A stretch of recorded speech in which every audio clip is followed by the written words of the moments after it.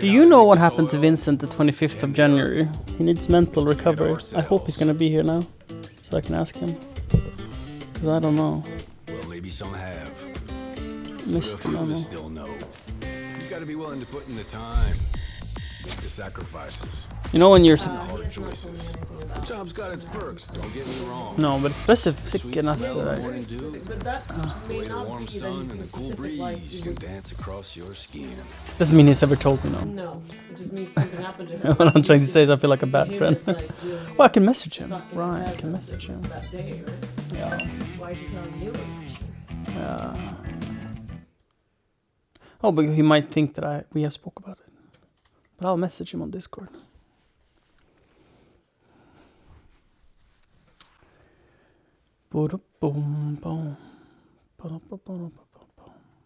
So glad Ebba was well today.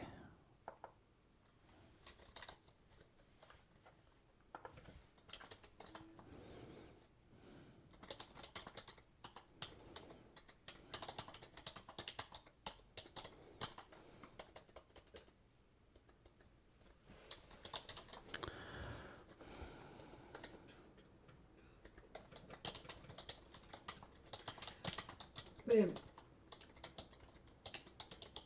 Babe. Mm-hmm.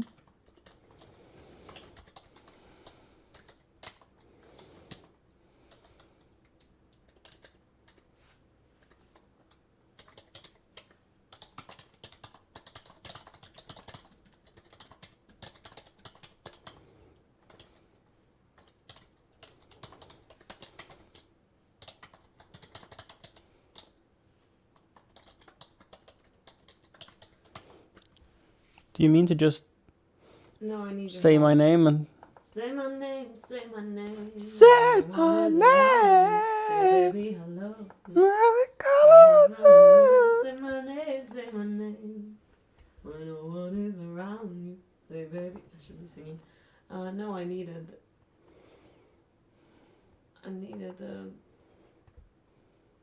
Advice. my brain broke. Take Yeah, 2 cups of I sugar. want the, oh, it's impossible. It's impossible to want what you want. It's the Photoshop thing. I need a tablet. What is a Photoshop thing? Oh, I need to draw with tablet. Yeah. Yeah, The tablet yeah. is on the black desk in the tech room. Okay. Can you reach all the way from the Can't Mac to here? reach, could anybody Can without you you? Yeah. I don't even know how to plug it in. Not on the Mac. It's got a USB cable and an HDMI cable. Yeah, that does not help me. I will guide you through the process. Like if it's a rectal exam and I am your doctor. I mean, follow the chords, either yes or no. She hates me right now.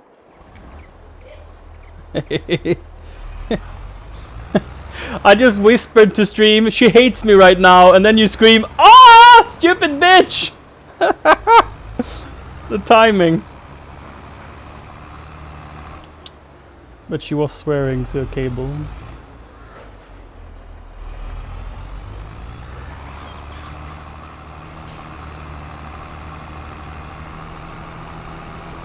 Right, we're doing water first. Woo! That's where we left off. Fuck, did we pause at all? Or save at all? Did I just turn it off? Where's my lorry? Yeah, we didn't save at all. That explains why we have so much money.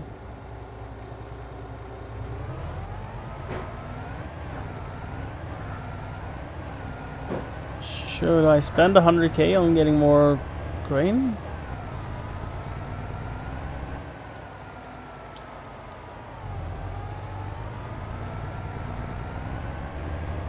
So I don't need more flour capacity as of now. So it might not be a smart thing to do. Help, please. Yes. So Help, please. you find a power Do cord? please.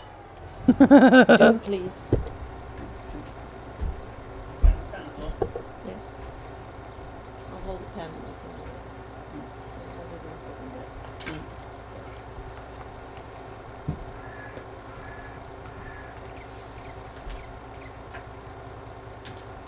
Step 1.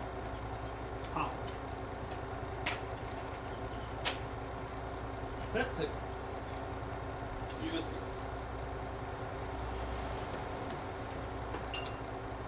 Step 2.5. Figure out which USB device we should plug in to plug this in. Plug out to plug this in. Will you need a mixer? Oh wait, this one. Yes.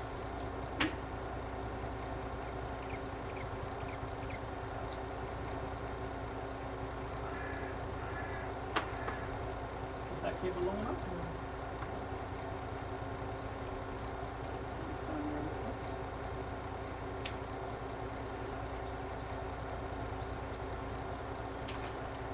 So, this is legitimately the worst setup for sitting in that we've ever had. I agree. It's Full. so shit. Hurts my back trying to do anything with this. But it works for music. Fucking bad. Yeah, that's the one plus side. You need one. Preferably all of them. That'd be great. Oh no. Can you unplug it? That does not look right. I think it's got one time. So you have the scaling up and now you change which monitor it is and then Mac is like, okay, well maybe you want original scaling. I don't. And then you have to turn it on. Tablet? This.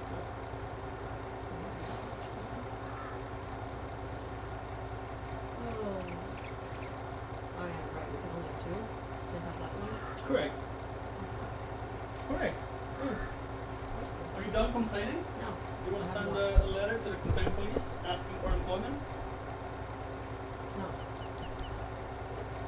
They're just slacking at work or what? They can't complain to your level? Chat! Are you also living with a person No. that loves you very much? Yes.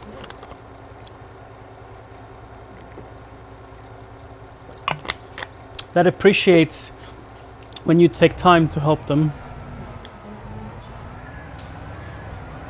still very annoyed. I would get even more annoyed if that happened. Yeah. This just stresses me out. I want to fix my about me section for like ever, and I read it, and it's shit. And it's, I don't think I've ever been forced to do it. You know what I have I as never a... feel like it describes me. Like I never feel like it fits. Like Mm. it just. I wanted to. Thanks for the follow. To read it and just immediately get a sense of who Thanks. I am as a person. Mm. And that's so hard. It's like, where's the personality? I think Who am I? if you treat this like an essay, you start by writing anything that comes to mind. That's a huge hat. Did you see that? Have you seen that? Yeah. It's giant. Anyway, Yeah. what were you saying? Treat it like an essay. You treat it like an essay. No, I didn't write. Okay, I ruined like a row, half, 5 plants. Yeah, treat it you- like an essay. You start off with just writing anything that comes to mind, like I am grumpy, I am suffering from depression, I love music, I am sometimes, maybe twice a year, happy. That's what you think of me? High step axe. That's what you think of me? No, I'm being silly because it fits the moment. I made a mistake. That's not where we're going. I'm just autopiloting. But you hear what I'm saying, right? Just dump everything. Write paragraphs. Form sentences. Condense, and then you're gonna love the work you've done. Think about things that will last you at least a few years. Don't be too specific. Don't speak about today. Speak about... What? There's nothing that will last a few years. No. That's why you shouldn't write, I only do music streams. You should write, I love playing music. I love playing video games. I love playing the fiddle. I love fiddling with tech. You don't have to lie, sorry.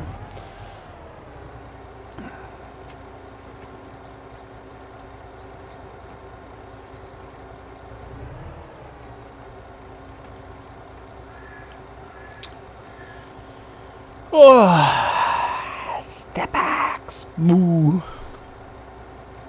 How you doing today, buddy? Trying to figure out how to switch.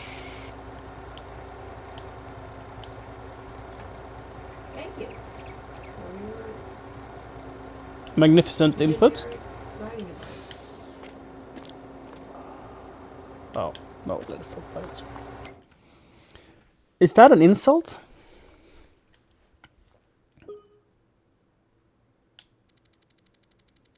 Are you insulting me right now, sir? So the things that you are saying, like write down everything that comes to mind and then condense it, right? I've done that. I've rewritten my About Me section like 5 times now, and I hate everything I've written. I've written everything that comes to mind and then I've condensed it, and it's just bad. Mhm. It's just, I don't know, I don't like it. It's either like cheesy or cringy or it's really difficult. Mhm. Like, it seems I am not capable of describing myself. Mm. Because I hate it. If you're done complaining, I have a new suggestion. If you're not done complaining, I will hear you to the end because you might complain about something that I didn't think of. Well, I'm done for the moment, but I can't promise you there's nothing to Oh, yeah, fair. You can ask someone else to do it. come. Ask someone else to do it. Yeah. Yeah, I've thought about that. I was considering writing the thing. But she's like, when she writes stuff, I'm like, oh yeah, that sounds like how I would write it. Mm-hmm. Maybe that would be easier. But then I was like, oof, but what if I don't like it? It will likely never be as good as if you do it. I'm like, yeah. Suffering is a part of I greatness. could take that and I could rewrite it. Then I was like, oh, but what if I insult her by like not using English? Oh, now you're thinking 2 steps too far. I always think 2 steps too far. Let's get more milk. So I was like, well, better just write this out. So it starts like, Yeah. how do I open the display thing? Yeah. This is very frustrating.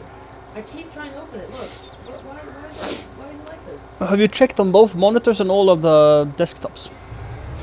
No, Swipe around, it might be somewhere. it's not. Be somewhere. Be somewhere. And it's nowhere.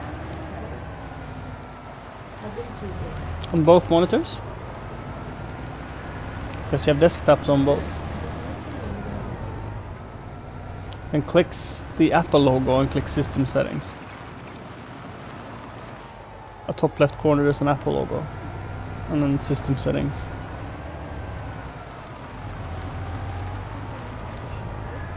Shit. For you to have something to feel important about. Getting to dominate the computer. Full screen what? Photoshop. Yeah. You tried turning it off and on again? It's not working. Maybe there's a prompt in the way. Yeah, but there's no prompt.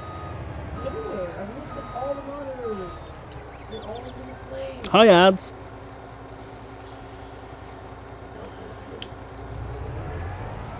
I thought I was.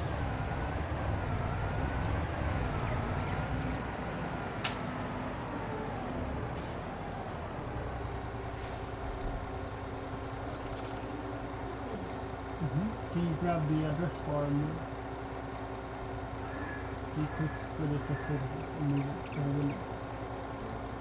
And there might be a bug with the scale. Yeah, but I can't even open the displays thing to change the scaling. It just doesn't open anything. Says it's open. So Yeah, but where? if you slide fingers upwards, 4 fingers up.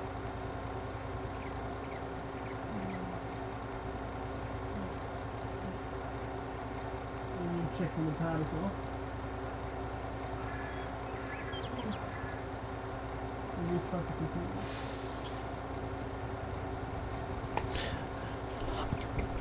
Thank you, Vincent. So, What was it? restart. Hey, just forewarning you that I'm gonna lose it. Drink more coffee. You know, this is where I'm thinking like, imagine if you had the iPad you would just hook it up, and you would be wireless, and you could be your drawing doing. Yeah. Great. Yeah. Yeah. So are we gonna just spawn money out of nothing? No, you have it on Throne. What? You have it on Throne to pay for it. That's not how it works. Hmm? What? What? Do you mean the cash? No, the Throne balance. Yeah. I know cash too, whatever.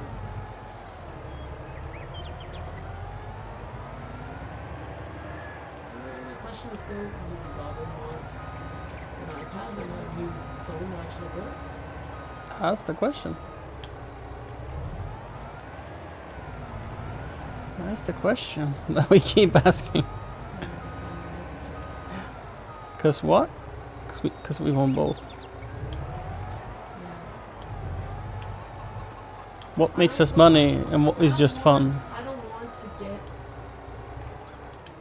either of them because I'm afraid that I'll regret it and wish I got the other one. I think probably phone is the better choice. It's just so boring. Like, it's honestly such an important thing to get. Right? What do you need it for? A phone. What? What do I need it for? Yeah. This one's fucked. It keeps turning off and stuff. It's been a little better lately, but I'm worried that it's gonna crash literally any time. Yeah. You backed up all the photos, right? Yeah. And videos. Yeah. All of them. Yeah. And they're on the Mac now. Yeah. You're certain of this. Yeah. Your main moderator just ordered a new phone. Can I ask if you can have his? Huh? I'm saying that Jack just bought a new phone. You can ask if you can get his or Is it buy the his. one? Yeah. That's a Samsung. Yeah. No. Elitist. No, I'm not an elitist. I have a preference. That's not being an elitist. I think both are great. It's just that I'm used to one thing, and I'd like to keep it that way. Hmm. His phone is 9 months old. 9 months? Yeah. How old is our phone? 12 years?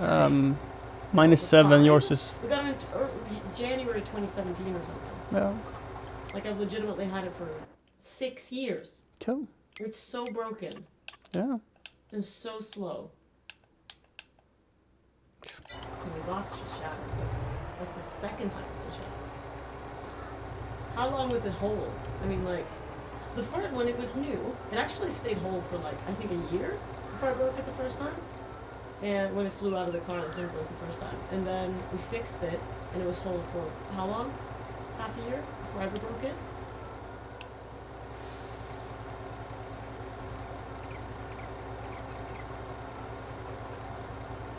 I don't know.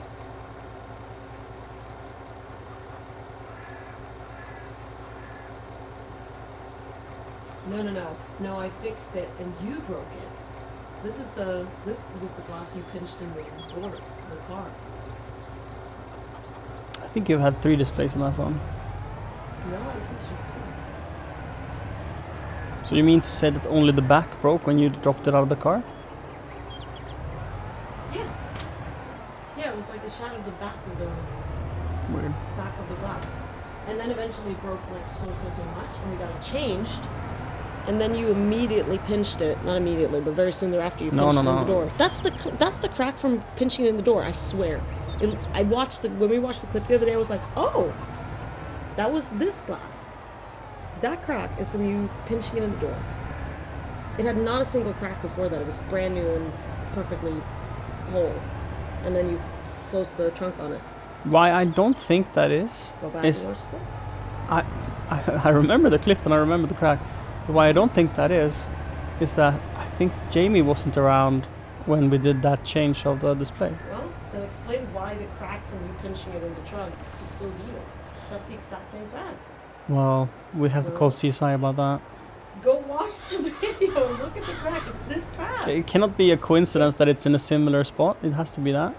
It's the exact same Why am I even spot. arguing It with this looks woman? exactly the same. I am right, you are wrong. Chat, I'm sorry for arguing with Sarah. Yeah, you should be. You should just agree with me.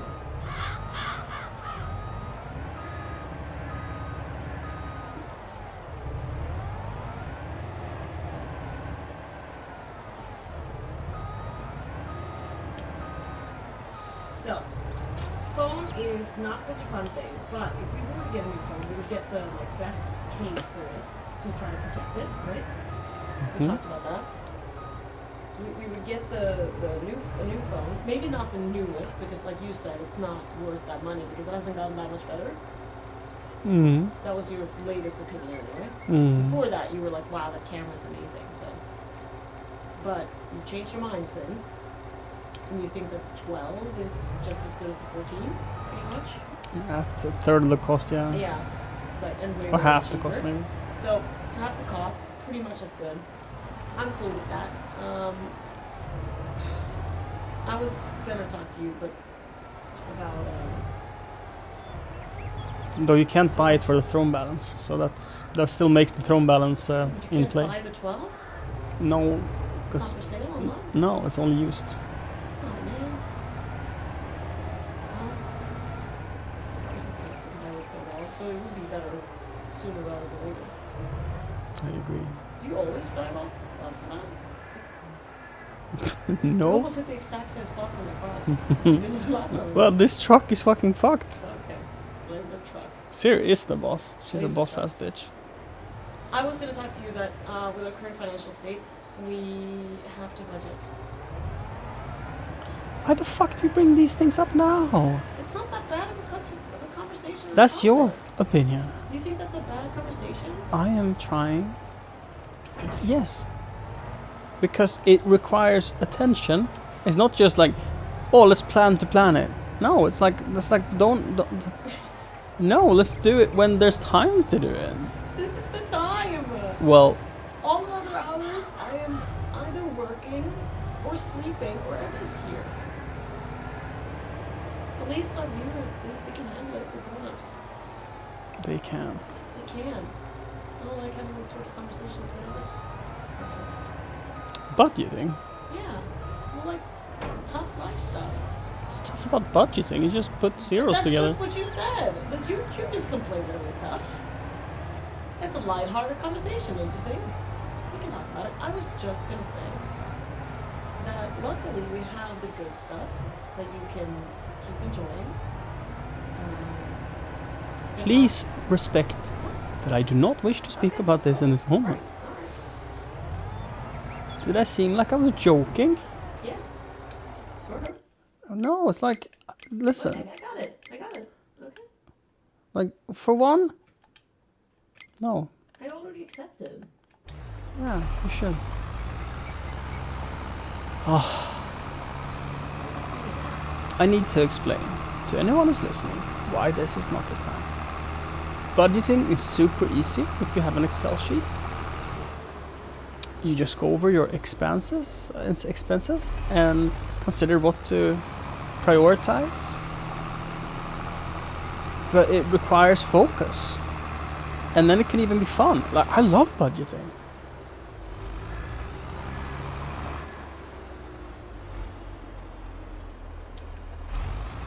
I think I love it because it is an important thing, and because the result of budgeting can give you joy that you want. For example, if you really want X, you can't afford it. Well, if you budget for 6 months, perhaps you can. So like the sacrifices you make are for something. It's not just sacrificing to have a worse life. It's sacrificing to get what you want. We used to sacrifice as a challenge a while back, where we had no spend March, where we tried to, like, not even groceries, buy nothing, and I think we survived on like $200. Well, plus rent, so $600 in a month. Yeah, we just ate all of our Yeah, all canned goods, frozen goods and stuff, and goods. didn't start the car a single time, and just stayed at home. 1 month. Yeah, It just worked. it worked. Yeah, we kind of had to. I disagree. We choose to. It's so negative to say we had That's to. true. At that point, that was actually more. No, yeah, when we started, it was a choice. Yeah. It was pre-COVID. It was pre-everything else. It was just choice. It was like, how little can we spend in a month as a challenge for fun? And that's one way of budgeting, to just treat it like a fun thing. But when you attack the subject like this, it's like you think it's annoying and difficult and a bother, No, I'm a friendly idiot. Well, I don't. That's great to hear. Budgeting makes it so easy to communicate. It's only positives. Not about to hear.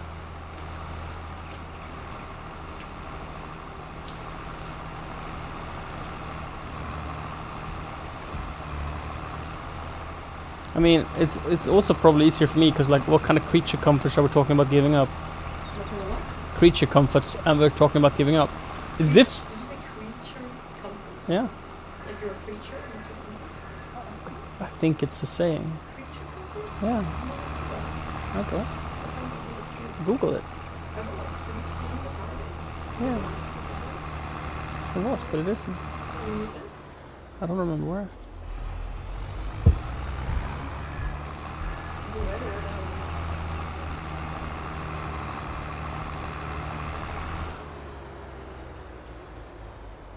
But there's other batteries. You can take a V-mount battery.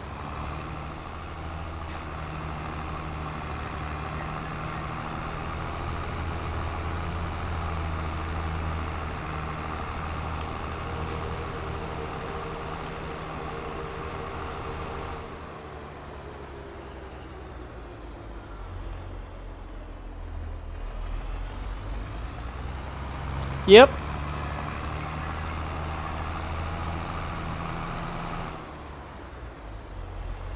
Let's try to deliver from the other way this time to see how that goes. Out of curiosity. Yes. It's easy enough to offload, but I was saying maybe I should let you find. Have you checked here? Take a V-mount.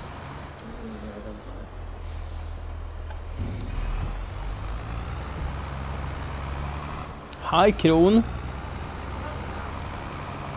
In the tech room.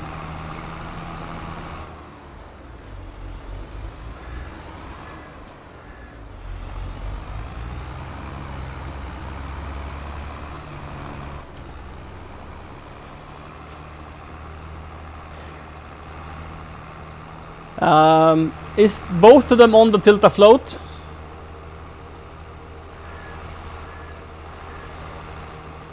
On the desk or on the trolley then is the other one?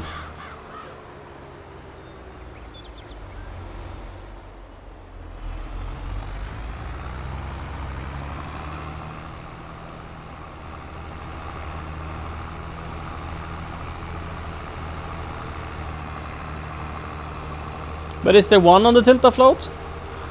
Isn't there one on the tilt-a-float? Take it. It will upset the balance, so be careful where it swings and lands.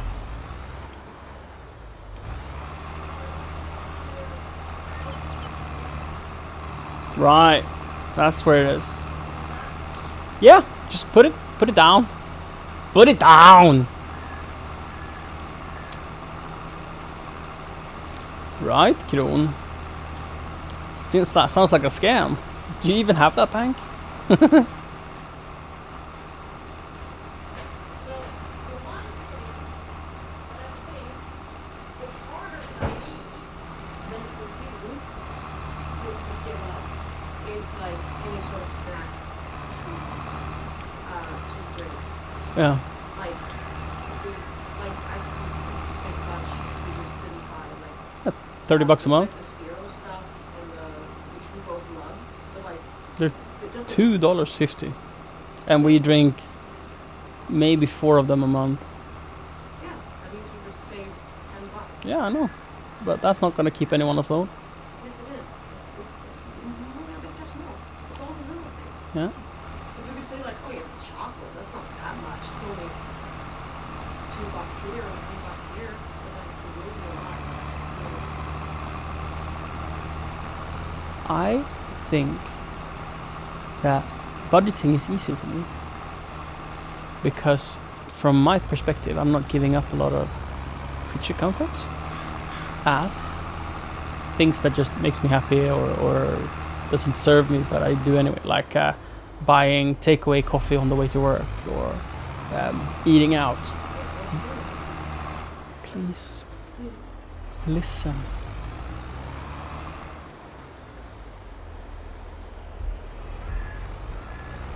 See, it's easy for people. They're like, uncomfort Yes. because they're really comfort. But then when I suggest them like the word comfort, I'm not upset by that.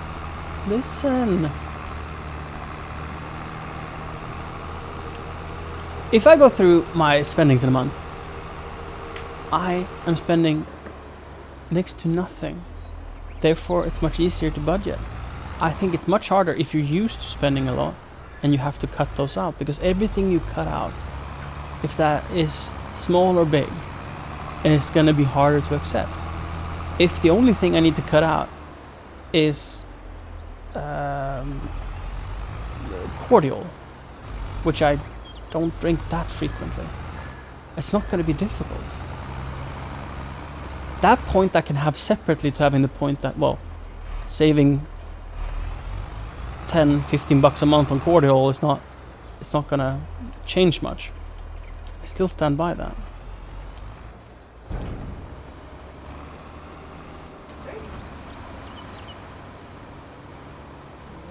So I think where we should start with the budget is like, what do you want to spend every month?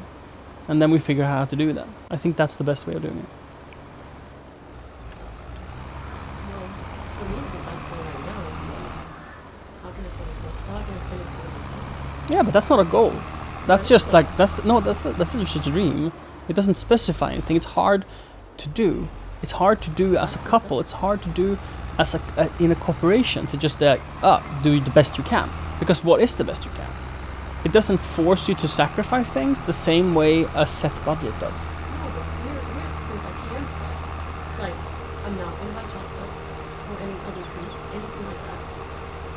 I'm not going to buy more expensive meats. And I'm not going to buy any more expensive fruits. Like, just decide on like, okay, the lower kilo price stuff is what we're going to stick with. And I'm not going to buy any of this, any of that, any of that. I'm not going to buy takeout pizza, you know, like just deciding on those sorts of things. Like, okay, I'm going to get this instead of this instead of this. You know? Mm-hmm. And this we're just going to cut out. Those are, you know, that's a, what was the word you used? It's not specific. That's specific. Mm-hmm. But it's not like, oh, I'm looking to save specifically $100 this month. I'm looking to save as much as possible this time of the year. Would you be fine setting a budget for how much you want to make that month and how much you want to spend that month? And then we figure out how to do it. I don't think it needs to be that complicated. Okay. Well, I think it's beneficial. So we are disagreeing, and I'm asking, could you do it for me?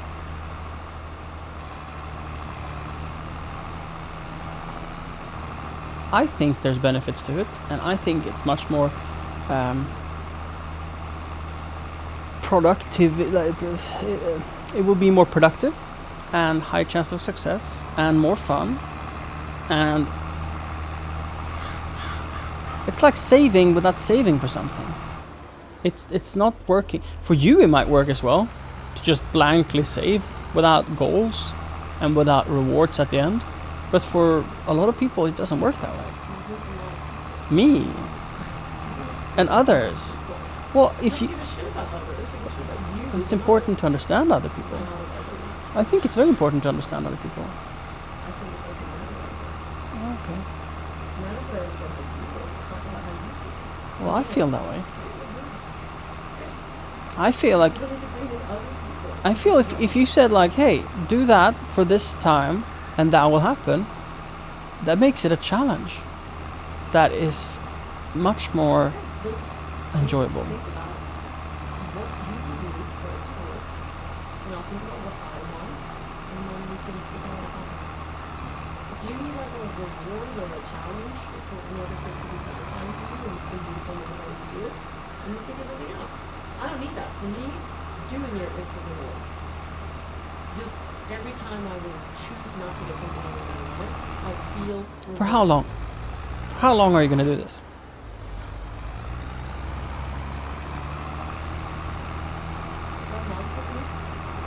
So no spend March. Well, it's February. Yeah, but you just want to do it 1 month early. I'm like, I need to understand what you want. Otherwise, I can't be on board. I mean, I'm not saying I will refuse you. I'm saying like, if you want me to be dedicated to this the same way you are, I need to understand that. We will not get our first payout of the year from my company until the end of February. That means there's no more money coming into our account. Now, I've already taken out Until the first of what? until the end of February. Yeah. That's not when I first paid Yeah. because of bookkeeping reasons, because I hadn't signed up for taxes and stuff. Yeah. VAT. Yeah. So I can't get my first payout until the end of February. Yeah. So no more money's coming in. Right? But that payout can be whatever amount, like, because you didn't do any payout in January, so the payout for the last of February could be for both January and February. If there's enough money on the company, like, there's no reason to, because what he said, like, and what I hope you understand is that when you're doing it as a company, right, you do no longer have a shared bank account with your I'm very company. aware of that. But that doesn't mean, and he recommends only doing 1 monthly payout, but technically there's no limitation other than more bookkeeping. Technically you can have weekly Yeah. salaries, I'm aware. and if you set that up as an automatic thing, it's not even a lot of bookkeeping. But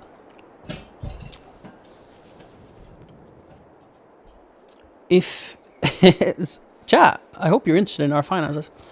Have you checked my bank account, sir? I'm not. I was gonna ask you to. There's plenty. There's plenty of money. Like if you're worried, I don't have a device that I can do that with. Do you have the iPad? Maybe you can do it with the iPad. But I think it's like $1,500 or something, $2,000. $500 from your grandparents. It's plenty. It's plenty. I'm not worried that that we're going to actually run out of money, because either way, I have $2,000 in the savings account that we can take at any moment. Yes, I don't want to because you already took 1,000 from there, which hurts mine. but But find a way to deal with that. I feel to deal with what? to deal with your attachment to savings, because like, no, listen. For this, for example, you have been. It's not like the money doesn't exist. You know, the money exists. It's just that you haven't managed to get your new company up and running to pay you. So the money's just sitting there, but not on your spending account. So when you then take from a savings account, like it's just like number here, number there. It's not that we couldn't pay for groceries and you had to take from savings. It's that, well, it's been poor liquidity management. The money is still there. So when you allow that to be something that hurts you and therefore hurts me, I think you're being unfair towards yourself, because it isn't that big of a deal compared to if you actually had a strong goal of saving and you couldn't make enough money to keep saving. No, I think That is I different. think that this was a good sanity check, right? Because I'm like, okay, would I rather spend money on sweet drinks that I'm just addicted to, which I could stop drinking at any moment, and in a couple of weeks I wouldn't miss them, right? It's just a thing that I do that doesn't really serve me. Would I rather buy sweets and sweet drinks, or would I rather buy a guitar? Like, what do I rather want? Mhm. Buy a guitar. I'd rather buy a new mixer. Like, those are things I need. 100% agree. Like, would I rather invest in the company or take out money and buy fucking chocolate? Yeah, because a chocolate bar, if a chocolate bar is $3, it's $6 for the company. I'm eating the chocolate that it's gone. I don't buy candy ever. No, I do. Yeah. It's me. That's why I said this is going to be hard for me to do. Yeah. My point being is, you're saying like, oh, but we're not having it. No, we're not. We don't. It's a liquidity But problem, how you right? come It's to it then?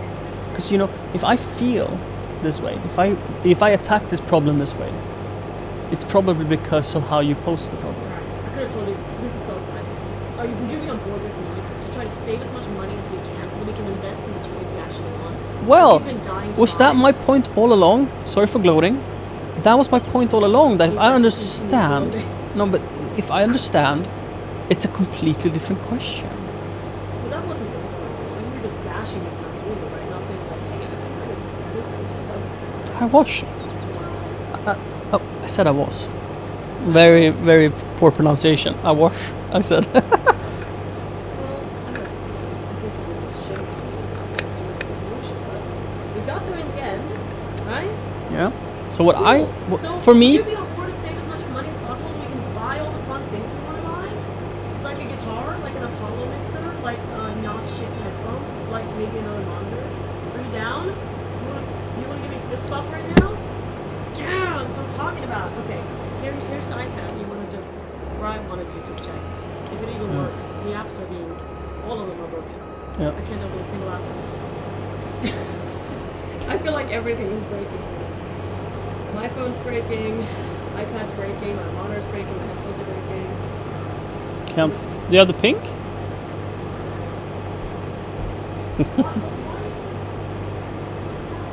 It could be that the memory is full.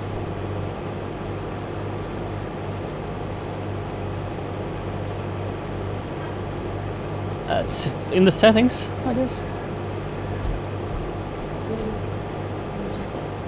Well, I'm not very interested in fixing this problem right now. I'm very interested because Abby gets sad every time I can't use it. Aww. He's like, big, and I'll give it to him, and I'm like showing him like, it doesn't work, and he's like, so. Chat. Someone needs to donate a new iPad for a son. Wow, he's a privileged thing. No, it's not that. It's not that. Chat, we need a new iPad for our son. Chat, it's a problem. But the thing is, if we were to get an actually new iPad, He would not be allowed I in would an area. not want him to use it because No. it'd be too precious and too expensive and too prone to breaking. So we need a new iPad for us and also an older, but not broken, but like a used iPad that's cheaper. Yeah. That we can put a big clunky case on that Emma can have. Yeah. Put a big protective case. Yeah. Okay, here you go. There you go. Whoopee. Shelf. I'm telling you, beer belly is the best thing you can have.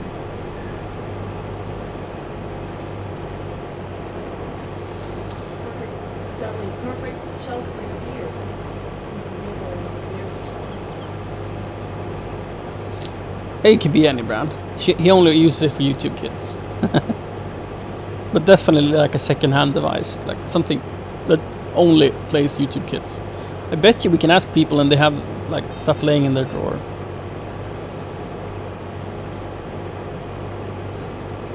No, I didn't mean iPad. I just meant iPad.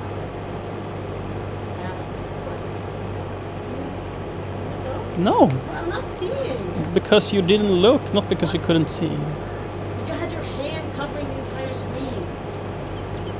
How am I supposed to see? Babe, your hand was covering the screen. No, I wasn't. Yes, it was. Only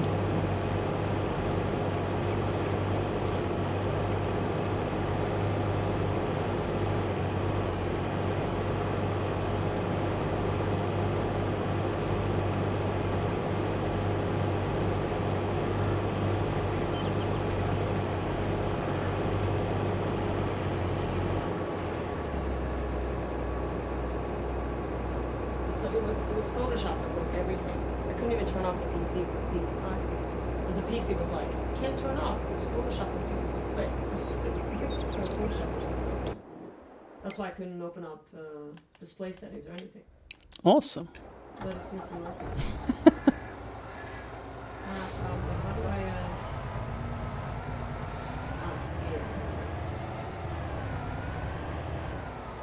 Ouch. Oh, that's too bad. I'm doing a software update on the iPad. That seems to work. There was memory still, so we'll see. Hopefully this That one. is pretty old, right? What is this, September? When did the first iPad Mini come out? I don't know. It's okay, maybe not that old, but Yeah, like 8+ years.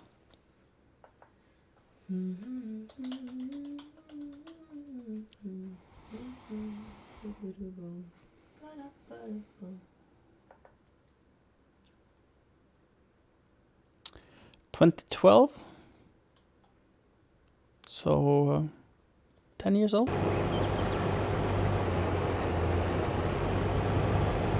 I'd argue that's pretty good service. What do you call it? Life span.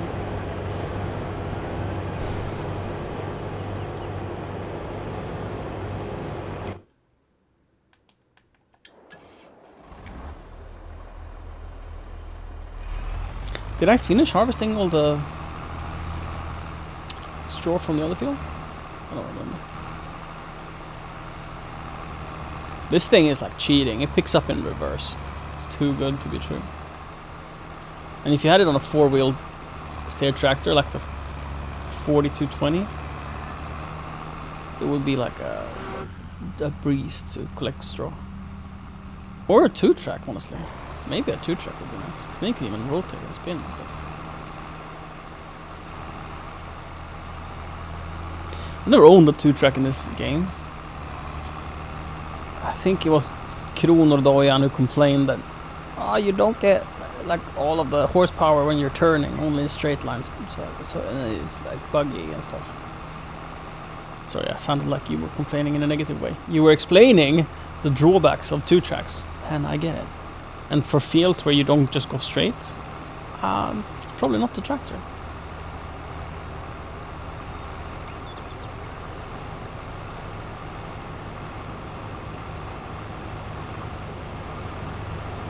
Siri, I still want the budget to be, this is how much we wish to spend every month. This is how much salary we want to take out of the company. And then we gotta make sure and set goals to achieve that in the company, so the company can pay it.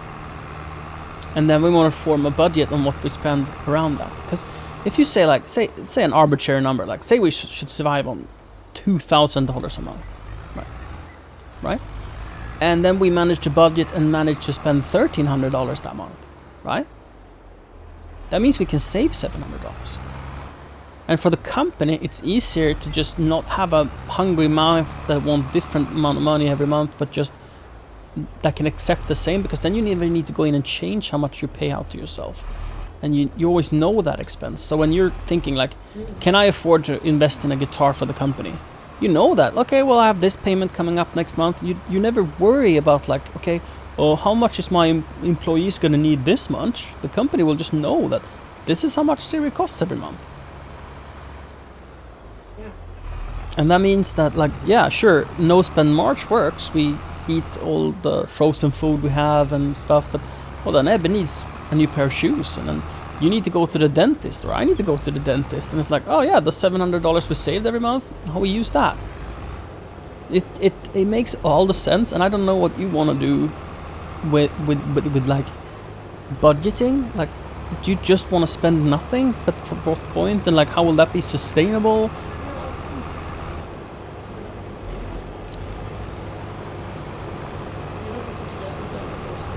Absolutely, but like, so you're talking like never again buying a piece of candy? Yeah.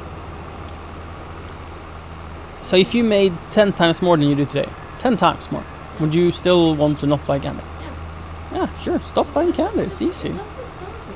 It makes I me agree. More, and it makes me feel terrible all the time. Yeah. It never makes me feel good. Yeah. And just knowing that it's literally does nothing for our bodies, Mhm. but make us addicted, Mhm. make us want more, and ruin our teeth. And like just, it's like cigarettes, honestly. Mhm. It's just a bad habit that I love to kick. Mhm. And it has nothing to do with money, really. This is just, it's a great excuse not to get it. Right? Yeah. So that works for you. Yeah, but it doesn't. But when we're work two, like it doesn't. that. It doesn't work. It's not enough for you, so we'll do both. That's fine. If that's what you need, I'm totally on board with that. And like this is how much we're gonna take out of the company as salary every month. Sure. I would love for us to be able to take out enough that we can cover our expenses, yet still be able to put a little bit away in savings for a rainy day. Like you said, maybe there's a huge dentist bill. Yeah, there's always going to be, and like maybe you need to get new shoes. It's like you can't plan to not spend, because You never spends know. come. It's like Yeah. all of a sudden 3 things in the house break at the same time. That shit happens. Yeah. When it rains, it pours sometimes. Yeah. Well, I feel the way you have been saving money in the past has always been about the future goals, sort of like retirement money. Because you've never saved with the intent of using it. Like I remember, just Well, a couple there of. is intent of using it I when I remember get older. just a couple of months ago you cried for the you weren't able to save that month, or I think you reallocated some saving money to pay like liquidity issues again, right? Not that we didn't have money, it was that you didn't have the money transferred in time and what I don't remember, and that made you cry. It's like, well, isn't that what you save for? To be able to not worry about it, not go to someone and borrow money or whatever, just to be able to transfer the funds you've been saving. That's what they're for, and that made you cry. I don't like that you minimize my emotions or tell me that those emotions shouldn't be there. I don't really agree with that. So I don't disagree with your emotions. I disagree with the fact that you didn't set yourself up to have a relationship to your savings that was healthy. Because That's doing- not, no, that's not what it is. okay, That's not what it is. I just still get upset about it happening. Like, I'm having a hard time right now and it's being hard. Like, I can be as prepared as possible and still be upset that something happens. Like, have I prepared myself mentally for if you were to die? Yeah. Like, if anyone were to die in my family, have I thought about it? I've been prepared for, like, how I would react. Yeah. Does that mean that I'm not going to be sad when it happens? Like, what? Like, you cannot prepare for the emotional burden of something happening to you. It doesn't matter how well planned or thought out you are. That doesn't mean that the emotions go away. And if you expect that, that's not realistic. So I don't like you talking about this as if I did something wrong. Like I wasn't prepared enough, so that therefore I got emotional. It's like, what? What do you expect us to be robots when things are happening in life? do you wish to feel... So I think differently than you do. Yeah. So Why is that wrong? feel free to talk about your emotions that way, but to expect Yeah, but- someone else to work that way is To ridiculous. think that your emotions are not mine, I feel is uncaring. What? To think that like if you are sad, No, I that don't does... think that, but I also don't expect you to cry over things the same way I do. I show you a video that makes me emotional. I don't expect you to get emotional also because that's unfair. You're not me, No, and I'm not that's you. not what I said. That's not what I meant. Okay. What I mean is to think that you can cry in a vacuum I is don't unreasonable. think that I can cry in a vacuum. Where did you get that from? This is my statement. Therefore, when you cry about something or when you cause emotional stress to your family for being out of milk, do you think that's okay? Yeah. And that should be okay? So, what's the difference between, say, anger and violence and emotional? Violence is not an emotion. Well, why Violence is... is a lack of coping mechanisms. Well, yes. And isn't emotional outbursts also lack of coping mechanism?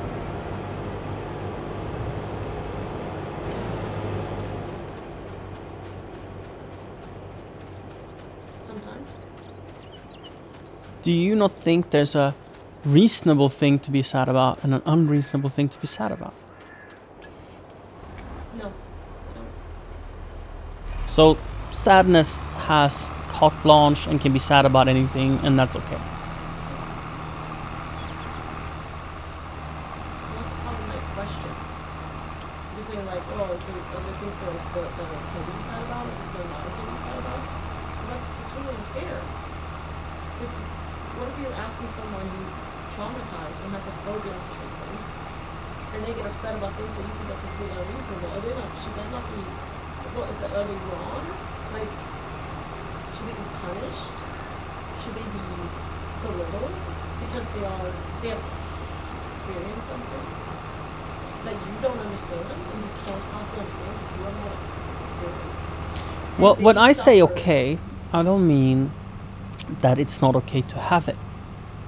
But what I mean is it okay to accept having it and not do things in order to change it? Are you saying should everyone be working on their personal issues and trying to become a super stable person? Yes. Right. Yeah. That doesn't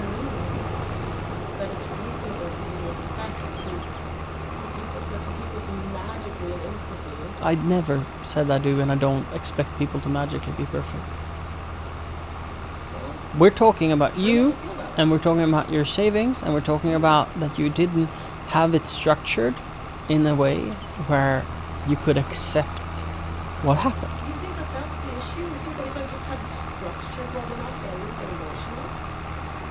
That is like saying, oh, but if only you have this thing, then you would be fixed. I don't think that. I don't think that's true. I think we take an immense amount of work over a lifetime to end up at that point. And I might never end up at that point, even if I'm really, really working at it. So I think you're setting an unreasonable precedent. Or you're setting an expectation that's so high. You're not saying like, you know, you're not rooting for like improvement. You're saying that it has to be perfect. Or like, Am I? oh, but- Am I saying it has to be perfect? Yeah, pretty much. I If you strongly if you had disagree. It, if you had it like this, you wouldn't be emotional. Isn't that the goal for you? Is like you would be the perfect face of calmness. You would be handling it, you know, keep it under wraps, not like push it down and dissociate it or numb, but be able to take the emotion, process it thoughtfully, and be good. Is that not perfection in emotional management? No. To me, that's What perfection I'm in laying emotional out management. is the like idea that we could start working on it. Okay, that's not how you think honestly. I'm not saying like I would love to. What have I been saying? In your words, like what have I said that make you feel?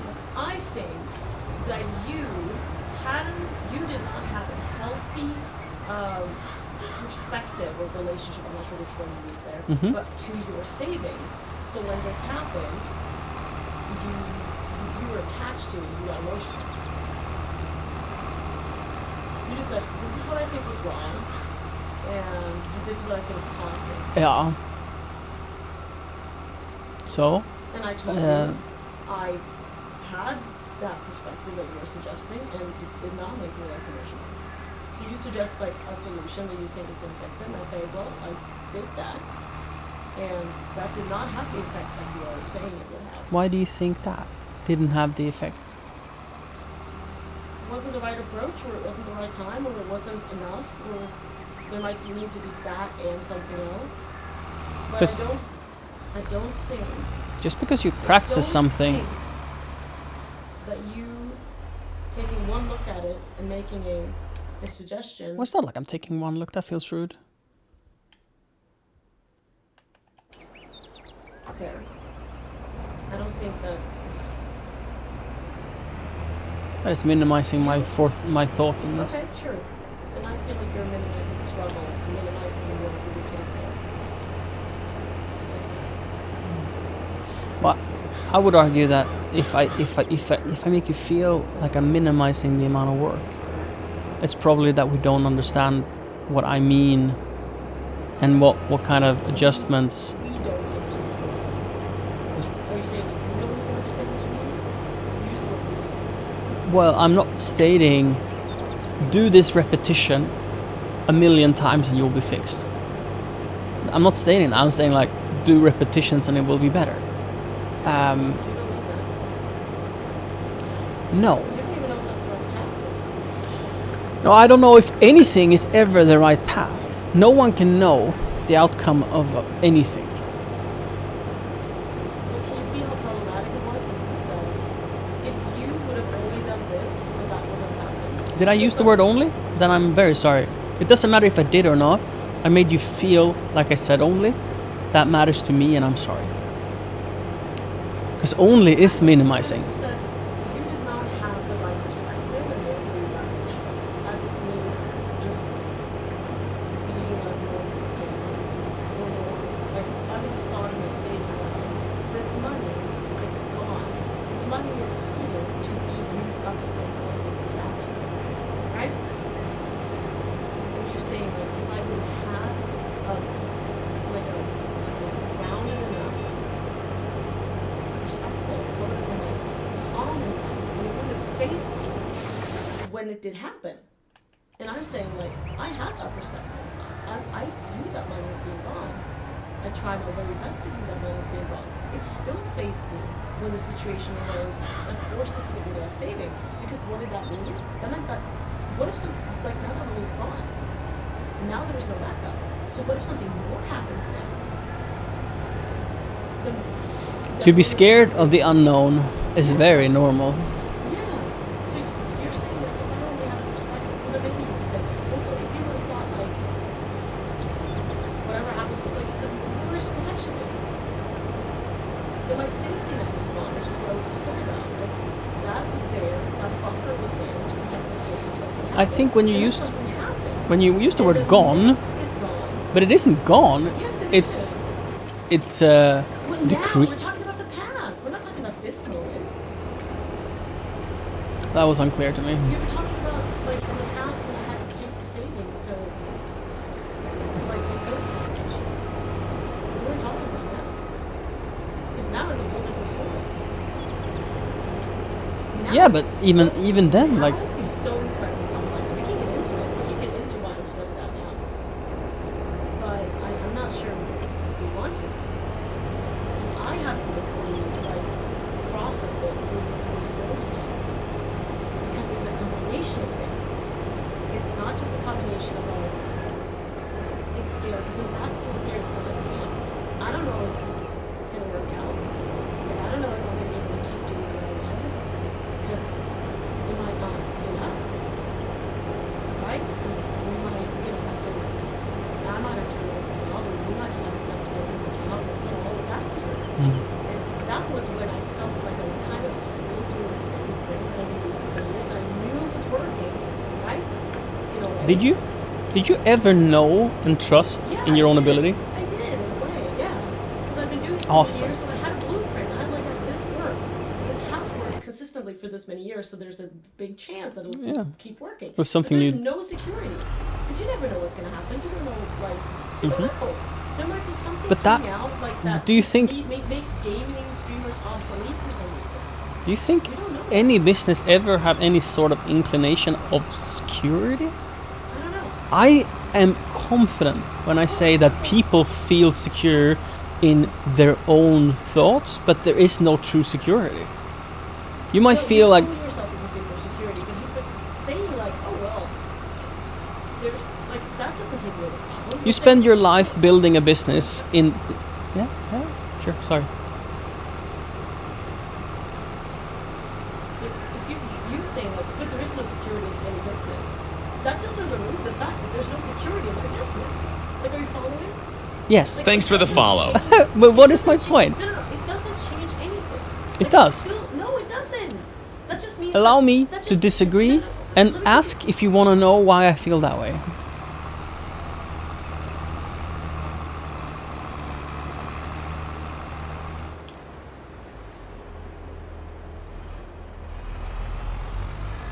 I will in a minute. Knowing that there's nowhere I could go where there's security does not make me feel better about the fact that I don't have security. And you obviously think that it should, or you think it does for you. Please, doesn't for please don't take my words. Right? And But say why them do you as feel true. Like that's a positive? Why do you feel like that should make me feel calmer?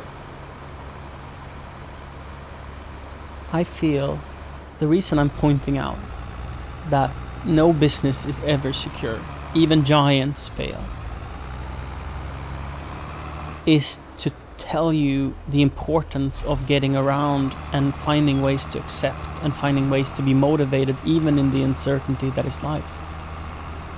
It is giving value to the need of learning this acceptance of insecurity.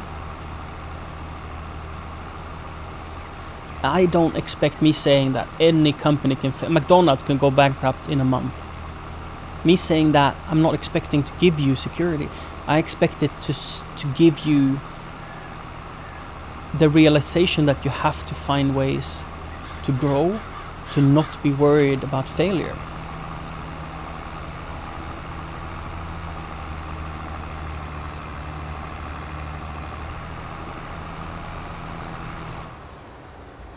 Because I think you've said this in the past, that you are anxious about failure and you're worrying about failure, and that makes you perform worse, and performing worse makes you fail. Yes, self-fulfilling prophecy. Self-fulfilling prophecy. Yeah. Yeah, but you saying, just don't worry about it. It's not. No, gonna stop I'm you not from at worrying. all. Have I said that? I No, haven't. but that's like the gist of it. It's That's like, how you just feel don't- about it. yeah, But yeah. that's not my fault. That's not what I'm saying, and that's not why I'm saying what I'm saying. What are you saying? You're just saying you have to find acceptance. How do we do that? I think enough talking about it, enough thinking about it, and you will come up with your own way. But we can also reach out, talk to people. You can have talks with friends, family, community members, business leaders. You know, in Sweden we have this system where entrepreneurs get counseling for free, and they can even get like financial support through a venture called Almi, which is for entrepreneurs, newly started entrepreneurs. They get legal counsel, they give business advice, thinking advice, and that's their whole purpose. Because if they can make you a stronger individual, you will create more revenue for the state. It's like we're not alone in this. If you can't figure it out by yourself, and if you're not enjoying the challenge, there is so much support, so much help. I'm not enjoying the challenge. No, I'm not stating you were. I'm saying, like, if that is to be true, there are other ways.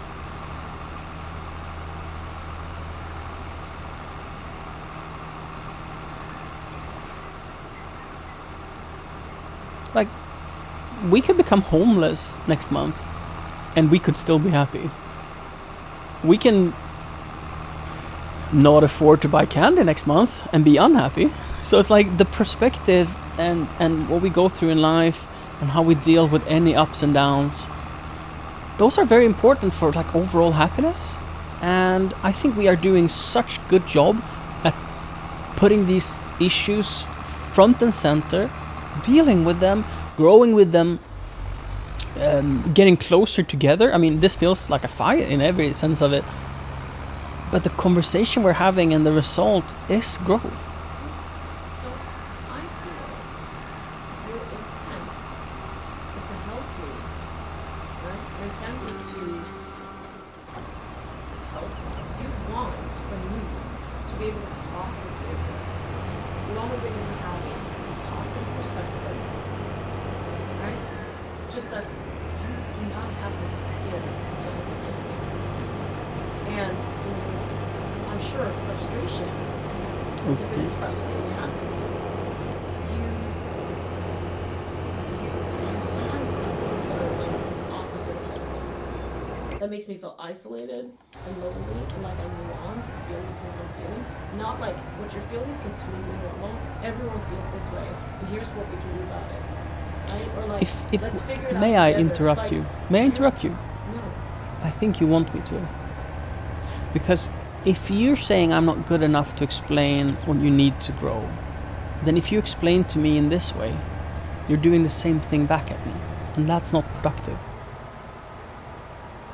To complain and expect me to just be better versus talking, discussing, trying to figure out what I can do to better make each other understand each other.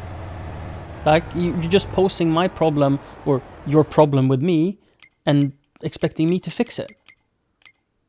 Give it a thought, like, what can Johannes do to be better? And then tell me that, rather than to just say how I hurt you. To know how I hurt you is important, but it's much more useful to you and to me if it's combined with a solution. And if you don't know the solution, it's like post the problem in a way that we can talk about it. I did kind of say what I wish you were doing and what you are. I did say that. We disagree, but I'm not saying you're wrong. That's the same thing. If you disagree with me, you're saying I'm wrong. I said, you are not saying what you're feeling is normal. Everyone goes through this. It's hard. And here's what we can do. And let's figure out what we can do to cope with it in a better way. That's what I'd like. I'd like compassion. I'd like understanding.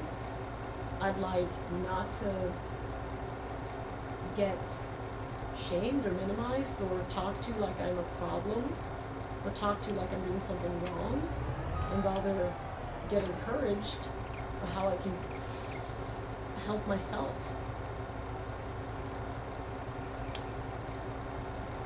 Right? What am I doing right? Try. What else?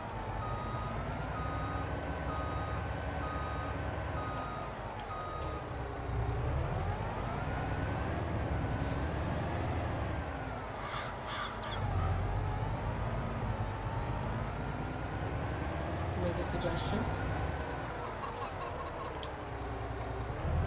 What are you doing wrong?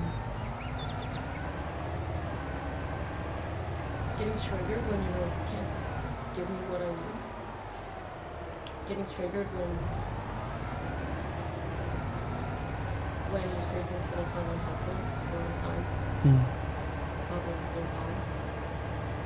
What happens when you get triggered for the conversation? Makes me less able to process what you're saying. How does it affect me? I don't know what you mean. How it triggers you. What are you going to say?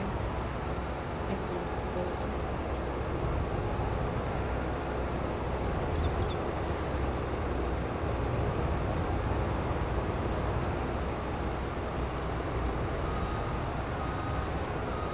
I think one of my biggest problems is that this is reoccurring. Is that you talk to me like I'm worse than you, or like I'm beneath you. So often. And I'm not okay with that. It's not like a, hey, we're in this together as a team, and let's figure it out together. It's like, you're doing it wrong, I'm better at this than you, and you need to push it too. If I reflect over my own part in this discussion, I feel as I am allowing myself to put up blockades from creative thinking, and the way we discuss makes me significantly more hostile, feeling like I'm interrupted, feeling like I'm unheard, hearing like speaking in mouth of each other, and the way we speak to each other. And also, we are very different when it comes to emotional states. I have spent the better part of my adult life controlling emotions and suppressing emotions, because this, I feel like an interruption again, and every time that happens, conversation will be worse. Yeah, it's triggering. It's escalating, it puts blockades from creative thinking, and it becomes about winning. This is a very natural human behavior. I think it's more prevalent in men than women. But I do think it's prevalent in all sexes and all animals. That if something is a fight, you're not gonna be as nice, as caring, nor as smart. And what you want is for me to be smart. To say what you want to hear for improvement. To say what you want to hear to feel good. And I'm approaching this more cold and like, oh, X, Y, Z will give you this result. And you're like, well, you missed my humanity, and that it's not possible to just be perfect. Was like, well, I never mentioned you being perfect. I said like X, Y, Z will give you this. Yeah. And we are so different. And I think if you can allow me to be emotional, that I will be much more caring in these kind of conversations. Now, this might sound like I'm trying to blame you. Do you feel that way? From my perspective, this is a blame towards you, but more a cry for help, or more or like a do this and that will happen, kind of focusing on the positive outcome, because I feel like it's so important to be responsible for everything. Like I said before about the pumping the air in the tire before you're borrowing the car rather than asking someone to do it. because then you can have peace of mind and you don't give anyone the ability to let you down. It's so important to control the outcome of anything in life, to do the best you can to make sure that you get what you want. So if I want love and compassion out of you, I need to treat you in a way where I deserve that. Does that make sense? I can't just say like, give me this because I owe it. Like you owe me to be this way, or I did this for you so you should do this for me. It doesn't, like, yeah, sure, trading favors works if you have like an agreement and a contract for it, but when it comes to love, or when it comes to care, or when it comes to most things a couple goes through, contracts doesn't work.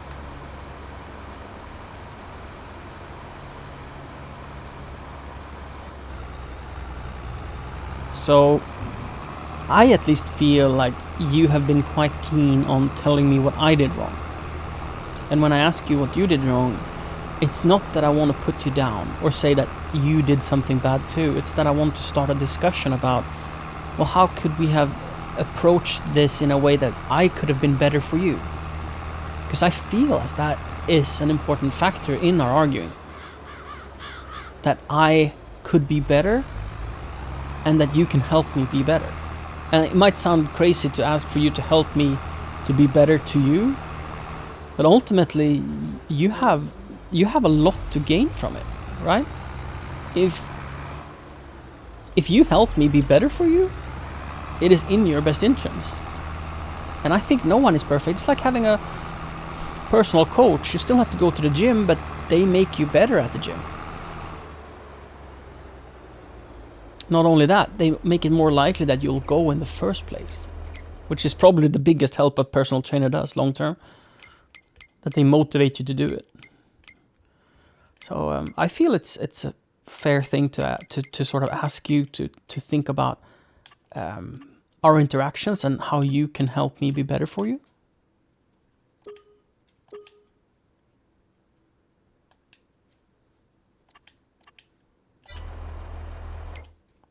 How would you feel if you were to talk to each other in like terms of dials? Like, I need you to dial up the compassion and dial down the calculating. I need you to dial down the intellectualizing and dial up the empathy. Do you mean like Turn up the empathy and turn down using the dial as sort of saying "ottan," like a phrase that is supposed to invoke an emotion? I'm not afraid to say about telling them, but Jimmy can tell you anything. I need to dial up the pulse Right. and dial down the... This is what I think. Is it a two-way street? Yeah. So if I were to tell you, It's probably going to be super triggering. how would it work? Because that's why when you said dial, first I thought, interesting, and then you came out of the gate using it. And it was examples, yes, but I felt like how I would feel if you used it. And I reacted emotionally just like I thought I would. And that is, it didn't work. Ottan, for those who's listening and don't know, imagine someone going to the gym a lot, having a 6-pack, right? Or an 8-pack. And that's ottan. Ottan in Swedish means 8. And your abs have sort of 8 zones of sorts. I'll cut a lot of corners to explain my point. And to feel the top 2 of your abdominal muscles is really difficult, but it's really good for posture. So we had this thing where we said things in passing to each other to correct our posture, and it all boiled down to just saying ottan. And then we pulled our shoulders back, we rotated our pelvis forward, we stood up straight, and we held ourselves better. And I felt it was a very easy way of sharing a helpful thing, because when you're having poor posture, like your whole body is suffering, but it's so easy to do that. And compared to saying like, oh, you're slouching, ottan became this thing that was easy to accept and quite harmless to say that just made the best thing out of a bad situation. So you're kind of, from my perspective, and the question to me is, are you proposing that that dial it down or dial it up will be one of those phrases that we'll be able to use in a heated moment to make it better?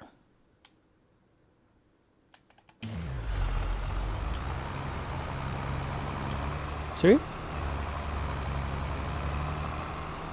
Siri?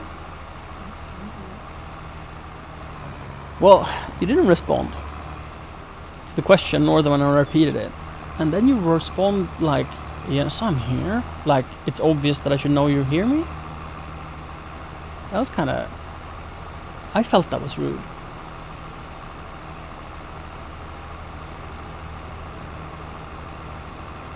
And you're still not interacting. Can you explain that? Yeah. Perhaps you should ask for time? Explain what you're doing? Tell me how long you need? It's not about me doing anything.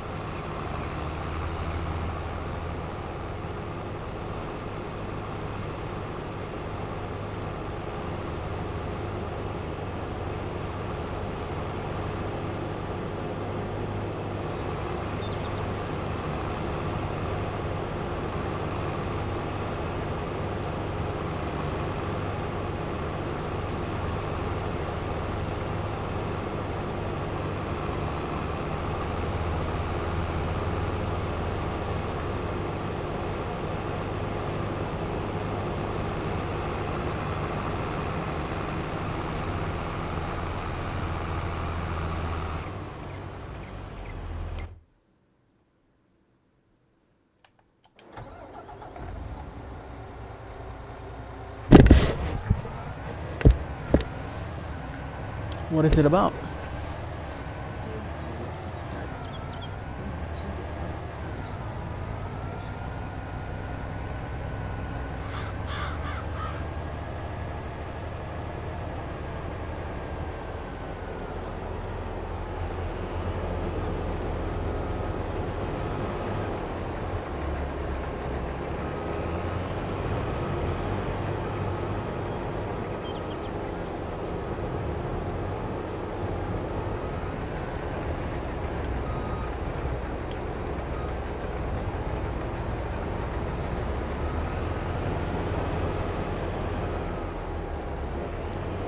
Thanks for the follow.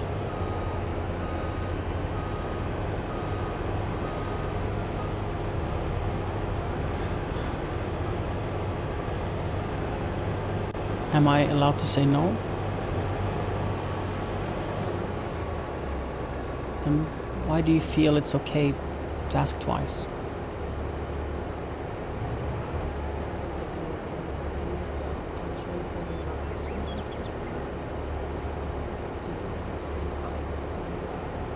Stick it to you? Now you're accusing me of this thing even. That makes it worse. Because it's untrue. So you're shutting me out. You're leaving me to hang in a question. And you're telling me and you're asking me if it's okay, but you're not really asking me. And then you get more aggravated when I can't answer you. From my perspective, an apology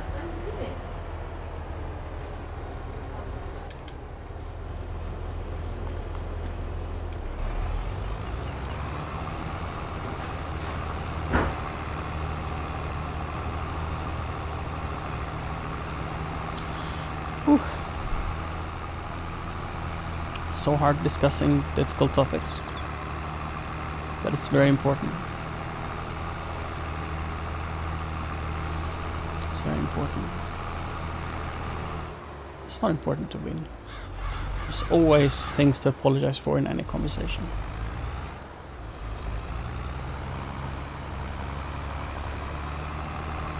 Because growth is what both want, right?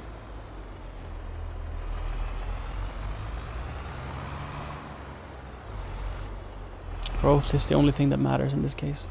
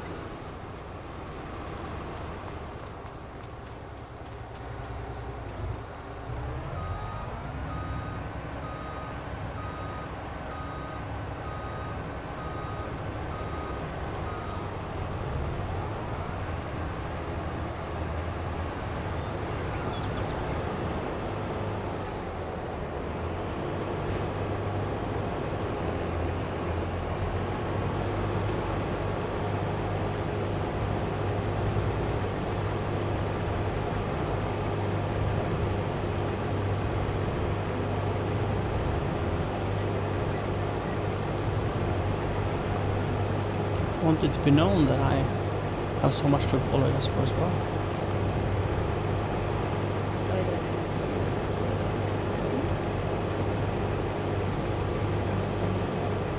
Well, such a, for me, difficult time.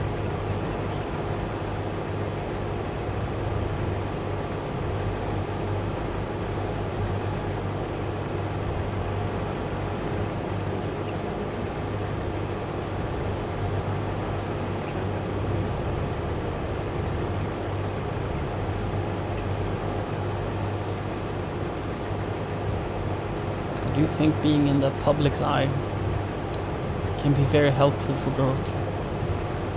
It's like going to a therapist.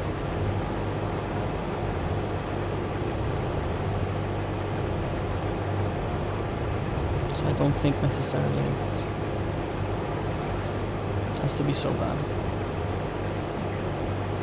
You said earlier, really bringing out your emotions and then you have space to do that. That's right. I think that that's great. I think it'd be like that. I think it can be anything.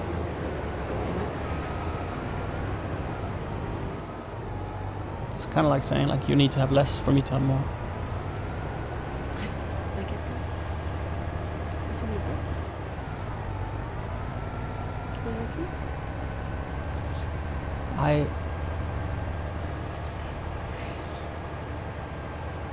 a hug. This is important. I feel Yeah. is healing for you, but not for me always. Is there something that would be the equivalent of a hug for you? Well, where I am emotionally right now, continuing is what's healing. Because I've just been left with a pin. Yeah. And I've been giving an apology not for what mattered to me, but for what you felt guilty for. And So tell me either you disagree or you don't understand what I'm upset about. So therefore, like, what I'm trying to say is like, if you were to understand me completely, which is very unreasonable to think, but like, imagine you did, and you apologize for the thing that hurt me, and I felt resolution, would I want to hug? 100%. And what you felt was like, you apologized for what you felt, presumably, was like the big things that you felt bad over, and that made you feel resolution in your emotions, no? And then you're in a Some big of tug, them. trying to discuss and understand and like, why do you feel this way and why do I don't feel this way? Because sometimes when we hug as a resolution, it's like the best thing ever. So, what do you want to tell me? It's not that simple. Okay. Again, what I was asking for was to continue the conversation, and if you can't do that, starting it by just asking like a quick fix here is not the way. I sort of reacted to your question now that you're just looking for a quick fix. You're not posturing to get into it.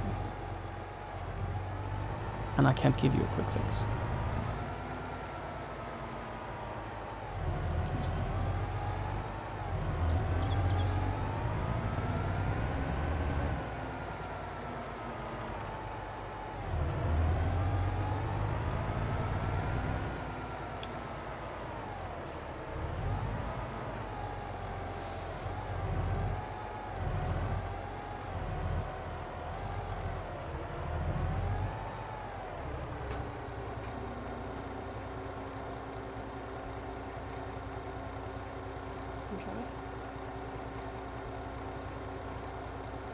Try to. Get into it.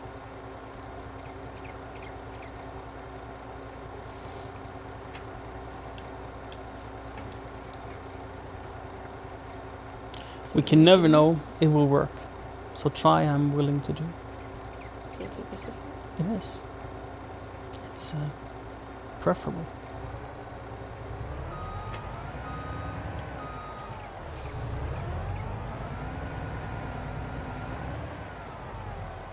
Can you pick off where we ended?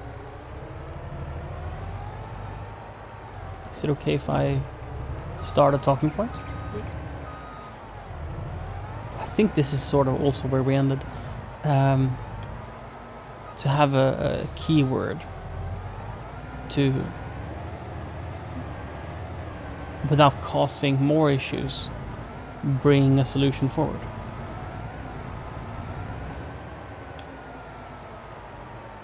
And you suggested to say that you need to dial down the anger or up the hugging, or can you elaborate on that thought? I'm not really realizing how much it is. It's just like a, here's what I would need from you right now, and then it's not necessarily the other person is able to deliver that, but then we've communicated what our needs are. Like, And if we I would need, right now I'm going to tell you something, and I need for you to not interrupt. I need for you to listen to the end, try to just hear me out, and not think of an answer, not react, just give me like a lot of space, like just, you know, like a way to, I don't know. I think that's always better, to hear someone to the end in a fight. No matter if that's 20 minutes of constant talking. Why do I think that's better? I think it's more likely that the person who is upset that gets to speak for 20 minutes realize that they are wrong, and or share the blame. Maybe not that they're wrong, but share the blame, because we always share the blame. There's never one person's fault. It's always something you could have done better or differently. If you didn't do something today, you did something on a different day. And I'm talking about myself included. And it's like I'm not trying to say you did. I'm saying everyone does this. Do you feel you could do that? Because currently I would accuse you of not being able to. I think that it's a mindset shift. Because when you need it the It's- most is when you can't do it. It's when you're so raged you say things you regret, or Just did it now. now as in You just invoked it now. That's not when you start talking. I think it's just a mindset. It's just us deciding that we slow down. We don't talk until the other one's finished. We make sure that, and it's not like oh, as soon as they go quiet, they're done. It's like leaving space and checking in, making sure that truly finished, but it's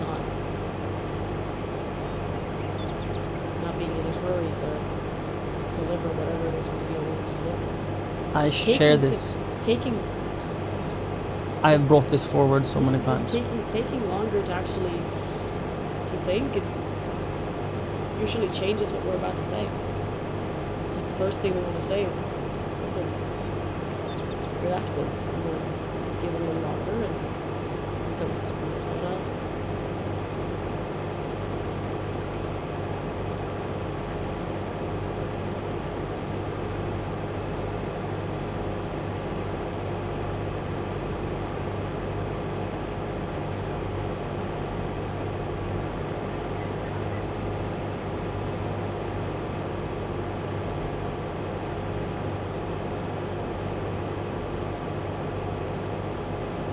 And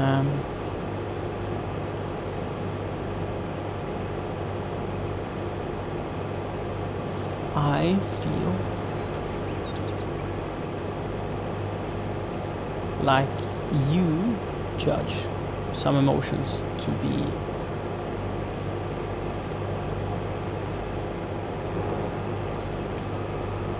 holy.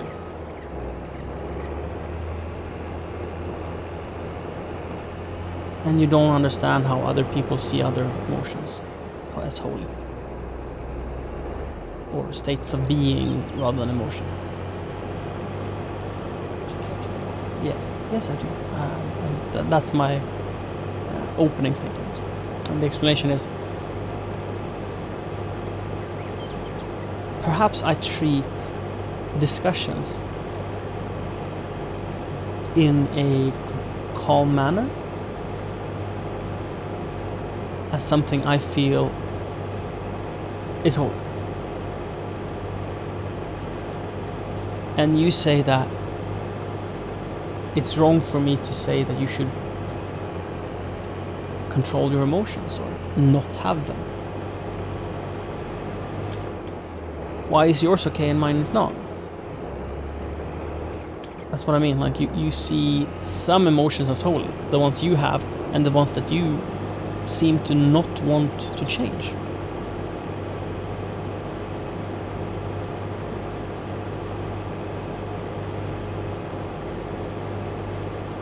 Like you said, I need you to dial up the love or hugging, or need to dial down the anger. If I said to you that you need to dial down your crying, that wouldn't be accepted.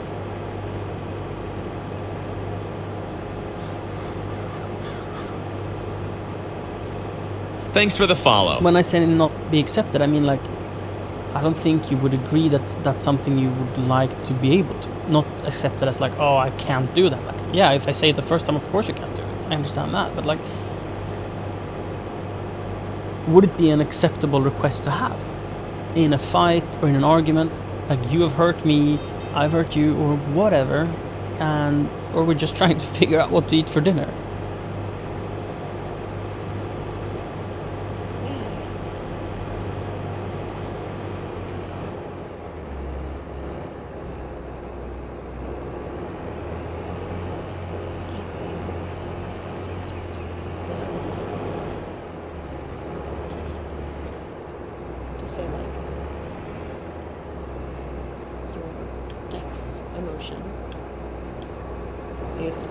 becoming X as in unnamed emotion, it's not in. becoming overwhelming to me, Mhm. and I would like for us to take a pause and process that emotion and use whatever coping skills to. Isn't that the point of dial it down? To be a name for all of those things combined. So it's an easy thing to say. Because what you delivered to me now would be how if I was upset, would want to hear it. But if you are upset back at me, for you to take that much effort into saying it, If you're angry and I'm sad, for example, like Yeah. how well are we going to handle that? Probably not.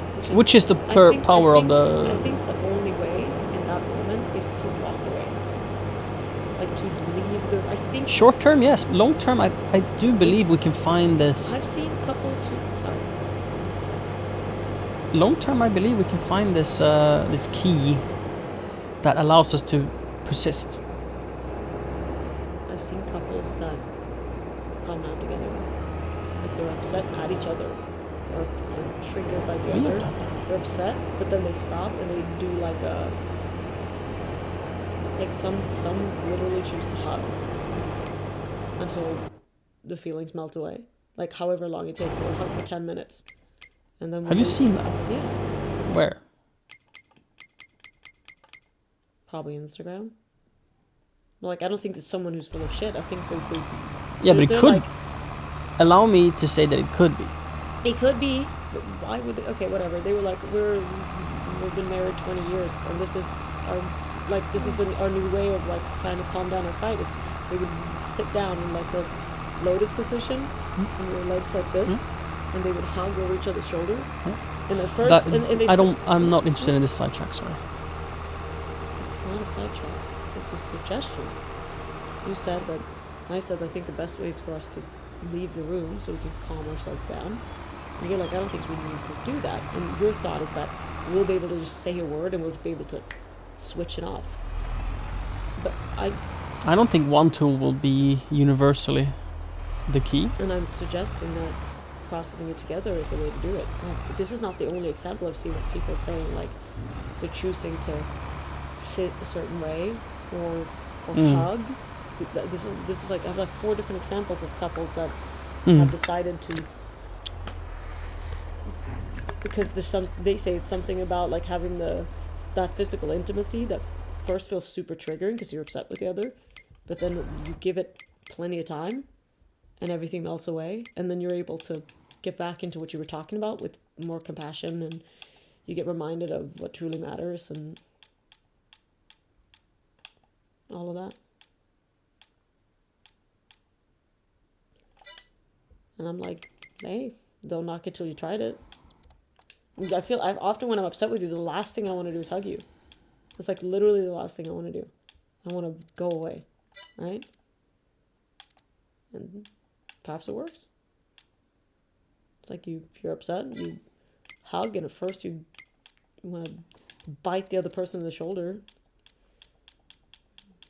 But perhaps it works if you give it some time.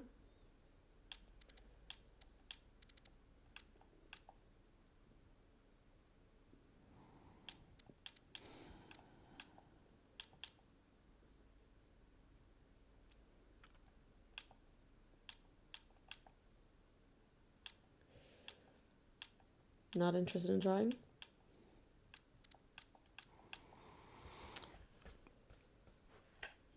At all or right now? At all.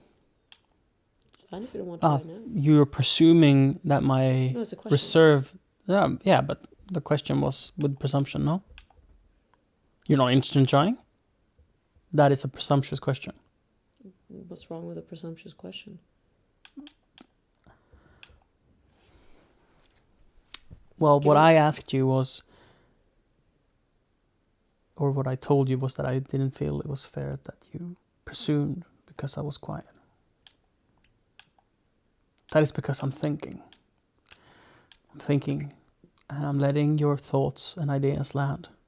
And you show insecurity and being doubtful towards me and what I think. That's not insecurity. Well, you didn't have the patience to let me answer you. Why that's an insecurity? I was secure in my belief that you did not seem interested. Right. I don't think that's insecurity. Okay. Well, first you said, I'm not interested in the sidetrack, which made you already seem like you didn't enjoy the idea of it. And when I said it's not a sidetrack, this is like legitimately something some people do, you said that, oh, well, they might be lying. Like, there's no way anyone would do that. Or That's not what I said. I said, hey, these are my assumptions, but yeah, but you're saying it like it's my... no, You're putting words in my mouth. I am not putting words in your mouth. Literally, I think that's what you saying, did. Here is why I said, are you not interested in trying it? That presumption that assumption was based off of these cues that you gave me, which gave me a vibe like you were not interested. Why can you not accept that I disagree how you said it? Because I did disagree, and I did dislike how you said it, and you're not trying to argue that I'm wrong. No, I'm not arguing that you're wrong.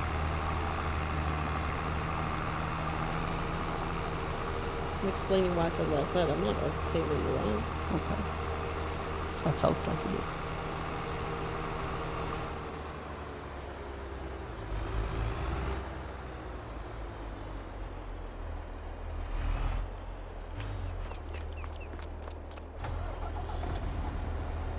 What I was thinking, what you made me think about that is,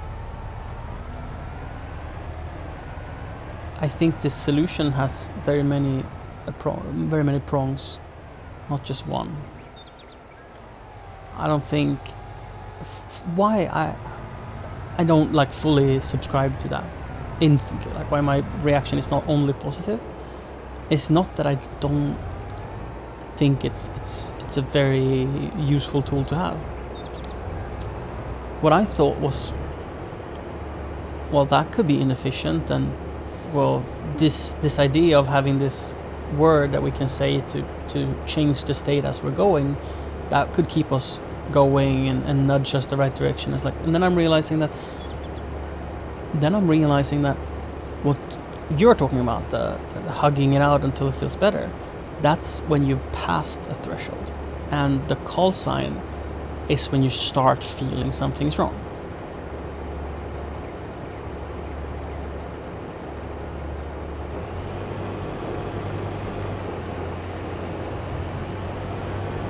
I think that when you pass a certain point, you're triggered.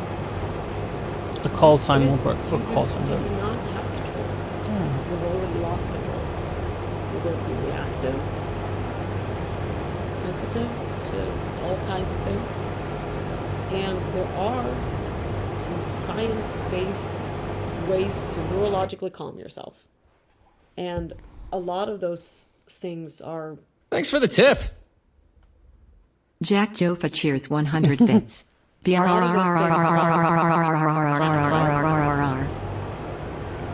lot of like ways to...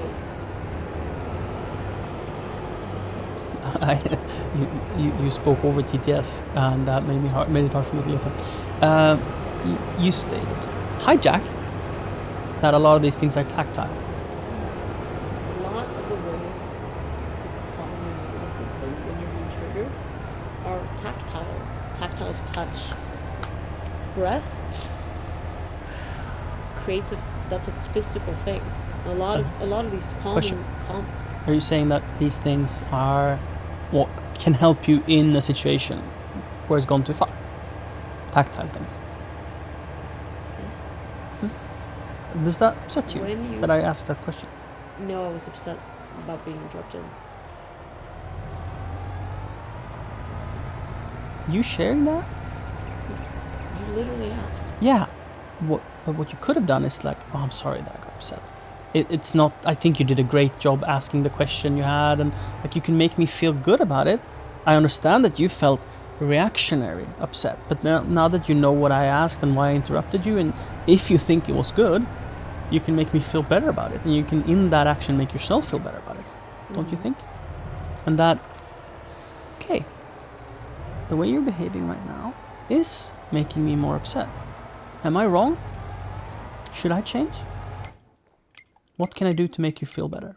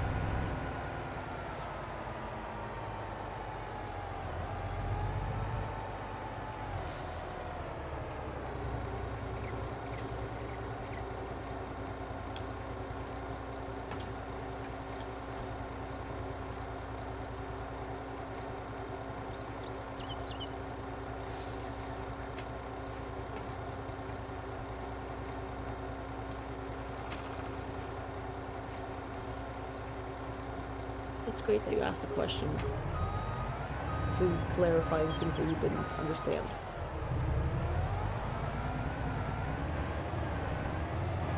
Neurologically speaking, when we are upset, there are a couple of things that can help us to calm down.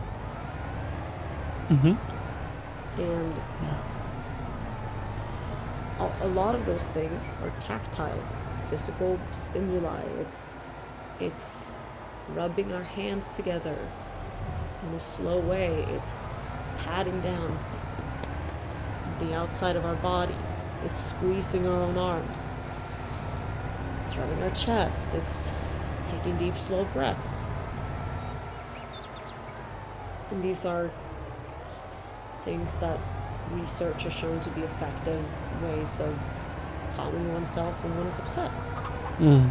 And since the tactile squeeze on the outside of the arms, you can do it on yourself. And deep, slow breaths and the squeezing helps to calm you down. Either we can go to 2 separate rooms and do these things on ourselves and take some time to think things through.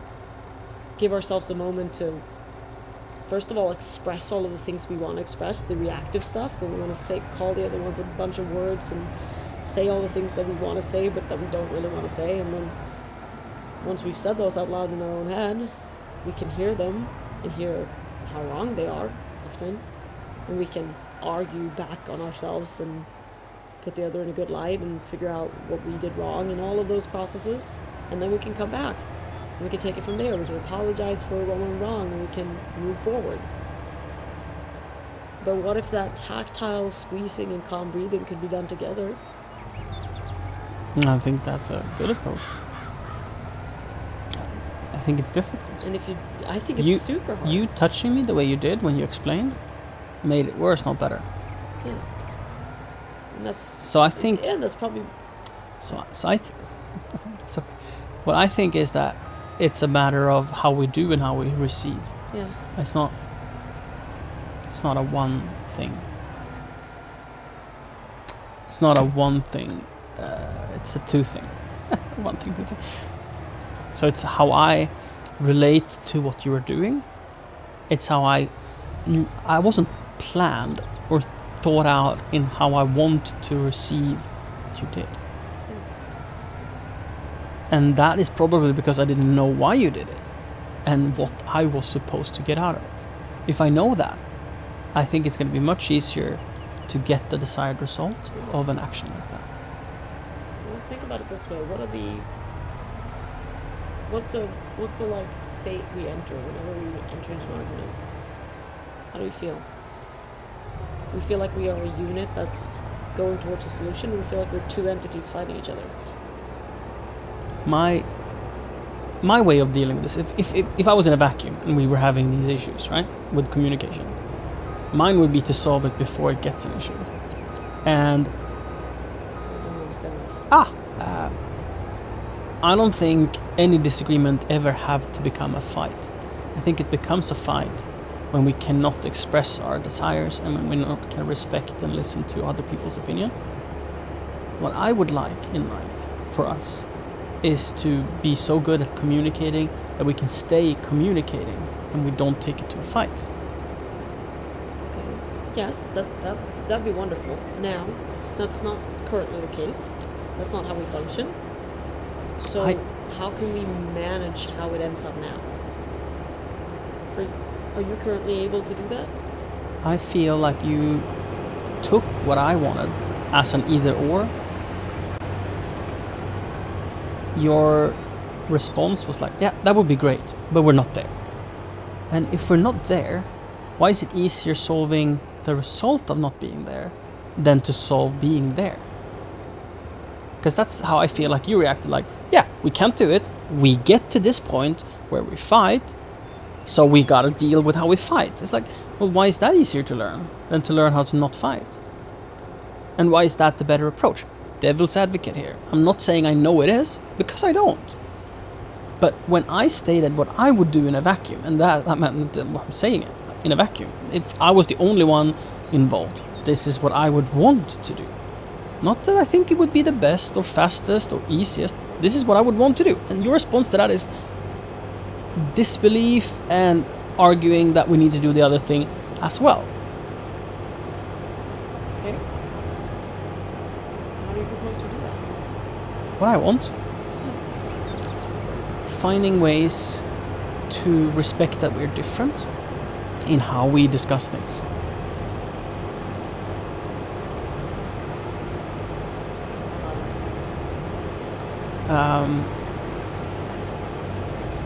You become upset with me when I say something and you feel like it's easy. Like I'm trying to say, like, oh, it's easy to change that. That makes you angry and emotional. And rather than asking me to elaborate, rather than trying to understand, you have emotions. And emotions makes me a worse person in an argument or discussion.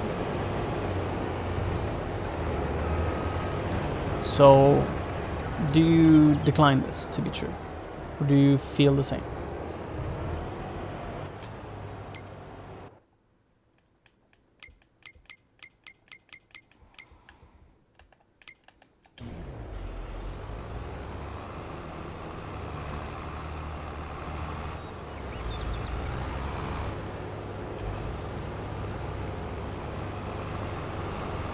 Deny this, I mean.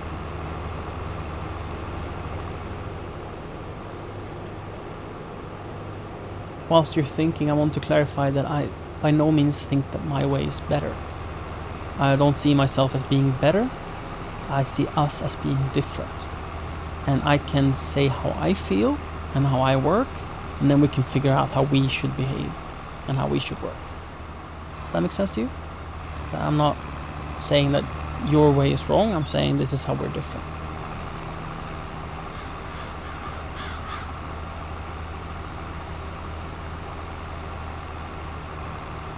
I don't feel like what you just said made a lot of sense.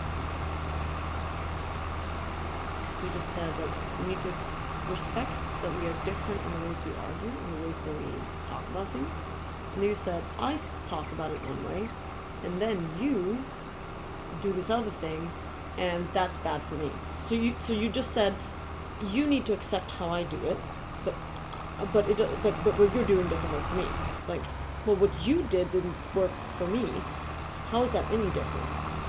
This is a perfect opportunity where having that word to say that your emotions right now makes me stressed in this conversation and will lead to worse performance. Yeah. How is that any different from? I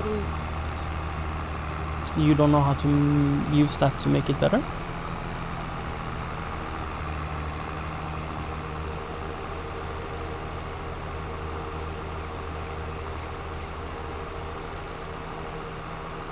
don't understand exactly what it is that you're suggesting. You're just suggesting that, well, if you never get upset at anything I say, and therefore make me upset, we're gonna be fine. But I'm assuming you mean the same applies to you. If I say something that upsets you, you should not become upset, because that'll upset me, and then it'll be a fight. Right now, So you're we should- speaking in a way that increases my stress level. Well, it shouldn't. That's what you just said. We should be able. We should accept each other's differences, like in a vacuum, where it's perfect. We should accept the other person's way of arguing, not get triggered by it, and be able to be able to take it at face value and work with it. So what I'm saying now should not trigger you, but you should hear what I'm saying beneath it and go, yeah, okay. Well, this is what I think about it, or here's how I think it could work better for me, and here's a suggestion, or here's an example, or where can we take this? Like, you would not get triggered by what I'm saying now. You would work with it. The way you're Is that- speaking right now is how you would communicate best with me. But you just said you got triggered. Well, you changed how you spoke midway. I think it's great that you explained how you understood me, because I didn't make myself clear. Because I feel like you just said we should accept that each other's styles are different. But what you're really saying, what it feels like you're really saying, is that you should do what I'm doing. You should accept that I'm different. You should accept how I'm arguing, and you should work with it.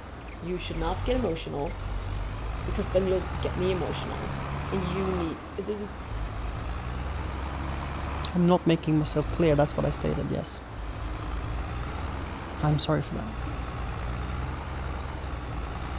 See, what I think I mean is that you want me to be more understanding, more emotional, more loving, compassionate, think about your feelings when I state things, and not be, from my perspective, logical and rational without emotion.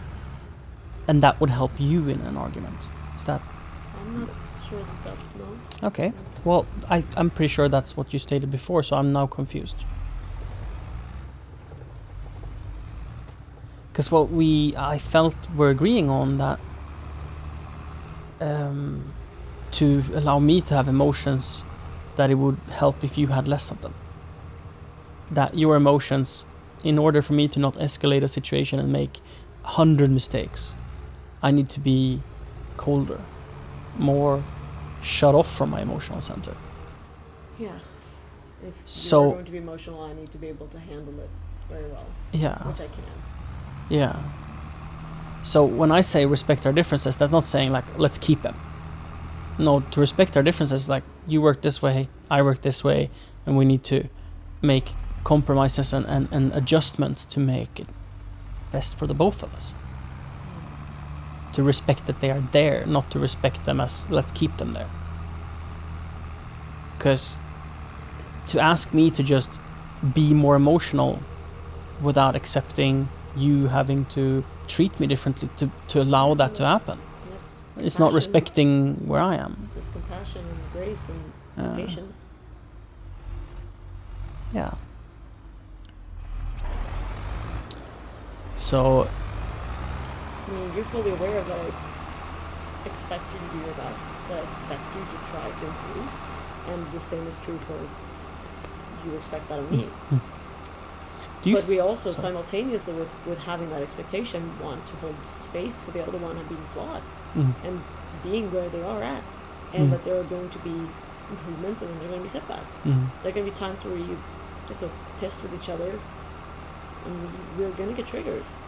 And like saying, you know, in a vacuum, where we would not have an argument, we wouldn't disagree, we wouldn't fight, never. Mm. Because we would be so patient and so compassionate and so understanding. And I think that's a wonderful sentiment, and it's a wonderful goal to have, and it's something to strive for. And that's the expectation, right? But at the same time, we want to hold grace and space and patience for ourselves, for both of us as a unit, that we're not there. We're trying to go to in that direction. We're like so far from it. So I don't think we should beat ourselves up or beat the other up or us as a unit up, saying like, wow, we're so flawed as a couple because we're not capable of doing that. It's like,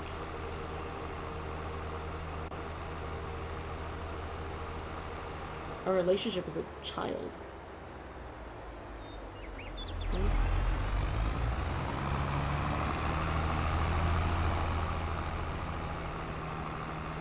It's 6 years old.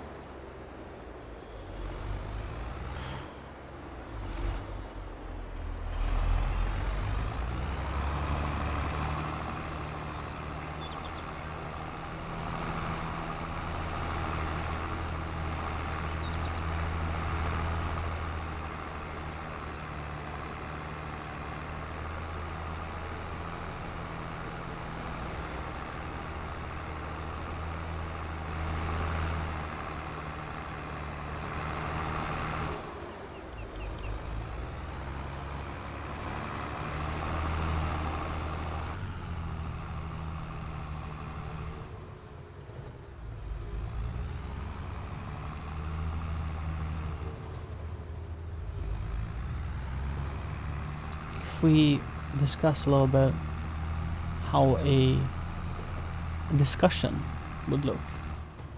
Allow me to paint a picture. We are trying to figure out how to budget our grocery spendings. And I say something that you disagree to. How would you react today? Like, maybe not in this moment, but like in general in this day. How would you react if you disagree with me? Yes. So we're having a discussion about how we should budget. Like, how much should we spend on frozen goods? How much should we spend on fruit? How much should we spend on meat? And we're having that budget discussion. And I say, well, I think we should, for 1 month a year, do the lion diet, where we only eat meat. And you say no. And I say, well, these are the arguments. And you say, how would you react to that? If you think I'm clearly wrong from your perspective, how would you react in a discussion about budgeting if I stated something that you think is wrong?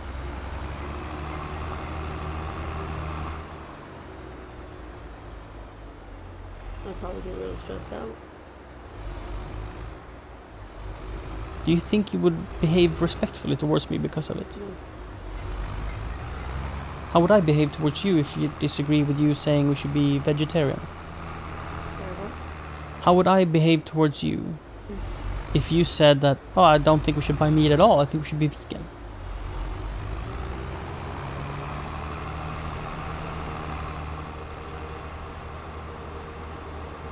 I think you need more space for discussion. So how do we stay discussing?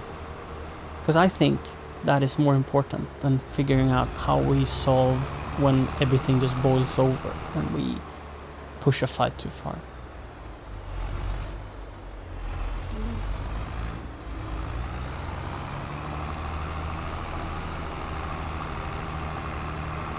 No, I don't know that is easier. To help us avoid the problem, or to help us deal with the problem. I think both are gonna have to happen. Because in a perfect world, one would only happen, not the other, but I don't think that's gonna happen. And it's not gonna happen with other people either.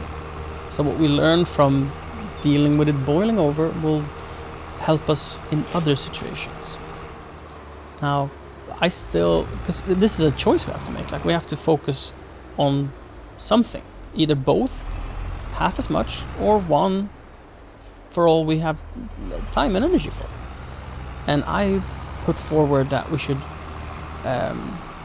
focus on learning how to talk about things without making them fights. That's what I want to do. And this is a discussion, not a fight.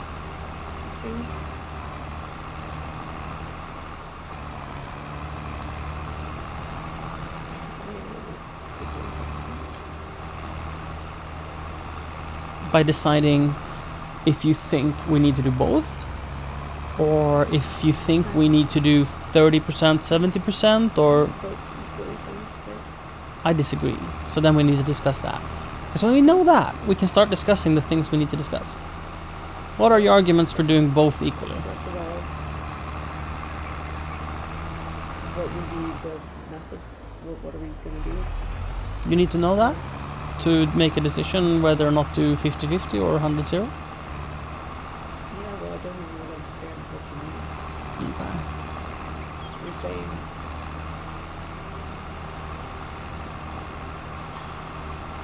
to work on the ability to keep on discussing without getting upset with each other, and then the ability to process that upset and calm down and go back to discussing. Mhm. I mean, is there a difference? Right now we're discussing, do you feel? Yeah. Do you think if you didn't try so hard as you do right now, that my line of questioning would not have made you act in a way you weren't proud of? Because I feel like you're trying. I feel like you're trying so hard right now to facilitate discussion. Right now, in us talking about whether or not to talk about things or deal how to fight. I'm really emotional. Yeah. I am struggling to process what you're saying, which Yeah. I don't think it's helpful. I don't think that this conversation is as productive as it would be if I was more calm. So this is a state where I'm like, no, it would be better if we postponed it, or if I did something to calm myself down Yeah. for like a few minutes, and then we can go back to it. And yet you're performing excellently. You're not making me feel bad. You're not saying things that you're regretting. You're doing the difficult thing that we're discussing doing, whilst we're discussing how we should learn to do that. It's a compliment. Like, it's great, and it's a very good first step to show that you can do this.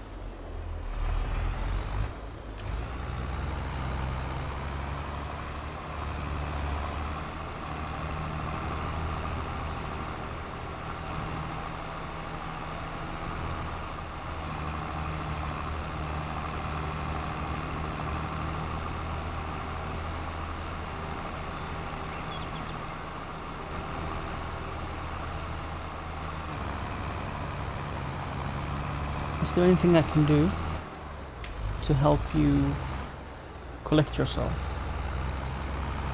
You stated that, I believe you stated that your emotions are so high that it's not, did you say effective to discuss right now? Productive, yeah.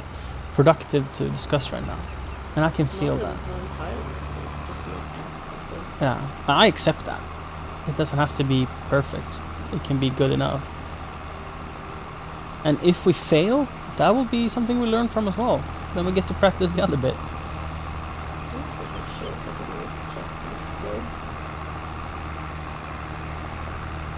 So do you think it's anything I can do to facilitate, to diffuse that bomb?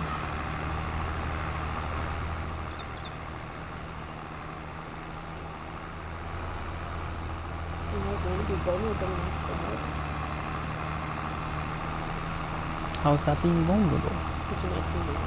And that Ah. hurts. So it's easier not to ask for help because we can't say no and hurt my feelings. So it's vulnerable to ask for help. You don't always want to help me, and every time you say no, it hurts like that. Which is bad for both of us because it makes you Well, feel bad. Think, do you feel like I should always give you a hug? No, you don't know me that. But then you have to accept that it's gonna be painful for me. But it's like that's what's so difficult about it. Like I'm putting us both in a tough situation by trying to get intimacy, by trying to get comfort. But it's like what's preferable whether you just don't touch each other and not even ask. Because otherwise it can hurt. I don't like that. That's what I do a lot of the time when I'm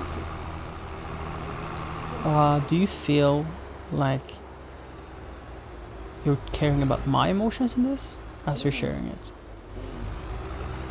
I realize the implications. I realize what it means for you.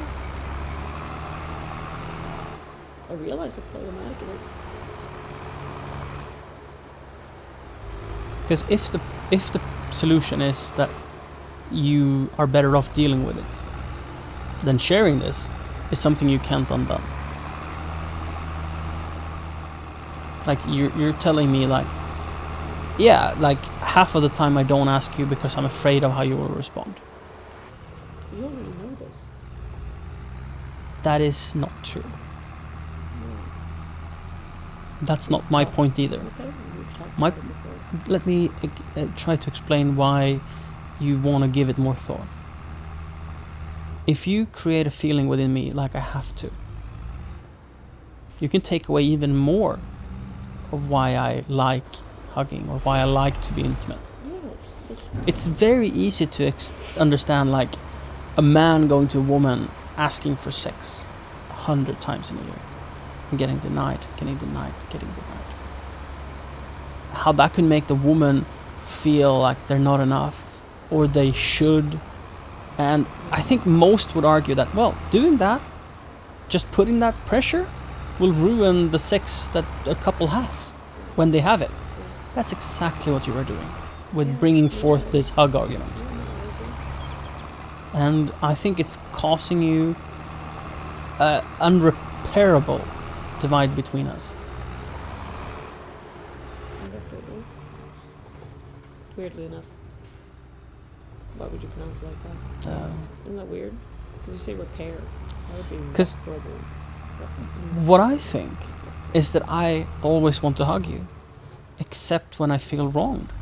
And when I feel wronged is sometimes when you're vulnerable and want a hug to fix it. So what I feel then is that you're asking me to not be upset with you anymore to help you deal with your emotions. And I don't necessarily see what I get out of that long term, because like, It's called putting the other first. yeah, but Do you think that will hurt you? You think that you'll feel numb, like you'll feel less love from me, or like you enjoy hugging? that's less? one thing. I think I will see the hugs as just doing something for you that doesn't do anything for me. Yeah, no, that's okay.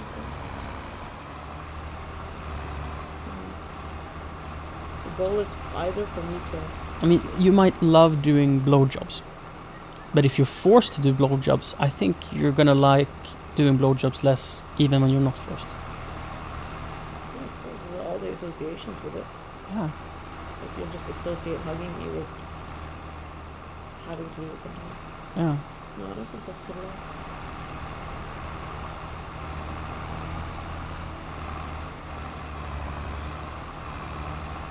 I think it's really difficult to balance the needs of two people and the love language of two people. Yeah. Because for you, it might be like, I just want a hug and then it will be better. And I'm like, I just want to come to the bottom of this and then I'll feel better. They're so different. So how do you compromise? Like, you are incapable of doing this, but yeah, I'm capable of hugging you. But we cannot account for the unexpected effects from it. We cannot understand how it hurts us. I think that if you decide, you know, like consciously or unconsciously, decide that you're going to be better every time you give me a hug when you don't really feel like it. Yeah. Or if you decide for yourself, you know what? I'm going to do it. I'm going to give her those hugs, even when it doesn't feel like the moment for me. And then we build some sort. I'm not saying we should do this. It's just like a. If you make it worthwhile, then you take control of making what you want work for you. Yeah. For example, if I hug you, that calms you down, and then you make something to make me And then I'm able feel to better. Do, So keep it going with becomes the a conversation, for reciprocal. example. I feel very interrupted because you spoke at the same time as me. What were you saying? No, I was just agreeing with you.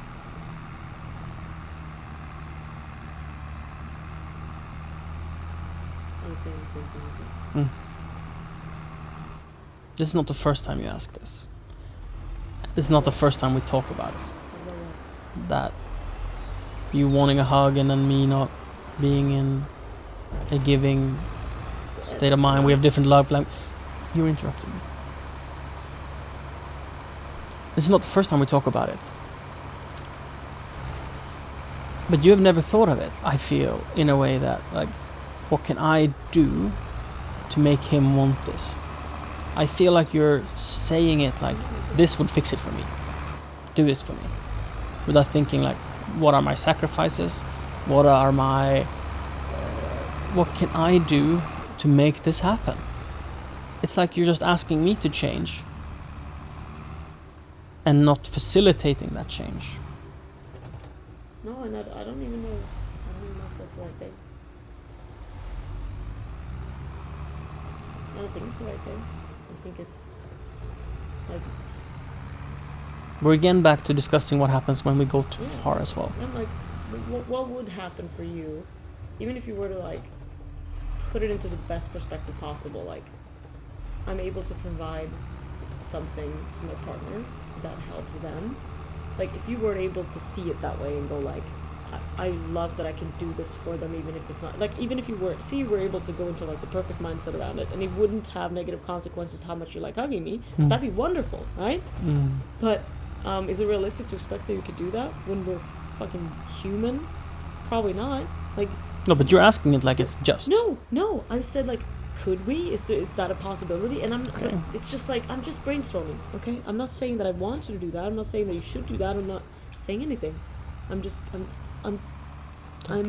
brainstorming. I'm following. And when a you path, did and brainstorm, I'm trying to get you there. said it in a way where it made me feel so real. And That where you must've made you- applied that- yeah, that the must've- emotional pressure, where you made me feel wrong for Right. not just Right. doing it That for must- me. That must have for been you? terrible. I'm sorry. I'm just like, huh. So- Okay, if I turn it around and I think about it in a way that like would be for me, it's something that you want me to do, but I don't feel like I'm at all capable of doing. Would I be able to just change my mind about how I feel about it? No, not even if I applied all of the mental exertion in the world would I be able to change my mind. I would feel terrible. I'd feel like abused almost. I'd feel But if you knew, uncomfortable in my body. I'd feel unloved. I'd feel terrible. I don't want to put you through that. but if you knew I mean, that there would be a positive outcome, like if you knew without a doubt, then I would do it. right? Same. I would go through the pain, but when we don't. So when know- you ask me to hug it out, I'm like, is this healthy long term? I don't know that, I don't know either. and no one can prove it to me, which is why I'm opposing to it. It's like I'm not opposing to it in a sense that asking for some more space in the conversation. I'm not opposing it like I can't do it right now. I can't give you a hug right now. What I'm opposing to it is that we're discussing solutions, and you're saying like, oh yeah, a hug right now would make it easier for me to discuss, and it might be true short term, but since we are different, the way I get stuck in that is, what if it isn't? What if it's hurtful? And why should that be the way we fix it rather than XYZ? So again, like when I don't have an answer right away, it's because I'm thinking. For you, it's a bit different. I feel sometimes it can be just overload. Sometimes I just freeze. Yeah, Completely. and why that's different is not like, oh, I'm better than you, not at all. It's that for you to understand that when I'm quiet, it's because I'm thinking about like not always the answer, but like, is the answer? Because I have the answer, but like, is the answer gonna make it better? Is it even helpful? Because like, what is it that you're truly asking, or what is that I'm truly asking? So I don't just say that, yeah, if you do this, I would feel that. Because like, would I? And that takes time to process. And I want to be better at sort of showing a status Signaling. indicator Yeah, that's signaling. like Your message has been read and it's being processed. I could rub my chin. But then that takes processing power. It does. Unless you get so used to it that it just happens. But you, if you say you were become angry with me because I can't deliver a response, if I was to aggravate you I'm causing you more stress and I'm causing myself more stress. So it's worth putting in the effort to avoid a bad situation happening when it doesn't have to. Do you know what I mean? That makes sense? Yeah. Like sometimes working harder means you work less hard. In the end. Yeah. So, if we would have a signal that's like, I'm thinking, I'm processing, I need some time, please be patient. But then that requires that the other person is looking Respects at it. us, Yeah. Oh, sorry. right? Spoke in your mouth. Is looking at us and sees us doing it. So should there be a sound easier, but then we might not hear it. So it's like the solution. I mean, because I would say the solution is to just be patient and wait. But sometimes the person literally didn't hear us, for example, and we're just waiting, growing more frustrated by the second, and the other person hasn't even heard us. Earlier, Right. when we escalated, and I raised my voice at you, I'm sorry for that. I had no way of knowing that you heard me, because you were sitting behind me. And not in my defense, but to understand why I got so upset, is that it's very reasonable to think that you got distracted and clicked play on a video and you had headphones on. So it is very reasonable to think that you didn't hear me. So my initial response was like, I spoke up louder. But because I was angry, I spoke up in an aggressive way towards you. That probably made it even harder for you to say something back. And it hurt the discussion. So I escalated the situation, sort of like how I'm trying to argue that you escalated by bringing in emotions. I brought in emotions and I escalated it. Your emotions might be sadness or fear or whatever, and mine be anger, but they're all emotions. Like you might cry, I might scream. It's like we're different. And this is an instance where I sometimes feel like you see your emotions as holy and not mine. I think you have a point. And I think it's just cognitive bias. I think you've been told your whole life that it's okay, and you've been told that it's not okay, and you have decided that okay wins over not okay. Because when people have told you not okay, it's been for the wrong reasons. It's been selfish. It's been like, I don't want to have to deal with this, or like an unthought through limitation on it. Like what I'm trying to say with control or limit your emotions is not to not have them, but in your own self-interest, that they don't serve you in some cases.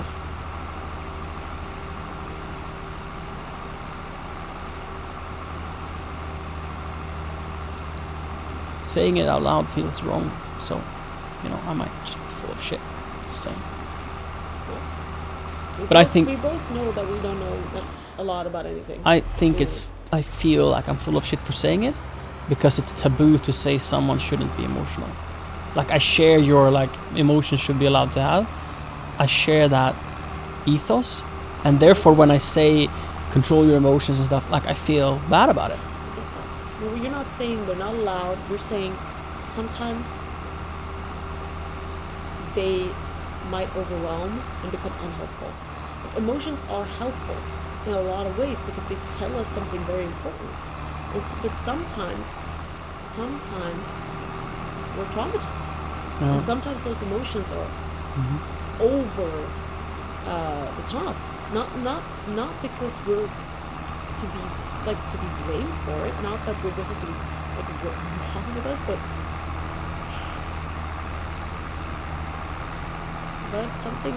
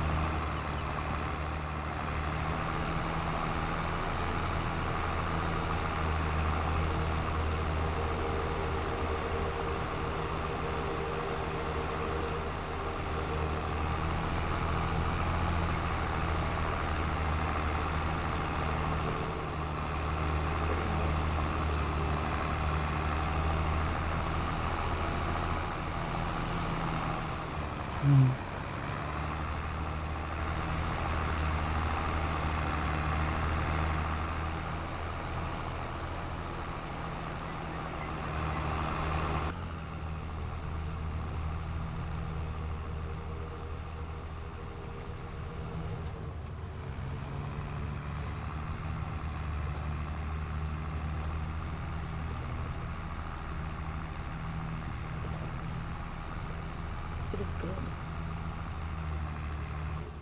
to have the skills to manage the emotions when we need to.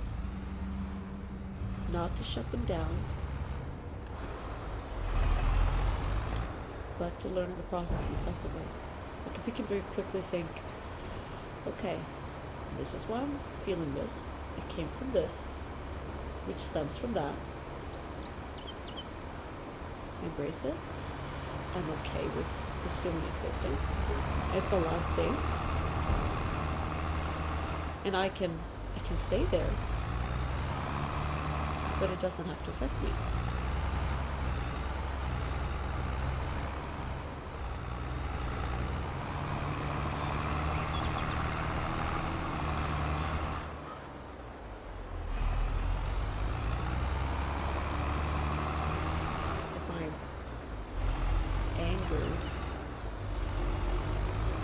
Coexist with patience and kindness. I can feel that anger and then choose patience.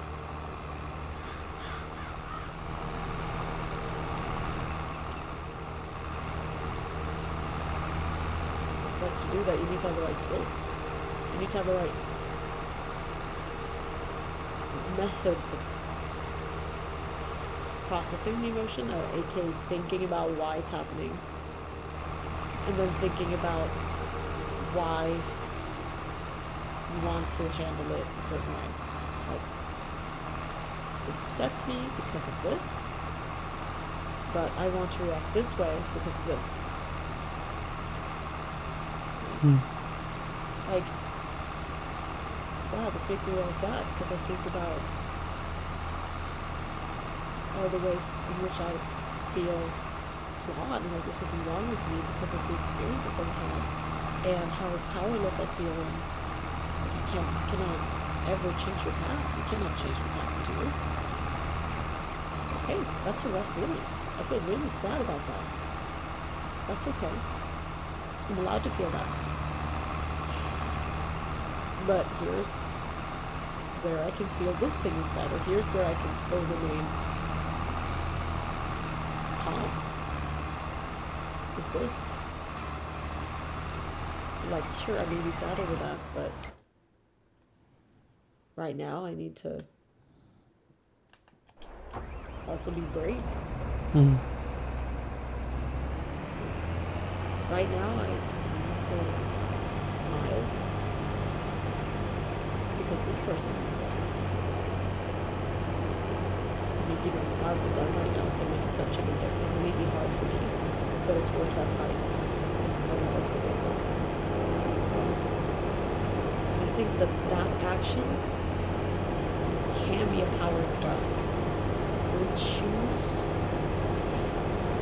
to show something different on the surface, I think that can be extremely harmful or extremely powerful. It completely depends on how you think about it.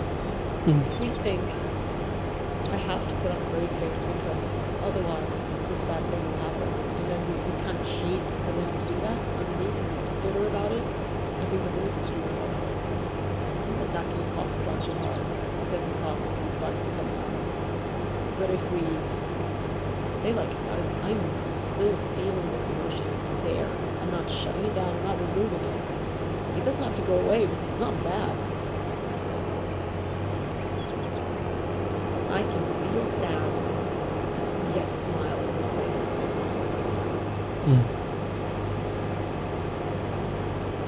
It's true. It's like my gut feeling says that I could do that and still remain sane, like still maintain my emotional spectrum, not go down, not like kill my emotions, because I don't think that's a good thing. I can feel it, yet remain calm.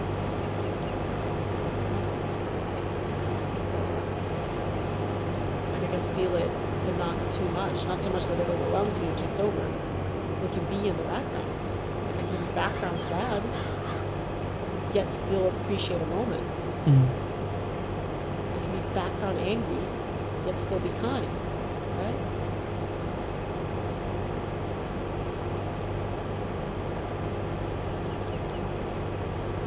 And that makes me think like perhaps. I have given it a lot of thoughts, like how your emotions benefits you and how they're a drawback to you. And when I look at my own emotions, I'm like, oh, I'm so good at not having emotions. Well, I'm just not good at, I'm good at not feeling emotions. I'm not good at not having them. They're still there. It's just, it's like any muscle. Like, good at controlling it. But I'm not Thanks for the follow. good at controlling bringing it out. Because I'm not very able to do that. I'm really good at it. Yeah, I'm not are very you good- though? Or are you just... Oh, I'm really good at it. Dude, Okay. I could access anger right now. I could access sorrow Okay. right now. So, I could access happiness right now. mm, I why just don't you have to- always access happiness? That's a good question then. Hi, Tateko. That is a great question. Sometimes I feel like I don't deserve it. Very much self, Loathing? yes, and Self-pity? No, not self-pity. Well, no, more self-loathing and self-destructiveness. Like, I don't deserve to feel happy in this moment because I'm shit. That sort of stuff. But, that being said, I've become extremely good at bringing out my emotions if I want to. Yeah? I didn't used to be able to do that. I didn't. I was very explosively emotional about things, which I still am.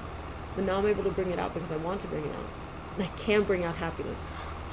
I really can. Why don't I do it all the time? Well, sometimes I also don't want to. Sometimes I'm sad, and I think that sadness serves me. Like, I think it legitimately enriches my life and makes me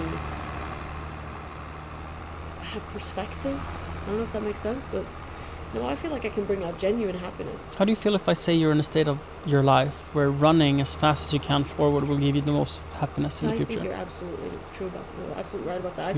You're I young, think able, in your prime, and the faster you run forward, the more happiness you'll I have. think that it would serve me to not minimize myself, to not minimize my own effort, my own performance, to not feel so much imposter syndrome, and to just like embrace the fact that no one knows what they're doing and it doesn't fucking matter if I know what I'm doing and I should just do, and to not feel so scared to fail, and just like you said, I hold back in the singing because I'm so afraid Of hitting a note wrong. of going like off key or whatever, singing wrong, Do you or think... my voice breaking, and that's true. And I think that I would learn more if I were to push the boundaries constantly, and also not be so afraid of doing things in a weird way. Just less fear, more doing. Yeah, absolutely. Like, in a way, like when you fail, you learn how to not do it better than when you just not try the hardest. Yeah. The perfectionism over just doing, like, hey, you need to take 100 pictures, that's your assignment. And the other one, hey, you need to take one perfect picture. Which produced the best pictures? The ones that were just doing. And they had a better time. They just seemed overall happier, like all of that. And I believe that. Like, I feel like I have to figure out what my genre is, what my style is, what my brand is, and I have to release a song that's like my thing. And it's like, why? And why does it have to be the same? Like, I've always felt like, but I have to be country, or I have to be pop, or I have to be this. Like, you have to have a thing. And I'm like, well, I don't work like that, and why should I? People people who transcend genres are always praised. And it doesn't even matter. Like, I don't know why I'm like overthinking it too much. I should just do more and be less scared. And speaking of emotions, I think that it would be really helpful for me to learn to turn my emotions off when I need to, and it would be really useful for you to learn how to turn them on. But like you said, it's a muscle. It's like any skill, really hard in the beginning and really frustrating. It's probably going to be really hard for you to turn it on. And it's scary because once you turn it on, it's like a flood. It can be really strong. And like, I think there's so much stigma, and like, for you as a guy, and for you as just who you are as a person in your life, that opening that, there's probably like 1,000 things you're gonna feel about it.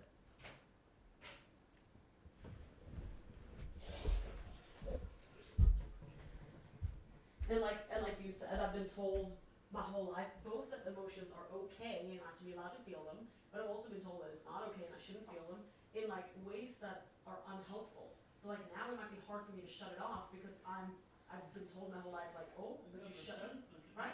Yeah, yeah. I hold that like, fuck you, I should be allowed to feel, and then also like, ooh, I'm scared of not feeling. What if I turn my emotions off and I don't know how to turn them on again? Like that's a fear. So there's like 3 different reasons why I don't want to turn my emotions off, and I haven't even tried. Yeah, but what if I could master it? What if I could get really good at turning my emotions off when I need to, and really fucking good at turning them on and using them, using emotions as a tool, helpfully. Turn them on when I want to, turn them off when I want to. What if I can do that? I feel like you did. This is a compliment. You thought you needed to hug it out, and now you're sharing creative thinking without getting the resolution of a hug. Yeah. You, without needing me, because a hug you need me for, right? You, without needing me, fixed your state of being. Well, I can buy myself flowers. That's what I'm saying. Allowing the hug to be what heals you is creating dependence in me that I do not support. Subscribe to, sorry. No, I get that. You finished your coffee? Yes. Effectively speaking, yes. Do you want another one? Yes. Effectively speaking, yes. Oh, that was very full. Want some? No. I want black. Then I will drink yours. So the reason like I'm live in this and I'm not taking some me time to continue discussing this is that I subscribe to the doing over doing it perfectly. I subscribe to what I want to create is a bunch of friends that are there for me, for us. Is that a royal? Sorry, I got really excited. And if that is causing some people and some monetary reward in the short term to disappear, I think it's for the better in the long term. Oh, yeah. I also think deeply that if one person that hears us have this argument feels, oh shit, it's not just me and my wife, or shit, relationships is hard, that's why we broke up, not that or this or this. If anyone in any way gets helped from hearing us fight, it's all worth it to me. So I don't want to, if I wanted to polish everything I do, I would try Instagram, I would try YouTube. I don't want to polish things. I want for me to be enough,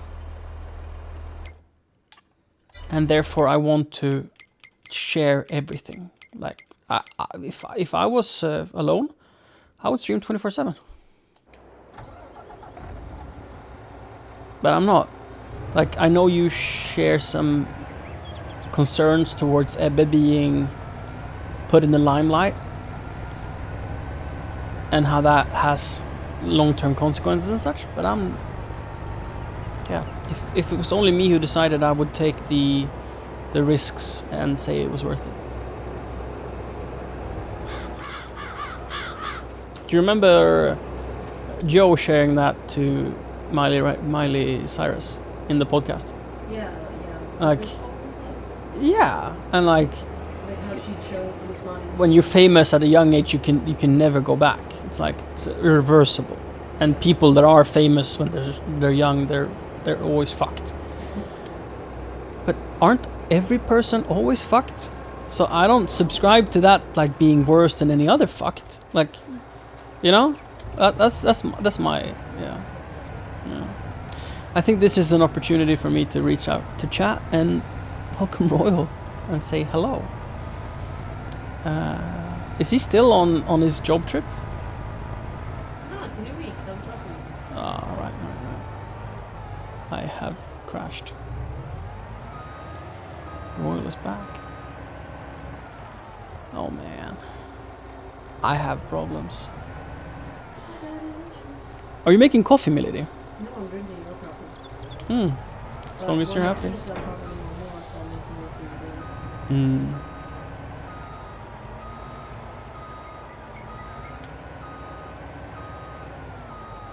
Ooh.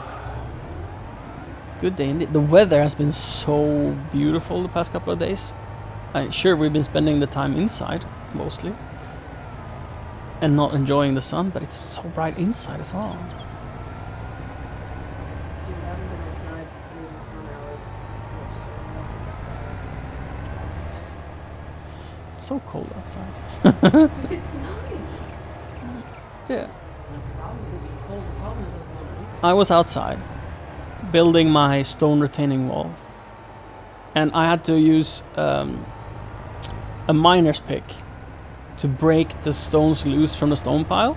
And then I thought to myself yesterday, actually, like, it's not the right task for this time of year, because exerting that extra effort you get no reward for. It's just extra effort, so do it like in a month. So I'm going the wrong way, by the way. Oh, Yeah, plus you're like making marks in the rocks. no, I took extra care to. Well, I could, but Yeah. I took care not to, so it was even slower. Yeah, that's what I was gonna say. That's even worse. Yeah, it was just. Taking full fucking effort. Yeah, it was super inefficient. That's why I went out into the woods and cleared out sprouting trees.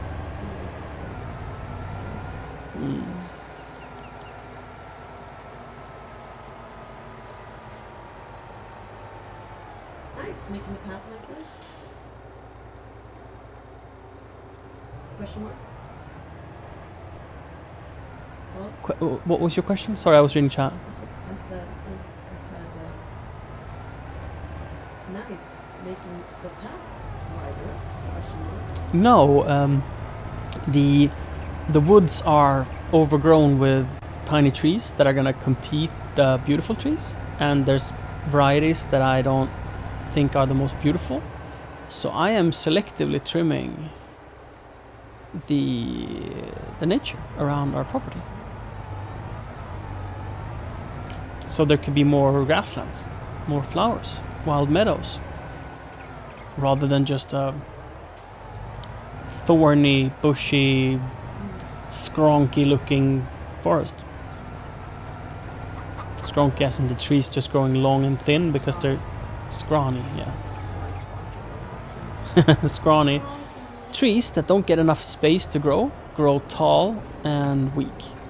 And trees that have ample space, they grow wide and lush. So, yeah.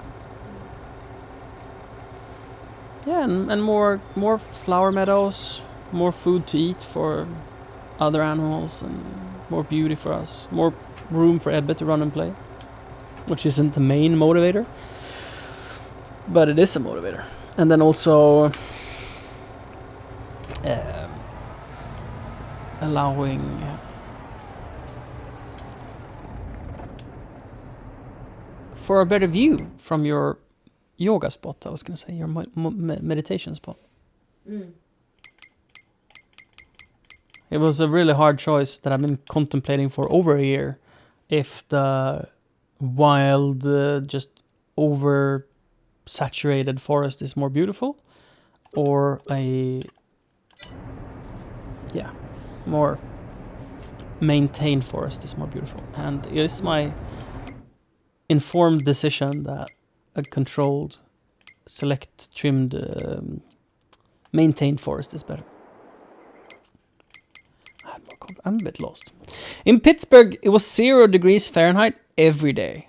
So that is like minus, what, 20 C? No, more. That's really cold, right? Below freezing in Fahrenheit is, yeah, I think it's really cold. I'm not sure.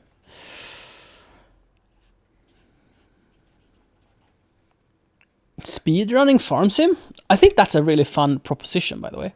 Not that I think it was a serious suggestion, but like speedrunning in a competition, like who could first amount 10,000 liters of straw? Who could first have 40 pallets of cake? Who could first have 250 cows? Stuff like that.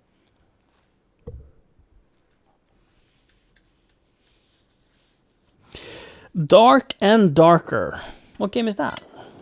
Open beta makes me think it's a multiplayer. What do I know? We're harvesting field 23. Oh, that's on the other side of the map, so we need to offload the... Shit, this tractor is so dirty. We need to offload the header.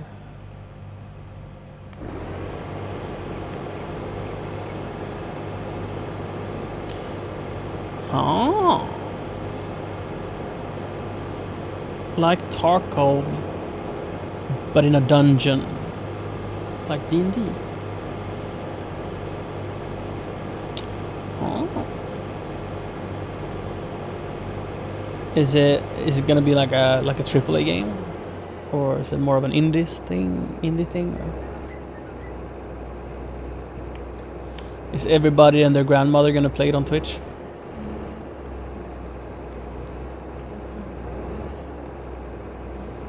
Indie smash it, huh? Oopie. Haha! Came out of nowhere. Right. I mean, that happens sometimes. Oops. Oops. Ah, that's the button.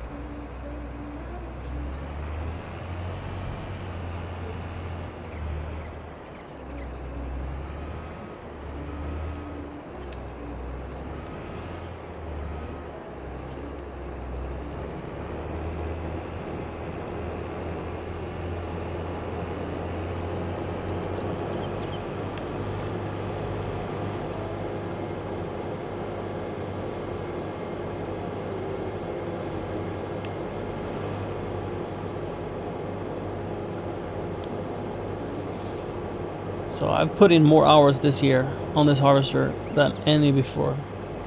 I've gotten so many contracts. And that's even like, I'm not even done with the harvest yet. I have the sorghum fields on my own as well. Yep. It's dirty. And then I've washed it once. So it still looks like this. Ooh, a sugar beet harvester. The big one. Ooh. So that is much bigger than the one I have, right? Beet technology. 6 cubic meters. The one I have is like annoyingly small. Yikes! So fun. I really want to look at this, so let's take a little pause here. Mine is 3 meters wide and holds 6 cubic meters. And this one is... Oh, it's only 1.8 meters wide? It looked so big. I guess it can do potatoes as well, but it holds 10. So this is not as big as it looks, right? Right. Never mind then.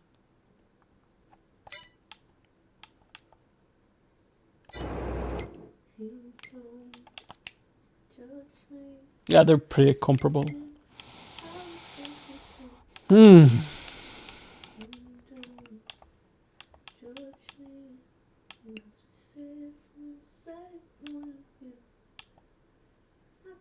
Four meter. Right. So it's the biggest one I have. Unless you go into beet technology, and there's these huge ones.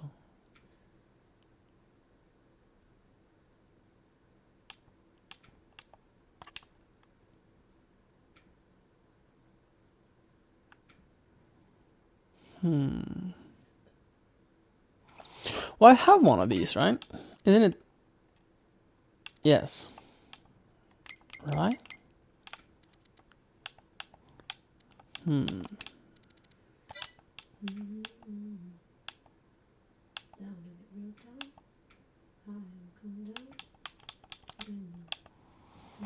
Not really. Right. But it can not do sugar beets. Never mind. Never mind. This is more for grain and shit. Right.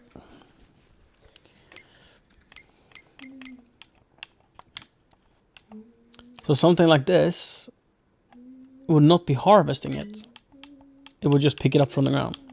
This is the harvester. That can hold 30 cubic meters. And this is a harvester that can hold 45. And this is the multi-fruit, so it can do potatoes and beets. Right. But these needs a head. This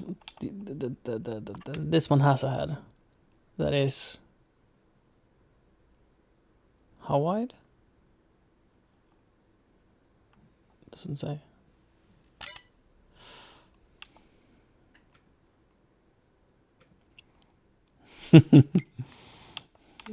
Welcome back, Royal. And if I were to get ahead for beet technology for the multi-fruit, Thanks for the sub. 4 meters is what we could do, right? Royal Wolf subscribed. I haven't gotten to live post one of these in months. Live post? Live post. Love TTS. Live post, right. Thanks for the sub.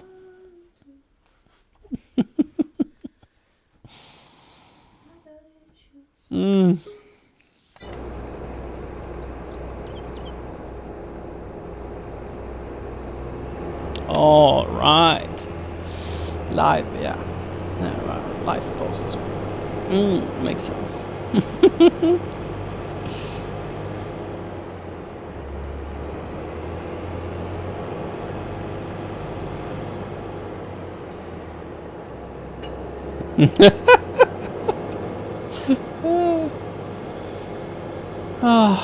The qualifications it takes to be on the help desk is fun.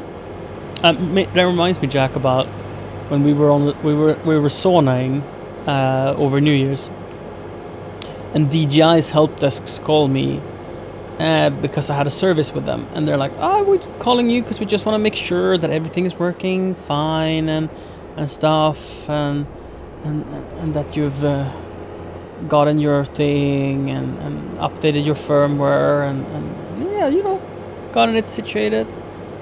And I'm like, well, the thing I have doesn't have firmware. You can't update firmware on it. But thanks. She's like, the whole thing, she kept asking me just uninformed questions that told me that she didn't know what she was on about. Oh, that's such a bad spot to put the head trailer. As it's uneven, it will be like impossible to put it down, impossible to hook it up again. I guess if we don't have the head on there, we can move the trailer. Alright. New phone? Have you gotten it? Did you get it today? Unfold.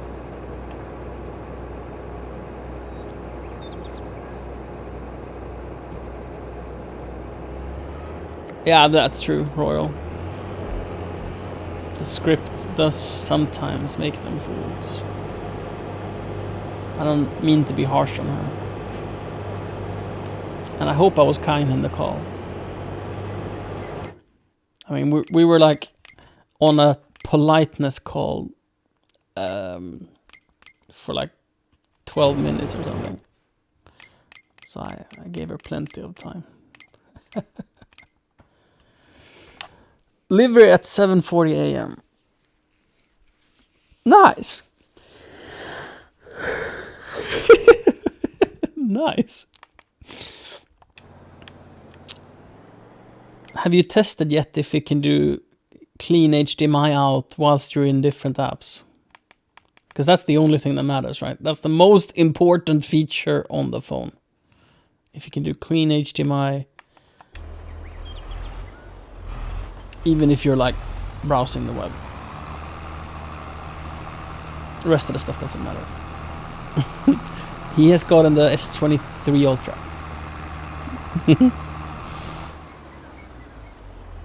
Oh, you're saying clean HDMI out is not an important feature?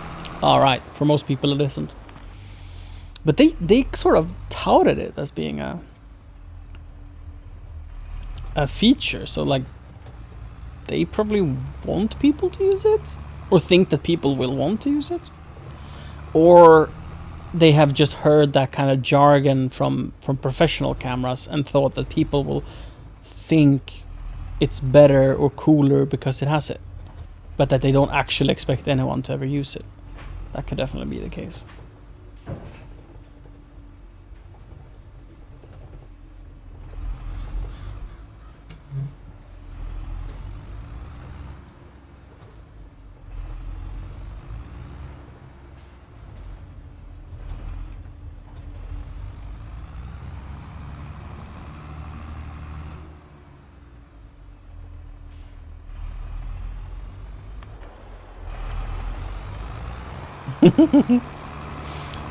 It's fun how I asked like the other day, oh, how easy is it to migrate on Android? Like, is it just clicking one button and waiting? And it's supposed to be that way, but it didn't end up being that way for you, Jack.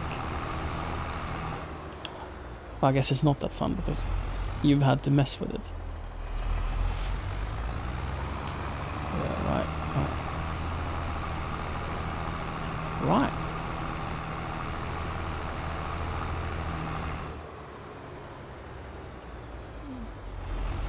You know, call history is one of those silly things that, like, you really don't need it, but it's so nice that you get it transferred.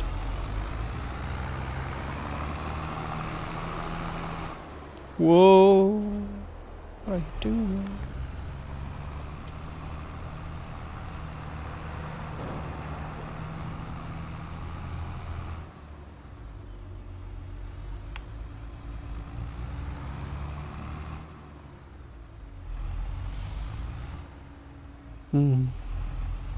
It is work, and it would be nice if you didn't have to, but you know, whatever. It's probably not the end of the world.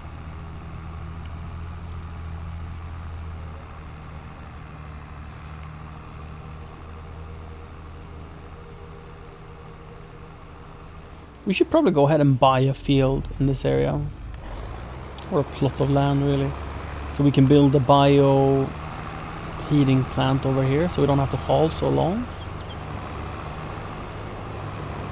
Or maybe a barn, so we can store it, but again, we get so much.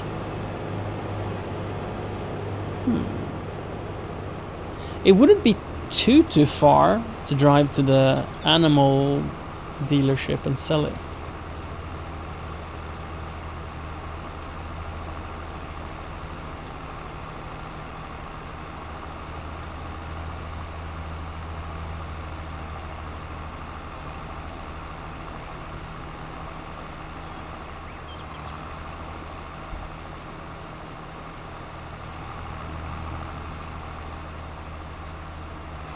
Oh, okay, Jack.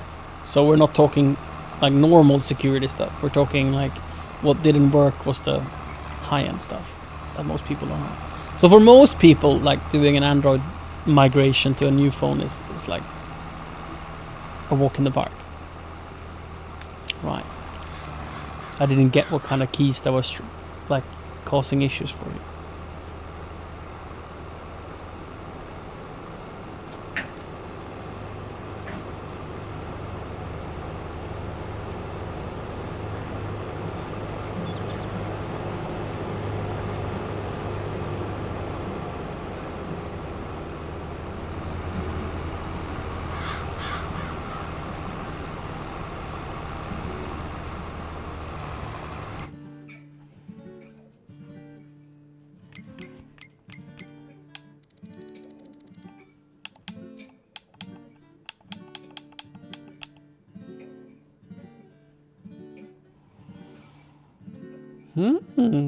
You can sell it to the train. Interesting. That is a very good opportunity to try a thing that I've been wanting to know.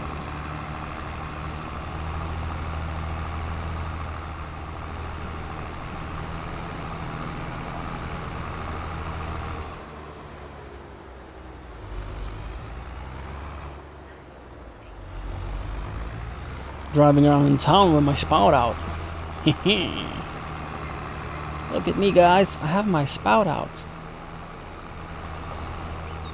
What are you gonna do about it? Call the cops?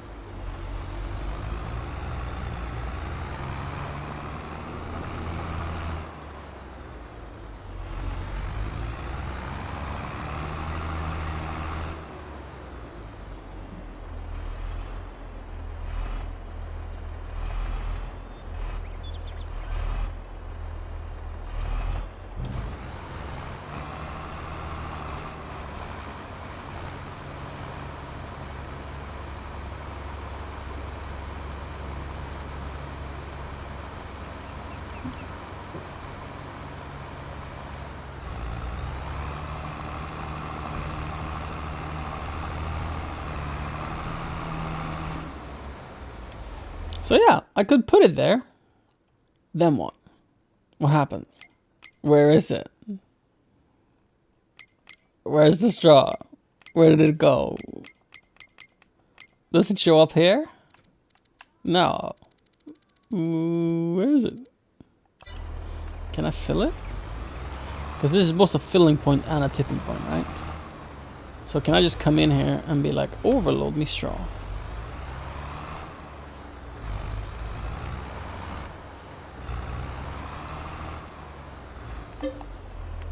Yes. So it is a silo. Haha. That's awesome.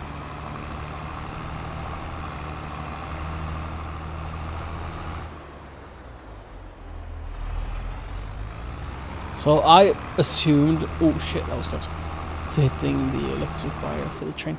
I assumed that was a storage spot for the train, like a silo for the train, and it is. I guess a Google wouldn't answer that question. But, so what I can do is I could either just store it there for fun, or sell it on the train. If I store it, I have the choice to use it later, either to create processing out of it, or to, I don't know, have 1 million cows. Billion cows. Let's go. Let's get 1 billion cows.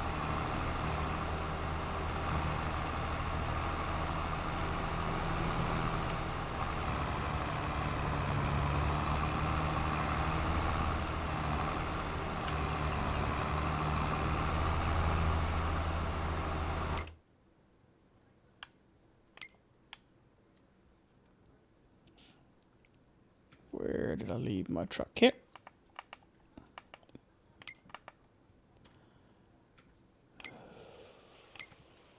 Create a job.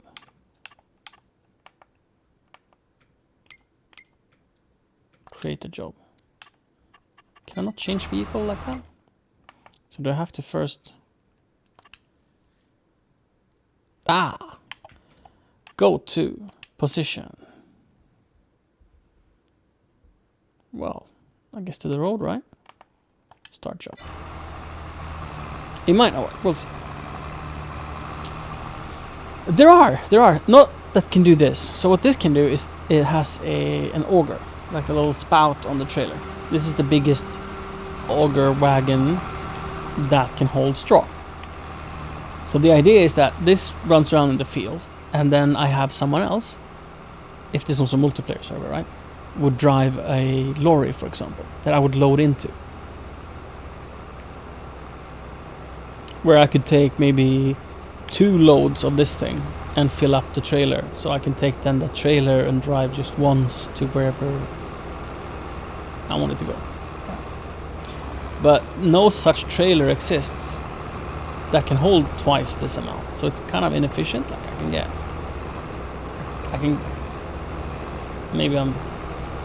maybe I shouldn't do a... I can just be patient and wait. So yeah, so it's there's mods, there's ways to do it. Most of it is money related, but I haven't done it. There is one that can do it. Say, it would be awesome if I had one that did exactly 2 times or exactly 3 times, but that doesn't exist. But what I could do is I could use this trailer, for example. This trailer holds 60 cubic meters, and the one on the tractor that we talked about holds 50.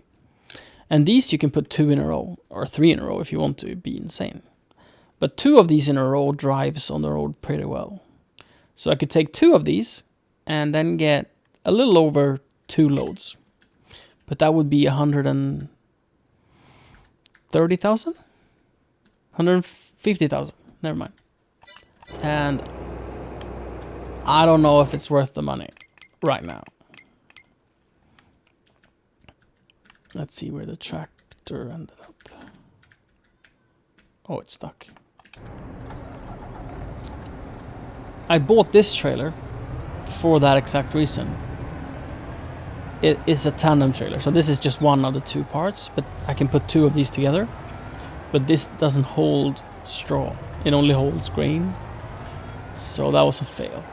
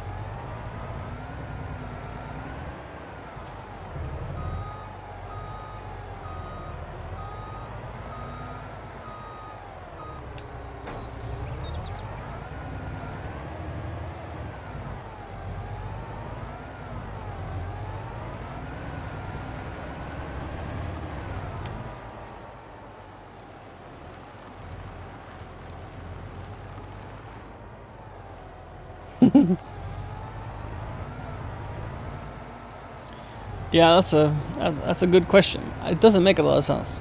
I think it is because of the grain door. So this can't tip at all, right?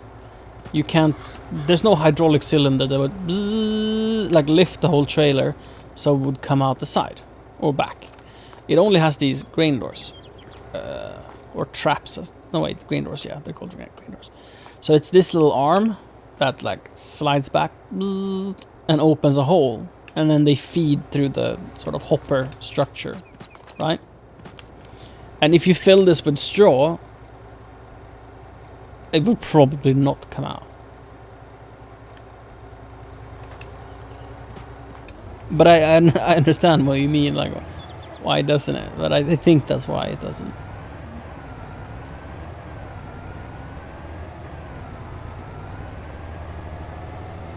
But these trailers are awesome for grain, for example, how I can hold multiple varieties of grain at the same time. So if I'm going to a field and I'm harvesting like oats and canola, these different compartments makes it so I can get both crops home at the same time. It doesn't mix. So there's 4 compartments in total. So you can have like 3 of one kind and 1 of the other, or 50-50, or 4 different varieties, technically speaking. So it's very useful, and I think I'm gonna get a lot of joy out of it, even though I bought it for straw and then I tried to load straw realizing, oh shit, you can't load straw. Plus it's a little small. It's 70 something thousand liters and not 100, which would be awesome if it was 100 something.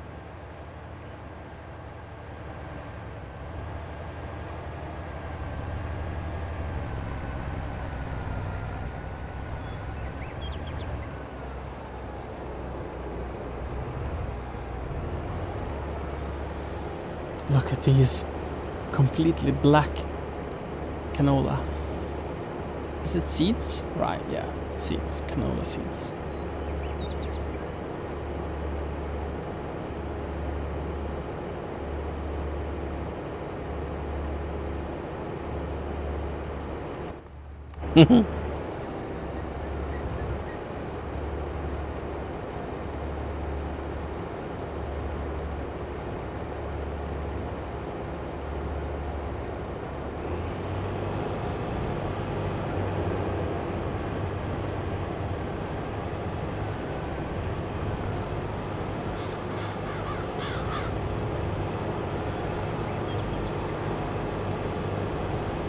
Sesame seeds are really nice, I think.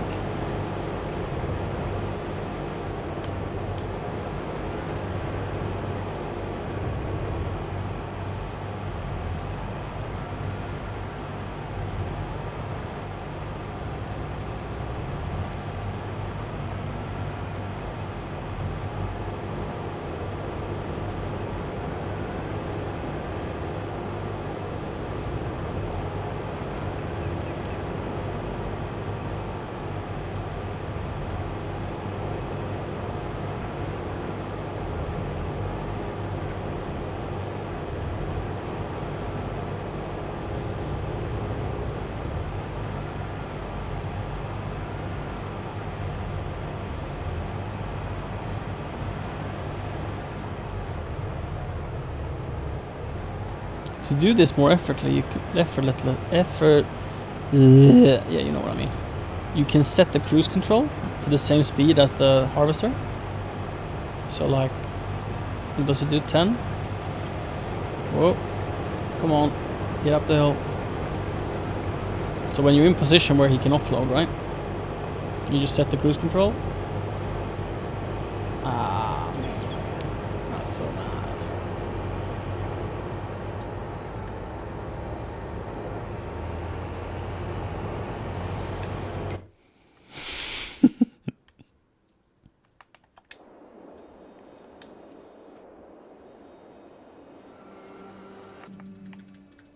Did this tractor just turn electric?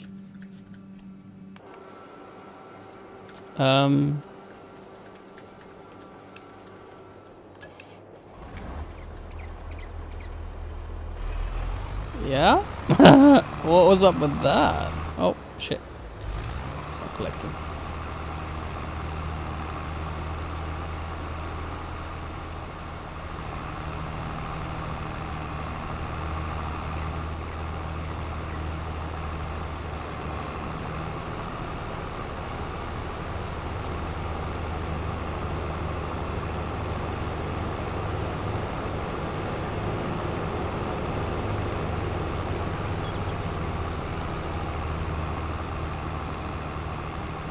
All right.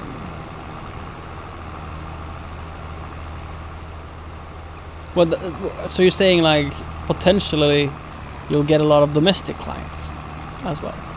Is that what you're saying?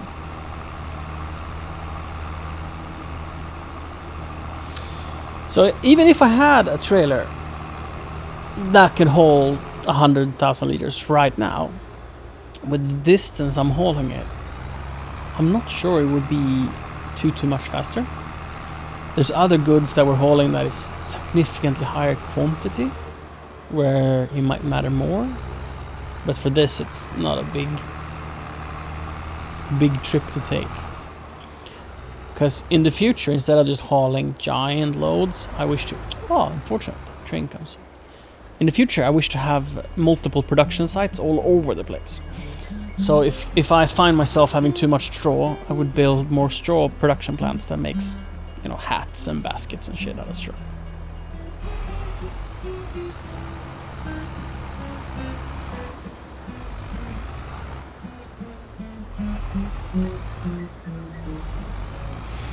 All right. I see, Royal.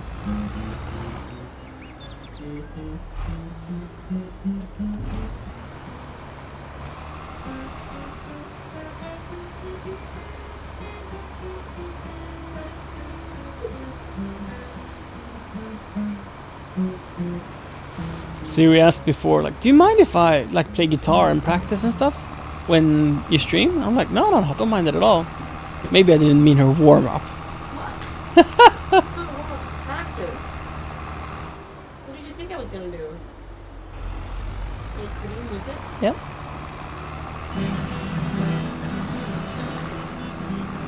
Dude, my calluses are so cold. These are like nails. Those are my calluses. You hear that? Mm. You hear that noise that they make? Mm. It sounds like nails, right? Mm. That's my calluses. I'm playing with my calluses. Isn't that crazy? Mm. How sharp is that sound? That's how hard they are.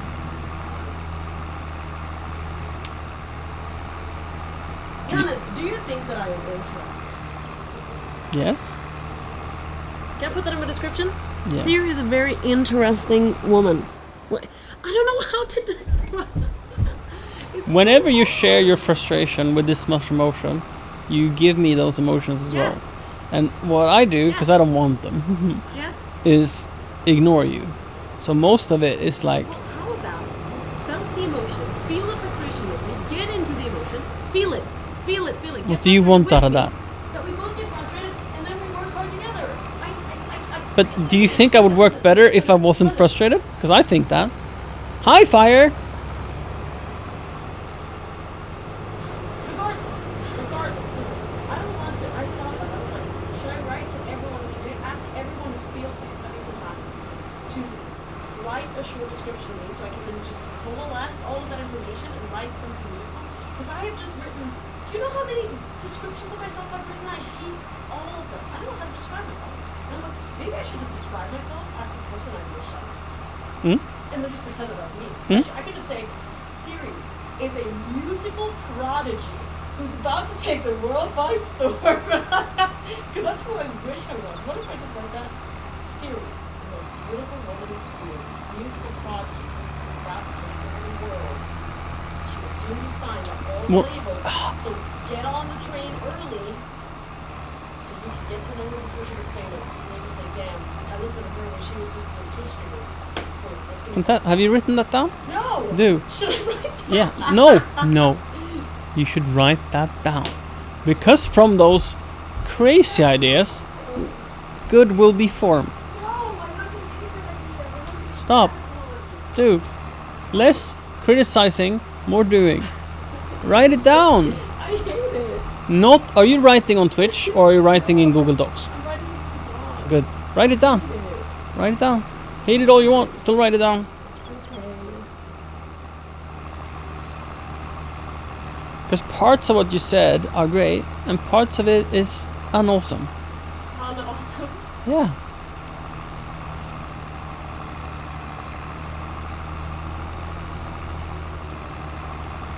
If it's written down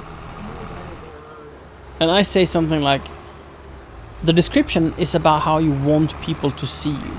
It's not about what you are. It's not making anything come true or making anything come untrue. No. Write that you're a failure, write that you're a success, doesn't matter. What you're writing and what you want out of what you're writing is for people to feel Yes. connection to you and to understand you. Yes. Never knew what it was to be alone. No. You're always there for me. You're always there for me. In a way, you want to take a shortcut to becoming friends with people.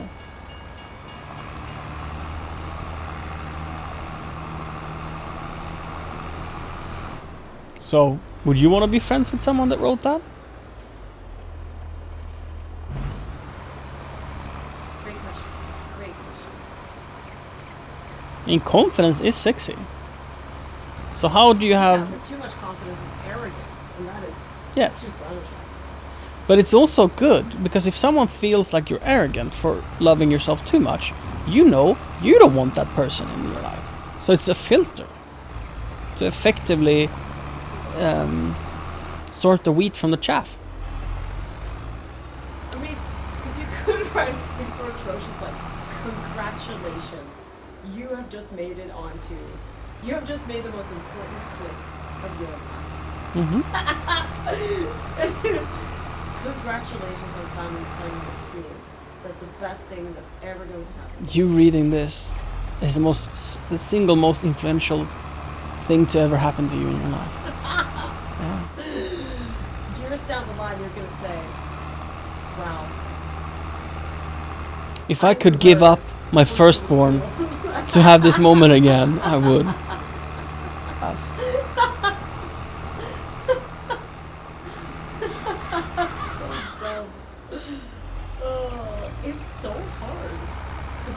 yourself to like write out a description.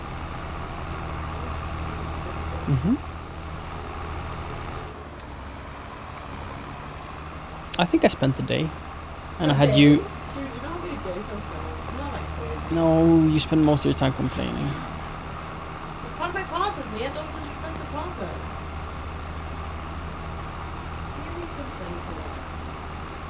It doesn't get a Write lot it done. down, What? I'm writing in my head. because that might sound stupid, and probably just saying it out loud like that is stupid, but you might get something from it.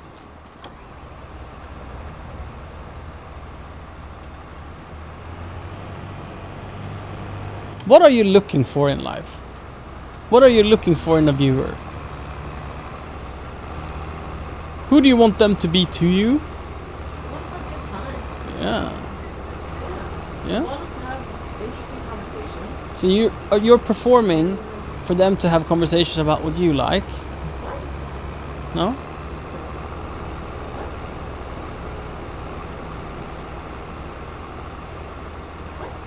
What? What? I didn't say anything. Yes, you said plenty.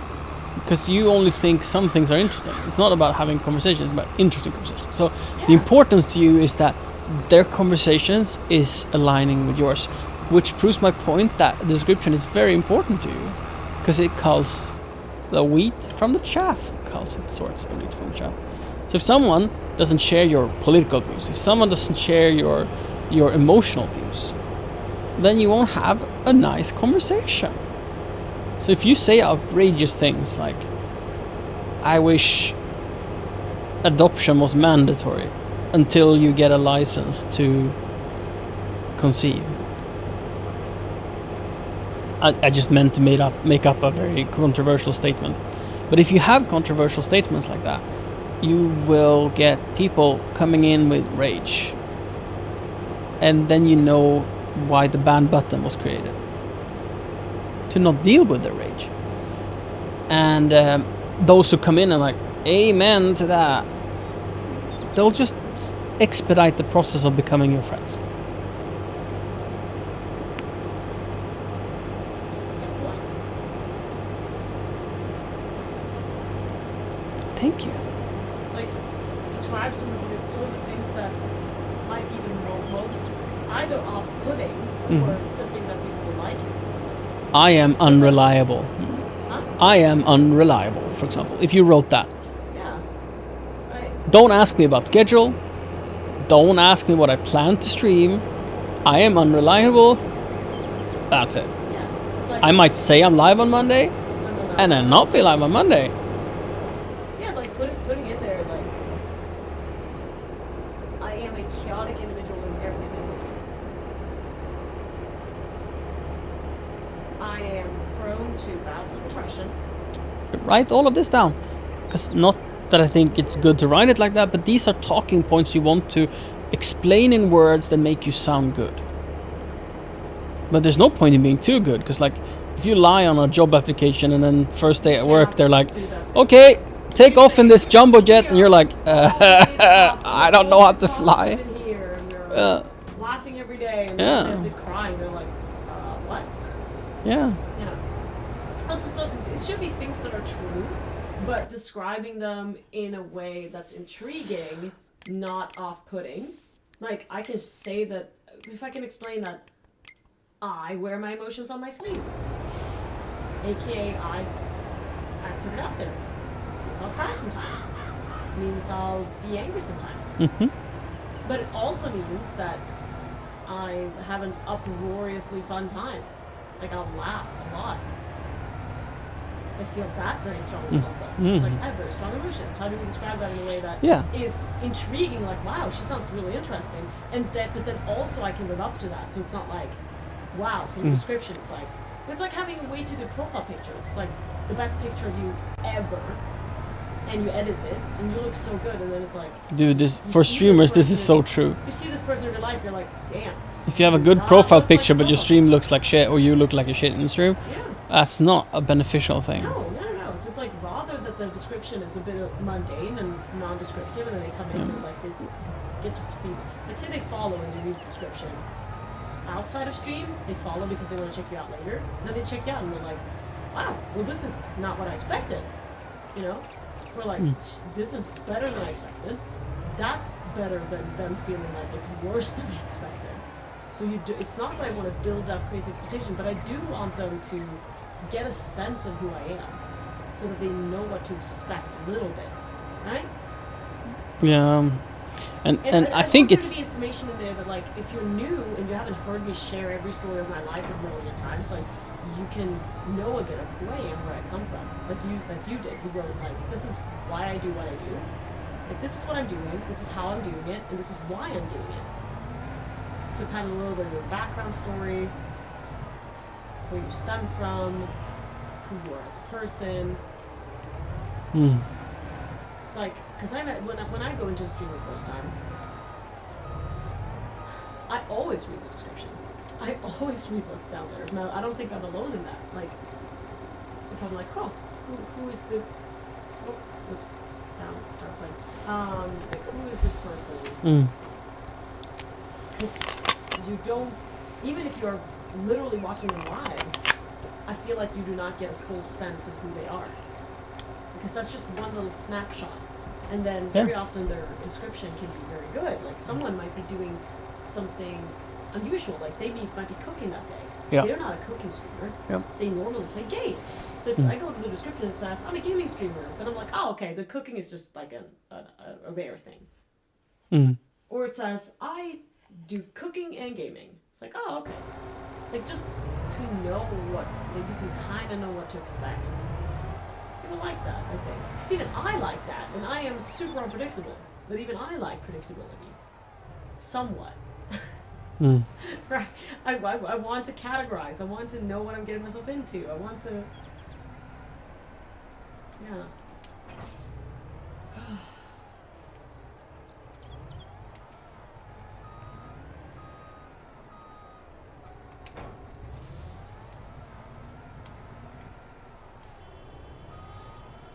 I think expediting friendships are the key reason, because you don't know who will be. I think it's so difficult to ask the right question to figure out if you like someone on Twitch or not. Sorry, can you say that again? I think it's so difficult to ask the right question to know if you like someone on Twitch or not. Yeah. Like, if you are a great fit together, like, what do you say? Like, hi, I'm new here. And, like, what kind of response are you getting in order to know that, okay, I'm going to invest time in getting to know this streamer? Yeah. That is so difficult that if you can write some stuff that tells, in combination with what you see when it's live, that this is a person I wish to get to know, that's a good reason to have a description.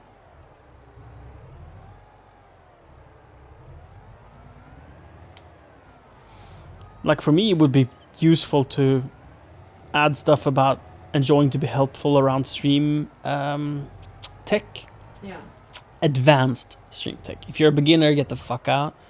I don't care for you. But if you want to discuss LTE bonding, or if you want to discuss the variety of hardware encoder or rigging gear. Complex tech stuff. Yeah. Like, I love your it, because guy. if you are there, that means that whatever I can share Yeah. to increase the speed of learning, that the person I teach will find new ways of doing things that I never knew about, and it will be reciprocating in meaningful ways to me. But if I'm just teaching someone how to download OBS, it's like, go to Google, please.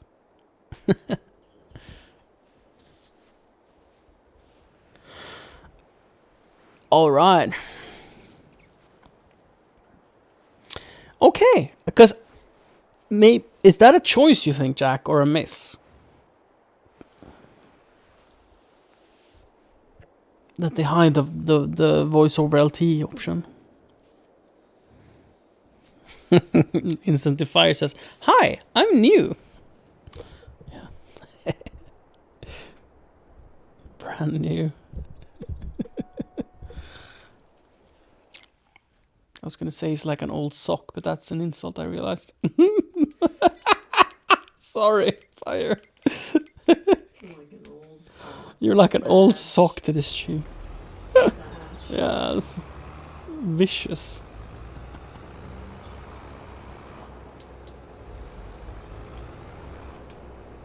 Whoopee.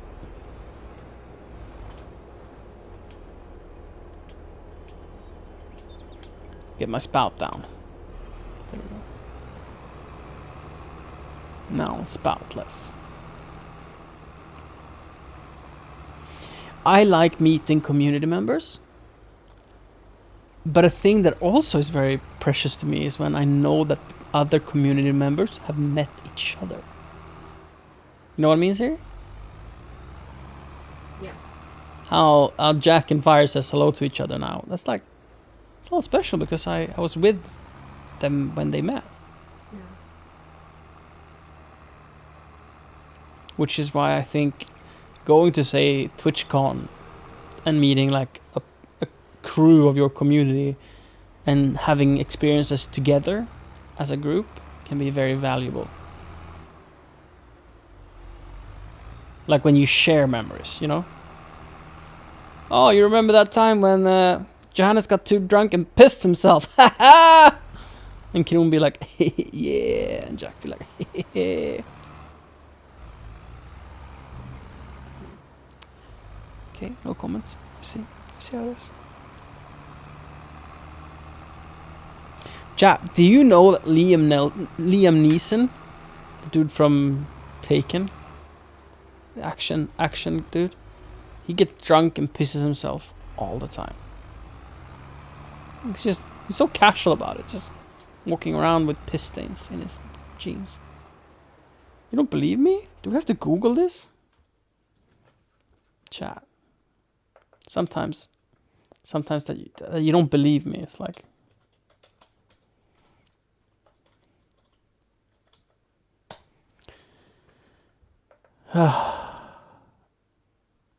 So, here we see a Liam Neeson has pissed himself. Here we see a Liam Neeson clearly drunk, pissed himself.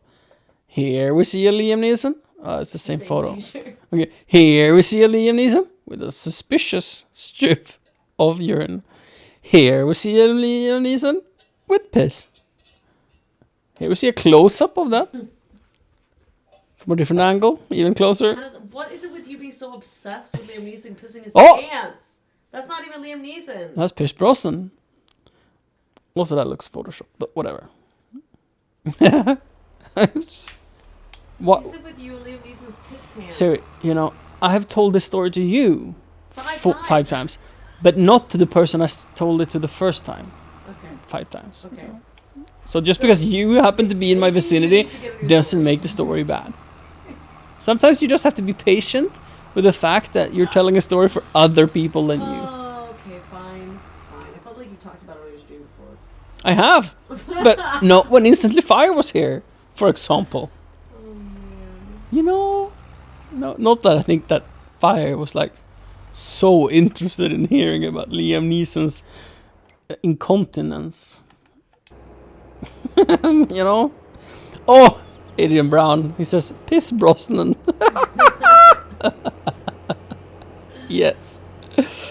Maybe that's the joke. Maybe someone photoshopped, because that looked photoshopped compared to the other photos. Maybe someone photoshopped it because of the resemblance between Pierce and piss.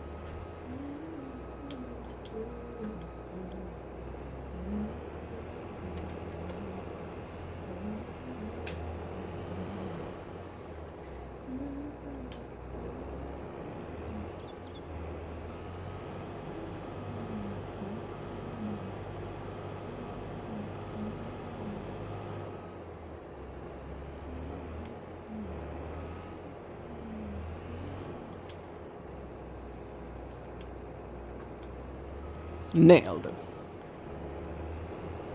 I don't know why they made head trailers so buggy in this game.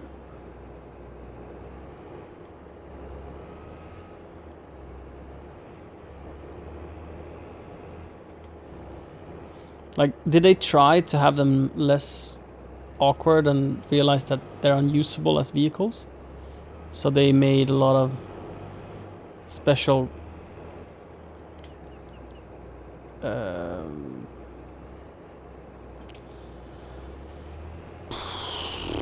circumstances, things. Oops. So what I'm talking about is the heads on the head trailers can fall off, but then they just magically transports themselves back on again. You don't have to aim particularly well. They will lay there like a dead fish on land, but after a while they'll like whoop, jump to exactly where they need to be. I wonder if they did that because it was just impossible to put them down and strap them in. So they just said that if it's in the vicinity, it's fine, we accept it.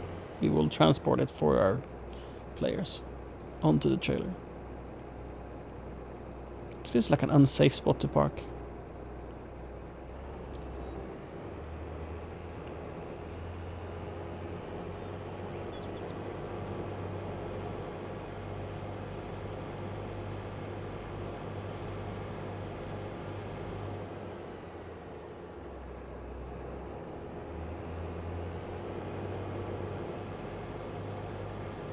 This is true, Jack. This is true.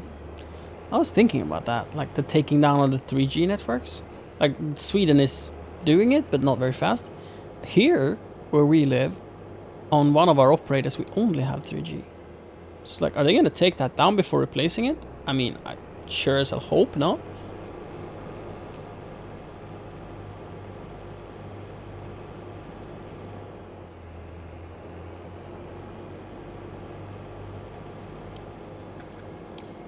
Let me check the map. If there's any possibility that one of my customers will hire me to do a job where I need this tool. Yes, there are 2 more.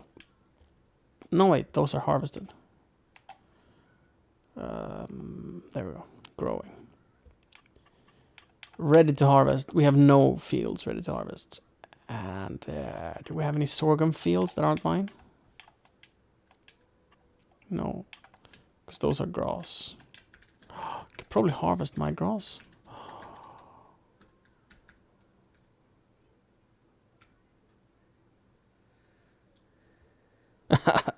Hi, Moby. I'm good, thanks.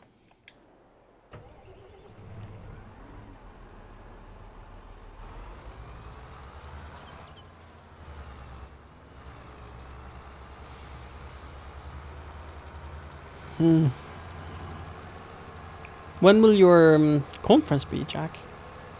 Are you booking in for some extra holiday days around it, or like free time, so you could sightsee or I don't know, smoke weed or whatever you want to do in San Francisco? Take some opiates on the street. Last week of April, right? It's still growing. Shoot some shit for the locals, you know.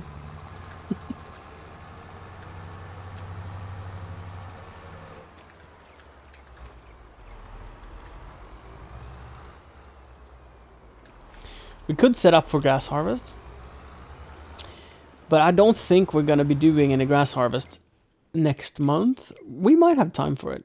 Next month is August, then we can harvest sugar beets and sorghum.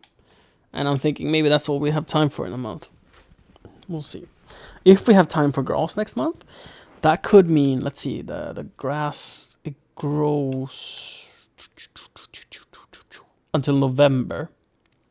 So if we get to harvest in August, we can September, October, November. We could maybe we could get a harvest of grass. Doubtful, but maybe. Otherwise, we'll get one in like February? March. Yeah, we'll get one in March and then we'll plant corn or whatever. Or unless we turn it into a wheat field or something. In that case, we'll harvest in September and plant in September.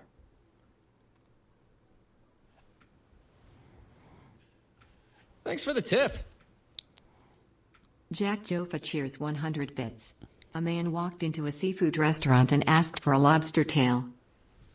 The waitress smiled sweetly and said, "Once upon a time, there was this handsome lobster." Yes. Lobster tail.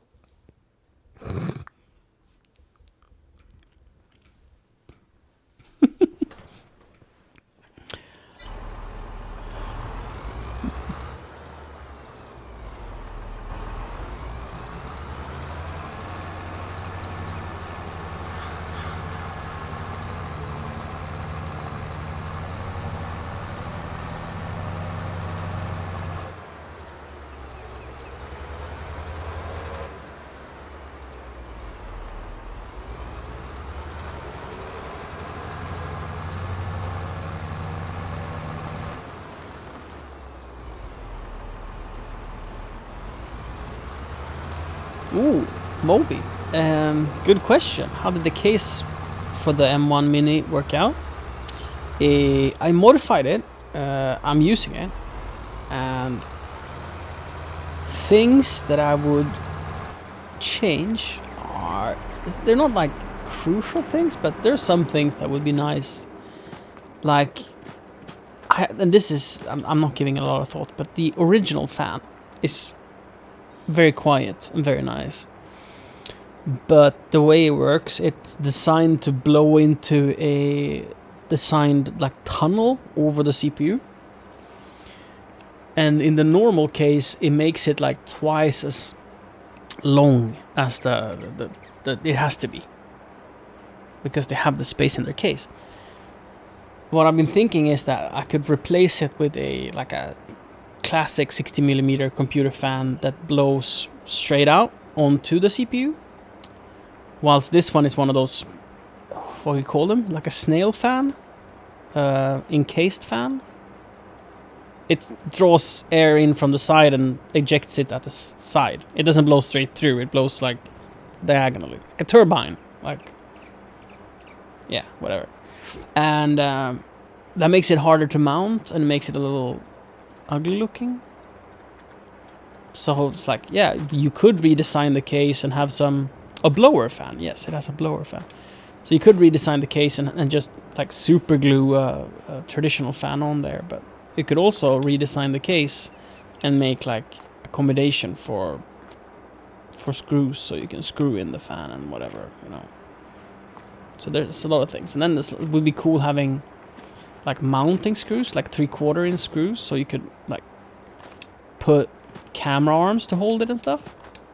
So that if you, I don't know, want to put this at like on the cold shoe mount of your camera, you could just put a cold shoe to 1/4 stuff like that. Oh yeah, it's been working. A radial fan and a blower fan. Thank you guys. You know what I would really like to do is to keep it as is until I decide to go the step further. And the step further would be taking stuff like a capture card. The capture card we have weighs 180 grams because it has a stainless steel powder coated, well, stainless, some sort of steel case that acts as a heatsink. So the capture card has a aluminum thermal transfer piece on its main chip that is connected to the case itself. So it's transferring the heat from the chip on the capture card into the case itself. And also the case makes it very sturdy. I mean, it's trying to be a professional product that you can toss around without breaking it, and it's built like a tank. But it basically weighs the same as the entire computer. So I'm like, well, should I try to build and design a case that can have the Mac Mini, the capture card, and perhaps something else, and then make an enclosure for all of that and have like a combined way of cooling it? I think that could be a way to save at least 100 grams of the entire package weight. At least 100 grams. And then it's like, okay, well, should I also incorporate the wireless HDMI transmitter? So we have the capture card in there, but also the wireless HDMI, the camera HDMI. Because that has a fan, and that fan is kind of loud, and it's not very effective because it's so small. The transmitter is like, imagine like an iPhone with a fan in it. Like you can't have a big fan. So and that case is aluminum, albeit aluminum, but it still weighs like 50 to 100 grams, the case. And then the fan is loud and awful. So it's like, should I put the Mac Mini, the capture card, the wireless capture card basically, into the case and have like internal routing of the cables and design it that way? It would be like super rugged, and it could save a lot on weight, and it could be a very neat package, and it could be like one fan for the whole thing, and having some thermal probes and maybe controlling it, like not letting the Mac control it, but controlling it with like some temp sensors or whatever. I don't know what would be the best. And when I think about what I would like to do, because I would like to do that, I'm a little bit out of my comfort zone when it comes to designing it, but I could do it if I put my back into it. And what's stopping me is I'm not sure it's worth it. I'm not sure that's the way going forward. I think it could be, but I'm not sure. Like right now, for example, I'm streaming Farm Sim, and if I want to go and cook some food, I want to be able to grab a camera and bring it with me. And if I had that set up, I could use the wireless camera because it was in that streaming PC. Super easy. And if I wanted to jump into the car, I could just take that Mac Mini case and the wireless camera and the wired camera even with the capture card, right? And just put it in the car and go. So there's a lot of intriguing parts about creating such a setup. And I'm leaning towards going that route. But then one could also argue that like it's overly complicated and it would be super easy to just have a cell phone. So I would stop the stream from my computer and start the stream off my cell phone. And then I have to figure out, okay, well, is it better having Thanks for the follow. A consistent stream, like one that is live literally 24 hours, right? Or is it better having a stream that shuts off, comes on, shuts off, comes on? For viewer retention and just overall average viewer number, it's better having a cohesive stream. Because if you get a raid, for example, as soon as you click stop streaming, that raid quits unless you're on an automatic host list, and you won't get the promotion from whoever raided you anymore. Plus, there's a lot of lurkers, right? If you're a lurker, then you have to refresh the page after the stream goes offline and online for your view to re-engage, right? So you also make all the lurking viewers not matter. And why all this matters is that, yeah, the more viewer you have, the more discoverability you have. So to set it up so you turn stream on and off could hurt your growth long term.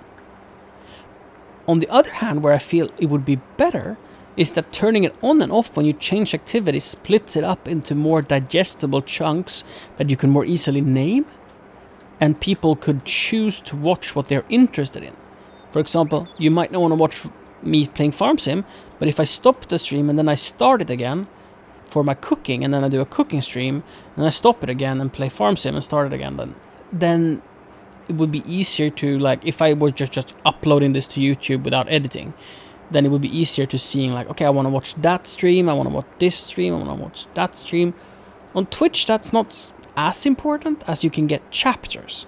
So as long as you're like changing what category you're streaming to, the feature on Twitch where you can see chapters works really well.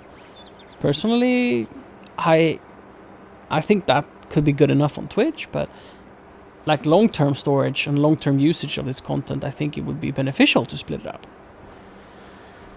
So yeah, so it's questions, many questions. I bet you this was not what you expected when you asked my question, and I'm going in a bit of a tangent, I will admit. But these are hard questions for me to answer. Clarkson Farm Series 2 trailer has been released. Siri, we can watch Clarkson Farm? Are you talking to me? Yeah. What? Clarkson Farm Series 2 trailer has been released.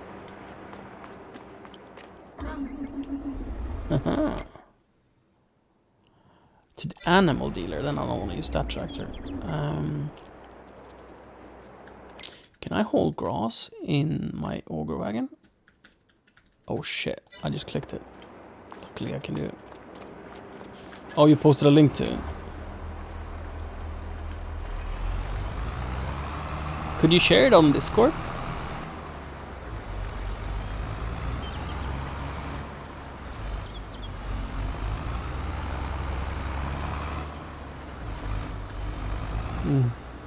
Thank you, Kira.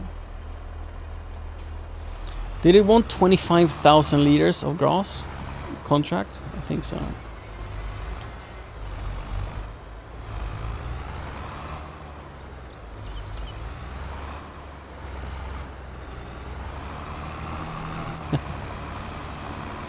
So this trailer has rear wheel steering, and apparently it's active even when reversing, right? Or is that just me? Yes, it's active when reversing. So it turns way more than I expected to. Like it really messes with my brain.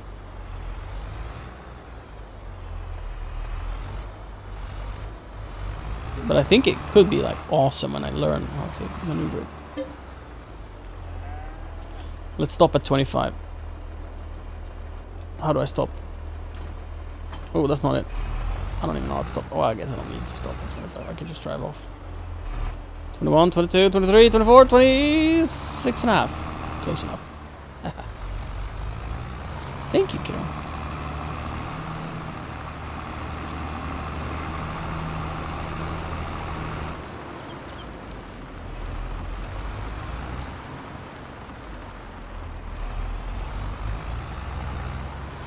Ah, same button as loading.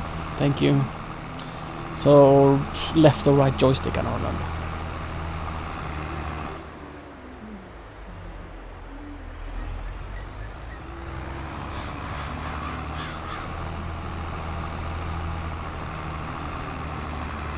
Look at my money. I have 200,000.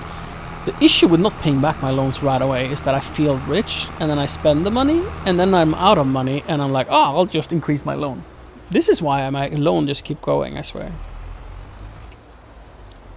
Because I sit with this capital and like burning, like, oh, I need to spend it so I can make more money.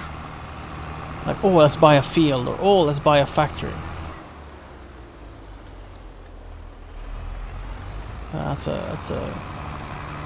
It's not how it works.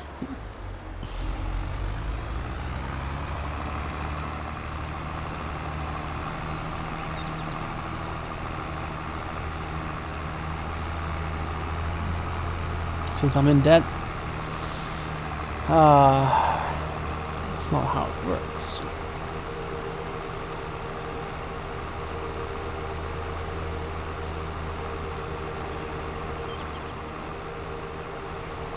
Look at that. What a beautiful field.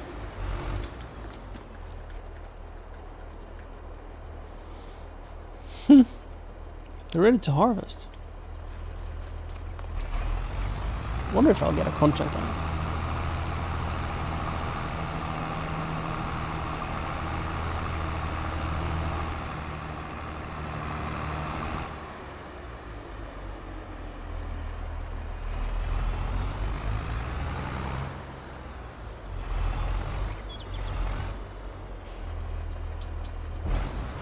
I haven't been here in so long.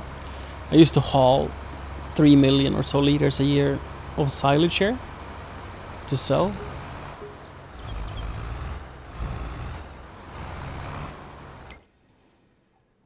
Collect. And the planks I won't make. I don't have grapes nor sunflowers. Still fun to do a transport contract. Whoa, whoa, whoa, whoa, whoa, whoa.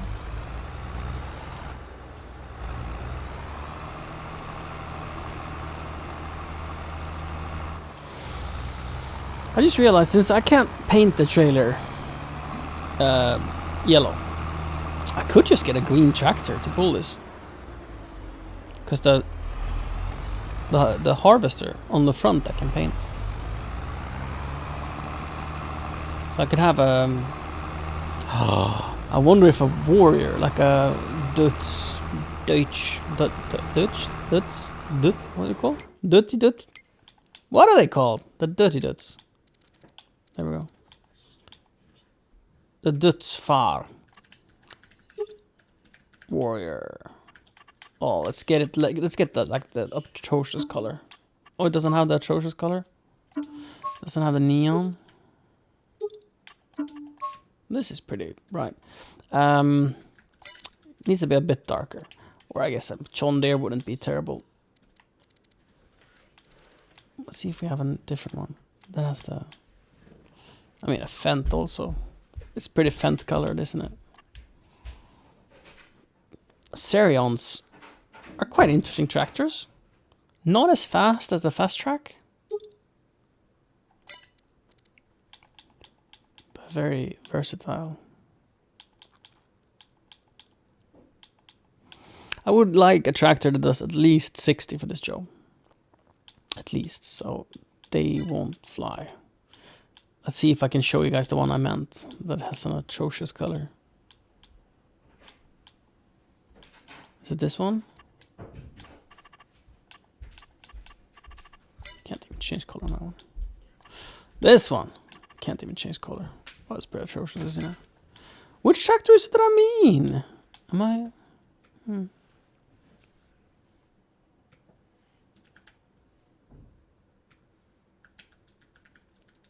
Hi, Gumball. Old tractors are very interesting. My game plan on this farm is to build an Imperium, and when I'm rich, I'm gonna buy the old stuff. Like, I want to have hubs, like, of tractors here and here and here, and like 200, 400, I don't know, million tractors.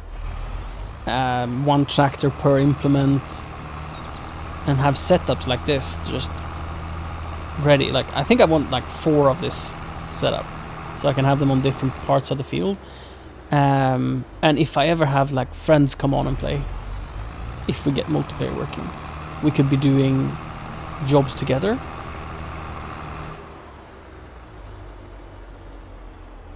So that we would like pick them up from all over the map and then do one field at a time, kind of deal. But I also want to have all the small stuff, because they're beautiful and in so many ways more fun to use. They're just not more fun when you're trying to make money.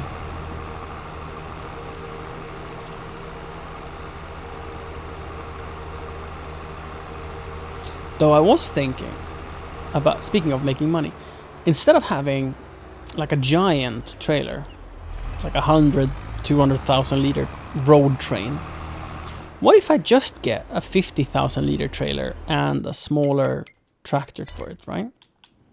Just 50,000 liters, but like, what if I get like a trailer that can do 50,000 liters for a tractor, and try to figure out like what does the AI drive the best? Would it be, say, this one is 50,000, right? So this one behind a truck, would AI drive it well? Or would AI prefer a, like if I hook it up with a dolly behind a tractor? Or would they prefer a closed trailer with 2 axles over 3 axles? Would they prefer this? Would they drive that better?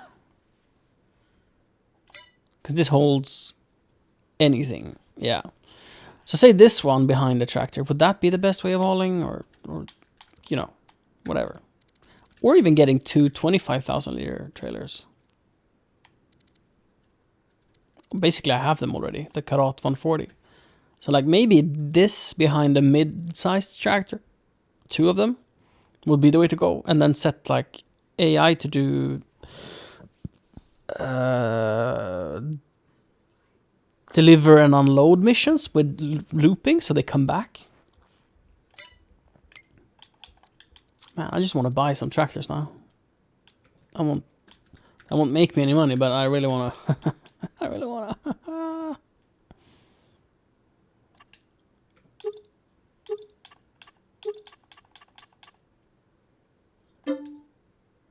Oh, I clicked. That was a mistake. Yes, it's this one that has the colors. Look at that color. Ah, ah, ah. Boom, boom, boom, boom, boom. It's so atrocious. And it has matte green. There's like 2 different worlds of color.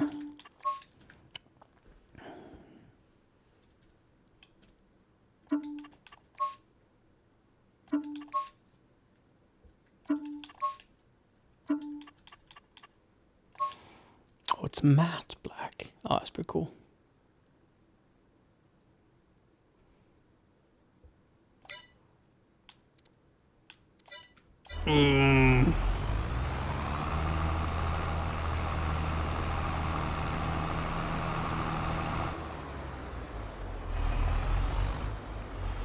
I think it's very fascinating, Kron, what keeps us interested in playing this game.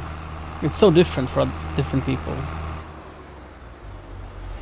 But I feel like I found my purpose on this save, and like I get tempted at playing other maps. I do. Let's deal with this tree.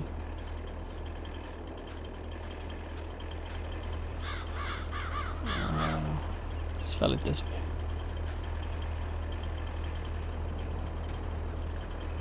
Why can't I fell it? Is it too big for my chainsaw? No, I couldn't fell it that way. Oh shit, it's gonna hit my truck.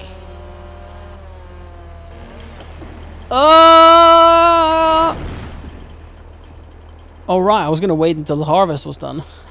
So I didn't risk ruining my harvest.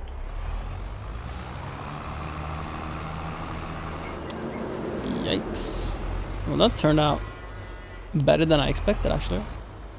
After I realized I kind of made a mistake.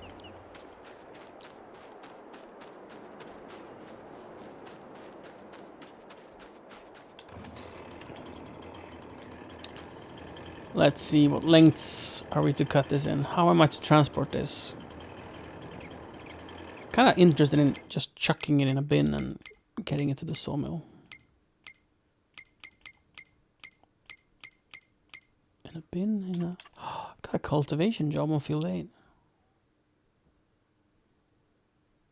Let's wait with accepting it a little bit. Because we need wood to our sawmill. So it would be a good spot to put it. So I guess we could do 6 meter. I need to bring up the help window.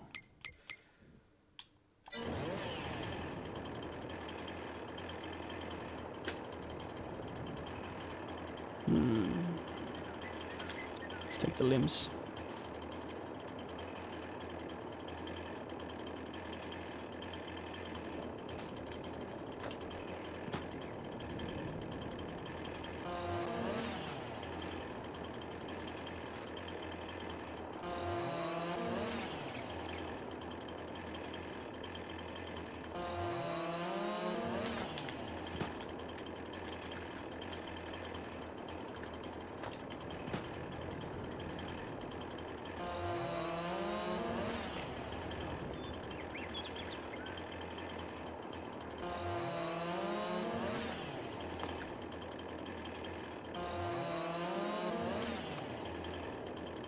I like how this is like a larger limb than a normal tree.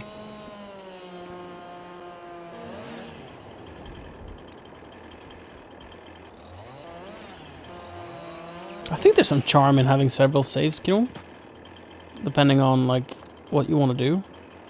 But I also think it splits your attention a little bit, and I'm curious to why that makes it better. Well, rather, I'm curious to how you could make it one save. I'm curious to how you can consolidate all of your effort, all of your care, into one map that you make a most wholesome and beautiful thing for you.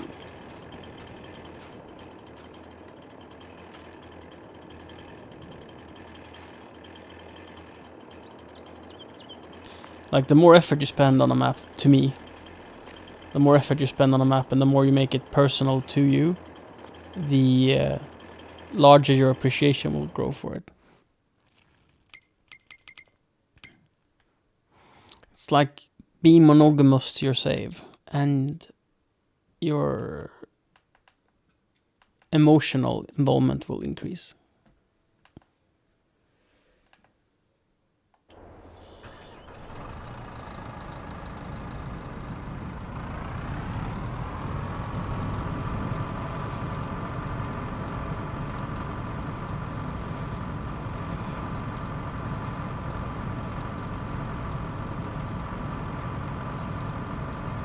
Ooh, when I get downhill, I want to try to see if I can load this trailer on the new lowboy I bought without any drama.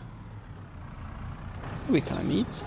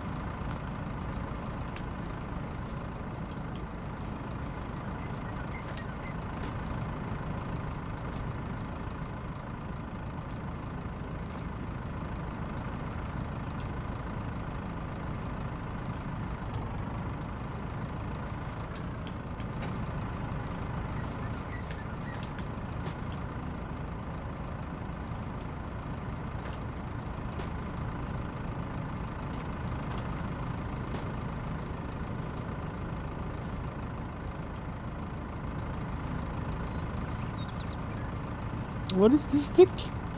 This is for playing with your dog. What is this stick? Fetch, Pluto. Fetch.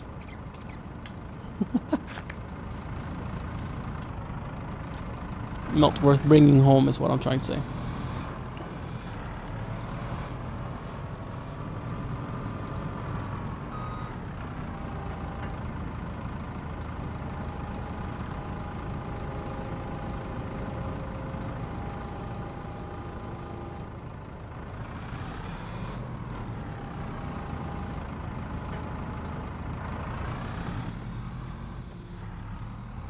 I think I'm getting caught up on the branch. Ooh, wow, too wide. Oh, I could have driven better. Right. So I'm gonna try to do this without chopping the tree down, which would have been my default. Like, the tree's in the way. This is my fault.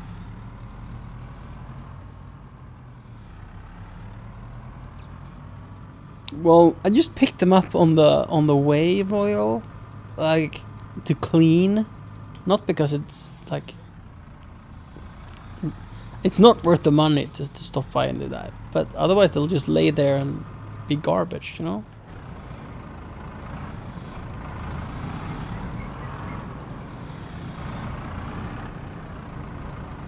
This is very risky, but we'll try it.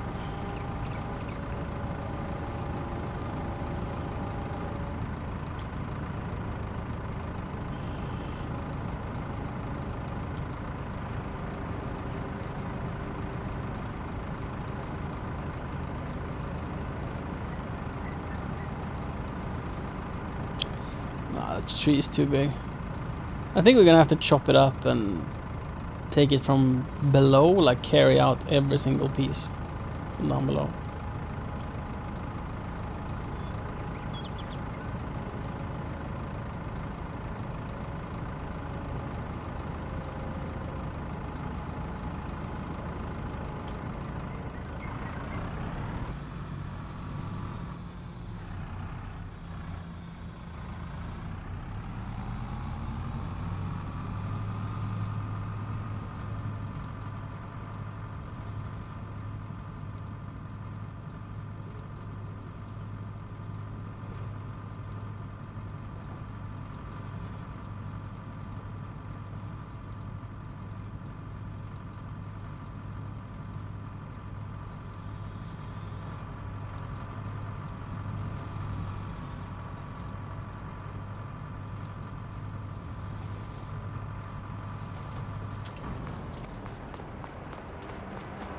I guess this would be kind of useful to have, but let's ignore it. Oh, let's put it on again and disconnect the chopper.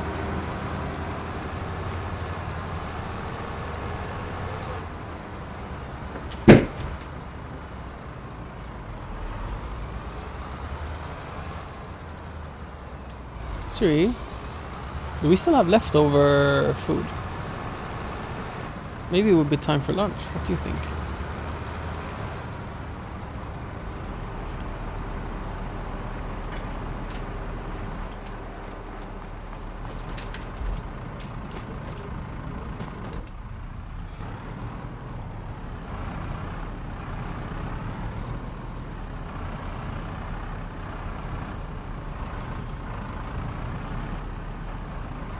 It's a little short. But I mean, it works. Maybe it's the perfect size, actually.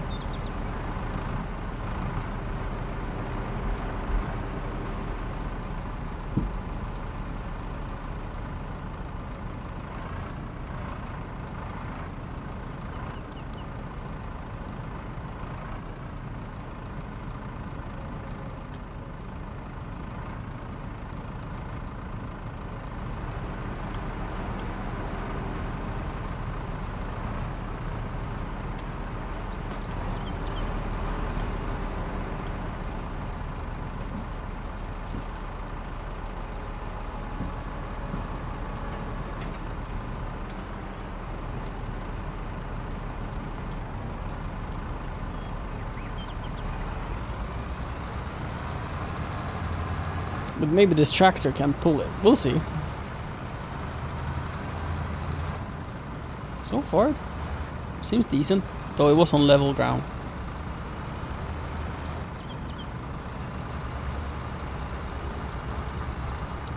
Though it is more of a job for a 500 plus horsepower vehicle, for sure.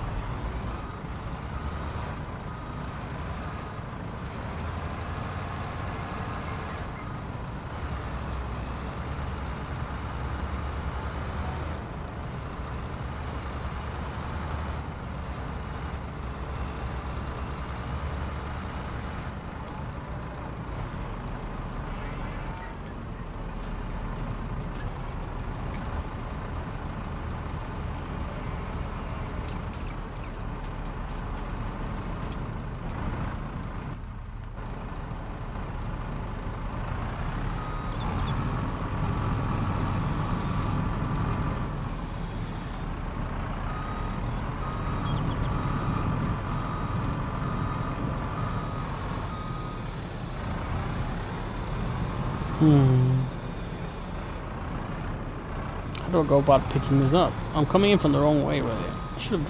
Wow. Damn it. Have I split it up? Or did I think that I would do that afterwards?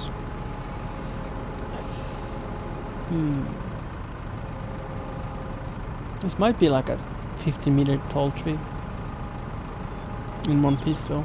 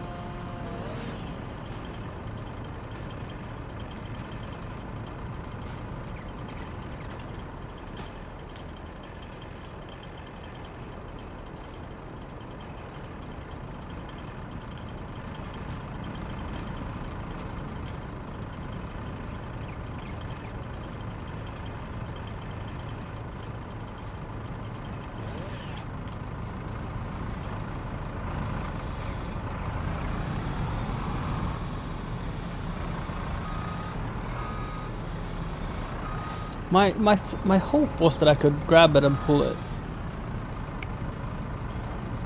so I can move it to a better spot.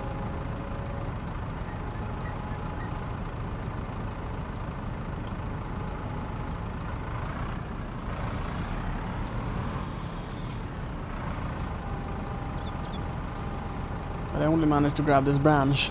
Well, that's something, I guess.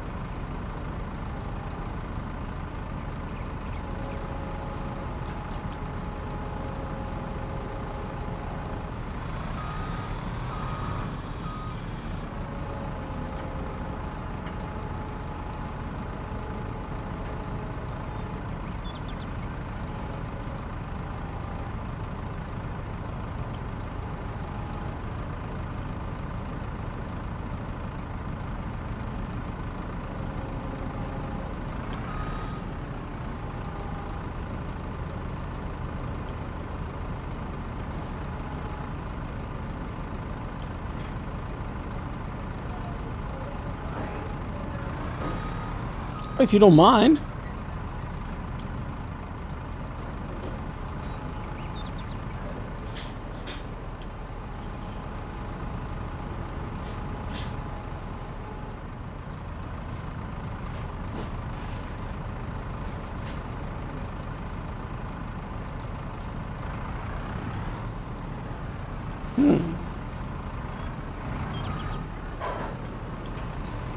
That piece confuses me. Maybe because it...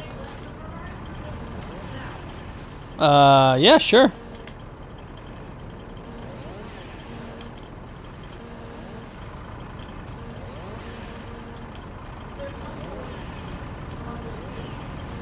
The- Yeah. That is weird.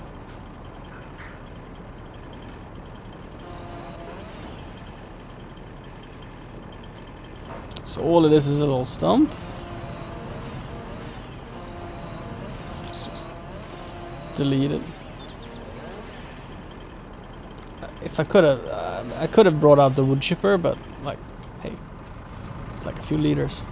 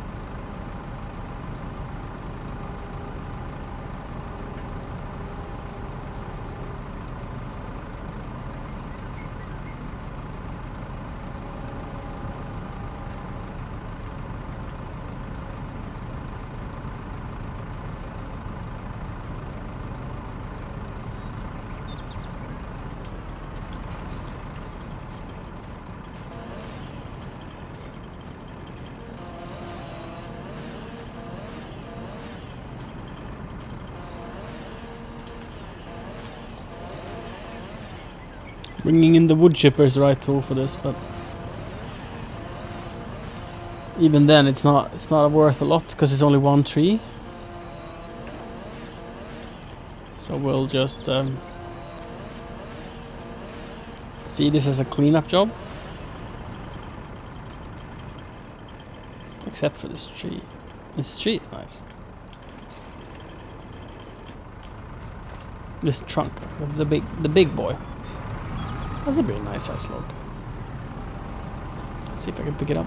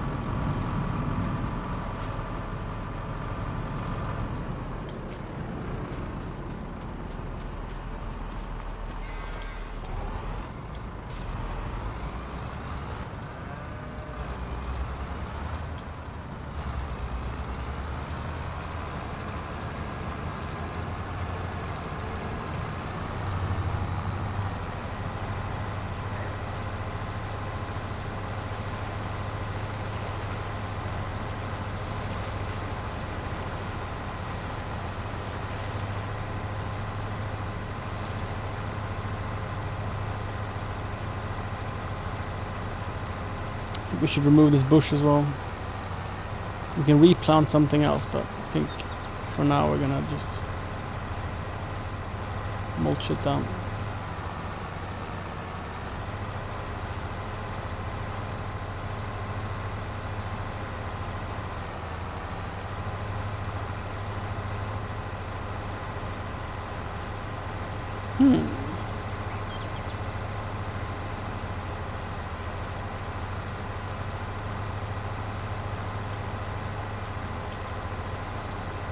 Wonder why that doesn't work.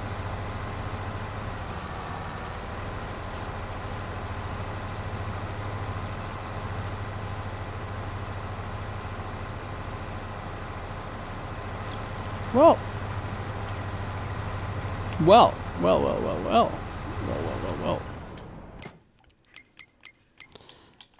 The bush will not win. I will win over the bush. Haha! Defeated.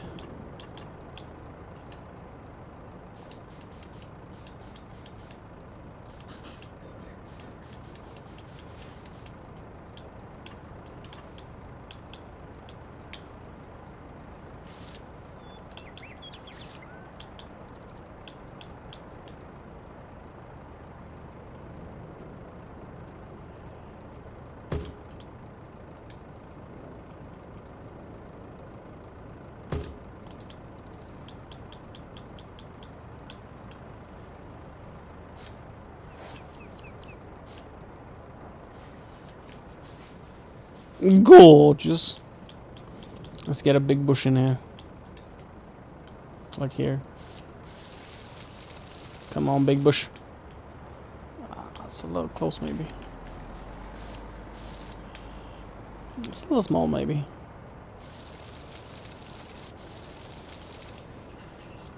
That's better. Haha!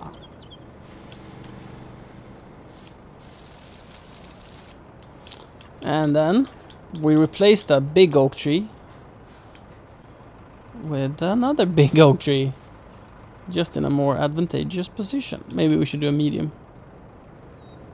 And again, the branches hang so low, and the big oak tree is beautiful.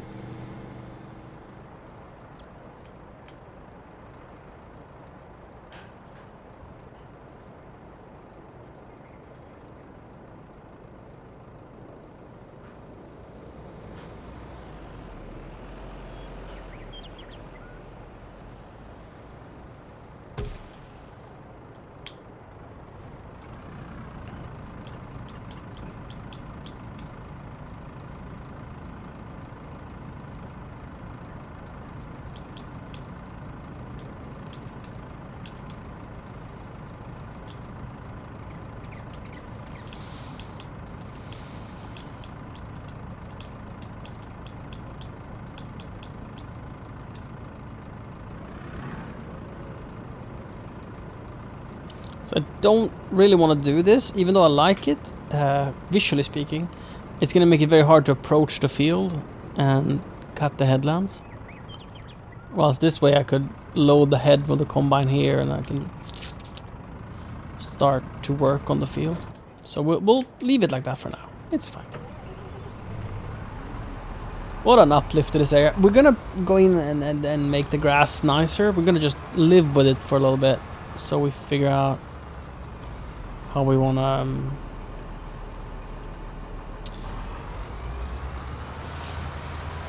decorate the area further, and if we want to do more landscaping. It's quite a steep hill up there. Let's actually do some of the leveling right now. Soften.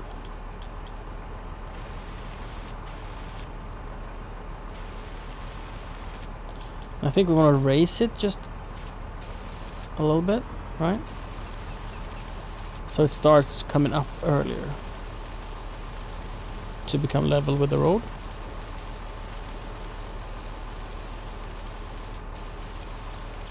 And then we're going to soften all of that to make it more natural. Still a bit of a lip.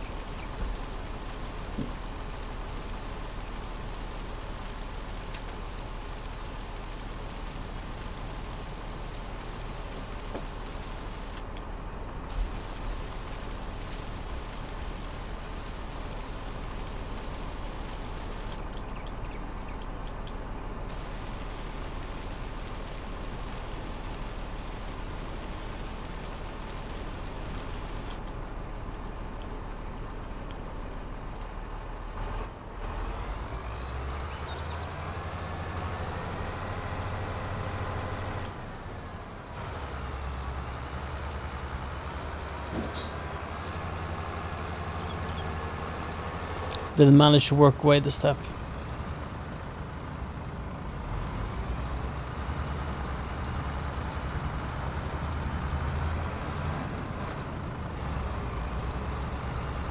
Whee!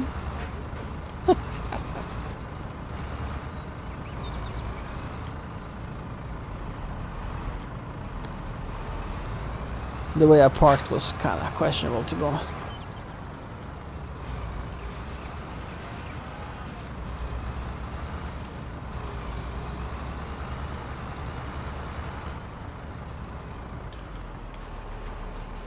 Now let's get the harvester up here and see if we can go to the yard with it. Should we try reversing up? So we have this beautiful flower going forward.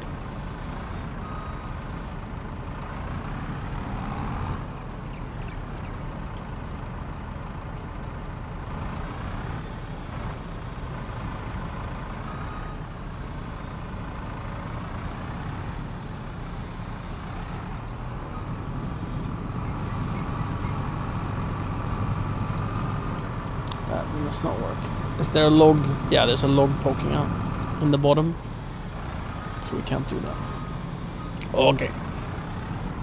Yeah, there's someone has loaded logs that have a lot of branches sticking out everywhere. That aren't really suitable for this kind of harvest forwarder. Therefore, I couldn't reverse it.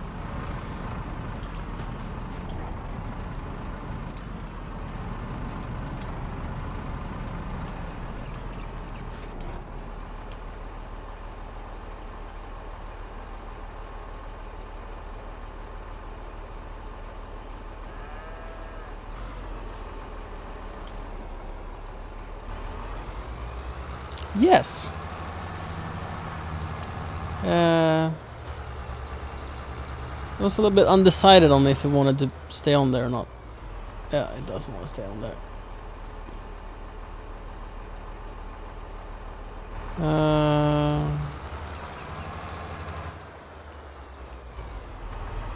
Let's try now.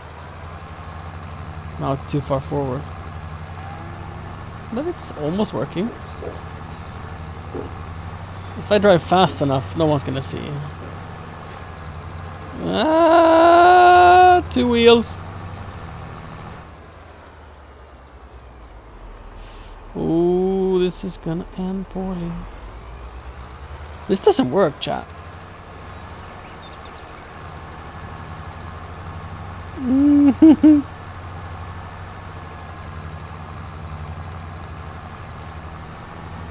And this was all in the process of saving time, because the forwarder can only drive at 20 kilometers an hour.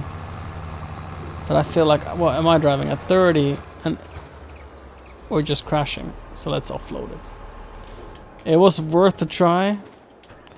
And if it works so poorly because of the logs we have on there, or if it just doesn't want to work, I don't know.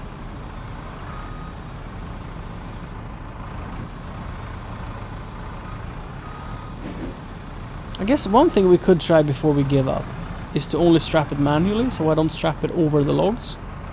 Because the logs could be finicky. So if I strap it here and there maybe,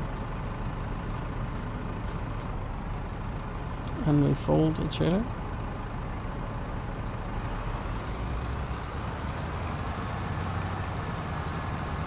Instead of strapping it over the logs, because then it's so many elements that just want to go all over the place. So many objects. Oh, and I need to change tractor as well.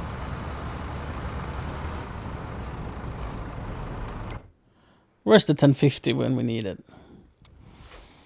Because the straps went like over all of the logs. And that could be causing me some issues. 1050.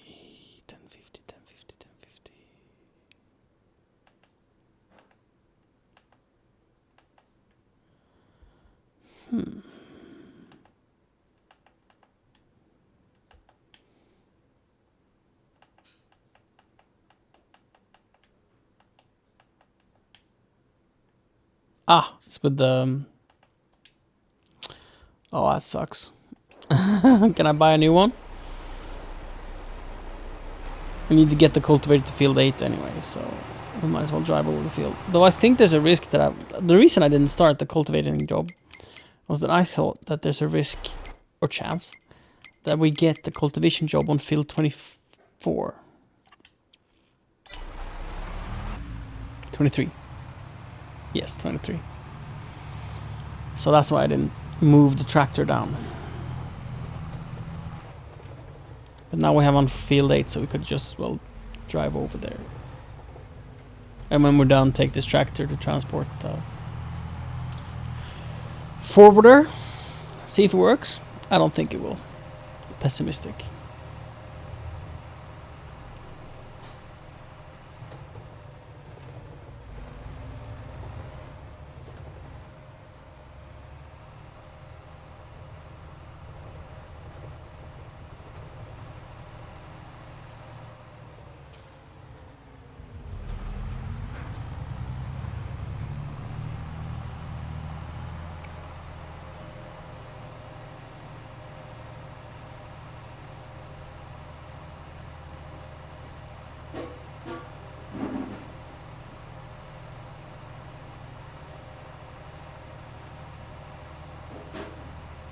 Let's see, is field 8 the first one to the right after the bridge?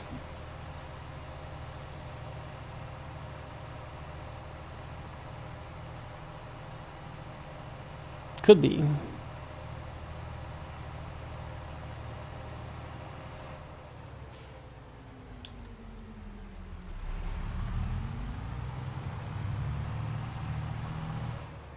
This one here.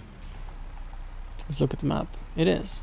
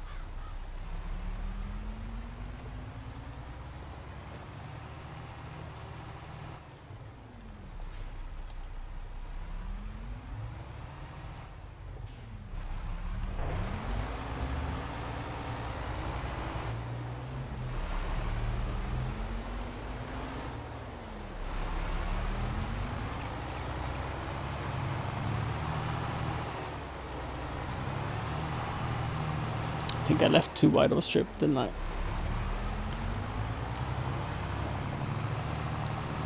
Oopie.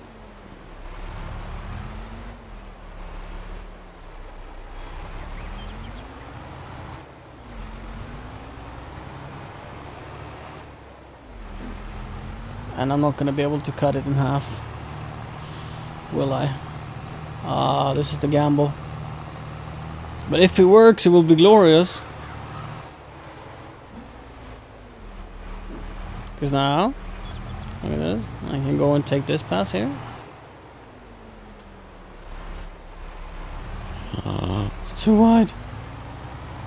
In case it's gonna be too few percentage, let's make sure we at least get full on one side. Almost on this side. And then I'm getting it here.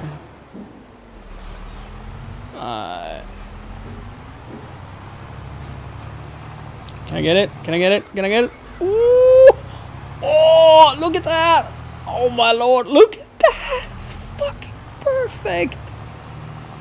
Oh man, all the hours on the lawnmower.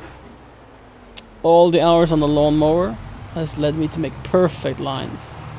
Oh, look at that. Look at this, look at this, look at this. Oh, so nice. Dude, this tractor is fast.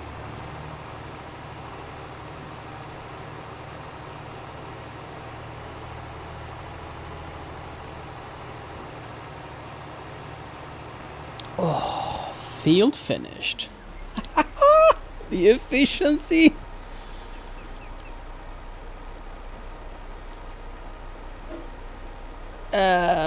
Yeah, we have a stone collector. So this is a contract though. This is not my field, which is why it looks like shit. If this was my field, I would use a rock picker to take the stones out. The stones being in there hurts the implements. So it increases the wear and such. Strawberry ice cream, 23,000 liters. How many do I have? Dude, I think I sold it. But I think I had 23,000 liters. Damn it. Or close to. Middle of the summer, of course they want ice cream. So I don't know if you're getting the extended wear when it's a contract field. Perhaps the game is like, because I can't do anything about it, right? So it's like, am I not gonna do the job for my neighbor, or you know, how am I gonna relate to it? So I don't know if it's the increased wear is active on the hired fields.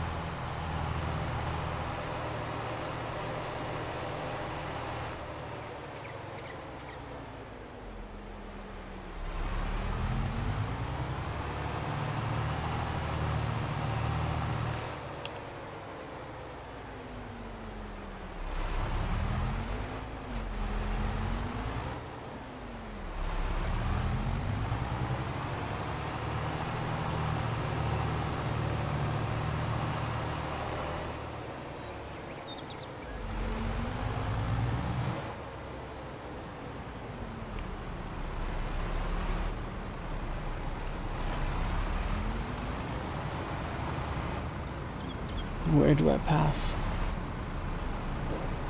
Ooh. That's tight.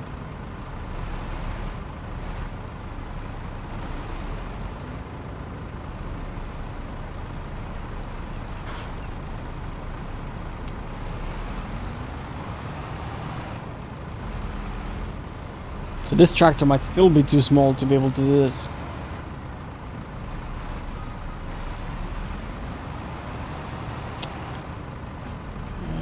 Yes. What now? Oh, speed! Speed! Speed! You know, whatever time I'd save from putting this on a trailer, I think it's lost in the struggles and the fighting and the failing. And like, I'm thinking that 20 kilometers an hour is too slow on the forwarder. But this is only 7 kilometers an hour, so it's slower.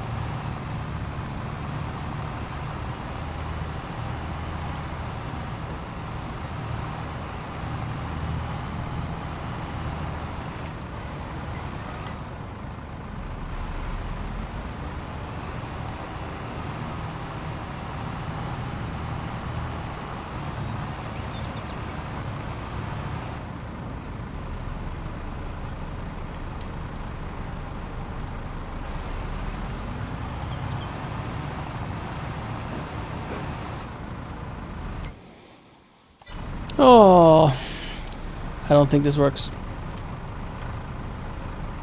Oh, I don't need to unstrap it.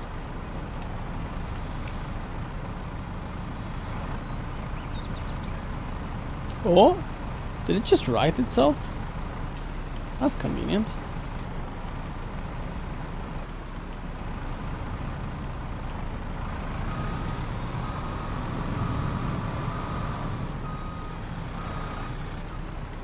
I mean, maybe that would have worked better if I didn't have all the logs on there.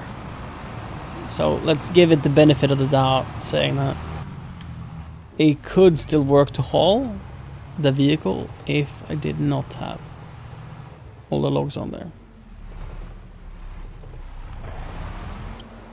If that is true or not, I don't know. But it's possible for sure.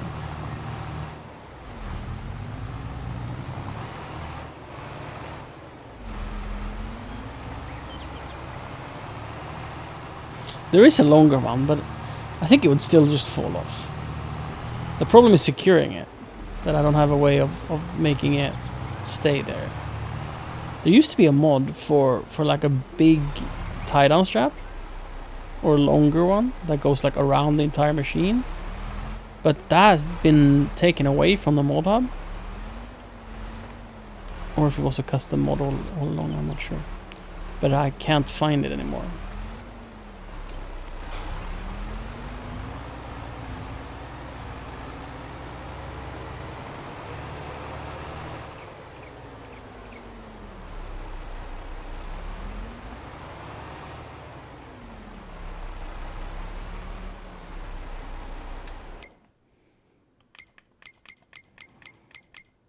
Because the equipment that I put on, I've tried different stuff, and they all seem to want to slide off.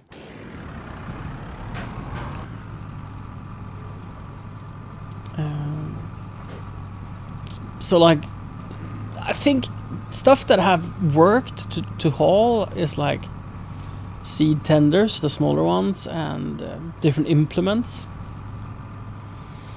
But since this machine weighs like 20 tons, the straps are not enough to hold it. The trailer is not a modded trailer.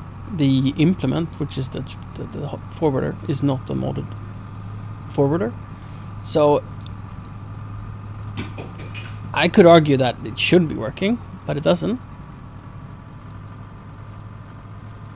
But maybe it just doesn't work for this forwarder. Maybe it works for a different forwarder. Maybe it doesn't work because I have the tracks on. Maybe I need rubber wheels. Maybe it needs to be empty. Maybe it needs to be folded. But there's a bunch of different things we can still check out to see if we can make it work.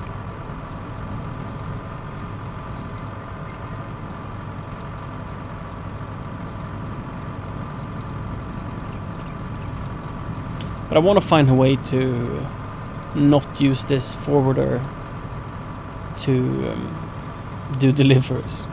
It's not what it's meant for. It's meant to get stuff out of the woods and then be loaded onto a truck or something. You know?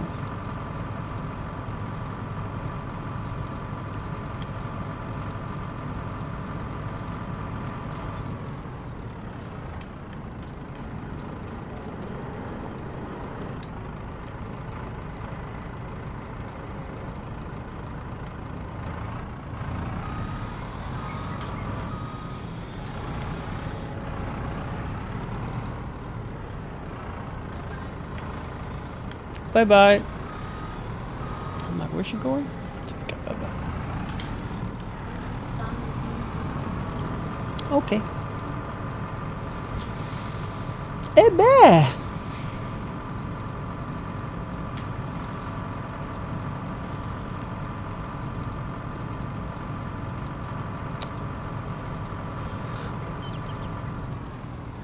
All right, we gotta start the thing again.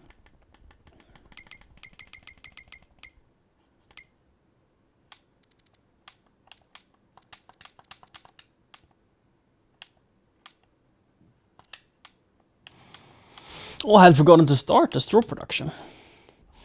Right, let's see how quickly it reduces its straw content. We set it up in July, and then it was absolutely full to the brim. We'll see how it would be in a month or 3 or 5. Royal, have you ever been curious to play Farm Sim? Or is this just like not your pace of gaming? I didn't know this had reversing light that turned on automatically. That's pretty neat, actually. I didn't know that. Who has parked this? No, wait. I thought it was parked backwards, but it is not. It's the right way around. Sheesh.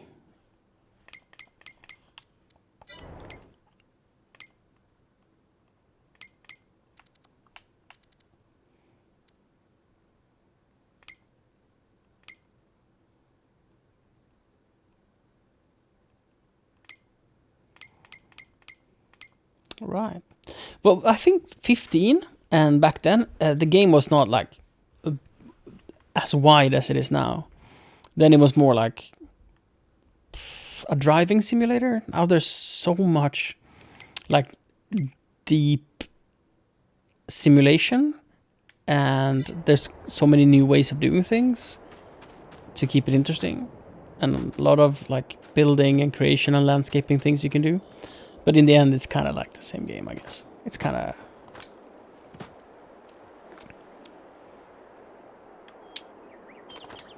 For me, I enjoy the setting up the processes. And what I would like out of a multiplayer experience is just having a game to relax to as you're hanging out talking about other things, like Minecraft. This, to me, would be like an awesome Minecraft replacement. And they would serve the same function as they would sort of allow hangouts. But I haven't managed to get the multiplayer working, so we can't even do that. But, you know, maybe someday. And it could be some of my mods, so we have to try to turn off some of the mods to see if we can get it working. But if we can't get it working, one thing we could do is to just always start a new game save. So I play on this one when I'm alone, and then we have like a co-op farming situation going on separately to this. That could be a thing.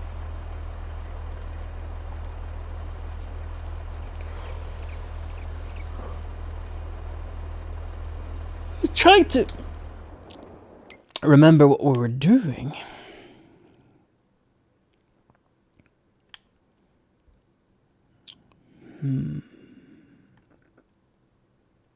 Cultivated field 8. Collected straw. We're waiting for the cotton harvest. I guess we could put out the cotton harvester.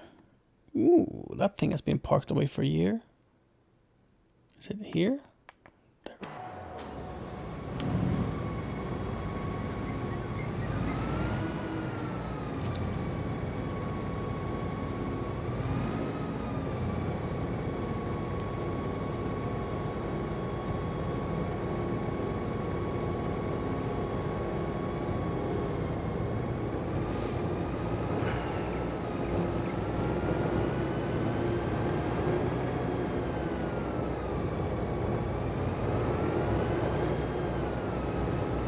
Oh, and the harvester's just standing there as well. Oh, the combine, I mean.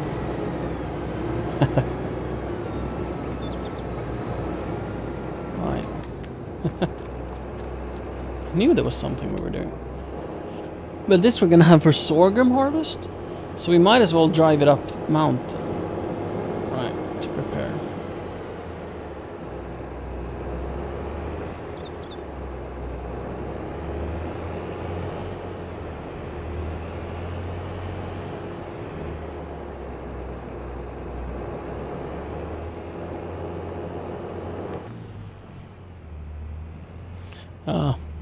Compulsion.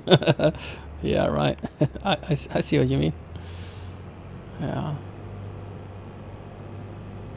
I see. Wow.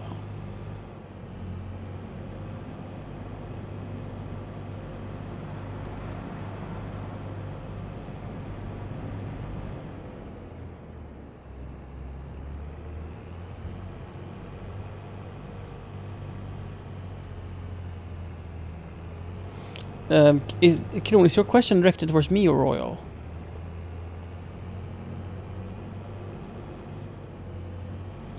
community rather than smaller groups of different farms. On this map, it would be one company for me. So what I mean with one company is like this game, you can set it up so like a map like this, right? Anyone can buy any piece of land and own it, and then you could decide to farm together and share profits, or you could choose to do completely separate gameplay but on the same map, and then you can decide to hire each other's, and you can have like a contract. So like, oh, if you do this for me, I give you $5,000, and then any one of the players on the server can say like, hey, I'll do that job for you, no worries, piece of cake. So what would I like from a multiplayer server? I could be fine with both. It depends on the setup. The issue with co-op is that the issue with separate farms is that if someone is playing a lot and someone is not playing a lot, all of a sudden you will be out of maps to buy or farm land to buy, right? It's very easy if someone has a lot of time to play to create a situation where there's just one dude who owns the entire map and gets a monopoly of things. But sure, you might say like, oh, some are interested in doing that and some are interested in doing this. So it will naturally evolve into a space where some people just like farming and some people just like,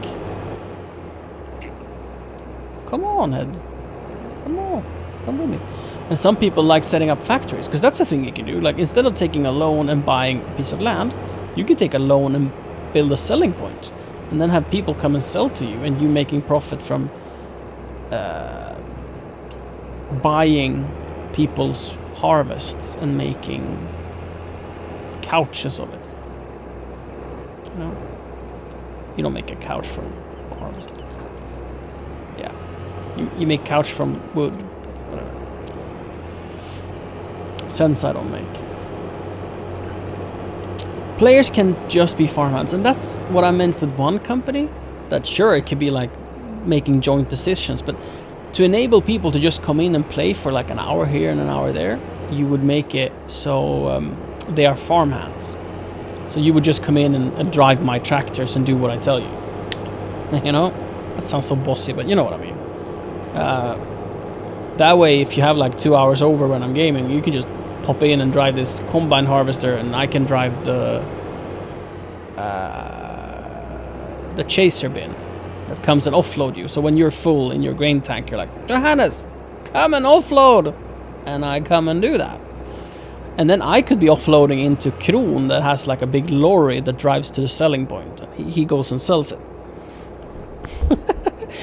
That is what's so interesting about it to me. That's like, yeah, sure, it's a really cool idea to have a world like, say, serious Minecraft server where everyone does their own thing, and you can go and visit each other, and you can role play, and you can like come over and have tea or whatever and look at someone's farm. That is really cool as well.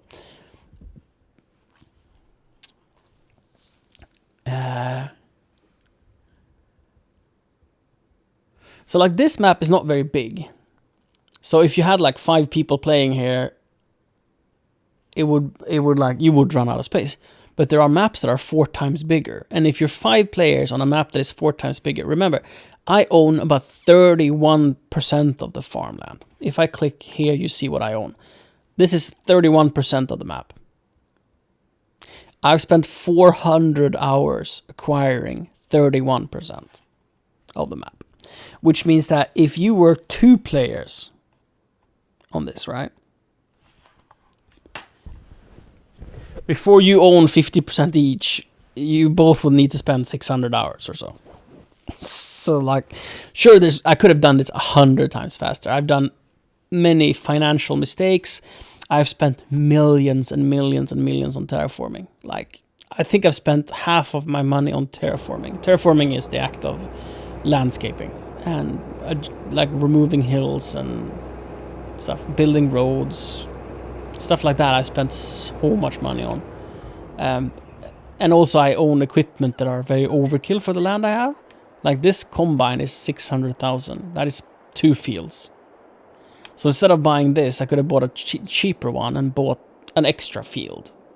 And that extra field and the smaller combine would have made me earn more money faster. So I could then upgrade to the bigger combine. So there's like, if you were speed running this, you could have had twice as much in half the time. Easily. But what I'm saying is I've enjoyed myself for over 400 hours. And I haven't even explored the whole map. There's places that I have never driven. Like, I don't think I've ever been on this field here. These never been. Like here, I don't think I've been. I've been up here once and then down again, but like I don't think I've been here. So yeah. There's so much more to exploit before this server is like fully utilized. And it's like, you can be so many people as well, because there's so many jobs. You could be one person who just sort of fuels and cleans machines for you. And then like, you could start the next process right away. So when you're harvesting, one person drives the harvester, one person drives the auger wagon, that then drives to the end of the field and offloads into a truck. That truck then goes to town, sells. And then you can have a fourth person who comes with like a straw collector and collects the straw. And then you can have a chaser bin for the straw collector. And then you can have a lorry for the straw collector. Now we're talking 7 people to do a harvest. But at the same time, you can also be starting cultivation of the field or plowing of the field. Right? So that's 8 people. And then you can start rock picking. And the rock picker needs at least one person who offloads his tank and then goes to the selling point for that. So you could basically be 10 people doing it. More than that, it's kind of like superfluous, as you can't plant right after, most likely, because you can't. I'm running with seasons, right? So you can't plant in the winter. But I guess you could do a grass harvest, so you can lay down grass, you can fertilize the field, lay down grass, put in lime, stuff like that. So it's like so many jobs you can be doing sort of as a machine together with manual automation, and like just have fun.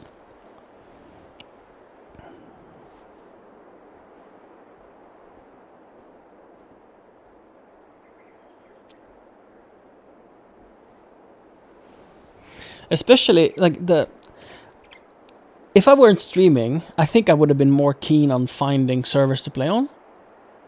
But the problem with finding servers with people to play on is that you need to get along with them as friends, otherwise what's the point? And that's kind of daunting, and you need to find someone that is like try hard enough, but not too try hard, just right. Where you get along, and like any game, no matter if it's Minecraft or CSGO or Farm Sim, finding these people are difficult. And when streaming, I'm finding myself very satisfied playing alone. But I think I would prefer co-oping with a big group of people. Either co-oping or running it as one farm together. Well, I guess that would be co-oping. Yeah. I guess that would be called co-oping. Whilst the other is like you can have separate farms and make contracts for each other to help out.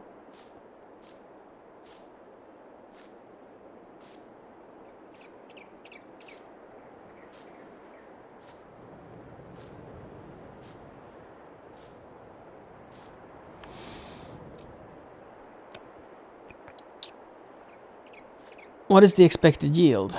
4.9 tons per hectare. That's good.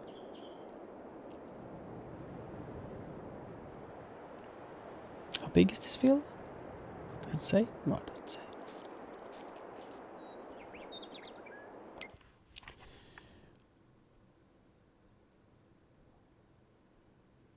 What is this? Oh yes, it's the... That's very scenic. So you can walk in a field without breaking the crops, but you can't drive in it, because then the crops gets run over. Look how scenic this is. And with the max render distance, so you can like see across the lake. That's glorious. And I have planted forest, so the little bit of tree here will be extended, like all of this. I'll show you. Look at this. So this will be open, going down there. But here, I've planted spruce. This is spruce. That's a pine. This is spruce. So this is a spruce, and all of these are spruces. So this is going to be forest. And then down the hill, I've continued like all the way. So it's going to be more like cozy feeling. You will still be able to get these vantage points where you can see across the map, but it won't be as barren as it is now. It will be more like up here, where the trees are a little bit more dense. Yes, when you're placing trees in landscaping, they cost a few thousand each. And when you plant them, they cost $20 each. So if you intend to do it for profit, right, which I am, when planting them, they're very cheap. But you can't control rotation, for example. So this is for profit, and my idea is that I'm gonna plant huge swaths of trees, and then do a mix of selective harvesting, just taking down a tree every now and then, and doing more large-scale final harvests. So imagine this spot here, under the trees to the road and over. Like imagine that half boob or whatever you would call it. If I were to plant that and up here and over there, so this whole thing is forest, I could see myself coming in and harvesting this whole area at once and then keeping the rest around it. That would be pretty fun, I think. Because it takes 2.5 years for the spruce to grow. So it's like, it's going to be bare for a long time in-game. Like, the way I play, the pace I play, I don't even do 1 month per stream, and I stream 5 days a week. So it's like, it would be, wow, like 15 weeks of gameplay. The math probably doesn't check out, but like my point is like it would be months before I see that grow with the pace I'm playing now. There's no reason I couldn't play faster. When I say play faster, I can change the time scale, so just times moves faster. Like look at the clouds; they're like moving so fast, and all of a sudden it's 2:30. But I could also choose to just go to bed. So now at 2 p.m. it's a little early, but I think technically I could, and then wake up in the morning, and then it's next month. It's 24 hours per month the way I've set it up, but you can set it up so it's like 30 days per month if you want to. But I find myself having time enough to do all of the chores in a month in a 24-hour period because I'm playing on 1x. And this is just the balance. I've tried different. I tried the 10-day month with 10x time. So it was more like day-night cycles. That was kind of fun because I did a lot of the farming at night. But also, farming at night is something I just want to do sometimes because maybe I have too many tasks. If it's like, if I need to finish something, for example, when you're harvesting, if you wait too long with harvesting, your crop will wither and die. You can't harvest it. So if that happens, having the stress of having to farm through the night to get the job done is so much fun. It adds to the experience to me. But if I'm gonna be spreading lime, doing that at night sucks. Dojian _subscribed. Fact of the day: the thyroid gland regulates the body's metabolism, while parathyroid glands regulate calcium levels and have no effect on metabolism. Yes. The body is fascinating, Dojan. Thank you for your sub. Tier 3? Coco Omega.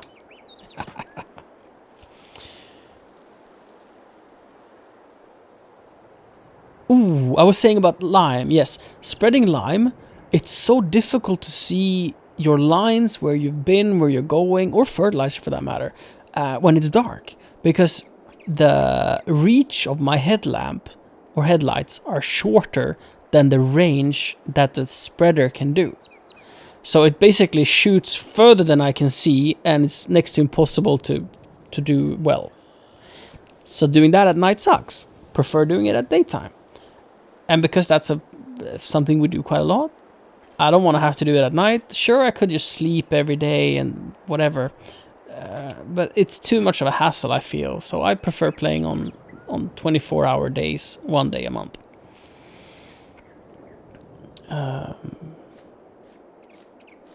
So yeah, this is like I have to go around and wait for a couple of months in real life before I get to see this come into fruition. So all of these trees are planted. When I bought this field, all of this was grass. So this was a meadow over here, all the way over there. And then I divided it up into 5 smaller fields. And I planted this grass around the edges, and I made this gravel road, and I put down these trees. Because when you come driving here, right, and you come in, oh, we have some deer. Look at the deer. They're just grazing in the woods, and one on the road here. Let's shoot it. When you drive through, it's nice having deciduous trees rather than conifers. So, and these look pretty, and I could rotate them and put them in just the right position where they create nice dappled shade. So when I get to walk through here, I have this nice dappled shade, and it's awesome.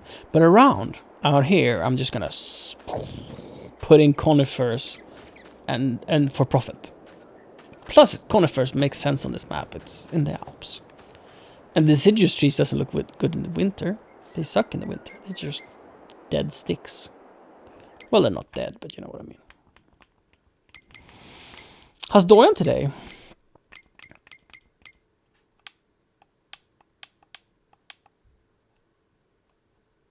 Oh, one of my trailers have 0% health.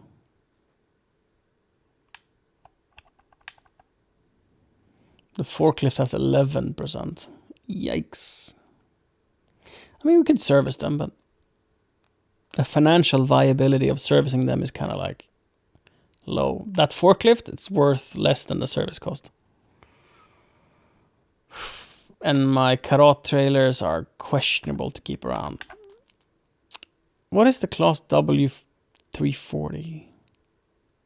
What vehicle is that? Oh, it's the front weight. Never mind, it's just a weight. Who cares? Q7M is unviable financially. Wow, I never use it.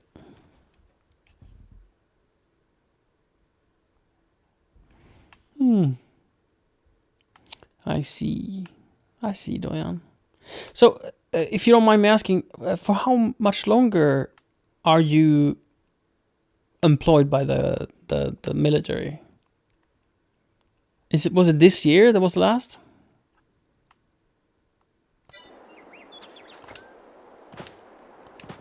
I bet you that, like, the fact that you need to look for a different job, right? Less than 7 months. It probably is both stressful, but it's going to be like the best thing going forward. Like, I think you're not going to look back and like, oh, I wish I didn't do this. I think you're going to look back and say that you're glad that you were forced to do this.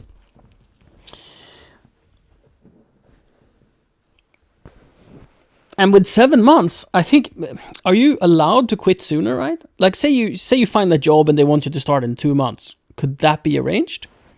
Like, is it too early to start actively looking?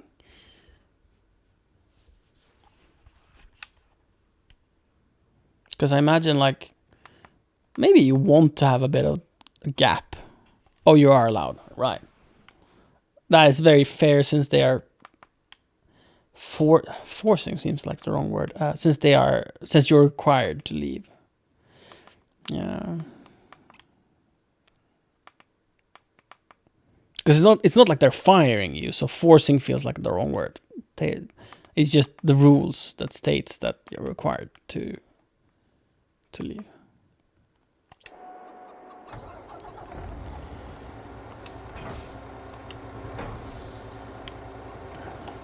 I think that I don't have any more tasks at this time.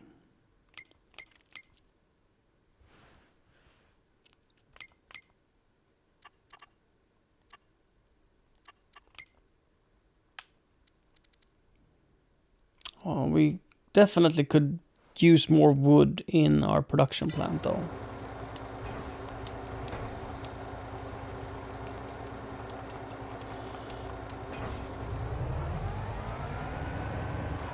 Where did I put my trailer for that? Not sure. Oh, I remembered.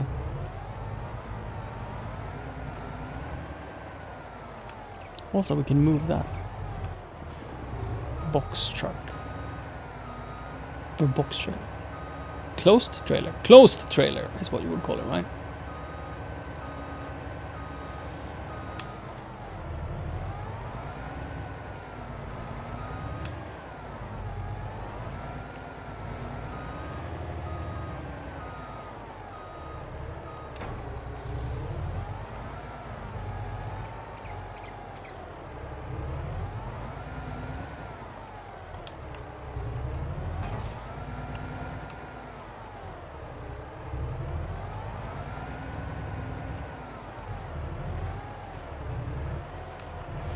Hej Joppe.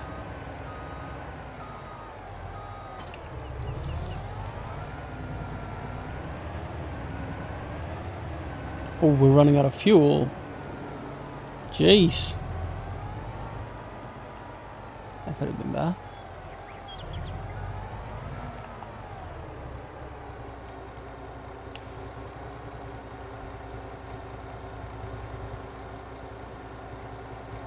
I wonder when I'm gonna fix how uneven it is here. That's like what the someday.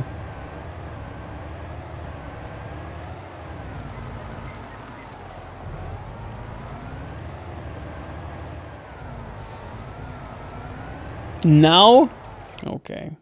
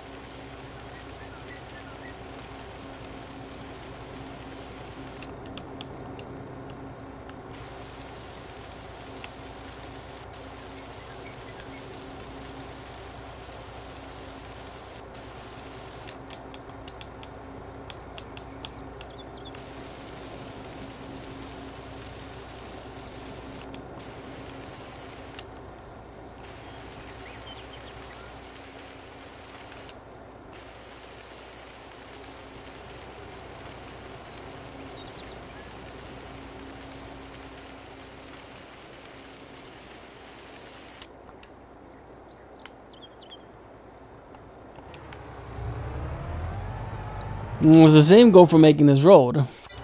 That now is the time to do it. As I've been putting it off for so long. Are we gonna do forest ground or dirt? I want to try forest ground. To see how that looks when we paint it with grass.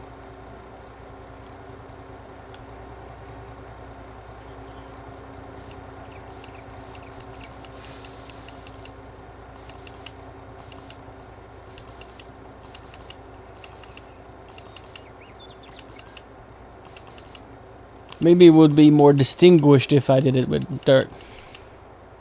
Like separated from the rest of the forest.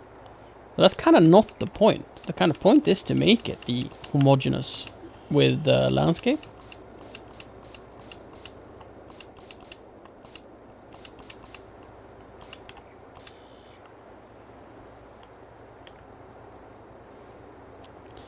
Whoa.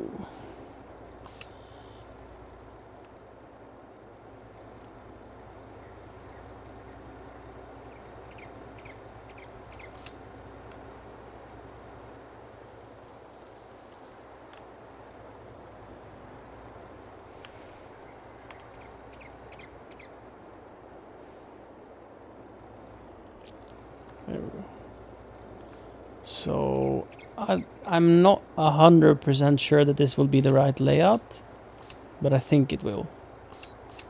Like going down and then around.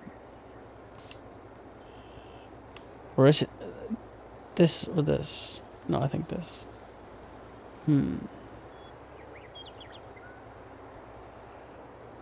No. This is where it's at. Yeah. It's higher up. So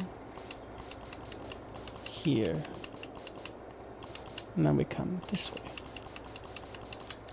That's more like it. And then we go down.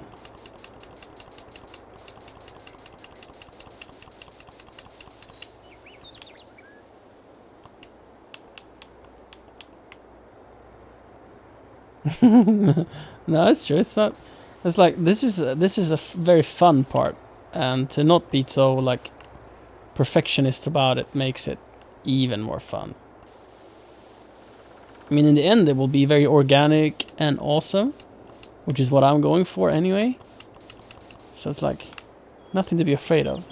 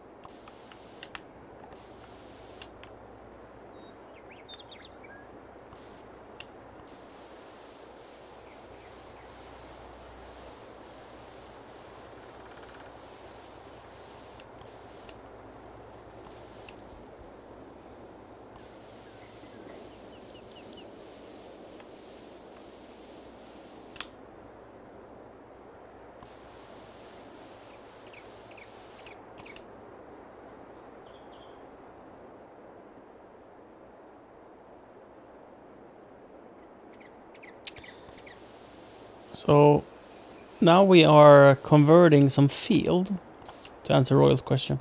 We're converting some field back to forest. Well, actually it was a grassland when I purchased this bit of land. So I've planted some small trees here, but it's still in a field state. So I'm basically painting grass. And then I'm like intentionally, randomly gonna paint some forest ground, and we're gonna plant some flowers, some grasses, put in some bushes, making it look more organic. So here, this whole area is no longer farmland. So we're, without taking away too much of our corn, because if we paint on the corn, it will cease to exist.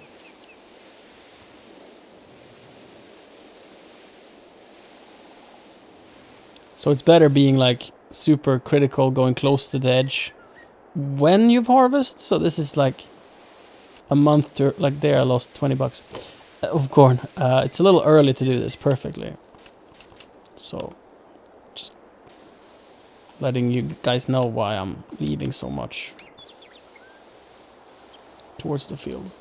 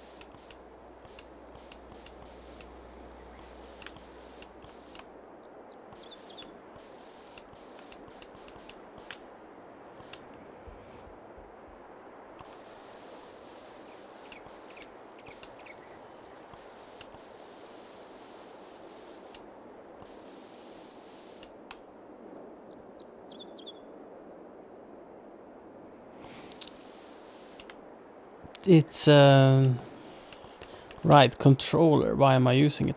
For the relaxation of just chilling in the sofa. Like I'm laying on with the footstool stretched out on my sofa, man. I'm like full relax mode. So that's one reason, and also the joysticks and the buttons. So there's a lot of like hotkeys and stuff that through modifiers, which is like the bumper left, bumper right, and stuff, you can control multiple functions very quickly. And you have 2 joysticks, so you can control camera as you're steering the vehicle. Which, say I'm using the wheel, because I have a Logitech C920 wheel, which is kind of fun. I've tried it. So if I'm driving a tractor with a wheel, I need to use the mouse for the camera, and then that takes away all of the fun.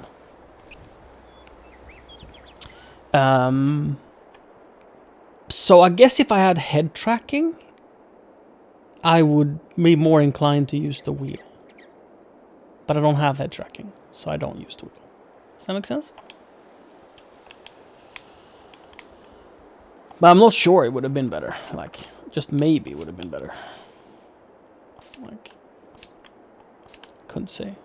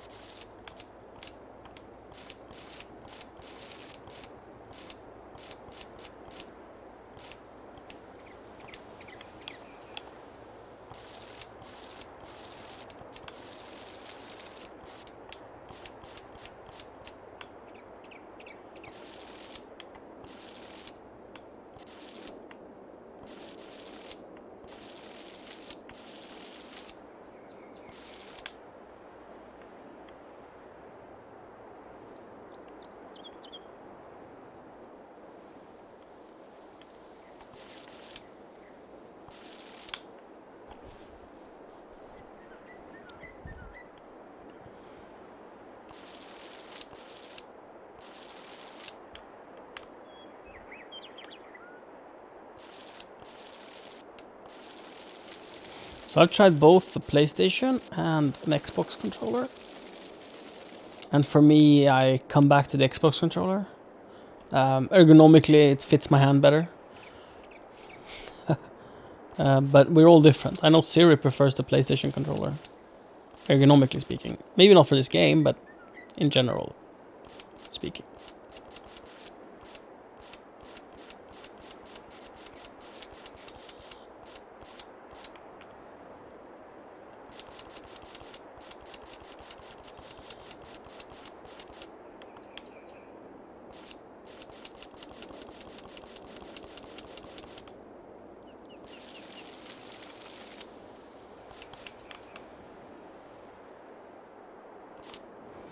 So if you think I'm like moving erratically, it's because I am. That way I try my hardest to create like what I think to be natural looking things.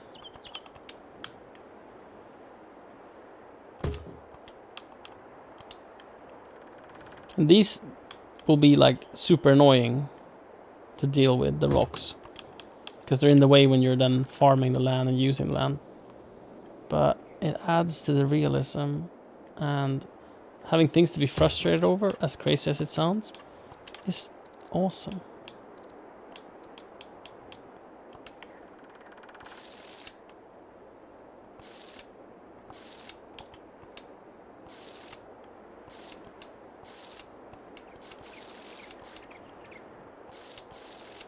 Gaming is not about having fun. Gaming is about being frustrated. That's why Dark Souls is so popular.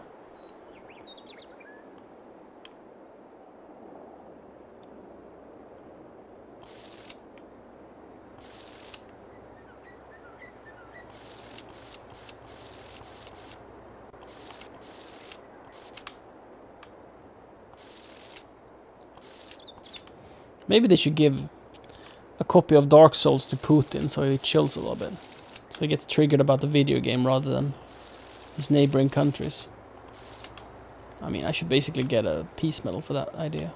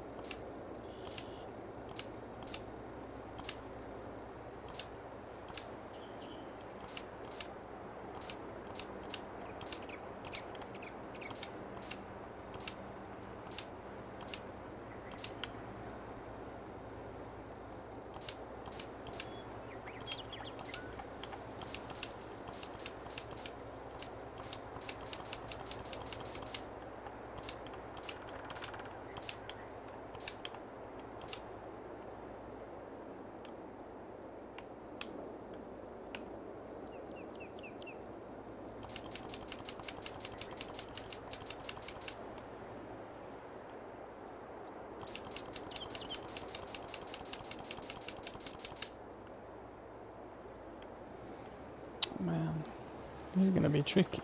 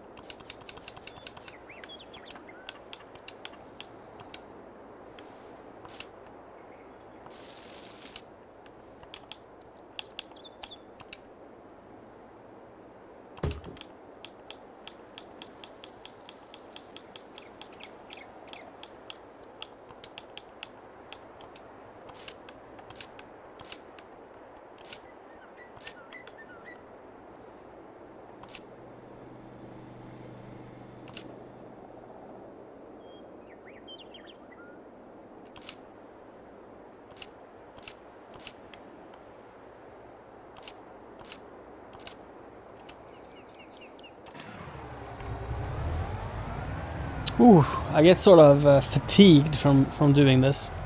So I go in batches, like on, off, a little bit now, a little bit then. Look at my forest road!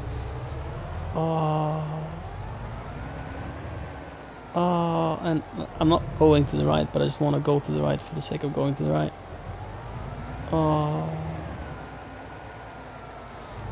So when the harvest is done, I'm gonna redo this area and expand the grassland so it's a clearer border between where the road goes and everything.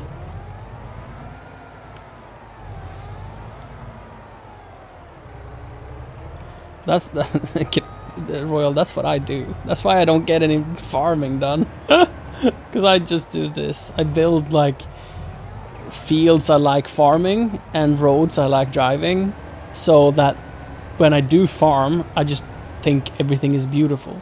Oh, a deer! Like going here up to where I have my wood is just more enjoyable because I created this road. And these branches, like some of them are in the way, right? Like this one is too low. So what you do is you just take your chainsaw and you find the branch you want to take down and you cut it down, because like, who's gonna stop you, right? If you don't want it there, you take it down. And you can make wood chips out of it if you want to, but I choose to just discard it. I'm not sure I can take that small branch. And like, here it's a little dense.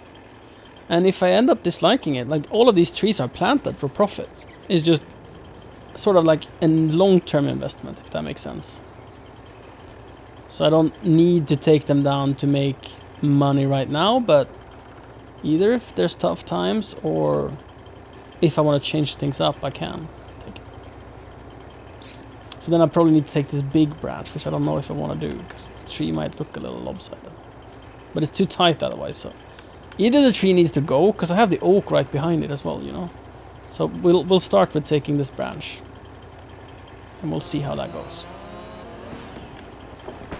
If we end up thinking tree looks like bad because of it, we'll take down the whole tree.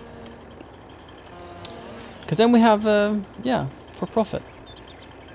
And this should really be used, the wood chipper should be used for this, so it weighs 150 kilos. I think you can lift like different amounts depending on what it is. It's a little bit unreasonable to lift 150 kilos. So I take that down. Now it's much nicer. And maybe I need to trim this branch here. Like this is how I play Farm Sim Royal. I just mess about. Get that tree. And then later, like winter time or something, I can go around picking all of this and making wood chips out of it.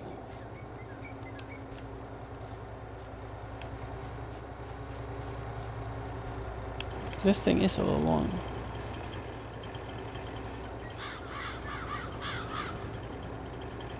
Jump cut, okay? Huh!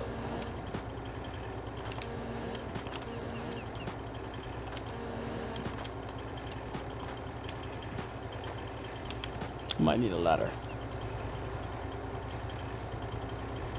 I wish I could cut that small tree. Tree branch.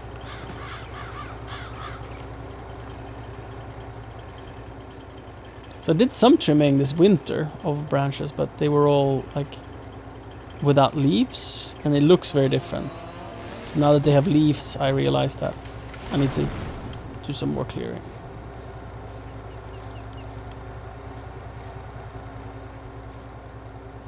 Yeah, the trailer is a great ladder, that's true.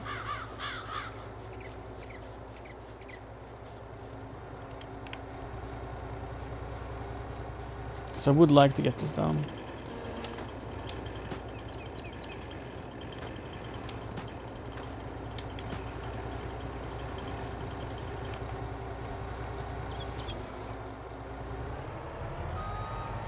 Admit it, you just want to see me struggle reversing.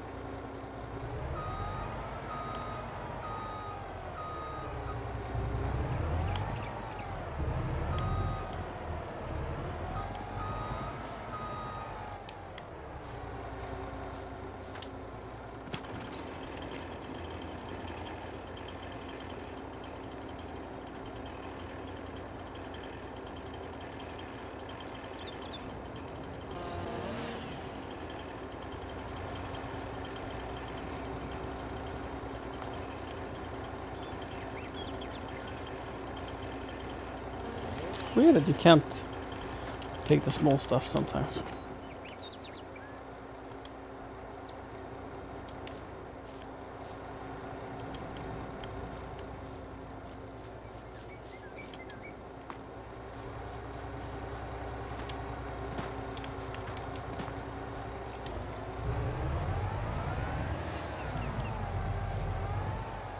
Oopsie.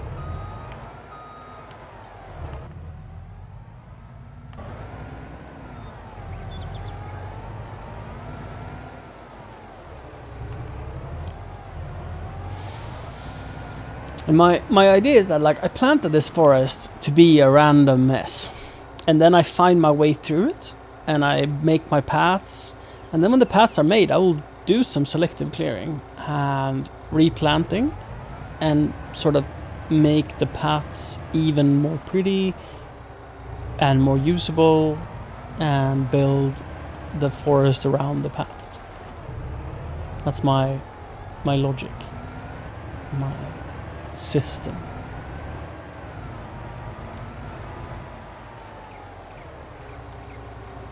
Oh shit.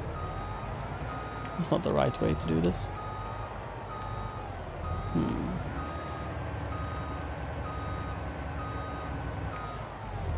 If I don't want to have to reverse, which I don't like to. Who likes to reverse? I mean, admit it, Kiron. If you have the option of doing if you can drive in a way where you don't have to reverse, is that not what you do? Like, do you not choose to sort of drive around like this rather than to reverse?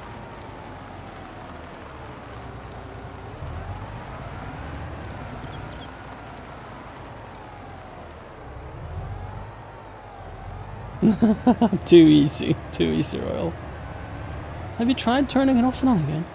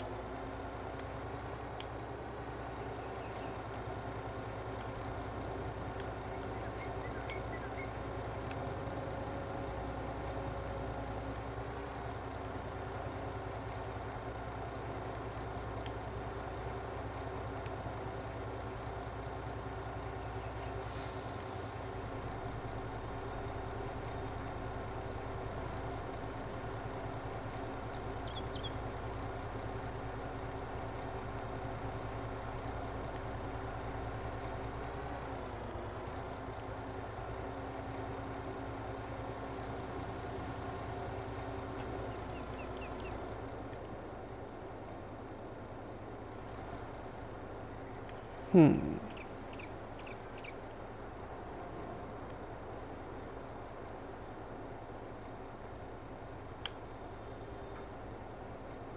we go. Just had a few too many logs on. That looks better. Otherwise I can't fit through the gantry crane itself.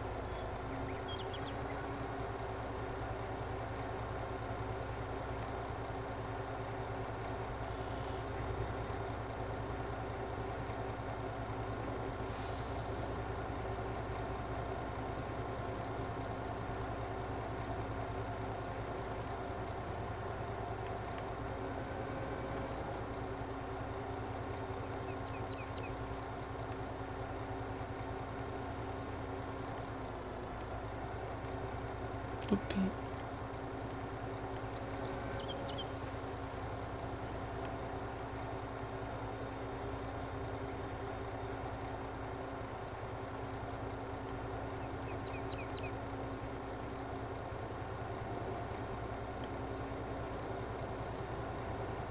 I don't run this crane enough to remember the hotkeys for it. Ooh. Opening too close.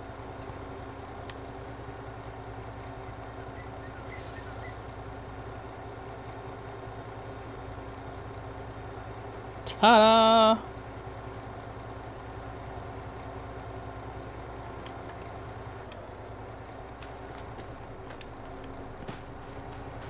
It's a bit of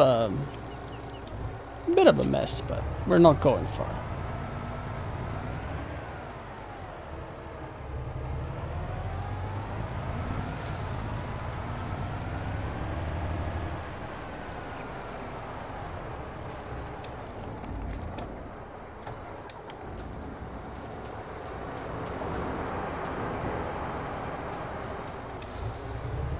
Told you we weren't going far. I was not kidding.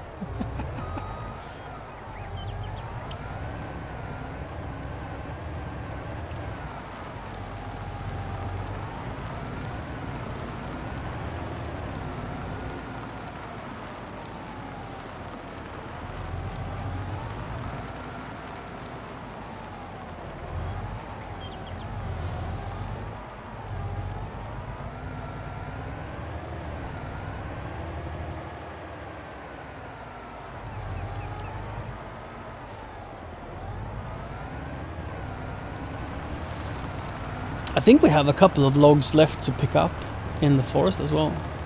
Oh shit, that's my head trailer. I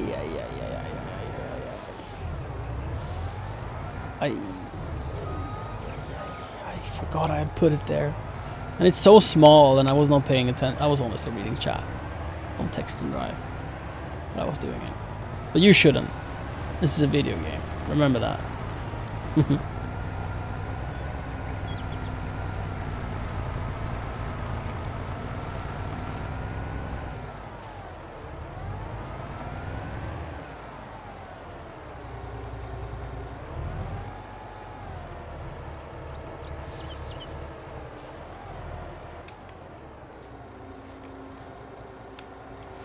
So yeah, there's a few logs around here.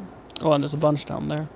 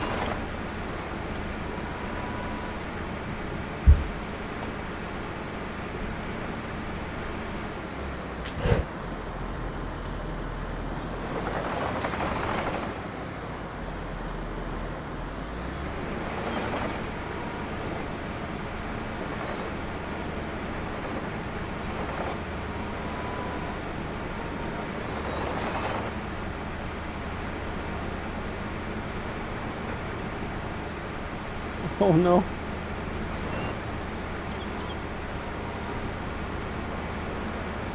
I failed. Whoa, making it worse.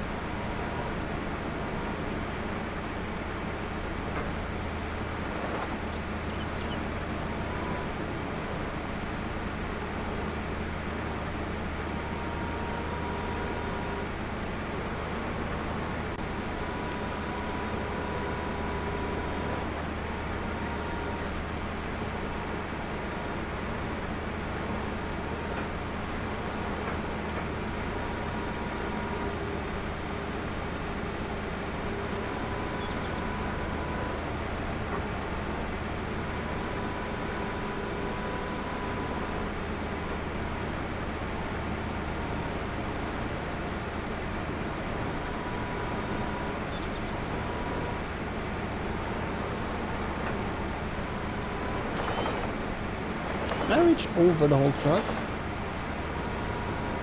Pick up this thing.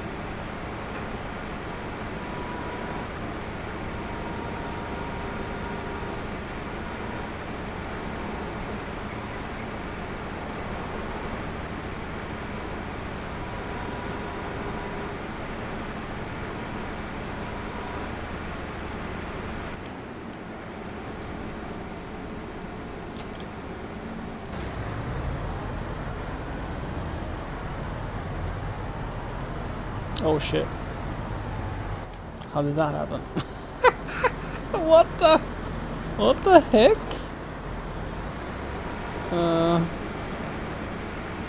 How did these get stuck?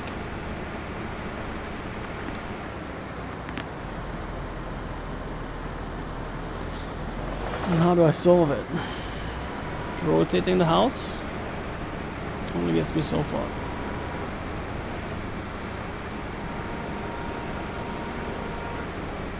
Extending. And then rotating as I'm driving. Haha! Whoa! We're in a better spot than before, at least. Let's extend over the side and come down. There we go. Haha!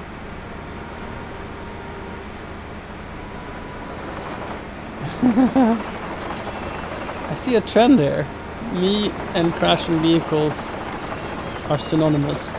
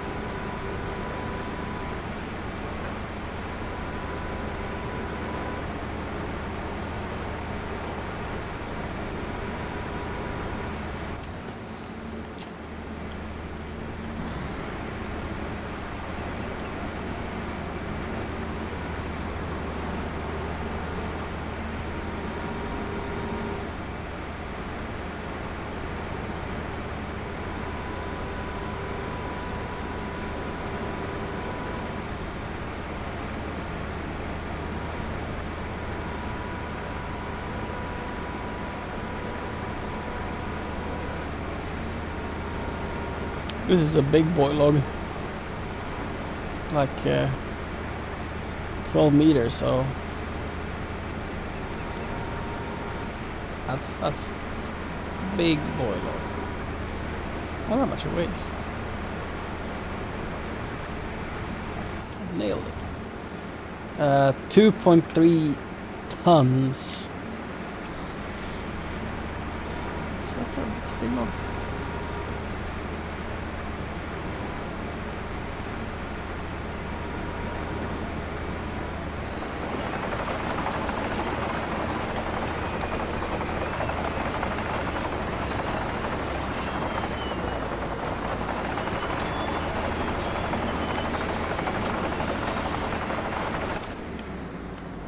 Oh, I just imagined Royal sitting drinking tequila in this truck, advancing it, allowing me to load it up. He would like be burping, and I'm like, "Hey, come on, move it up," and he'd be like, "Oh, yes, boss." And then Nanner can run around with a tree planter and plant new trees.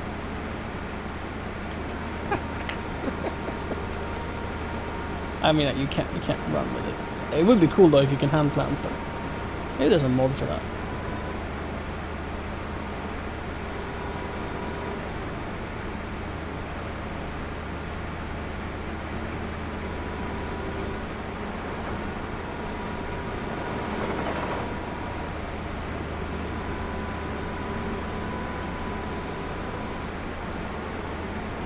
But I think it would be Kron who drove the excavator. Kron has dual joysticks that he runs this machine with. I don't know this specifically, but the harvesters. He in 2019 or 2017? Well, an older version of this. He was all into logging. That was what he did.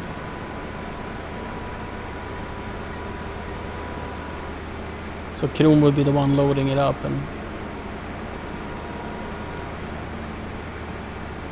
I don't know what I would do. Pouring shots?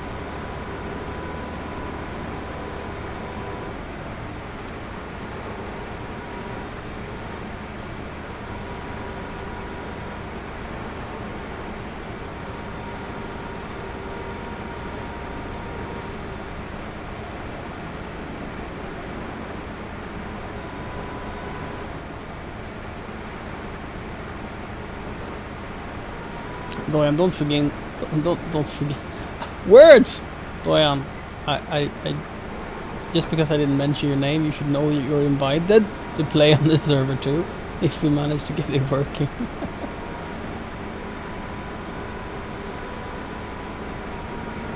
We'll let Jack Jofuck take care of the potatoes.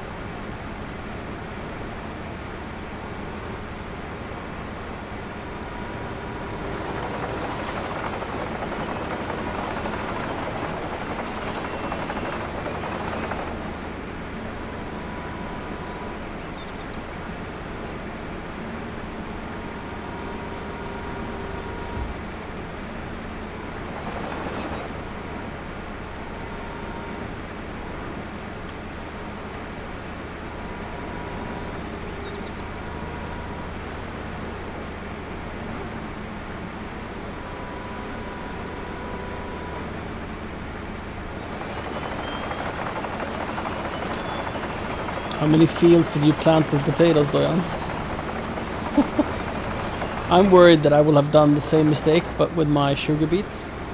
I have too much sugar beets. I'm a little bit worried about that, not gonna lie.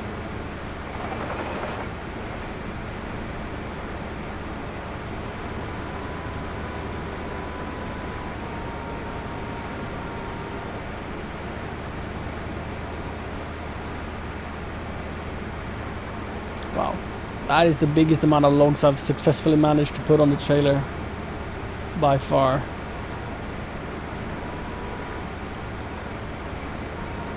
Why did I say I managed to put it on? Why did I go and fiddle with it? Oh, why did I fiddle with it? Why did I fiddle unsuccessfully with it?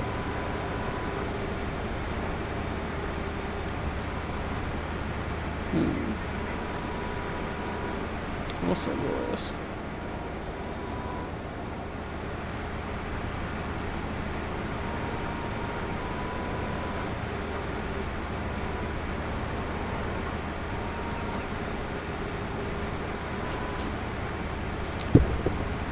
Ebbe! Hey! Hey! Will you come in? Hey! Hey, buddy! Come! Shoes?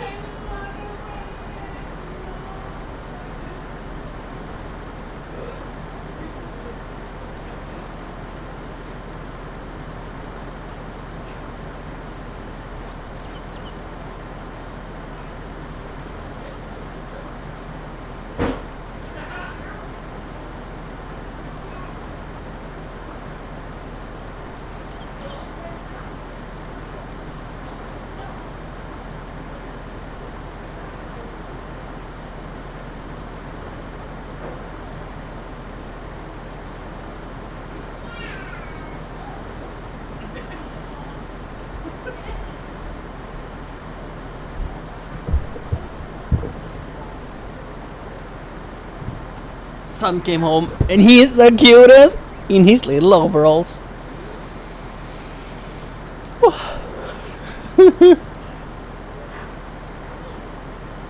Dude, they are. Whoa. Some big logs.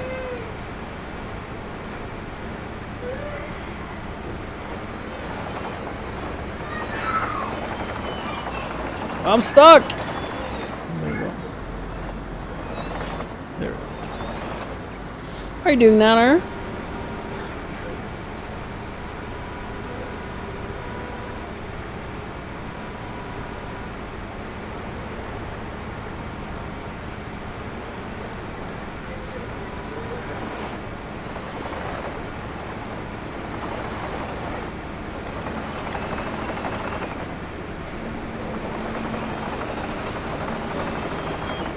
Whoopee.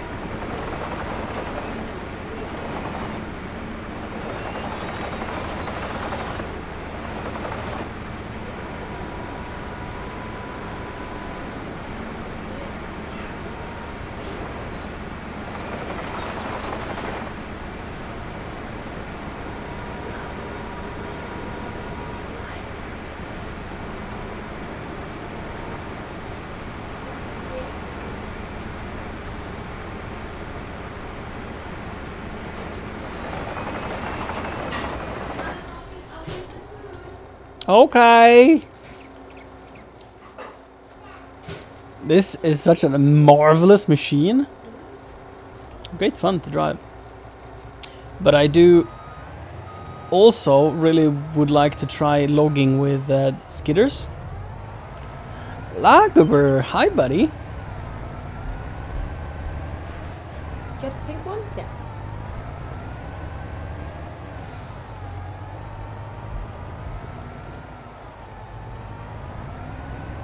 I think the skidders can be a lot of fun too. Maybe skidder plus L1, L200, high lift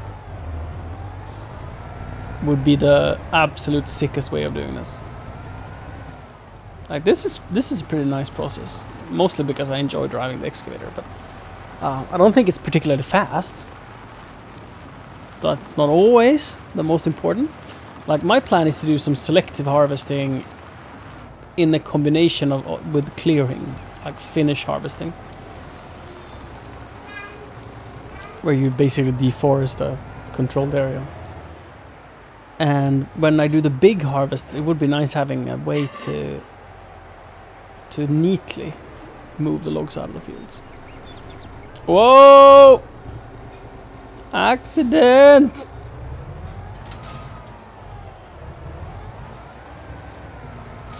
Came in like a wrecking ball. Let's see if we can hook up. Whoa! Oh, come on. Come on, you want to. You want to. Come on, come on, come on, come on, come on. Pull, pull, pull. Pull. It's close. Well, we might need... Might need some help here. What kind of trucks do I have up here? Do I have... Oh, I have the wheel loader. Yeah, buddy. It's like made for this.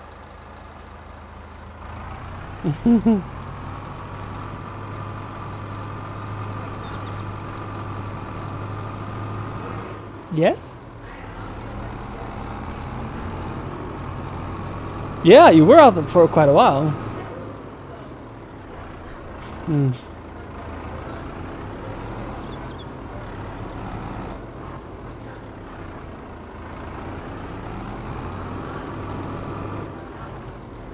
Considering the temperature and time of day, it's a really good outplay. Out words. Yeah. I'm really glad you did that for him.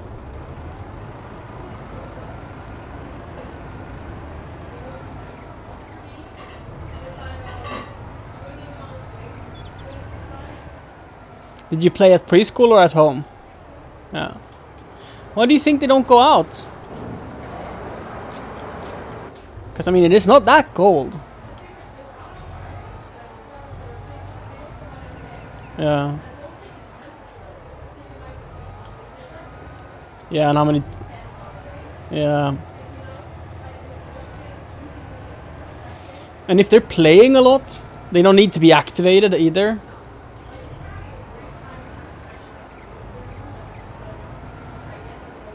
Yeah, because then they can do bigger activities.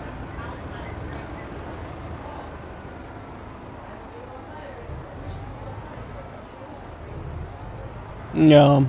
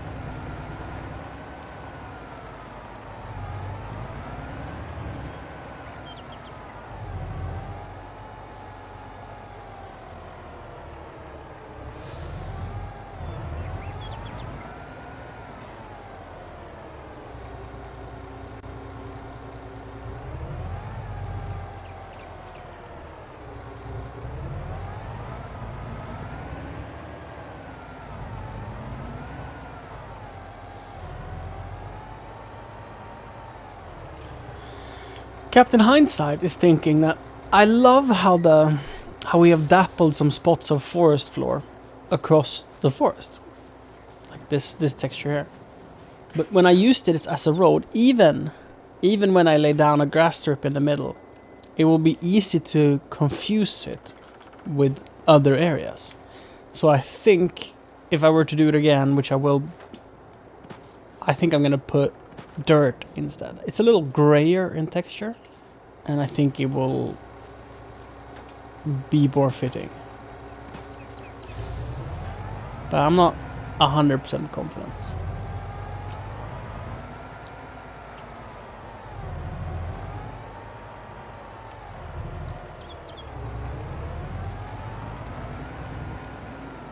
Oh wait, this is not where my trailers are.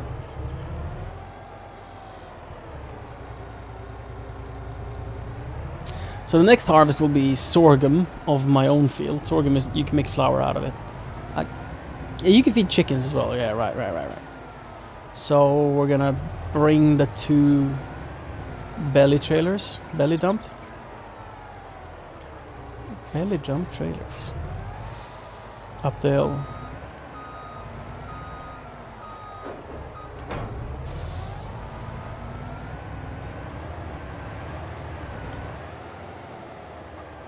For the grain. Wait, were sugar beets ready to be harvested in July? Or was it August, September-ish? I don't remember.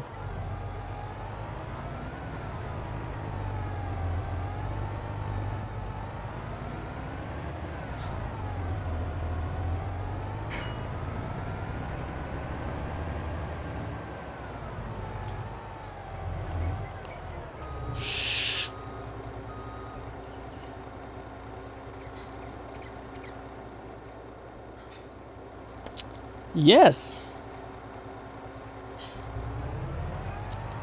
See if we can get out. Since we're empty, I am optimistic. Whoa.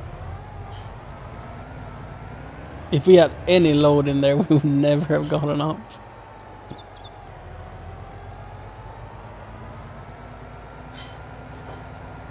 I'm just curious to see if we can take the path through the forest with this vehicle.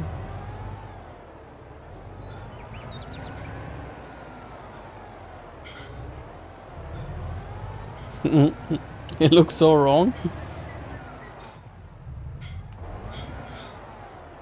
Oh.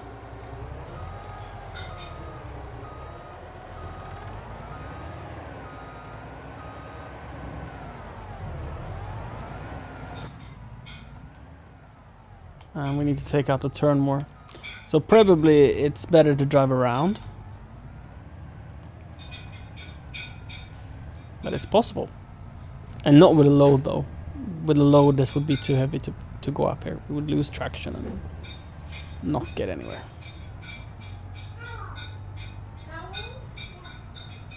But when it's empty, that's probably fine. Oh, should we park it alongside the field? Probably. This will be the first field we get into.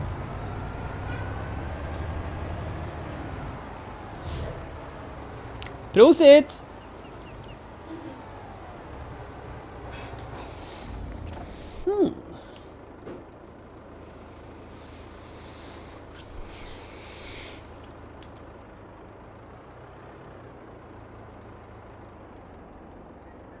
Alright, my wheel loader.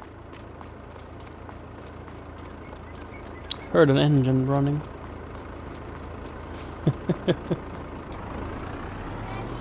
Yeah? Awesome. Chat. Dinner break. I'll just leave everything. It's gonna be fun.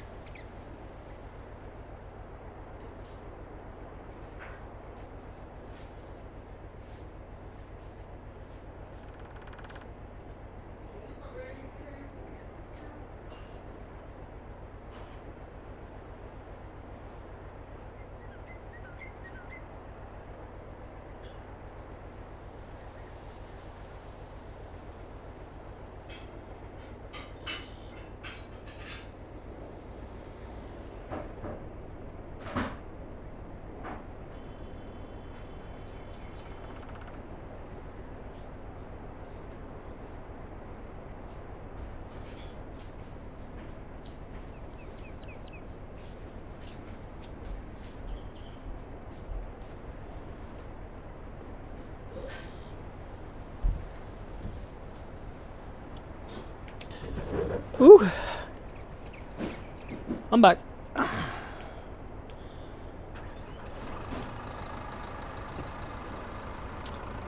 So I was thinking that I could use the loader to move my head trailer a bit.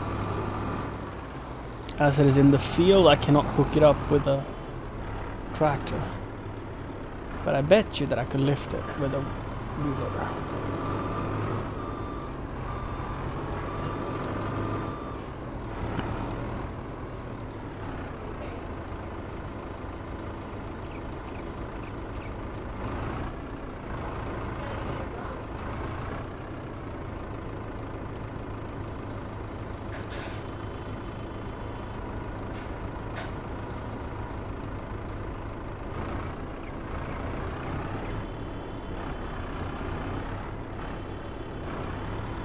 It's a little too heavy. But we shall not surrender. From which way do you put it on again?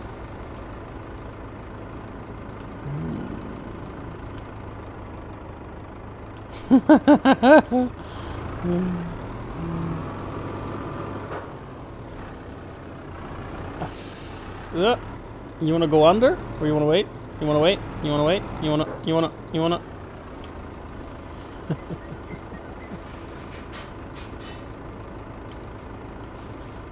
Ta-da! Thank you for your patience. Oh, Siri! Clarkson Farm is on Amazon Prime, which means we can do watch parties. I mean, if you don't want, I will. Haha! When is it out? I don't know.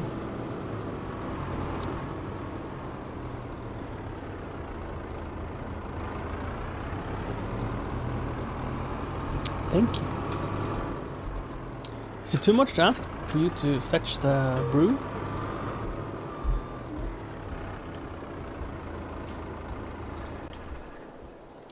Ooh, that's a bit of a tight parking. Leave the tractor, land on the roof. That makes sense. Yes. Oh, I had a nice meal. Some leftover beef stew, I guess. Creamy beef stew with rice. It was glorious. What is this? Oh yeah, it's a small trailer I just purchased. That is gonna be so sick behind my electric tractor when I eventually get into making wine. It's open.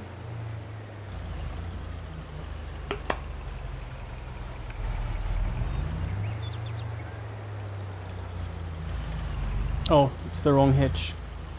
And it's not tall enough. That was worth a try.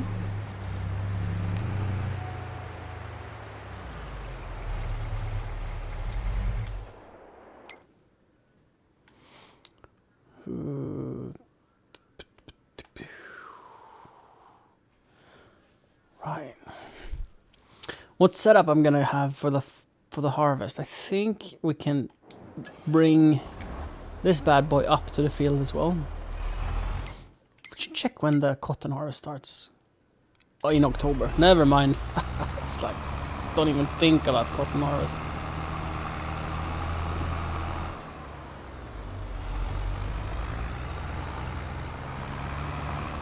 And then we're gonna sell all the straw to the bio heater to make heat, I guess.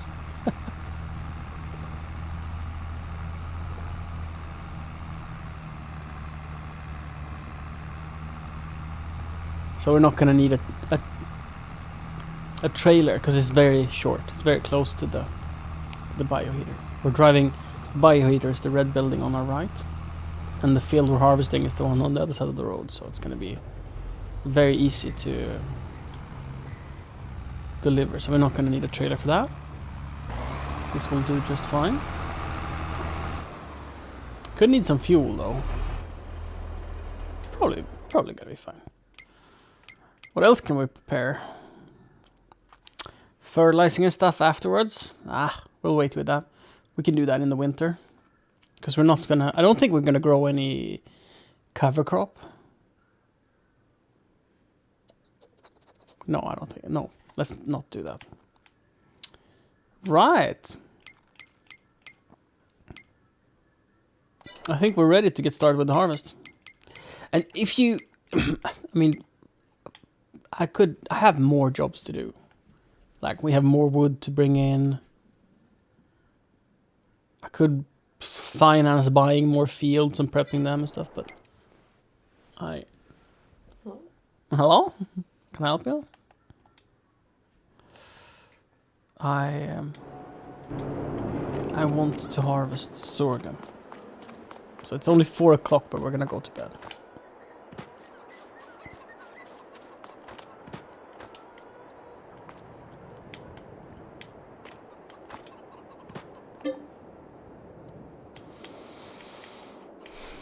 $7 o'clock? Seems decent. Since we're so prepared, I don't think we need to start earlier in the day.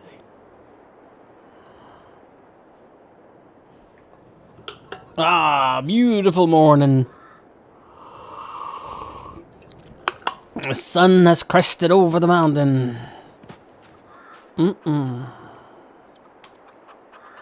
And we are petting our chickens. Oh, little chicken. Very healthy chicken. And then we're going to work. Probably not gonna run to work, right? That's a little bit silly. You see, we have corn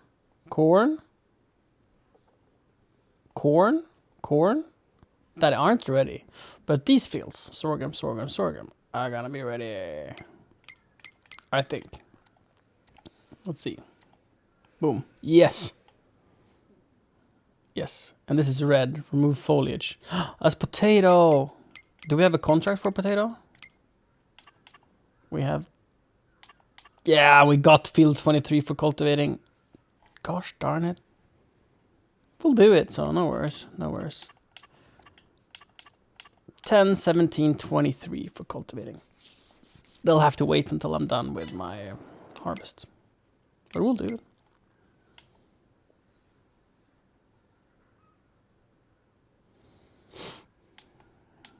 Cows are doing good. Chickens are half full on food. My production. Ooh, so in a month we've used up less than 100,000 liters of straw. That's a bit of an issue. Like, it's not enough. So we're gonna need a few of those, which is okay. We're running low on bees, so we need to purchase more bees. We should probably do that right away. I think it fits 1,000 bees.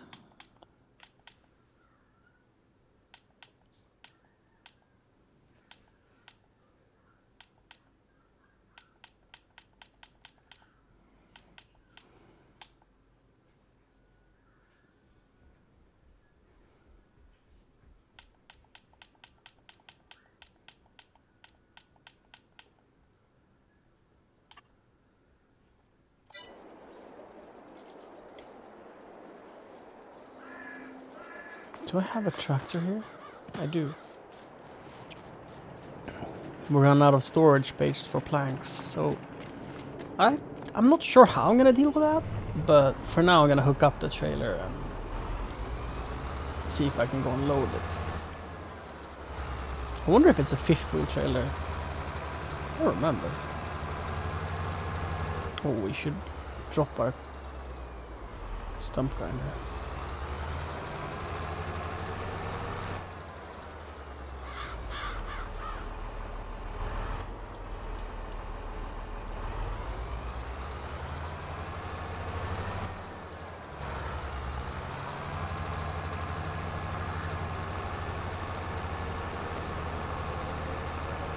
See if we can drift.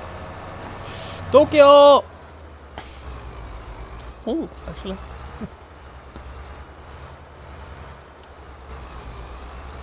I don't know if you can auto unload or only auto load. So we're gonna have to build a warehouse eventually to store all of our goods. We're not truly there yet, but we're moving in that direction where storage is becoming an issue. So I'm picking up the pallets so the production can continue from my sawmill, and on the way back we're getting honey for or bees to make honey. I mean, it's kind of funny how the honey production works. Dude, I had right away. Yeah. Who's winning now? Me. Bees use bees is the commodity you use to get honey in this game. So you buy like 4,000 liters of bees and it makes you 8,000 liters of honey. You know? The numbers are fictive, but to explain the point. So bees are consumable in order to make honey. Oh, so when I said store, you can only store 2 pallets. Right. Well, that makes sense to no one.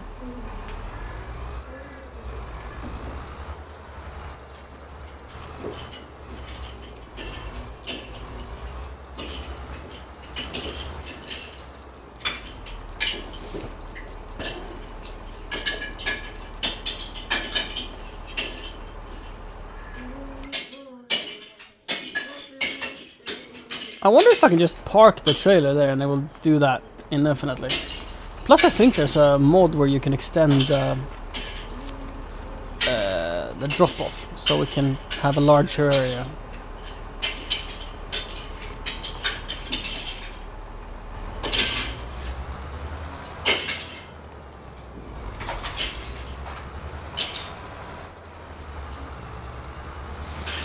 Chat, I've caved and purchased a trailer that can auto-load. I didn't mean to do it. Oh, my patience forced me. I like the idea of loading with a forklift, but the volumes I'm dealing with now is just unreasonable. I would spend most of my gaming doing it, and it's something that is fun in small volumes, like moving like up to 6 pallets on and off a trailer. That's fun. But this is 17 pallets. And doing that just leaves it looking like a bad. It looks horrible on the trailer, and yeah, making it this neat is next to impossible. Like, the patience you need to have is mind-boggling to me.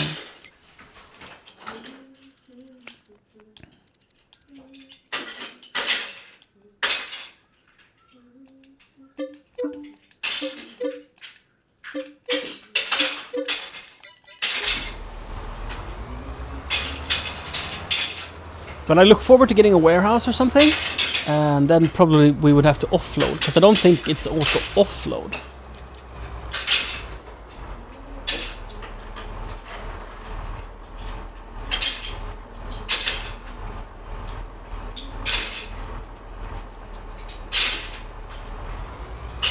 I'm trying to load only the bees, but not the fertilizer.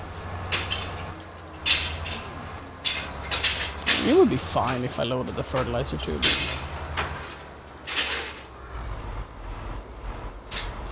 Ahaha! Turn off the auto-loading.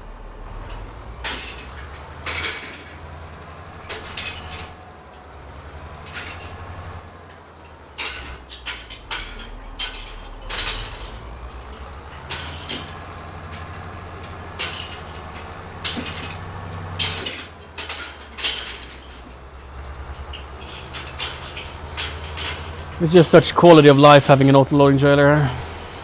And I think you can have an auto-loading trailer for logs as well, if you don't think that process is fun.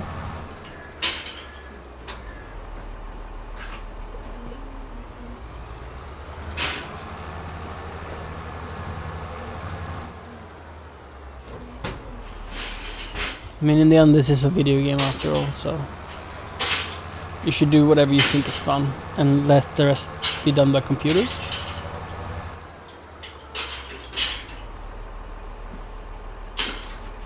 Like here, I could probably just drop them off, but I like the idea of loading the bees manually.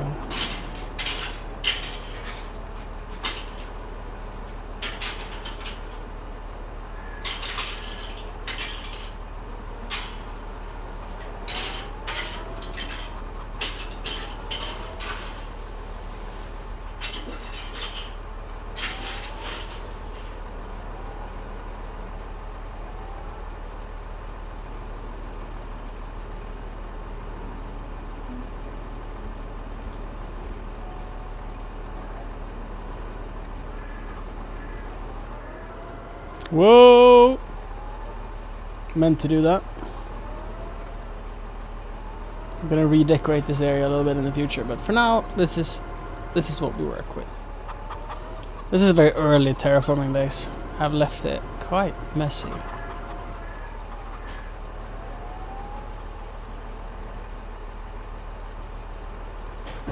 wonder if you can lift both of them if you spread the forks.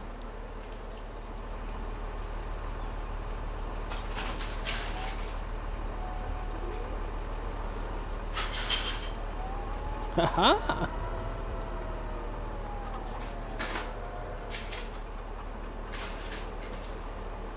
Yep, wild bees. Just treating them with respect.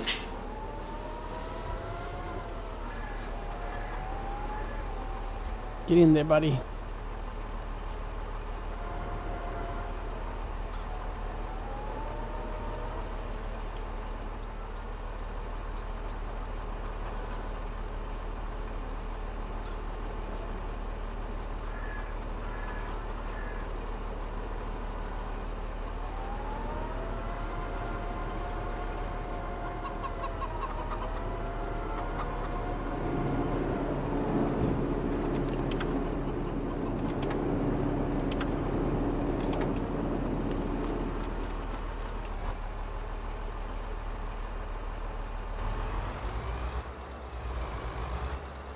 There is an unload here feature. I guess this would be a pretty cool place to put a bunch of pallets until I build a warehouse. Oh, I need to put on forward steer, that's why I can't maneuver.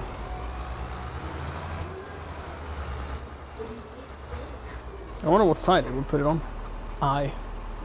Wrong side. B. Of course it did it on that side, but I didn't expect it though.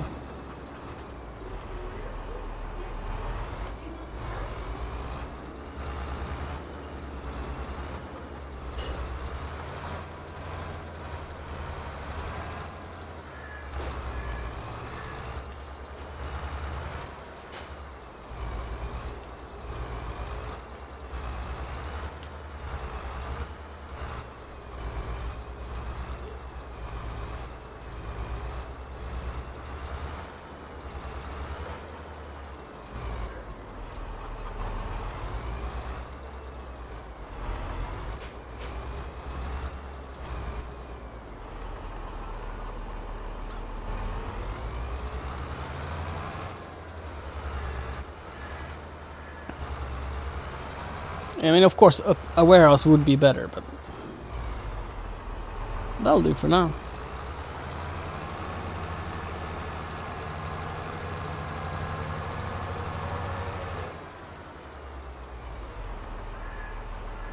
Was there something else we were doing? Or were we done with this for now? I think we are. Let's park here. Running low on space for the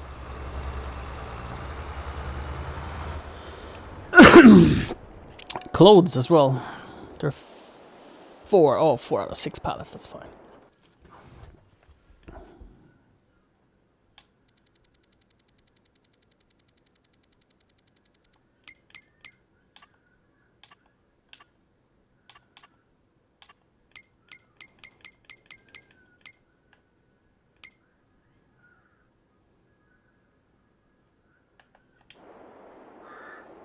Well done.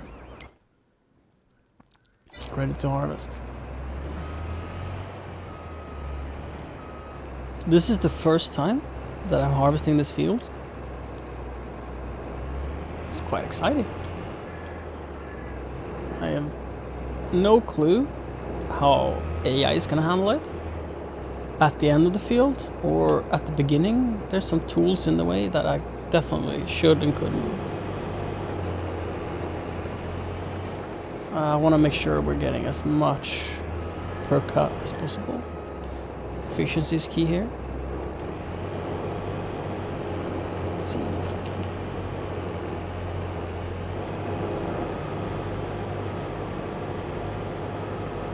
Have I lowered it?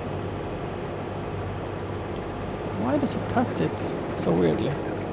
Is it supposed to? It was so long since I harvested sorghum.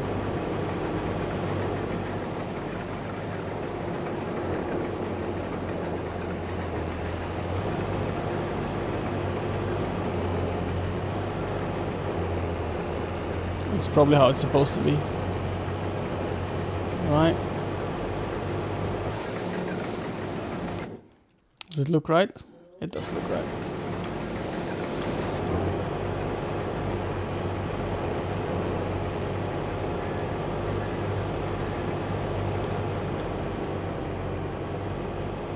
Quite weird.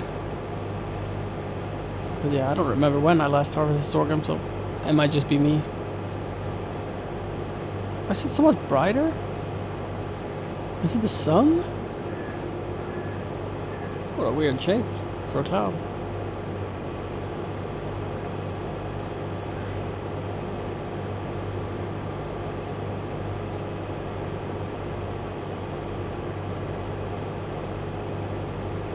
I believe I was told you cannot get straw from sorghum. It sure looks like it. Let me go and check what that is all about.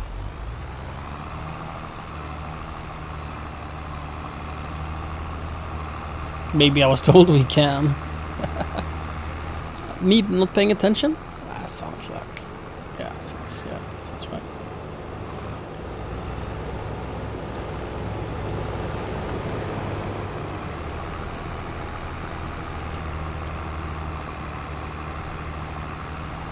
And we'll see how it turns around at the other end of the field, because we might want to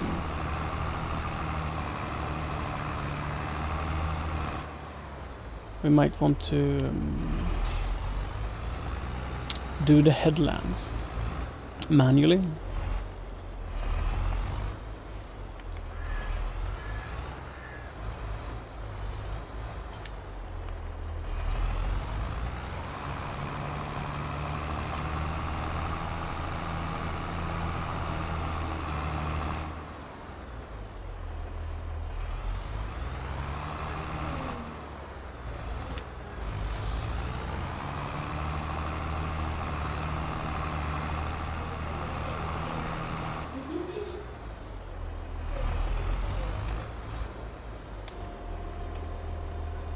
Oops. Thanks for the tip. Jack Joffa cheers 100 bits. My wife wanted to brighten up the garden, so I planted some bulbs. I mean... you can.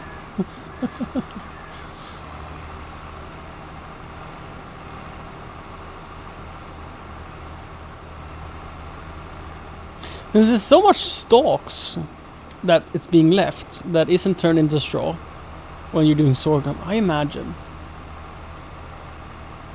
that if you mulch this, it will have a greater effect than some other goods. I definitely would like to try. Right, so here we run into an issue with harvesting in this field. Right. That's a disappointment. Though it handled the turning around very well. Yeah, that it did. So maybe I don't need to care about it. But that's quite a lot to do manually, but that's because it's uneven. I think why it stopped there is that the head is so wide. That's 16 meters or so. That it's not flat enough. It doesn't articulate over the landscape. And before I fix that, I'm gonna see all of the areas in the field that it does it, and by that determine if I should either use a smaller harvester, different crop that uses a different harvester, like corn for example, the corn head is more flexible and smaller. Or if I should terraform it. Because it's been going to be quite a few years before I make back that money for terraforming that. Rather than just not farming it, which is an option. Like accepting that this is how it treats it. So now I'm just waiting for it to pass, so I can drive around it with that pickup.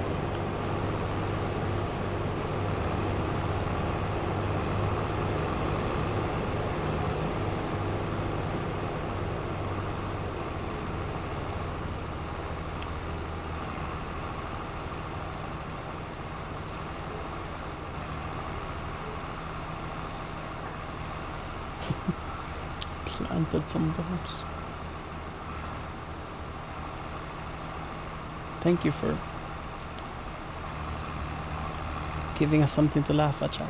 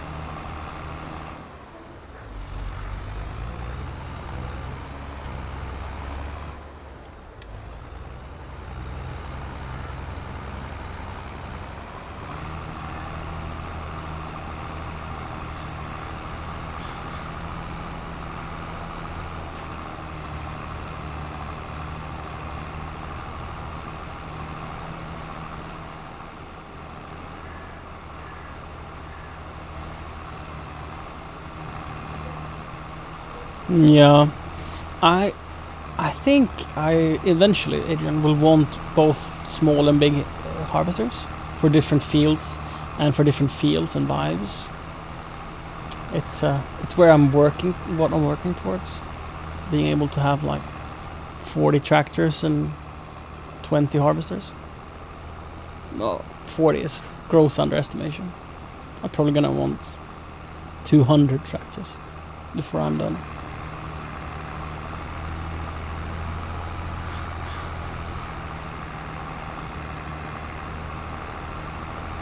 Because doing the same task with different machines feels so different that it's a great thing to sort of keep the game interesting and have maximum amount of fun, in my opinion.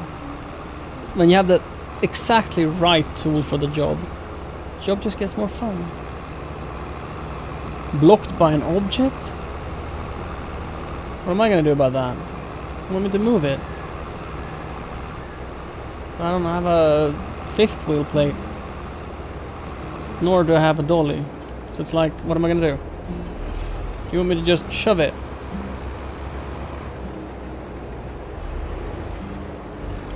I guess I can use my rear instead of my front. I guess I couldn't. But it was enough, so we did it. You run the Claas 8900.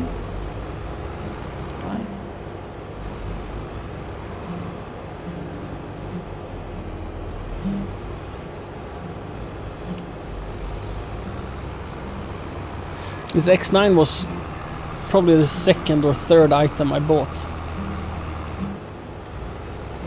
Took out a big loan and I bought a $600,000 harvester when I had like one field. Hindsight, that was dumb as fuck. Not to mention I went into corn, so I couldn't use the harvester anyway. It was yeah, one of my lesser brilliant moves. It's so interesting to see where I would have been if I hadn't made so many financial mistakes, or had so many financial learning experience. How much further along the farm would have been.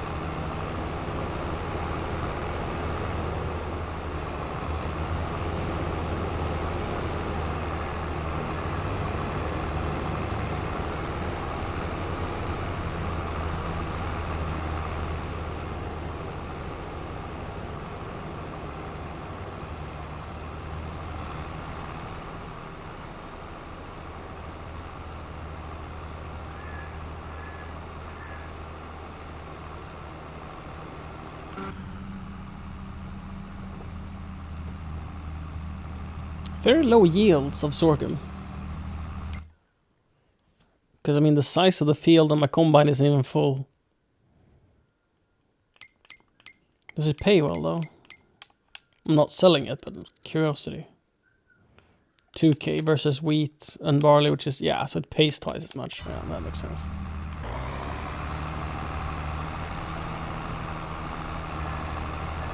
You get half as much money for it, but it also pays twice as much.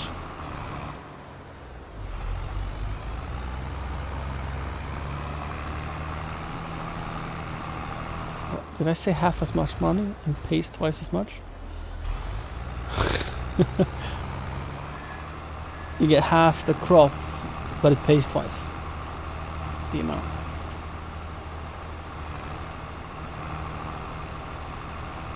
Why is it struggling to pick up? Oh, maybe because it's lifted. No? It's not? Oh, who knows?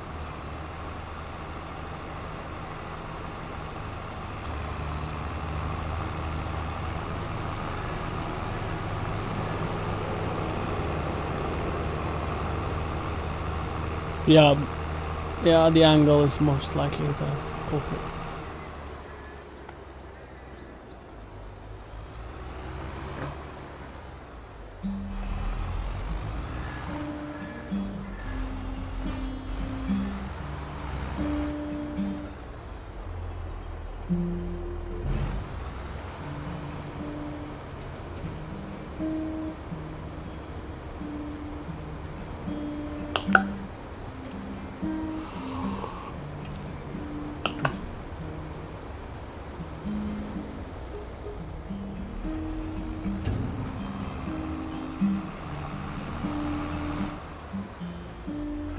That's another factor, Adrian, that I haven't thought about that you brought to my attention. That if you have too wide of a harvester, perhaps you can't make 2 passes without filling up your tank.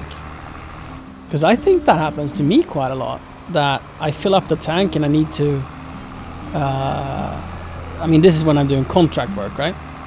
So when I'm doing contract work, quite often happens that I have to drive in the crop in order to unload. But with a smaller head, it would be much easier to just sit around and wait for him to come back and then drive alongside him on a pass that he takes with the spout on the right side. Well, away from the field, that is. So when the crop is to his right. I haven't thought of that.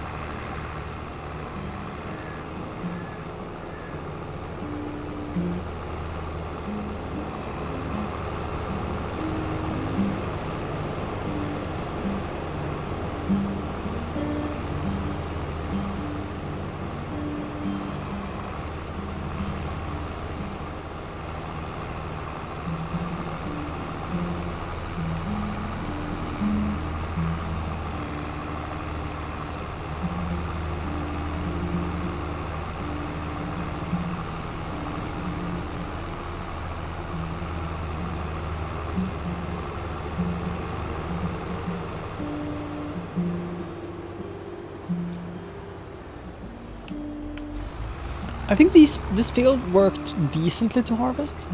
It is steep and uneven, but it worked decent. So I think I'll keep it like this for now, as it will be a very good money-bringing field. But as time goes, I will either divide it into multiple smaller fields, terraform it, or build an orchard up here. Like olives or wine. Grapes, they're called.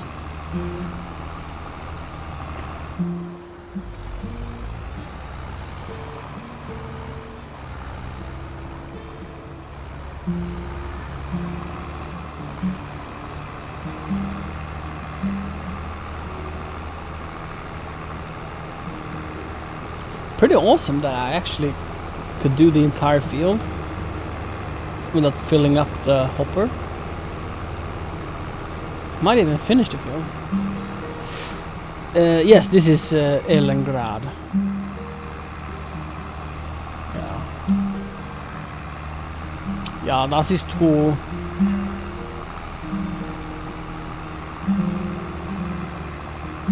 Do you have alternate tunings here? Oh, is it out of tune? Oh, it's awesome. It's just right. It's diminished. What fret? 8?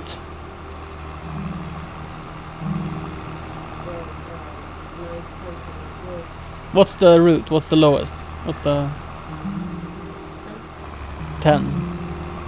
So 8. 8 is C, C sharp, D. So it's a D chord, no?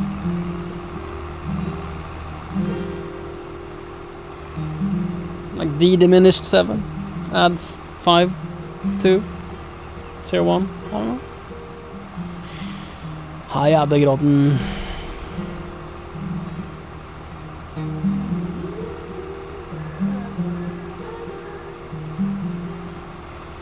It's glorious.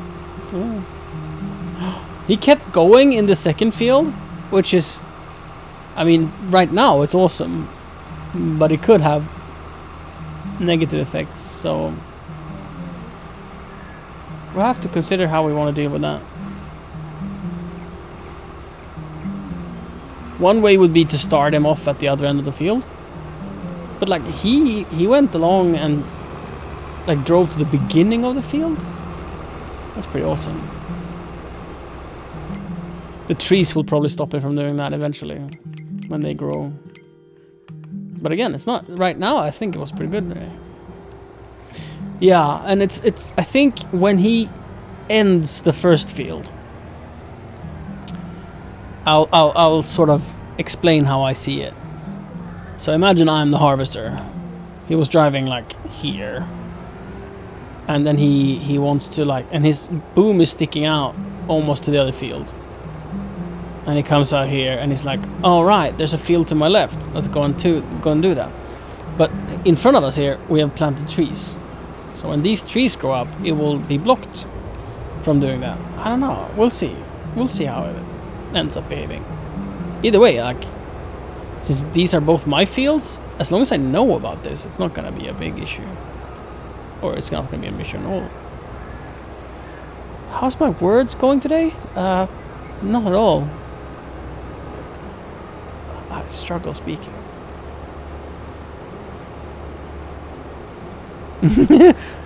I once was a farmer. Now I've moved on to much simpler things. Farming is fucking advanced. You'd think that like farmers are just dumb. They know so much. They are so aware of things and they are so knowledgeable. Just not in stuff that people in the city even want to know about.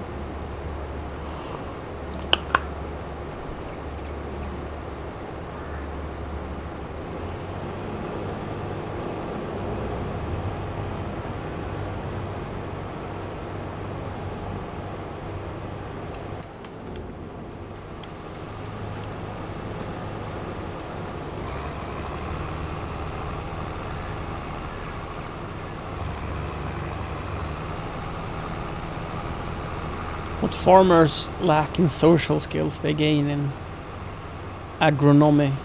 Agronomy?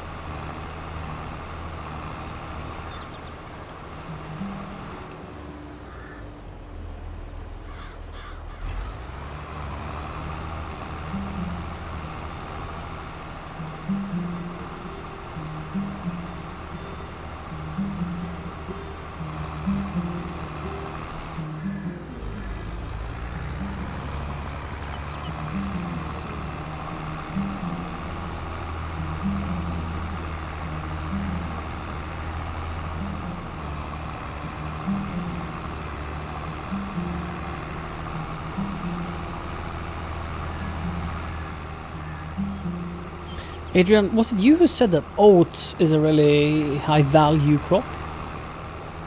Easy to grow and great, like that oats is the best to make flours? Flour with flowers.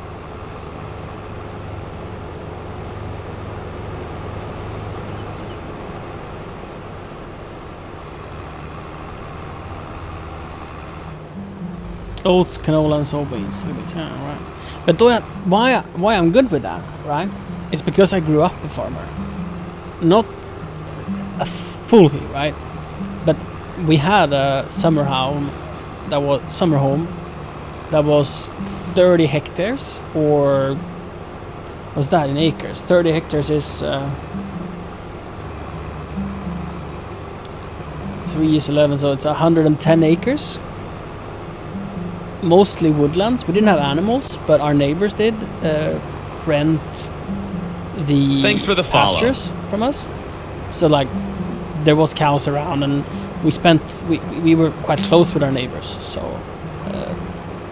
I mean, I hung out in the cow stables and stuff, and helped moving them from pastures and stuff. When I was little, I was really afraid of cows. Like we're talking 5, 8 years old. I was really afraid of cows.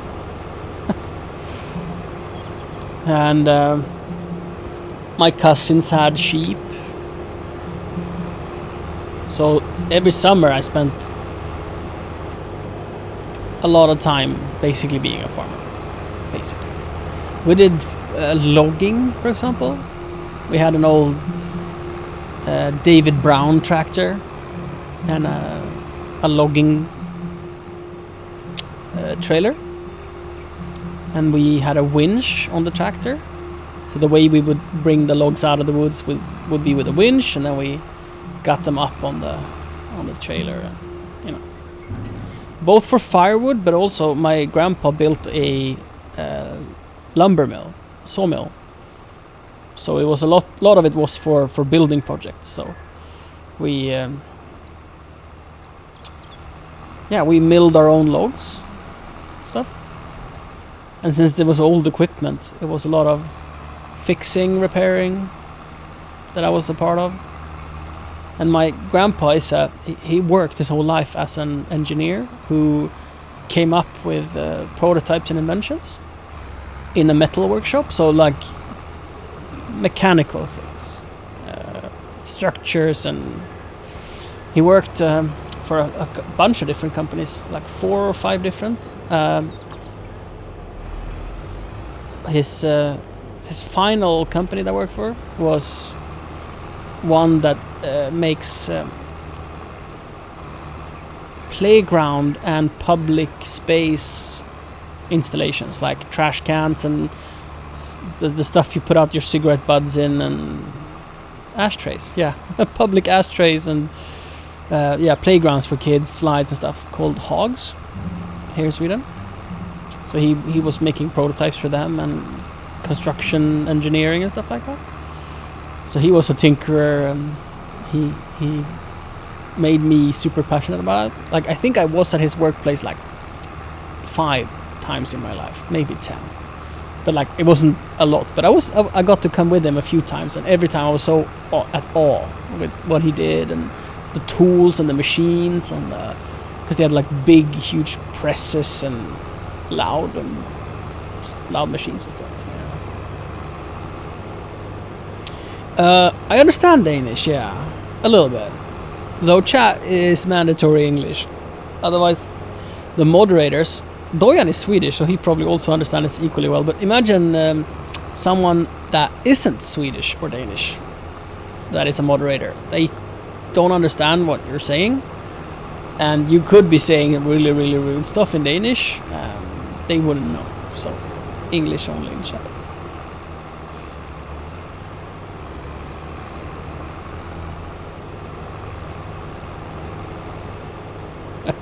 I think Dojan is making a joke.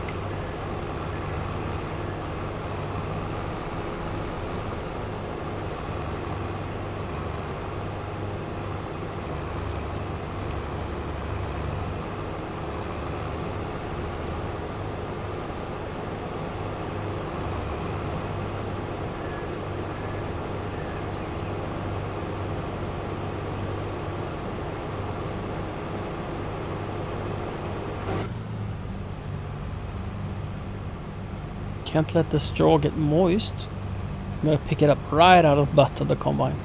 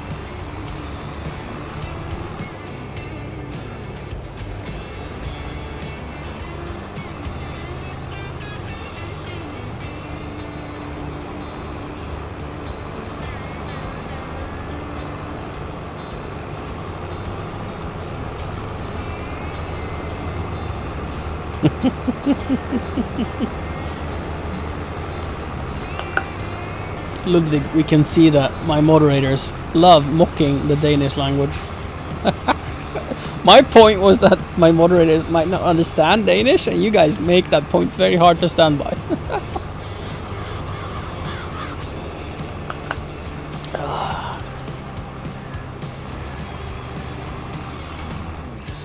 That's why I like having you guys around. Strike a good balance of mocking new people that separates the wheat from the chaff, if you know what I mean. If you can't take a joke, is this the right place for you? I mean, we don't mock everybody, we just mock Danes.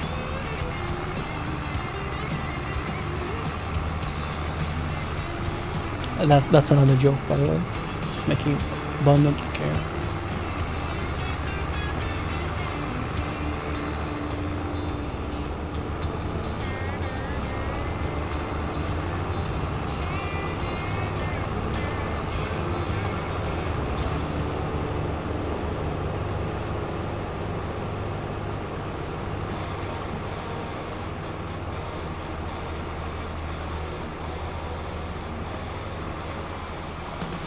Oh shit. I'm getting stuck.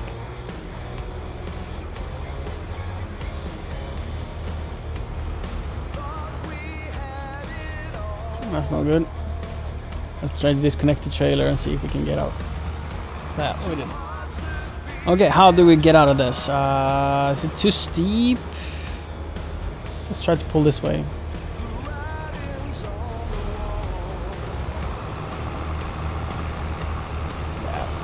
We're gonna have to get a different tractor for this that can run duals.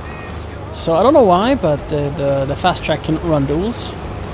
That's not what it's made for. It's meant to be fast. And if this was a flat field, it would have been perfectly fine. But it's far from flat. This is like a roller coaster for the tractor.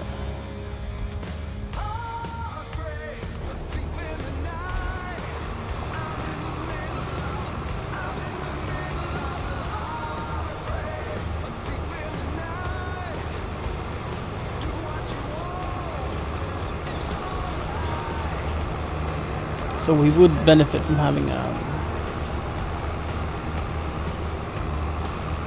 slightly beefier tractor for it.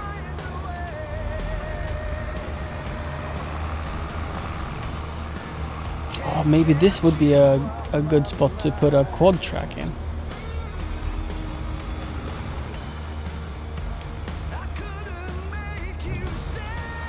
What would be my ultimate tractor for doing this?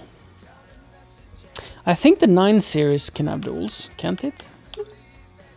We do the Warrior pack. We do the new interior.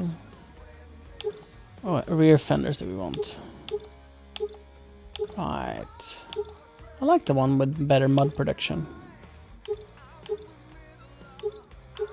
Beige interior is pretty sexy. Left and right beacons. Warning signs, yep. Advanced animations. Crop sensor, of course. And does it have outrageous color? No. You can do black or green. Wheels, let's see. Can we do dual BK? These look so tough. Love these wheels. BKTs, duals. Yep, we can. Can we do BKT wides? Can we do wide with weights in the rear? Right. Oh, sweet. We can do twin rears as well. So this would maybe be a more appropriate tractor, but I think twin rear, single front. Does it have a 3-point in the front? Yeah, so we can have a sizable weight in the front as well. Oh wait, no, we have the implement in the front, right. So this would probably be a suitable tractor for it. The horsepowers, I think, is going to be plenty with 330 horsepower. I don't think the power ever becomes an issue for the fast track. And that's only 350 horsepower. But it weighs less, and the tires you can't have wide tires. Oh, you can? The BKTs are wider?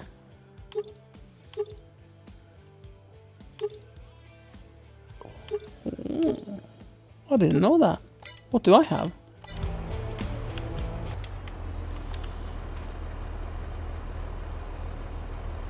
Some Trelleborg pleb tires. I had no idea. I want to put those on right away. Let's go and buy new tires.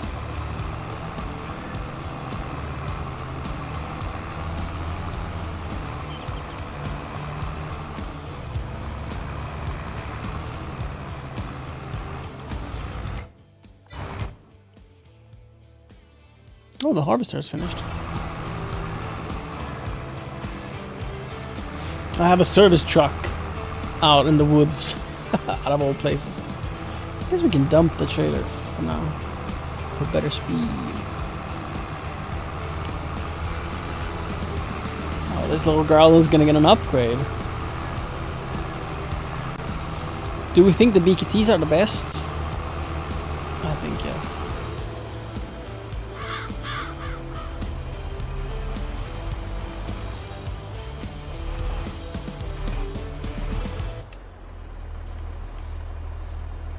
Let's see, if we start this up and we open up the service hatch. A bit of a weird spot. Yep, fast track, $83,000. Is that all I get for an 18-month tractor? I bought this used, right.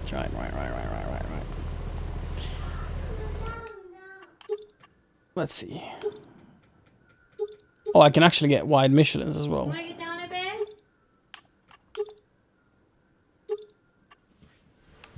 Let's get the BKTs.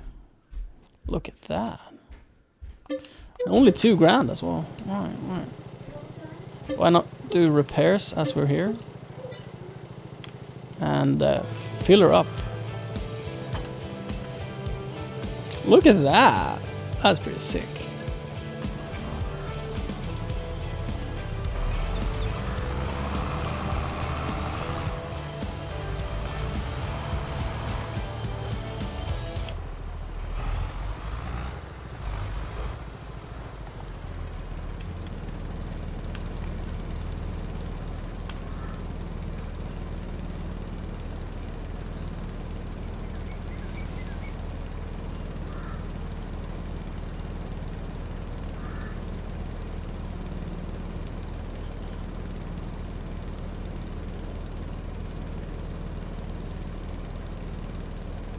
Right. So you can do diesel, petrol, and electricity with this trailer. Or full on electric. Almost full on the diesel as well.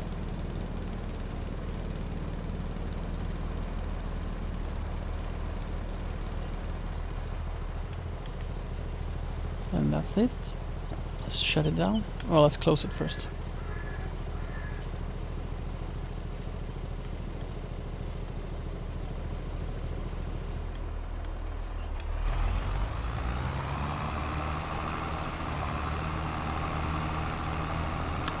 See how this performs.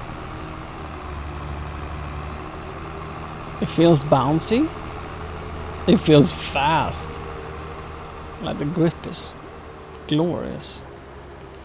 Top speed 73, that's the same as before, right? No changes there.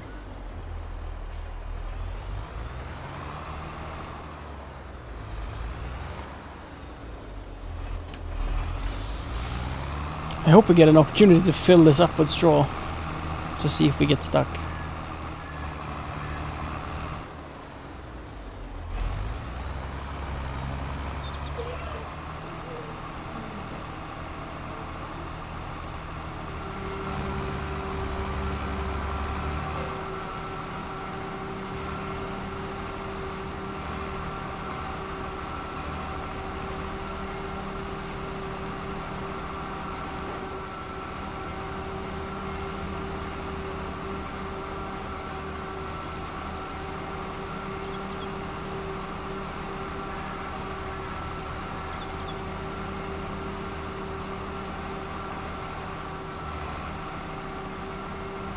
it looks like a real tractor. I always thought the 8330 looks a bit like a race car compared to other tractors. Not like legitimate race car, but you know, compared to other tractors, it looked so fast, which made it look kind of incapable of doing real work. More like a highway transportation kind of deal. Which, I mean, it's not far from the truth, but it can do field work too. More like spraying and spreading like solid fertilizer and stuff like that. You probably don't want to go and plow with it. Unless you have the world's smallest plow, but then it's an overkill tractor.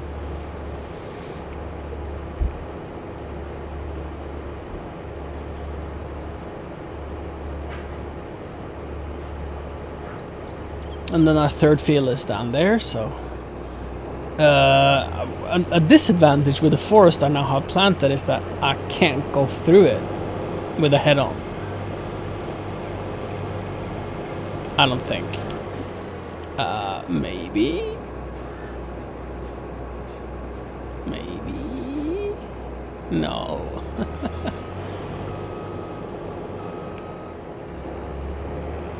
And right now the trees are not growing, but in the shoulder here there will be trees growing, so I can't go in here. But the solution is probably to drive midway through the field. I'll show what I mean. For you and for me. Because I want to figure this out, if it's going to be possible or not.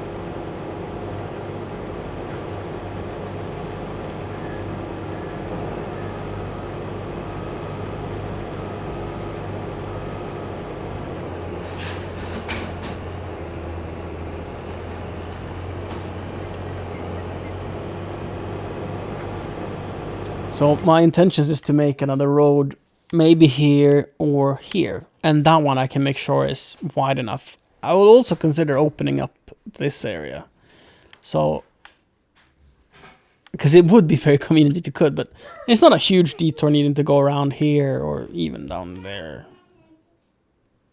to make to harvest the fields. Oh, so this field also struggles a little bit. That's okay.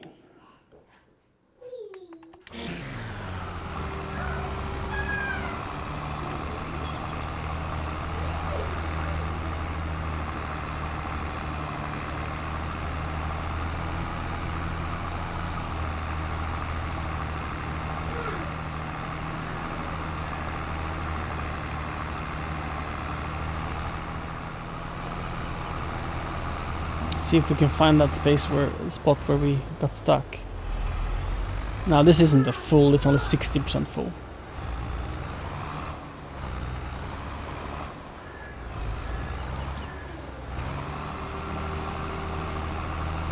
So I'm not getting stuck at all.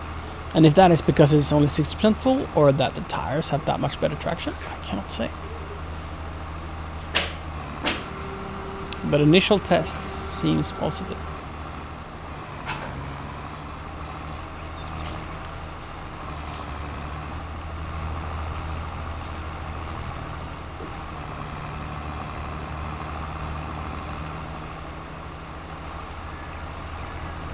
I don't think the turning radius has suffered, even though I failed. But I think that's more of a driver fail than an implement. Tractor fail, I mean.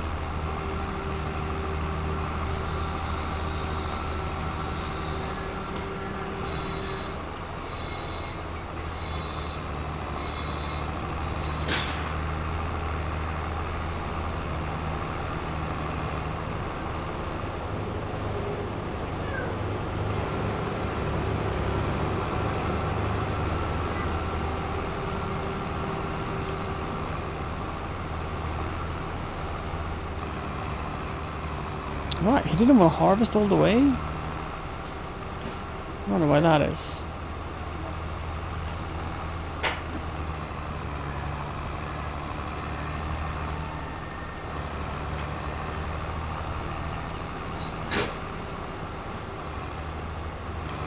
Now we have a full trailer I can test it.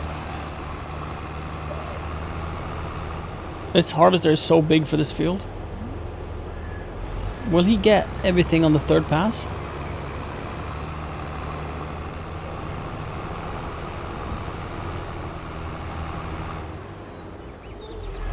Let's see. This seems like a steep area.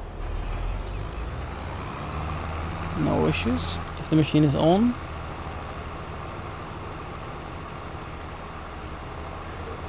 Now it's on and lowered. Not struggling. This might be steeper. So let's stop. Go backwards, go forwards. Dude, it made a difference. Oh, it's still slipping a little bit. You see?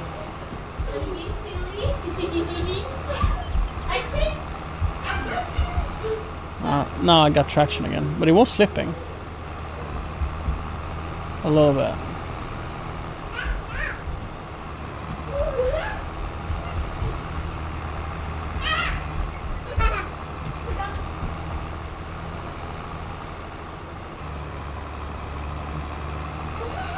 Oh, here's tough. But it's doing alright, and I think it's doing better.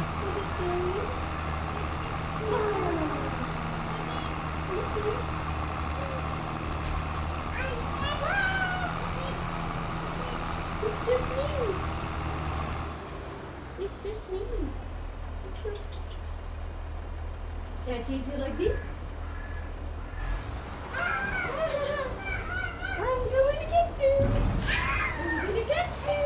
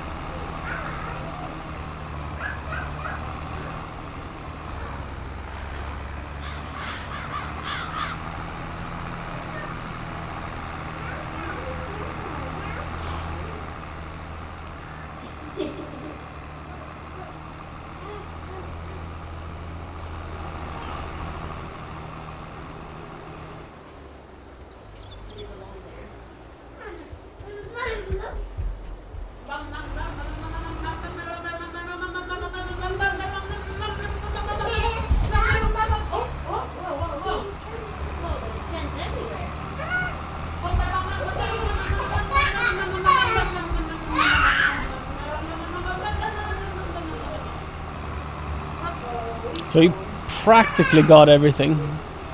So that would be an argument to keep this wide header. But he didn't get it all, so... yeah. There's very few fields that I own which the wider head makes sense.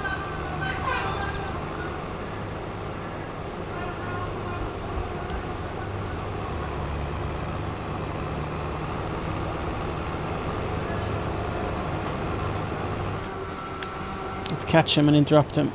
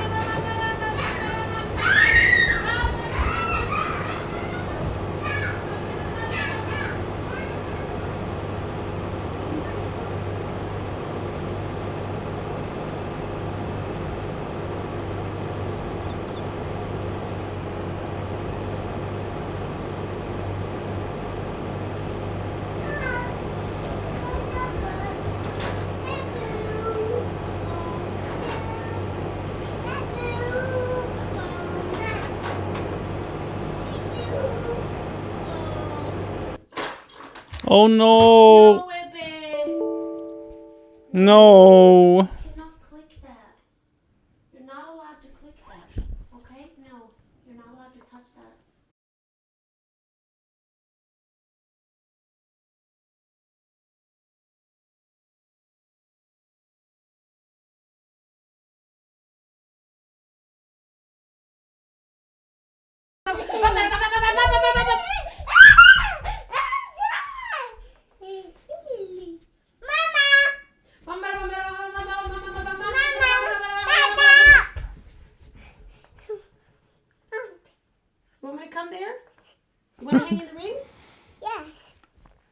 So who would like to guess where stream went?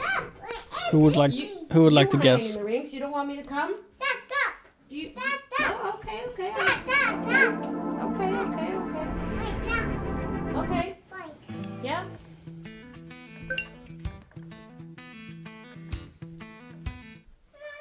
Yeah. Yeah. Wait. Yeah. A little far. Was that Eva? Was that you? You just come over here and fart on me?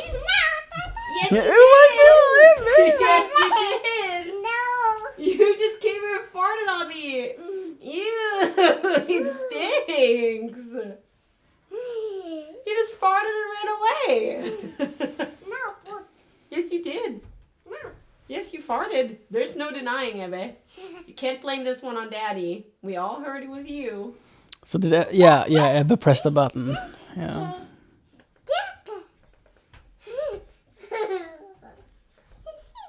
You are silly, yes. Yes, you are. You are silly. Yeah. You can't catch me. Yes, Ebba clicked the computer's on-off button. Sure did. He sure did.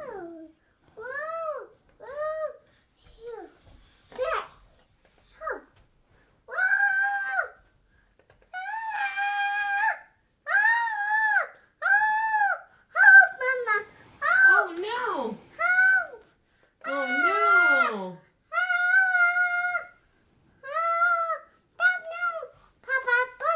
But.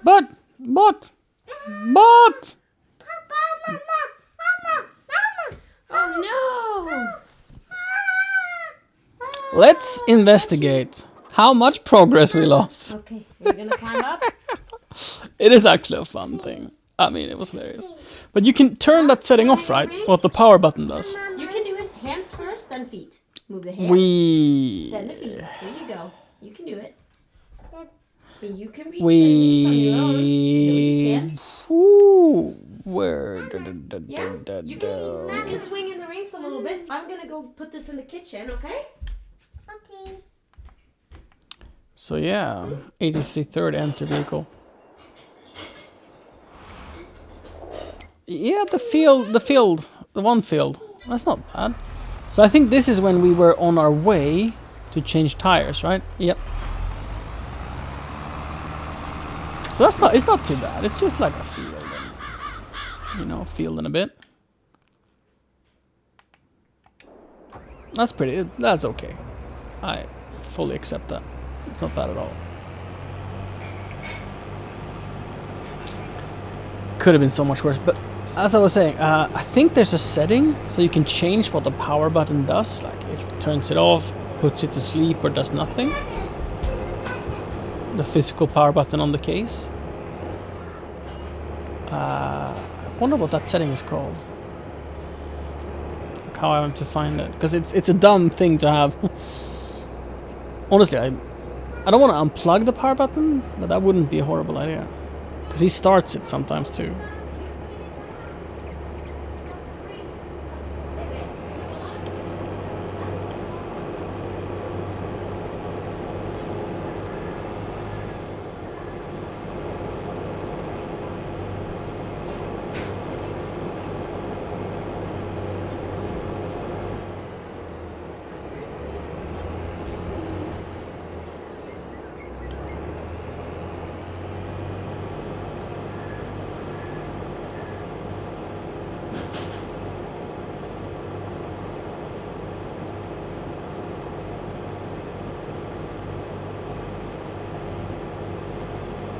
For experiment's sake, I'll start on the other side of the field and see if it behaves differently.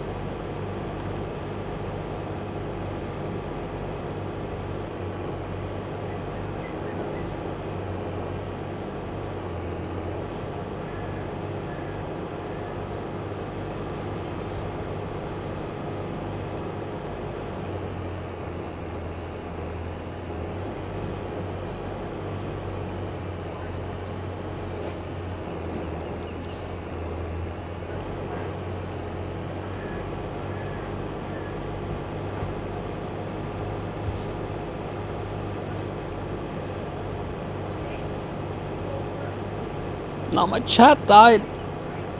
Chat.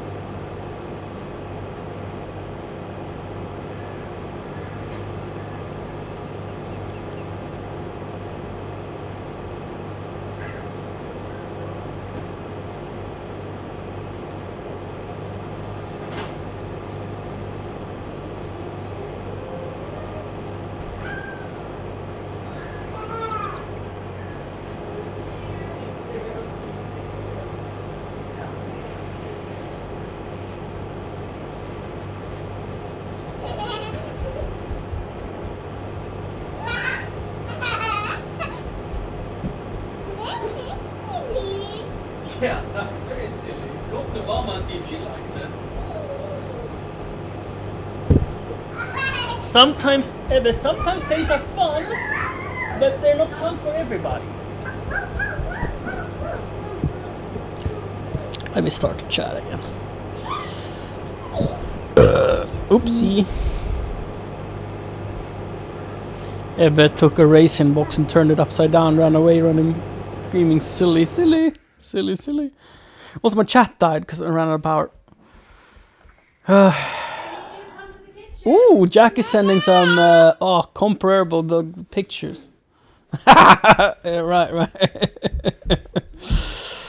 Okay. So wait, is the right? Wait. Do you have a box? Do you have the recent box? Can you find the recent box? Let me show you what I'm looking at. So this is height. HV error. So is that? Did you find it? Great. Do you want me to pick them up? You want Ver- them on the floor? Vertical error? An average 42 fixes versus 213 fixes. Right. I mean, this is... I don't know how I'm to read the data. But I presume you wouldn't be standing on the street for this test. I presume you would be inside. Right? So... this one being the new one? Because this is 3 out of 14, and this is 10 out of 14 meter. And this is 3 out of 20. Yeah, I don't know how to read this data. But I look at this, and I'm like, the blue dot is where it thinks you are, and the red is where you actually are. No? I actually don't know. Red marker is actual position. Yeah, right. And then blue is where it thinks it is. Red line is the tracker. Horizontal and vertical error. Right. So the horizontal is 12 meter and the vertical is 12 versus... So the horizontal is much better. Like 4 times better. The vertical is only a little bit better.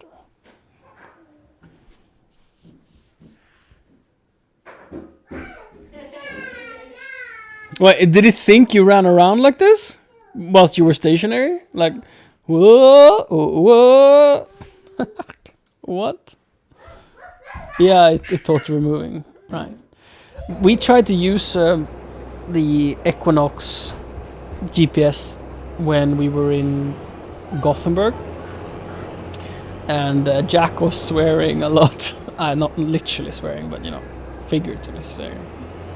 I don't think he was cussing. Over how it just jumped everywhere, and like, take a U-turn, make a correction, do something. I don't know. I misbehaved, to say the least.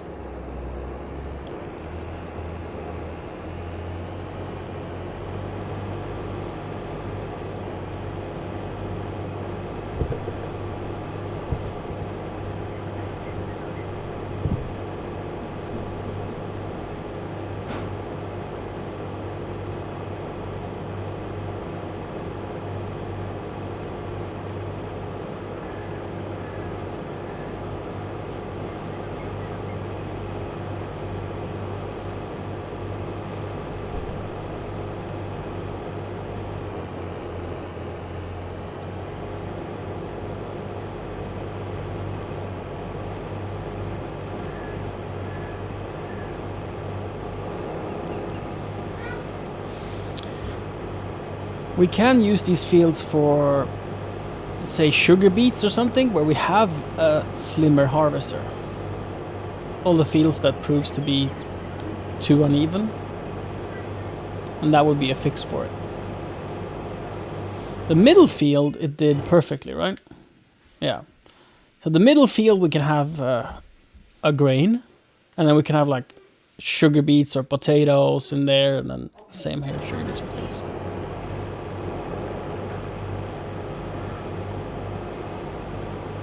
Three and a half meter accuracy indoors. Wow. So how does the GPS work indoor?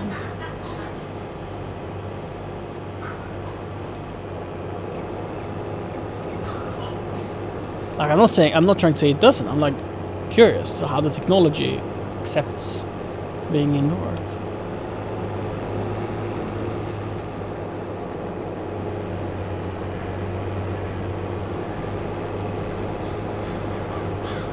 And then this field is so big that the mistakes or the issues might be worth solving in order to plant grain here.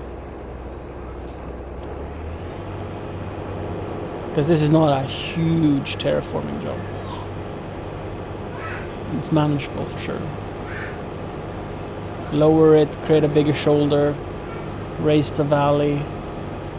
It's probably going to be less than 100k. But again, that's like you could buy a field for that. Though I'm not sure it would even be 100k. But it could be.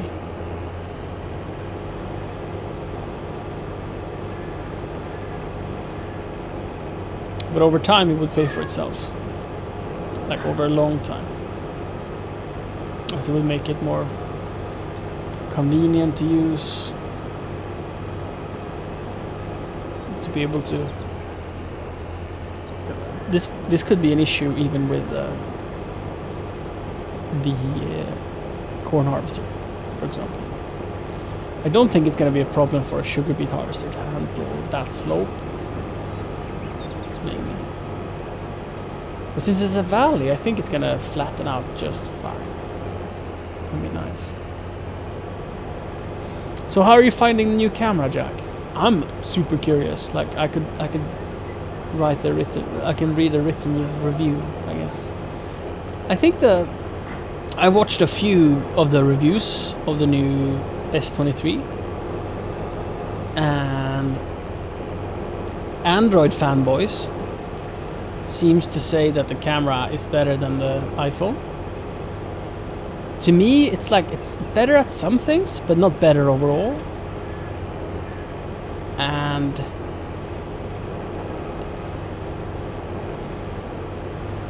I think the features I am most interested in Android in general, because Android in general is awesome for some reasons. Not all reasons, but for some reasons. It's awesome. Like Dank Chat, that on its own is absolutely awesome. And to be able to run the Streamlabs streaming service, so you can get alerts on a mobile-only stream, that you don't have to restream it to get alerts. It's pretty awesome. I like the Android user interface. I prefer iPhones though, so that's maybe a draw.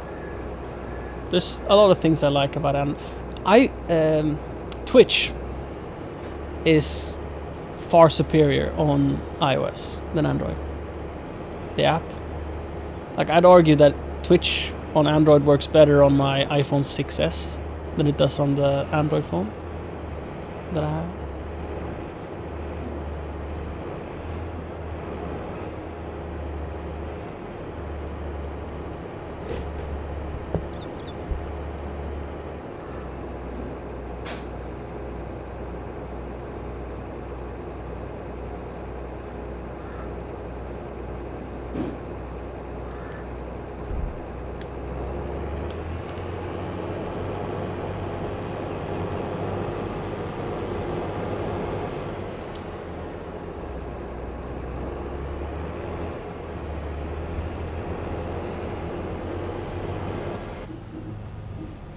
So what I like about the S23, the zoom range, fantastic, but maybe not so.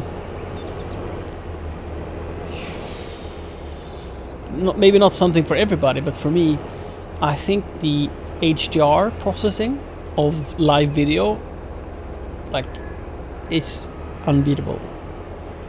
I don't. This is like a very difficult point, as I prefer the style of the iPhone's footage, more contrast and a bit more dramatic. But when it comes to IRL streaming, which is something we are doing quite a lot and are looking to get into even more,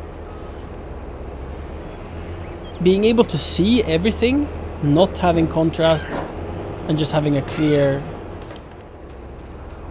image when the conditions are less than perfect, like strong sun and deep shadows, especially indoors. The S23 is twice as good as the iPhone. Like, it's unbelievably better at, say you're at the restaurant or in your house, how it just looks, how it looks bright and fresh and with lack of shadows in a positive way on the S23 Ultra. Like, it doesn't overexpose lamps, displays, signs, things of that nature. Outdoor, in sunny situations, I think the highlights and shadows are even better on the iPhone though. Not always, but sometimes. Like, it's situational. But in quite a few situations, the iPhone beats the S23. But for what we would do the most, which would be indoors or poorly lit, image stabilization in poorly lit situations, like evening, in the dark, S23 blows the iPhone out of the water. And this is almost always true for any phone or computer or GPU or any tech or any car for that matter. You won't find something that has everything as like the best that you like the most. Not even if you're fortunate enough to be able to buy a Rolls Royce.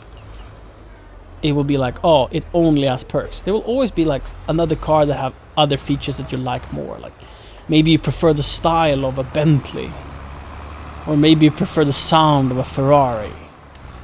You know, so finding like something that is the best across the board, I don't know if that will ever happen.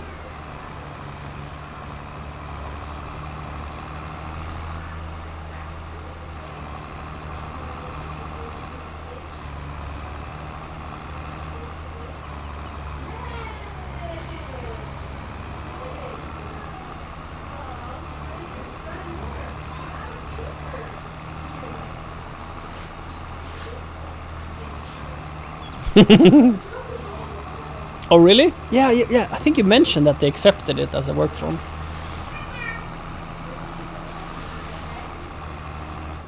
I am jealous, without a doubt, Jack.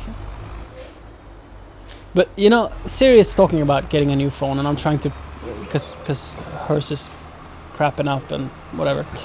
And I have like, I have always been confident when it comes to tech. And when Siri's like, oh, let's invest or let's get, I'm like, I don't know. I don't know what I would recommend. And that's a first for me. Why can't I pick it up? Oh no, is it because I have too much grass? Oh no.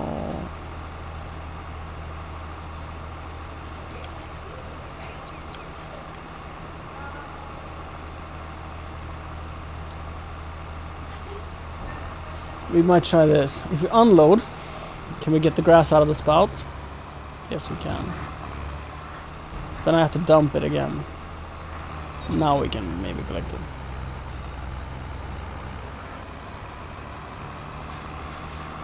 Oh, I managed to pick up more grass.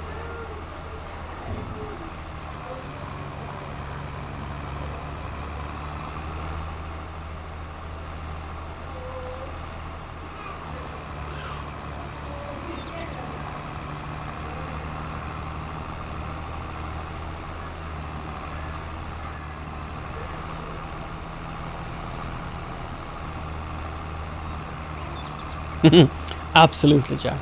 Absolutely. But like the way I see it, is like we do upgrades every 6 years or so, or at least me personally.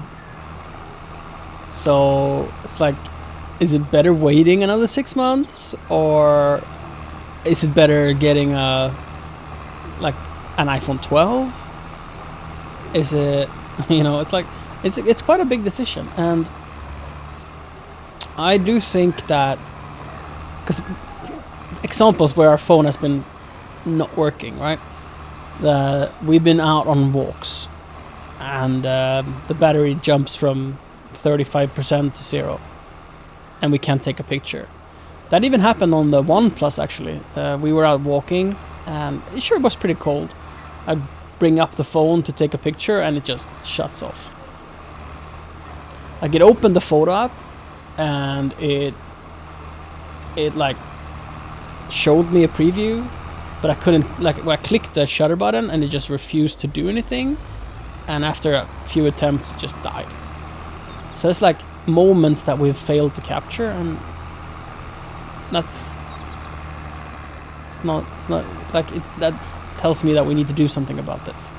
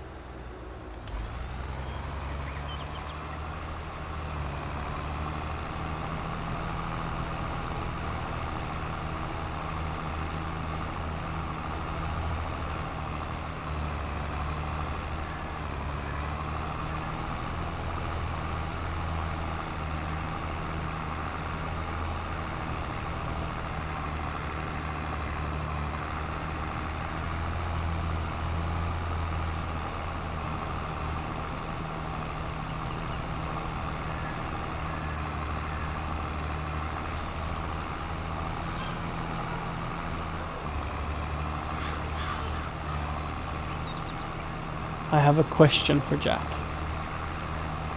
I don't know if you've taken any photos yet. I presume you've taken a few. You're a camera nerd just like me, and very interested. And you had the S22 Ultra, and now you upgraded to S23 Ultra. Can you tell any meaningful difference between the two from your experience? And now I'm talking like in the with the photography, or the things that matters for that bit. That the GPS has improved, that that we can agree on. But we expected that, and like that it will be faster. That's probably a given, since it has a Snapdragon rather than the Equinox shit. Is it called Equinox? I'm not sure. Samsung's own CPU.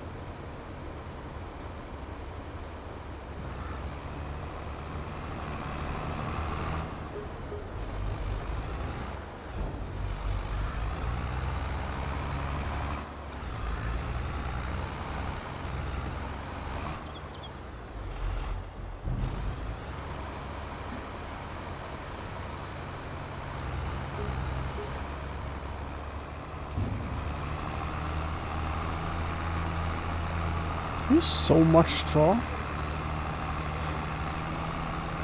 I don't know how much we've sold for, but like we're at 260,000 now. And I recall it being at we having like 200k a while ago, and I don't think we've sold any products since. That most of it is down to the selling of straw. Must deal with this mess here.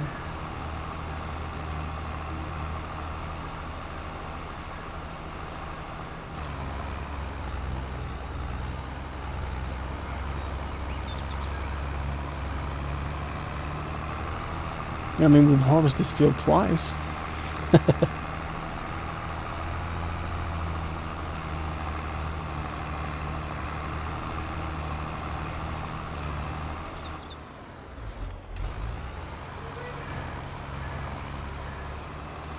Quite a lot of timber left to pick up as well. You know, my inner child, which makes most of my decision when it comes to gaming, wants to buy a skidder for like a couple of $100,000 and a wheel loader for another couple of $100,000, so I can try that method of logging as well.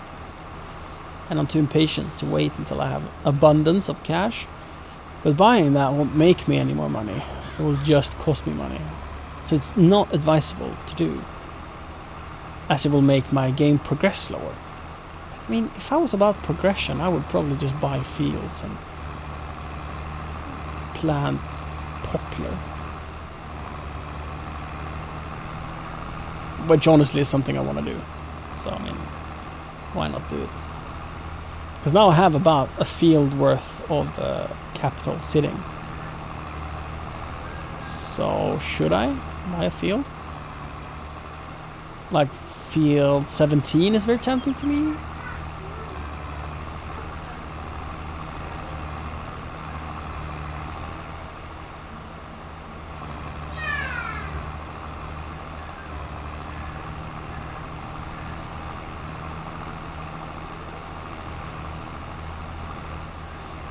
I'm busy on a call with his grandma.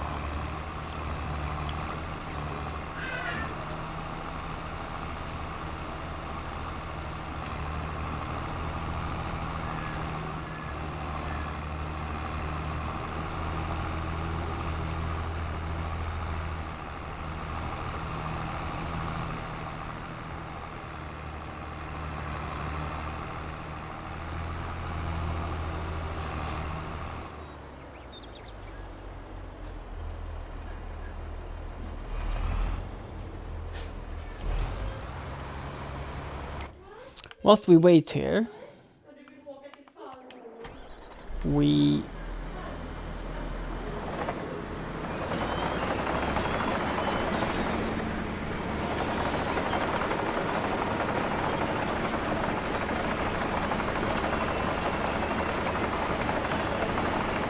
let's switch to the quick disconnect, quick attach, quick coupler, quick.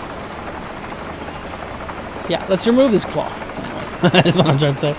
And then I think we're going to be planting some trees here.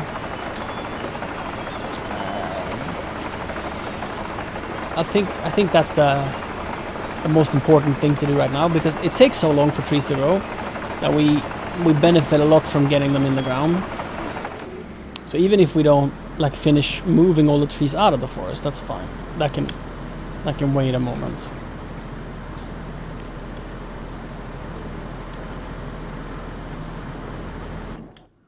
But if we change to the fast coupler, there we have it. For 0, because I already own it. We can both stump grind and plant trees. Should we stump grind before we plant? I think so, because some of the spots where the stumps are going to be beautiful for planting.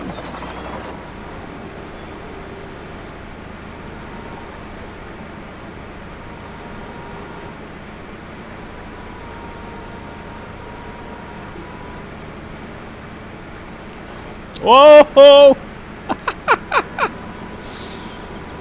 Rah, Superman. I am Superman. I can lift this whole trailer.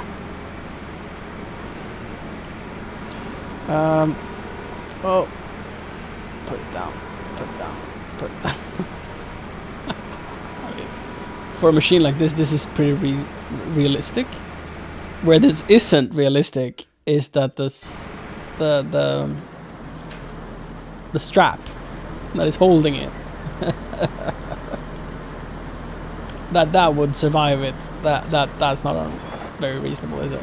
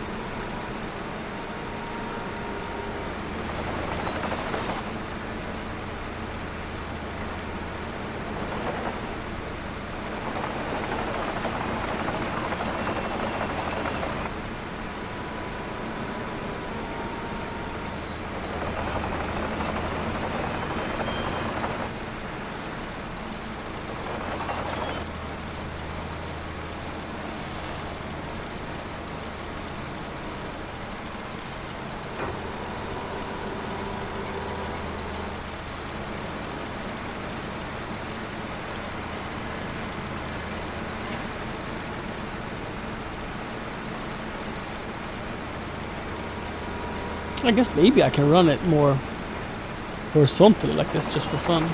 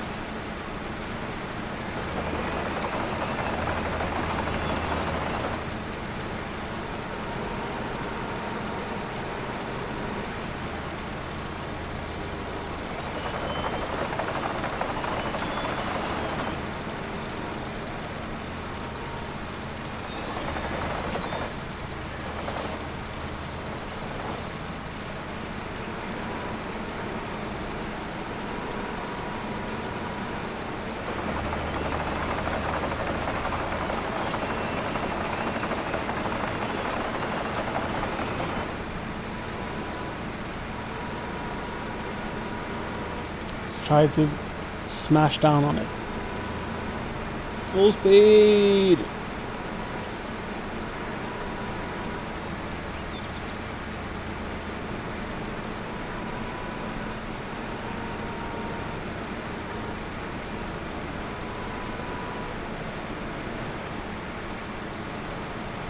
And we have an excavator in real life. It's not something you would think when you see me drive this thing.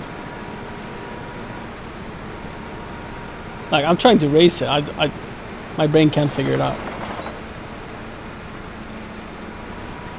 That way? Yeah, it's just...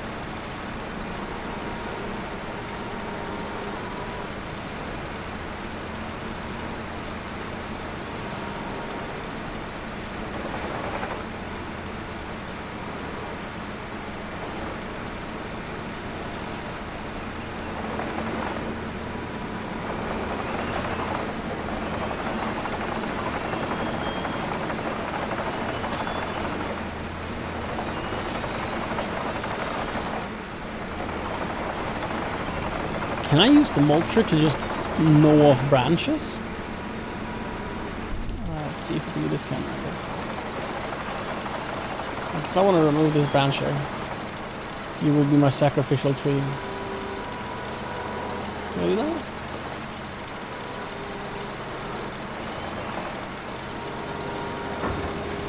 Seem like it.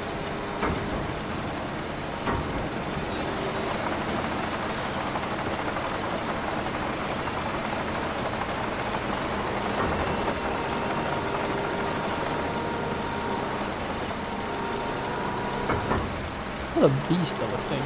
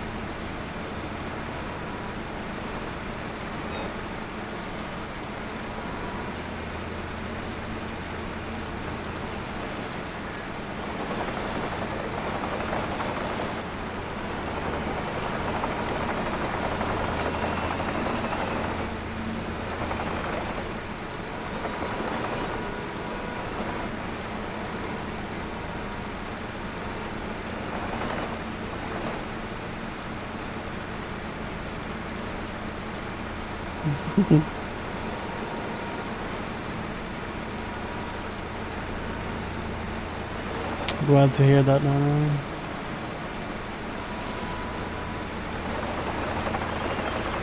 For me, this is far from cozy. I'm using all of my 5 brain cells to do this. This is one of those, like, it feels like I'm doing a chore, but I'm not really, and I know I'll get better at it. That's how it was driving an excavator in real life in the beginning.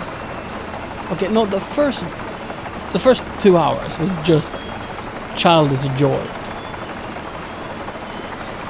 But then, as I was starting to do more difficult things, I couldn't drive for much more than 2 hours, and then I needed a break.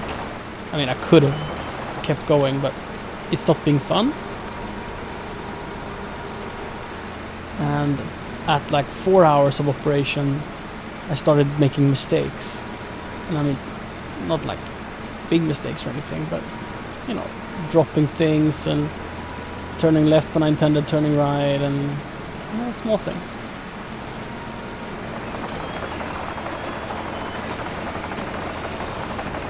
But after 50 hours or so,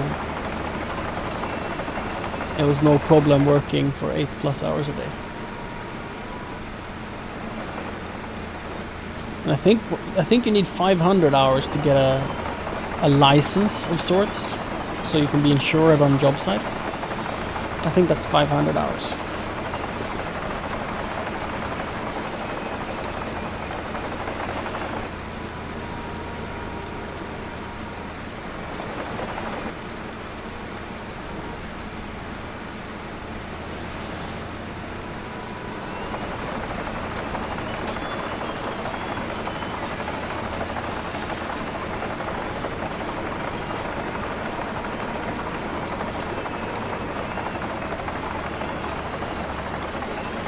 That makes sense to me.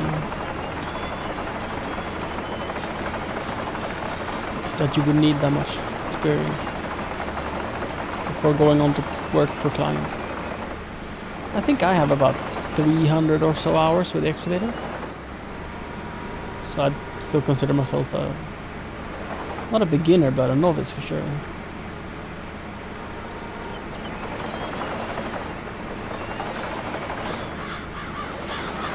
But in this game I have about 2 hours with the excavator.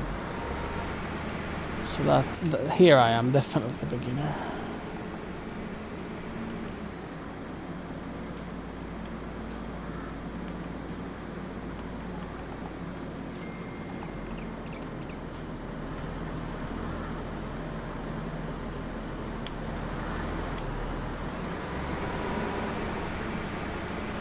Whoopee.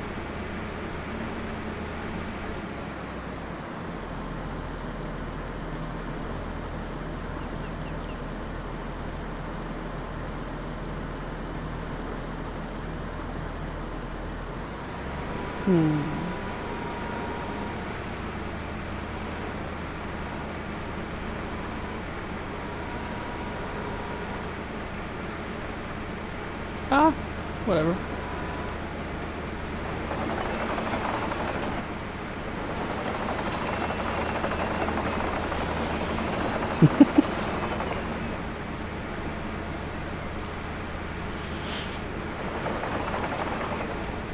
Right, toggle map view.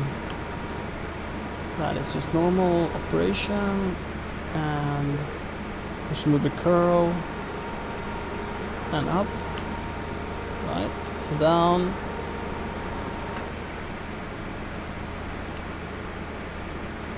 No contact with ground. So like, like that? Right.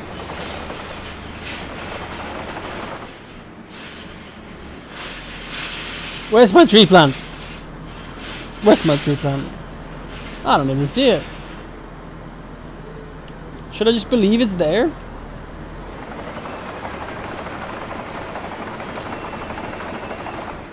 Like, why does it have this Oh, and you can angle it.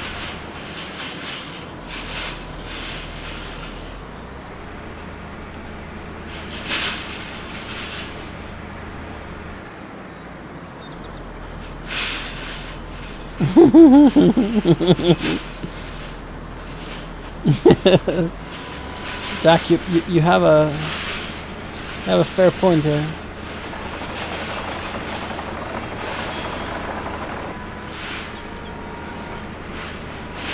It's like, are you not supposed to dig it in? It makes no difference. No, you can't even do anything really. So if you fold it up and just boop, plant tree. Okay. I see how it is. Boom.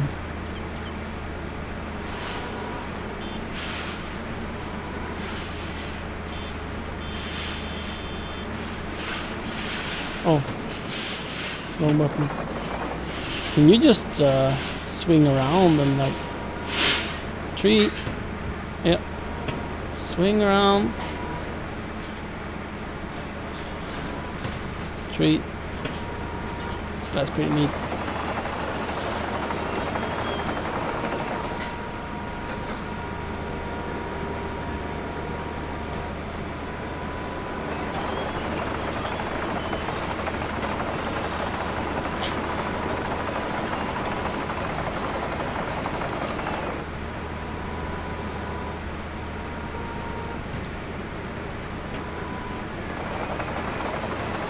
Oh, look at that little tree plant. Oh, look at it. So these tree plants are significantly cheaper.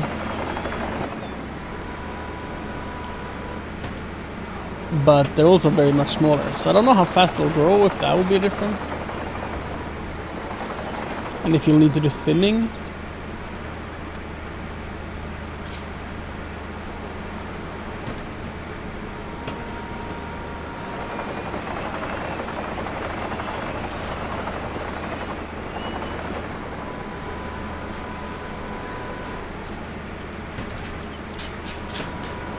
But this will be absolutely awesome for shooting in more decorative forests. For mass planting, I still think that a wagon could be a good idea.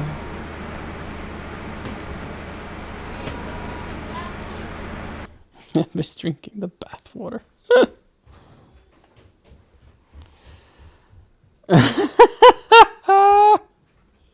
Yeah. Let me see if I can show you guys. For those who don't want to click. Who could forget this? This is my girlfriend Siri. Trying to fill up the excavator. That's hilarious. I don't know what the other GIF is. See if we can load it. Someone wanna go? Oh yeah. That's not an OSHA violation. What do you mean?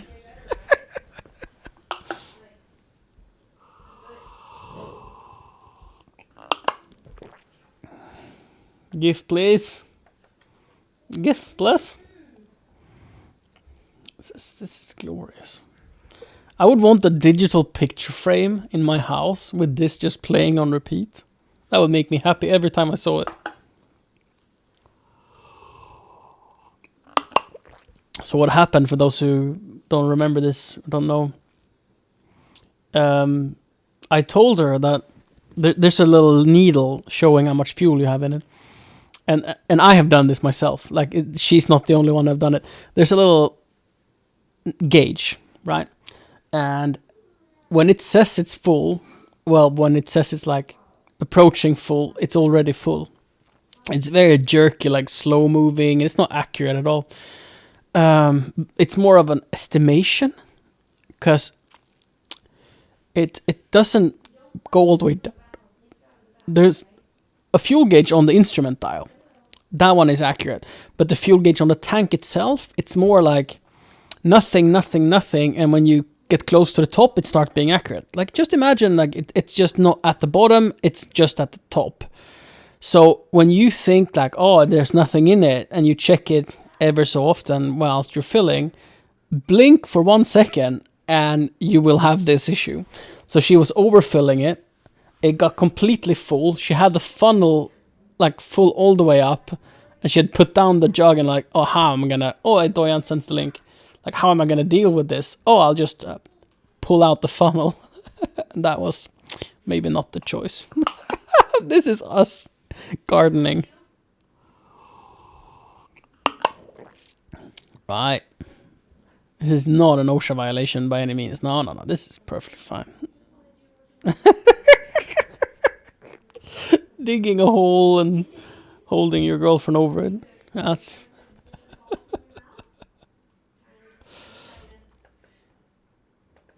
Let's check the clip. I didn't fill enough, or fill a lot. Well, Oh, it's a highlight. That's even better. I love the Men at Work sign in the background. We purchased that one, by the way. It's not a stolen sign. I mean, it might be stolen before us, but we purchased it. I think it's recycled because it was broken. Like, it's not... It's dented and stuff.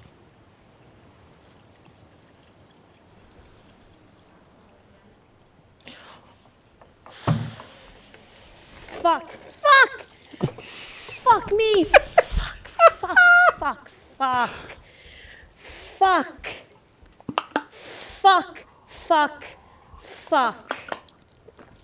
Her drama is just amazing.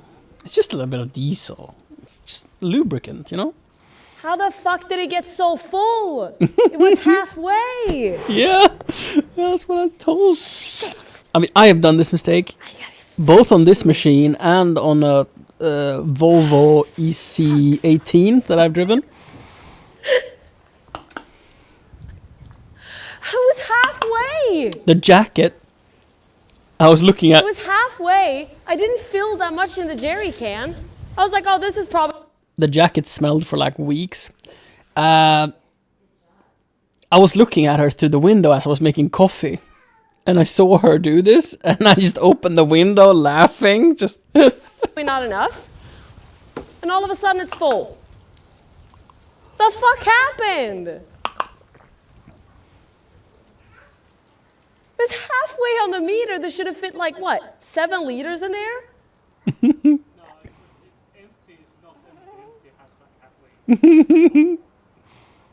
Why? Why? Why is it constructed like that? Now she's realizing that it doesn't drain from the funnel. No, wait, it's the other. Fuck. Yeah. Fuck. That like the funnel's filling up without draining. And her way of dealing with it is that's the fun mistake. She could have just left it there. I guess no, it would. Oh yeah, because it was overflowing that we couldn't see. Fuck me. Right. Fuck.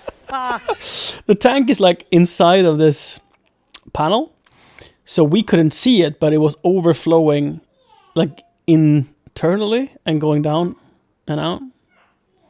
There's a reason excavators and other machinery is equipped with a fire extinguisher. Ours doesn't have, but like they're supposed to be. There's a holder for fire extinguishers here. And that's because, there's so much oil and diesel and hydraulic fluid everywhere that they're basically a match waiting to get lit. So, it's just lubricant. It's fine. Cocoa spill.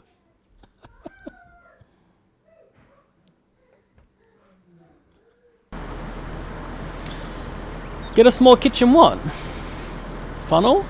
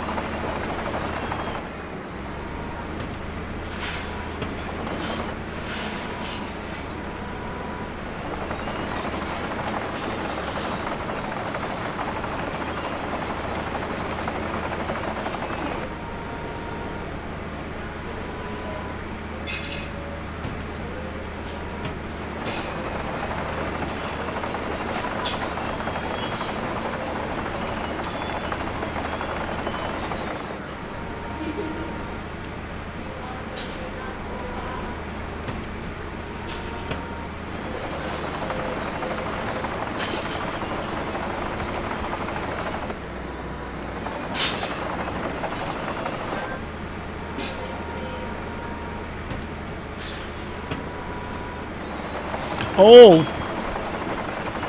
extinguisher. Yeah, right. That's not a bad idea. We actually have the perfect extinguisher just put in there in our house. In our house we have 1, 2, 3, 4 fire extinguisher.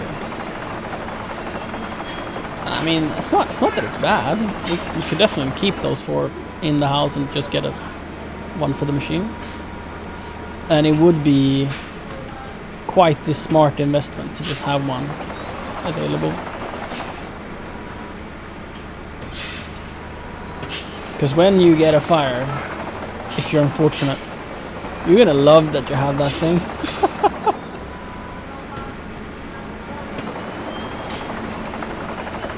And since our yard is quite small, we only have 1,000 square meter yard, I'll be close enough to the house, right, that I could just run in and get it.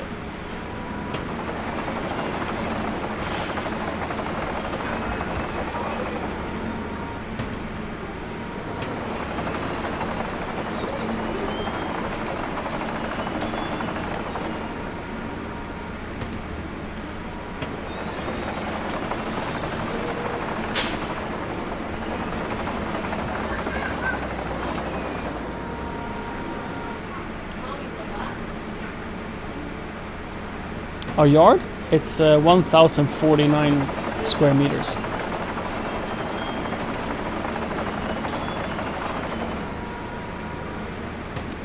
Or like 1,050. Something like that.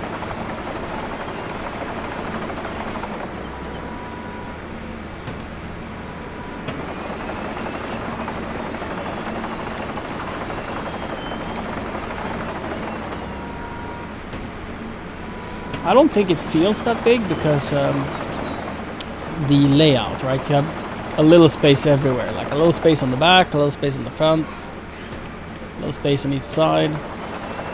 So it doesn't really feel to me as big as it is, because it's not like if there was a big square, it would feel really big.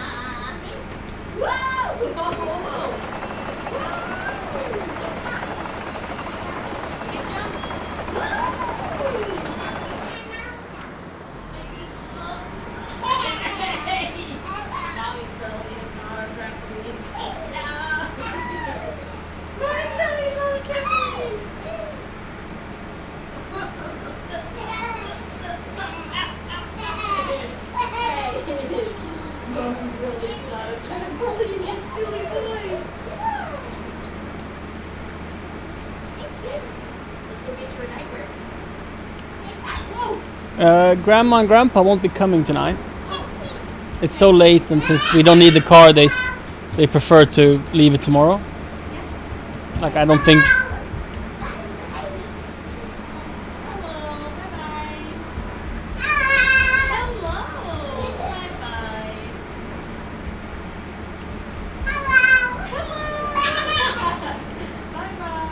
Right, we're left area, which is our land.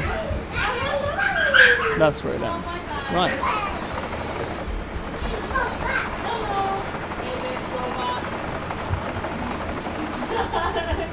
That's a nice robot run. He's running around naked, pretending to be a robot.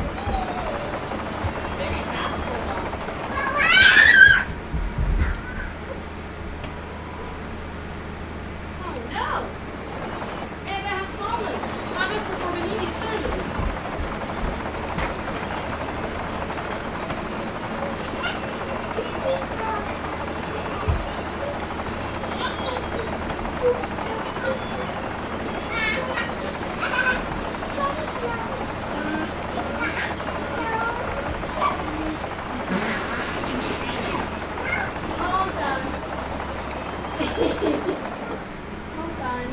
Surgery completed. You're welcome. You're welcome. Robot doctor. Yes. I am not remote. I am robot doctor.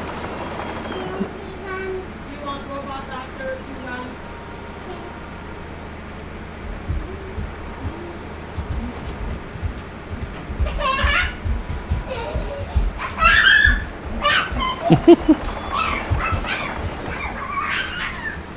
Robot doctor, not very fast.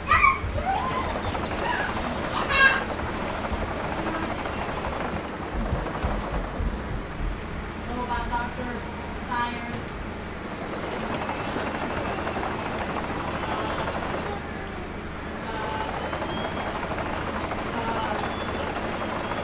Oh shit, that's a road.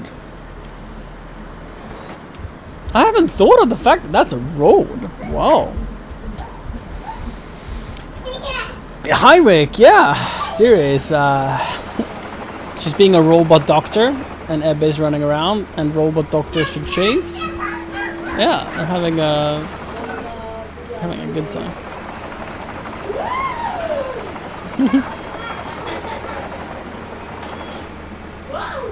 How are you doing, Rick?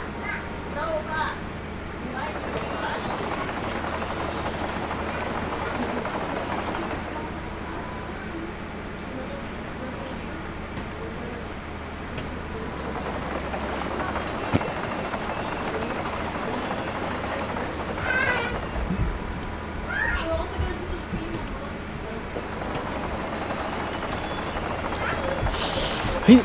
We have a son, and we do a mix of Swedish and English. Hi, Ebbe. Oh, are you helping? Oh no, no, you couldn't know. They sound the same at this age. And honestly, I've had a lot of people seeing Ebbe and saying he's a girl. So I mean, when I was a photographer doing studio work, we did a lot of families and stuff, and I was quite often wrong to the point where I started saying, "Oh, what a cute baby," instead of "What a cute boy, what a cute girl." Yeah, he speaks Swedish as well. Yeah. Even in preschool, he does a mix of Swedish and English, and the preschool teacher said that like, yeah, we speak mostly Swedish to him, and that's what we want. But whenever we want to tell him off, like whenever he's doing something bad and we want to like get his respect, we speak English, and he listens better.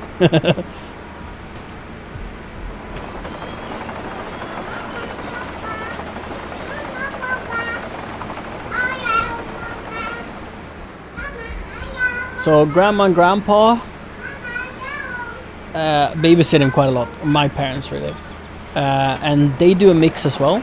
So and preschool does a mix. Preschool is like 80% Swedish, and grandma and grandpa is probably 50-50, and we are probably 80-20 English.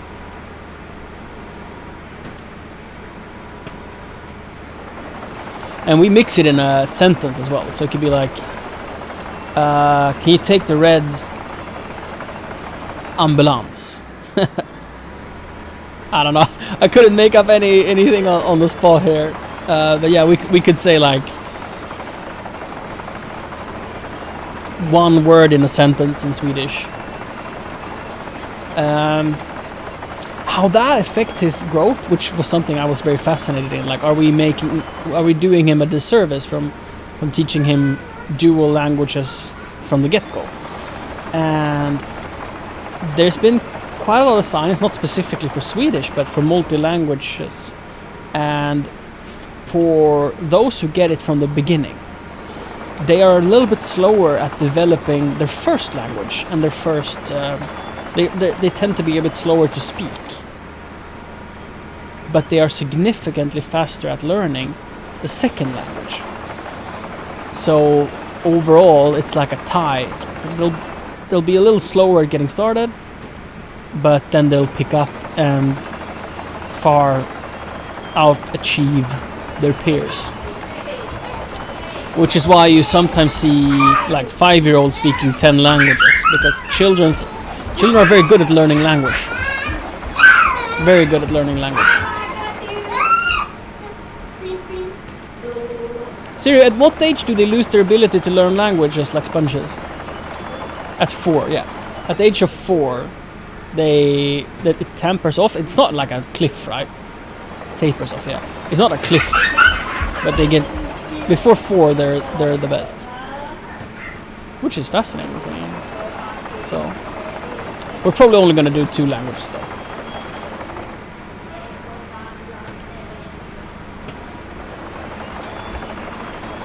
Chat, would you hate us if we named a girl, if we get a girl? Would you hate us if we named her Ebba? So it's Ebbe and Ebba.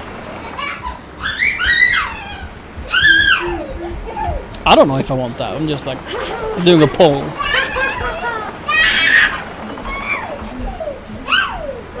can catch you anywhere.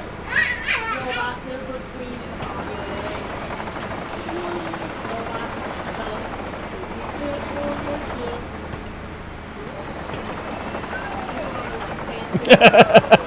Yeah, you might be right on that, Jack.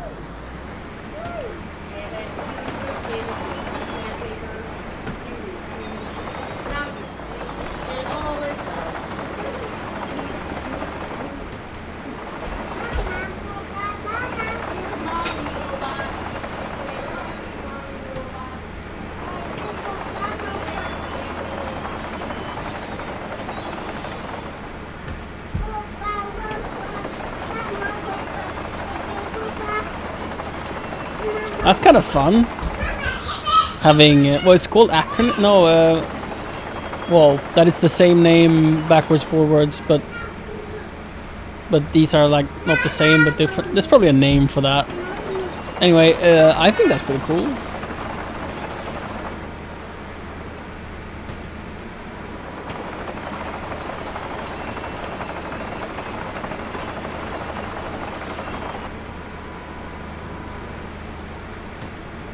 That there are opposite sex names that spell each other's backwards. If someone didn't understand what I'm trying to say here, it's like Aron is Nora backwards, and that's a very cool thing for siblings to like, have names that are acronyms, abbreviate. I don't know. Yes, palindrome. I would not have guessed that, but yeah, that's what I mean. Yeah. Thank you, Jack, for helping out.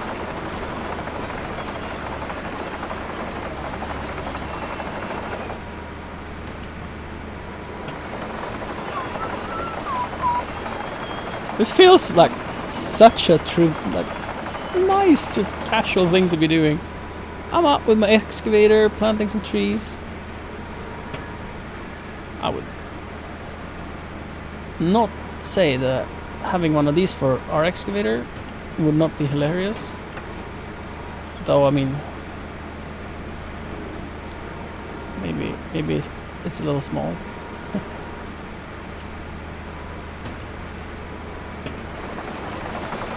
Our excavator, I mean, not the tool. Our excavator, so that's me.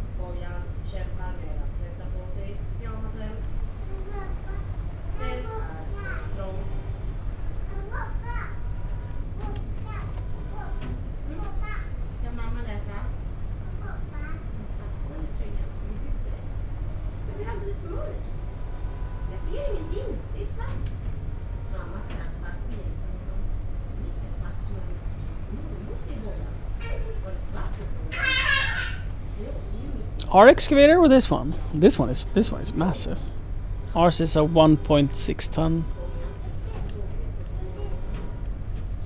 And that's that's probably twice as big as the smallest ones, but still, like this machine that I'm in right now in the video game can probably lift our machine in the bucket.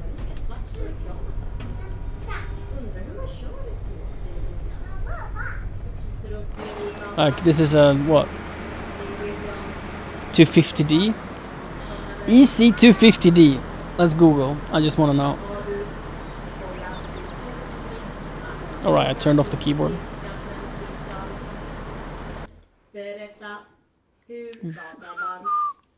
It's cute. It's fun sized.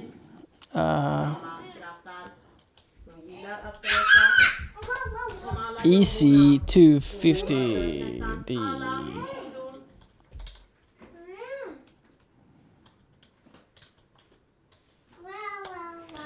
I were to guess like 4 tons maybe?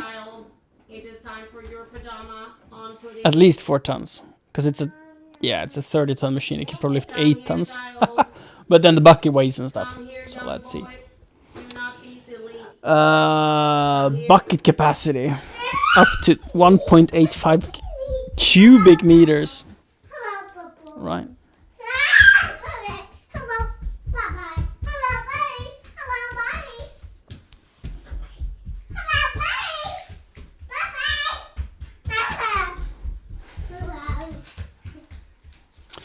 I think ours breakout force is like 3 kilonewtons.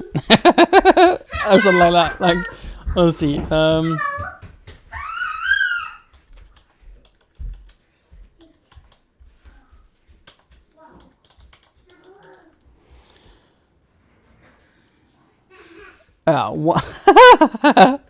One and a half kilonewtons. This is 150. 1.5 versus 150. Yes. Easy. The counterweight is 5 tons. So yeah, that's. I want to have one of those diagrams that shows lifting capacities. Attachments. No. Specifications. No. Overview. No. I want to see the lifting. Come back at once. Here comes the It doesn't specify. If you go Imperial. No. It specify. Fucking Volvo. Hey. Hey. Hey. The pajama or later. Hey. Child, do not struggle. Your struggle is futile. Hey. All done. Deactivate. Are you taking my microphone? Oh, here, we'll download the brochure. Let's go. Surely they must have one of those diagrams. Help? Oh. I don't know about. Be there. Okay. There we go.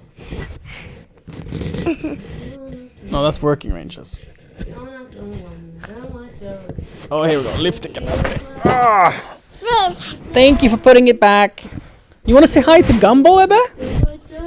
Ebbe, can you say hi, Gumball? Yeah, it's the same. Blah, blah, blah. That's the 250 DL, which is the one I have. And let's say at 0 meters, it doesn't specify. It doesn't. Here we go. 1.5 meter along the machine, it can lift 6 tons. And at 3 meters depth, it can lift 12 tons. But if we check like ground level, the closest it can get to itself is 4.5 meters. I can't even get closer than 4.5 meters. Our reach. Let's go to this page and see if you can see the reach. Look. Oh, cutie. So let's see. Maximum reach is like 3 meters or something, right? So that would be that measurement, which is F. Yeah, 4 meters. So 4 meters is the maximum digging radius. And this one can't even do 4 meters. It can do 4.5 meters. And there you can lift 14 tons along the track. Across the tracks, 9.6 tons. Yeah. And at like maximum reach, which is the lowest value it can lift, and at 0 meters, so ground level, the same level as the machine, is this column, it can do 3.8 tons out the side. Okay, let me explain what that means. That means that this machine, if it goes across the tracks like this, and at the ground level, which is standing on, not downhill, like this would be downhill, right? Because it's below the house, but along the house, so like here-ish, or along the tracks really, and as far out as it can go, it could lift 2 of our excavators. You get it? Like if the planter would be our excavator, we could put 2 excavators there and just lift 2. I mean, for comparison, our excavator is like human-sized here. So if I just stand here, our excavator is 2 meters tall, 2.4 meters. So this little guy is about 2 meters tall. So that's our excavator compared to that. Have you captured it, man? Yeah, that's good.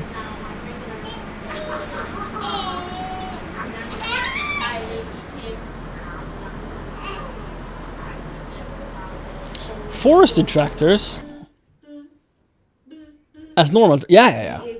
Yeah, they have 3 points and everything. That makes sense. I haven't contemplated it, but it makes sense.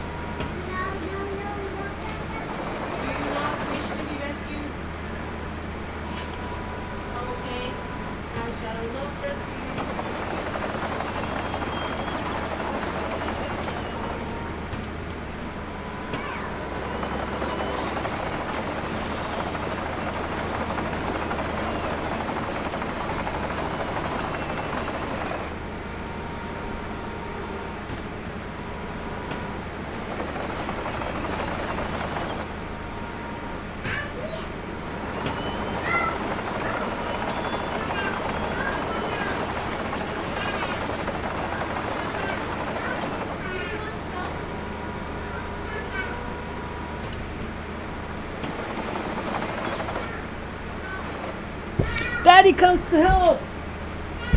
Daddy will help! Oh no! Daddy is stuck! He's twisted himself! Oh no! Daddy will help!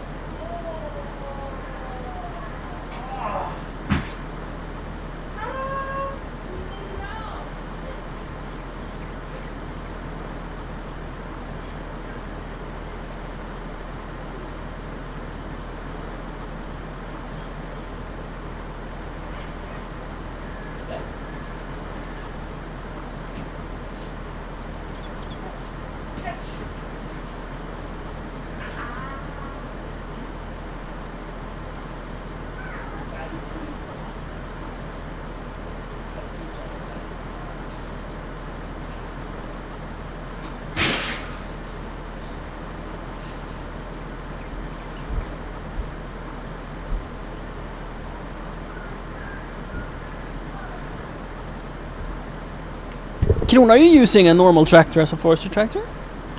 Is that why you had that idea? Oopie.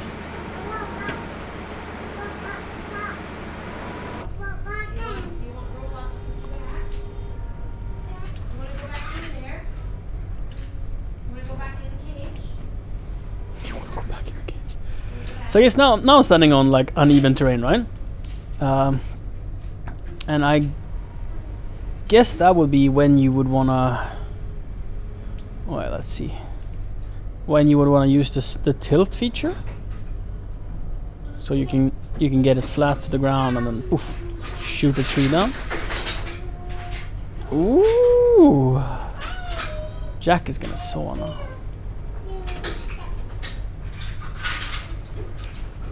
Yeah, it's decided. We gotta build a sauna, Jack, before next time you come. So enjoyable. So enjoyable.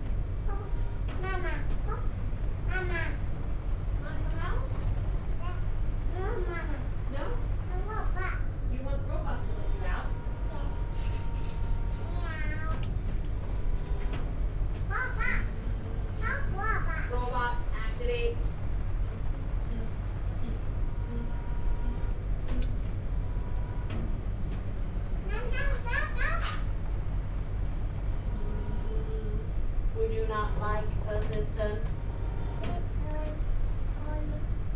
You want a hold?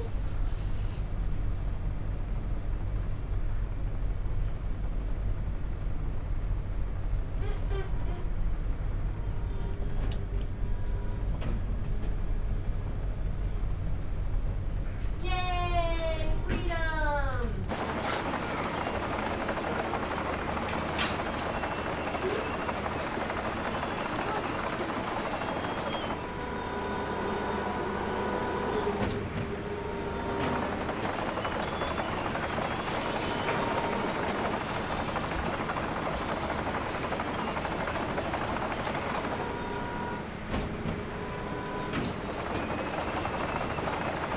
I'm like, sauna's only reached 60 degrees. Isn't that a little?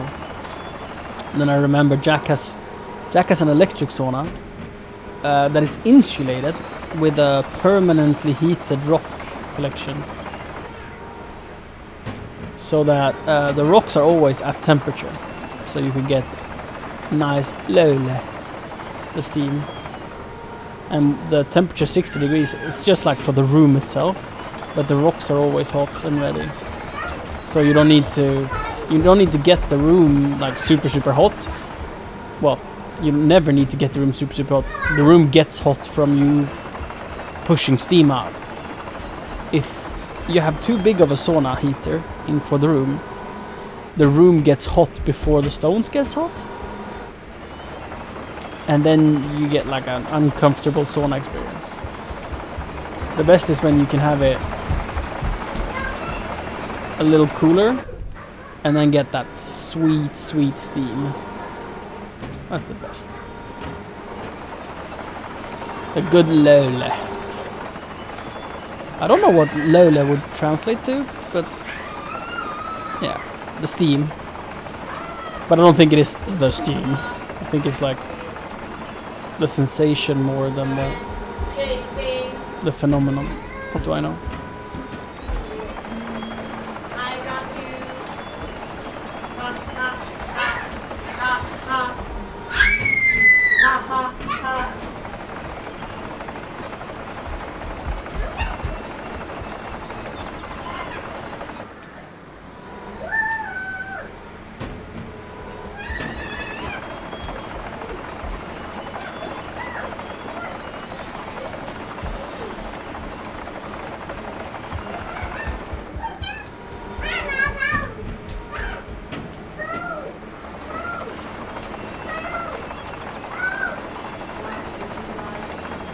Ooh, have a good time, Kron.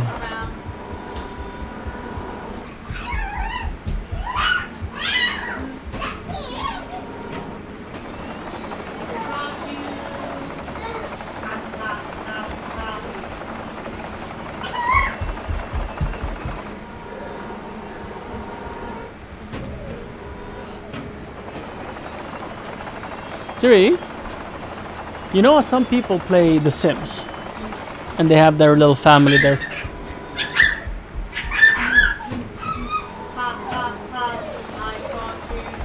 Our streams is kind of like that for our viewers. I mean, not right now, now I'm gaming, but when we're IRL streaming, it's kind of like the viewers are playing The Sims, controlling the fate of the family. I wonder if it would be an enjoyable thing for viewers to be able to interact more and control more, or affect, control is a strong word, to affect the what's going on in the stream and affect the outcome. Like, It's fun if we get to like vote for what's gonna happen. yeah, if there's like 3 options, like do laundry, go have lunch, or paint the wall, and someone could affect what gets done. Oh no, child is between the legs. Play guitar, mow the lawn, do a video game.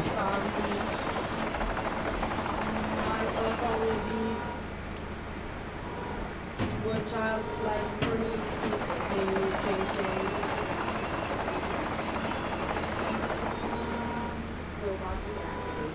Mommy's back.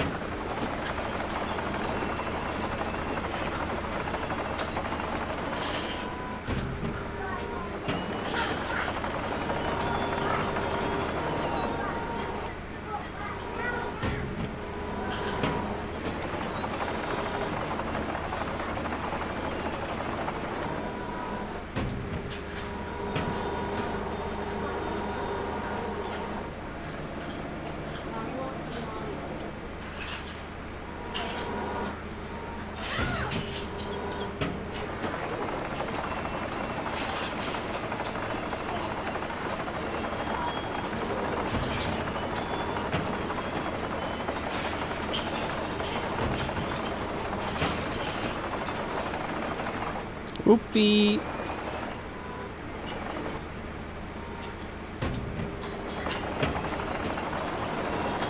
Got the hotkeys mixed up and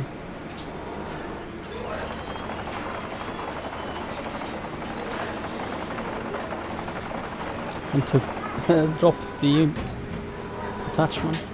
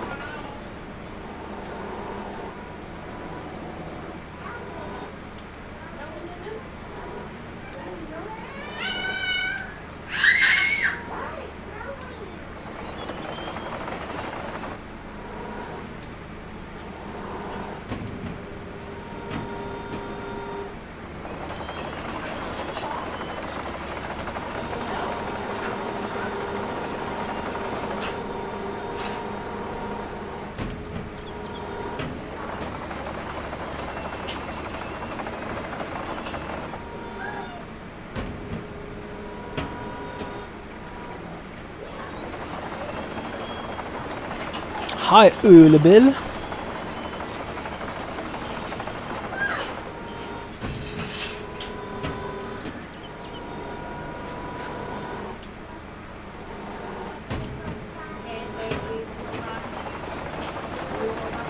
We have 35% trees left. Coming along great. We knew this was going to be a fairly time-consuming thing, but compared to riding with the pull tree planter thingy, this is quite a lot more fun, and I think it's going to be a more organic forest as a result.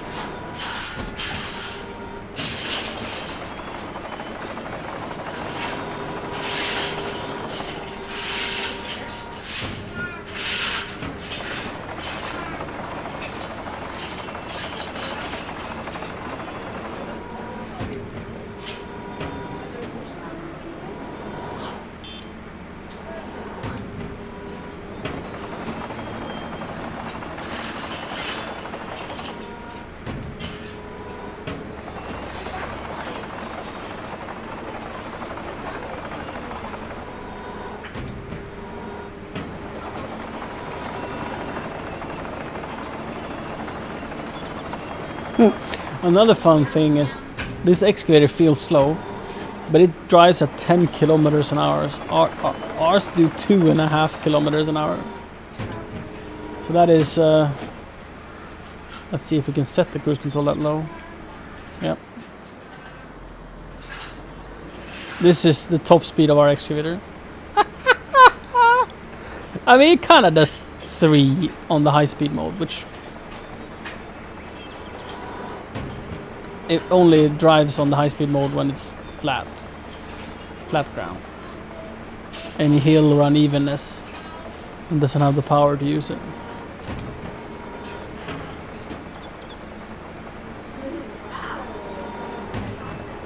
Hi Jose, good evening. It was really nice actually using the cruise control when doing this.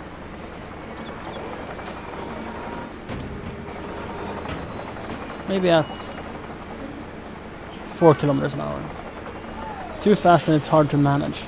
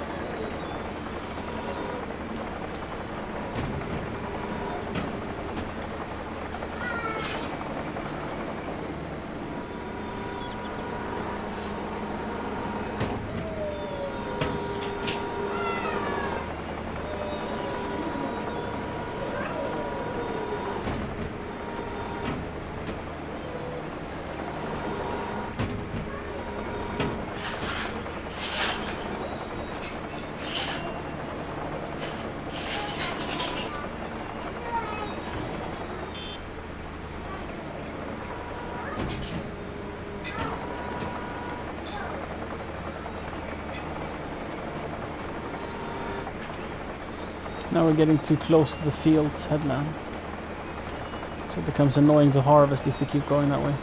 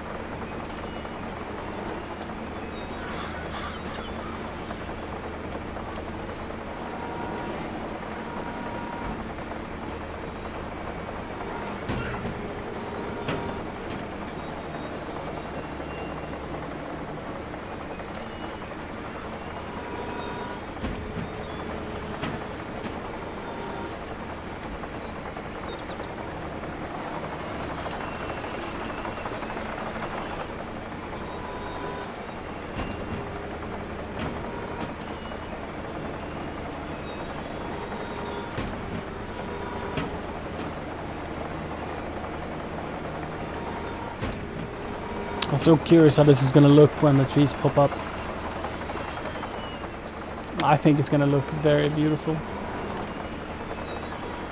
Organic, weird. Awesome.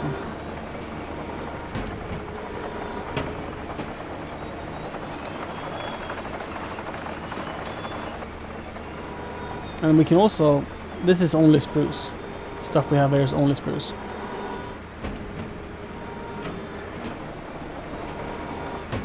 But when the spruce has come up, if we want to make this look more like a forest, like the plan is to make like a productive plot of land for forestry. But if I were to make this more decorative, I could come back with other varieties of trees as well and put in.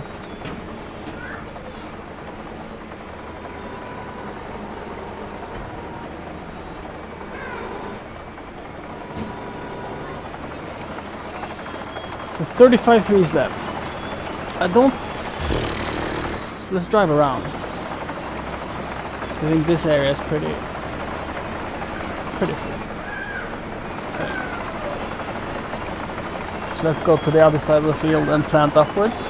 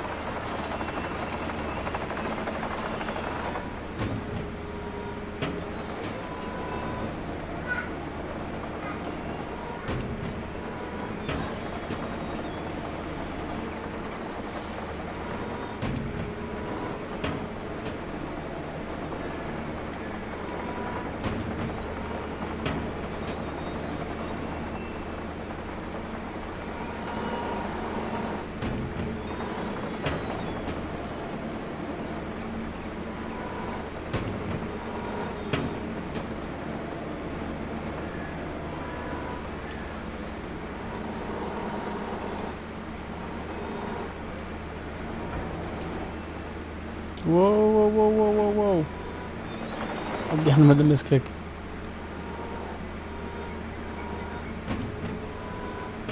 Only 3 trees left? Oh my lord. Then we would have planted 240 trees. That's like as much as I planted in total, I think. The other planter, the normal, that you pull behind the tractor, can hold 20 trees at a time.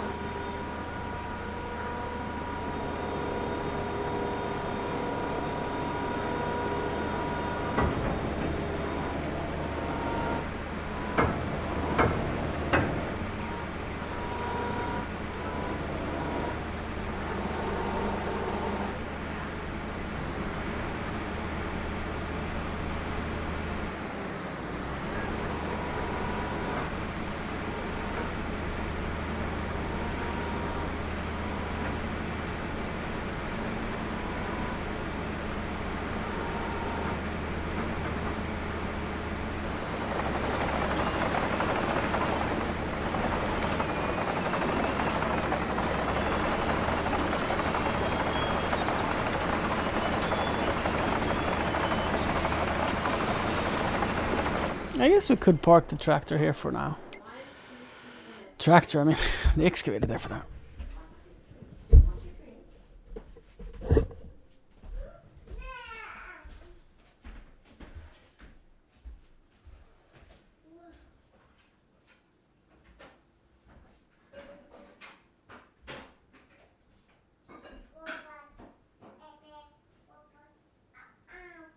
Was it hot? Did you touch it?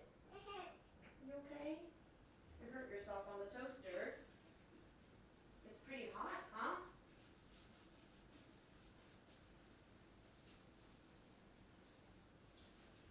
Does it hurt still? Does it hurt? Yeah. Yeah?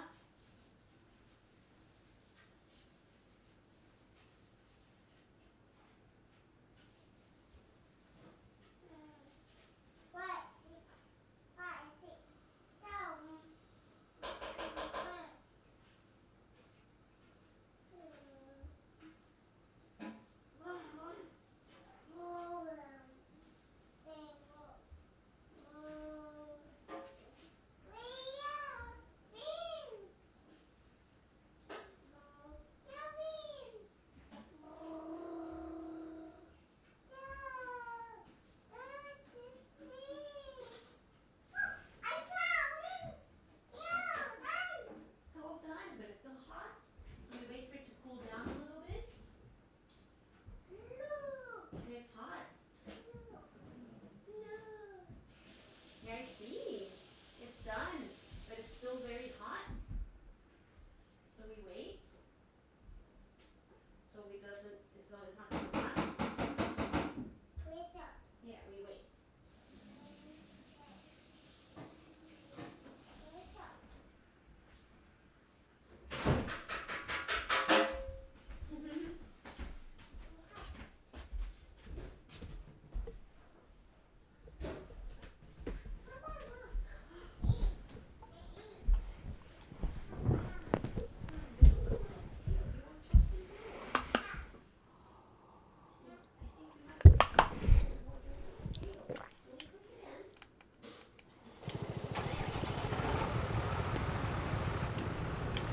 Right, let's fold this up.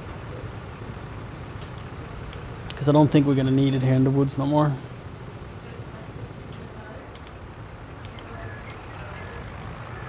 I can't get all of the stuff with me. I need to bring another tractor here.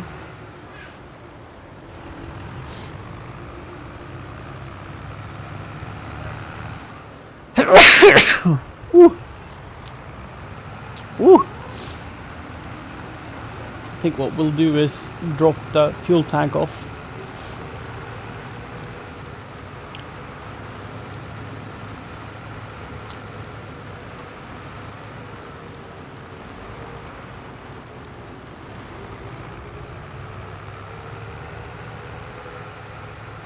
Thank you, Gumball. Do you play video games, Gumball?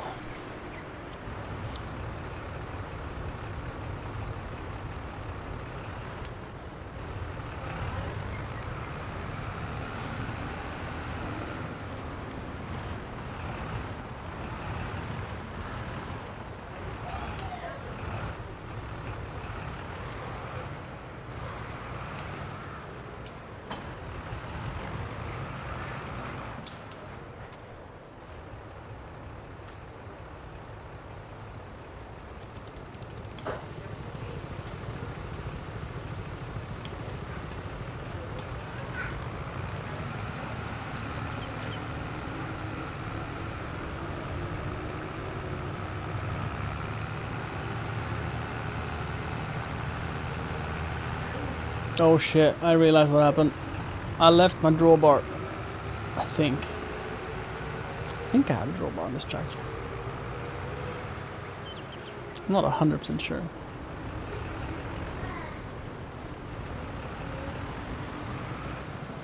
No, I didn't. Never mind. Oop. If only this was more level.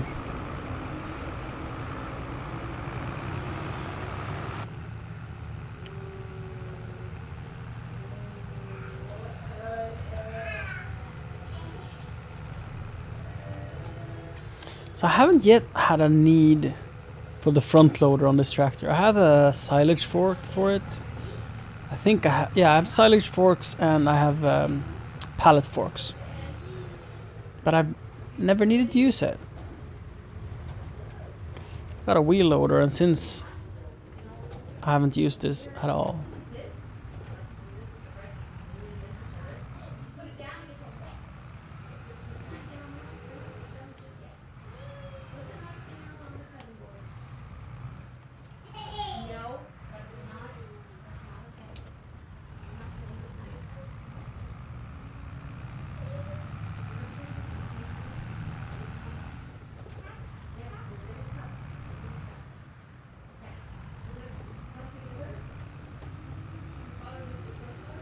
Right.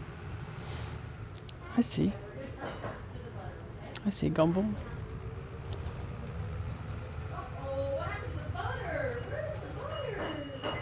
I definitely play more video games in the winter than I do in the summer.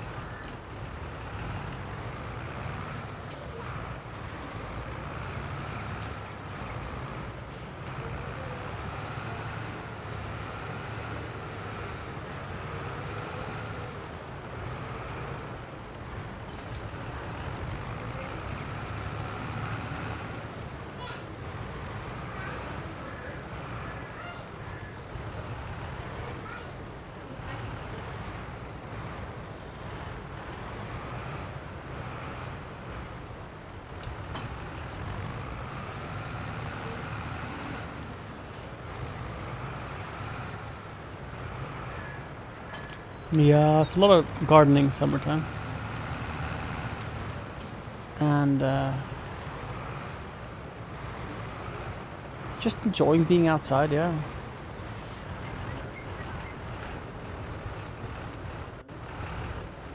I mean, I still play video games, don't get me wrong. Just not as much.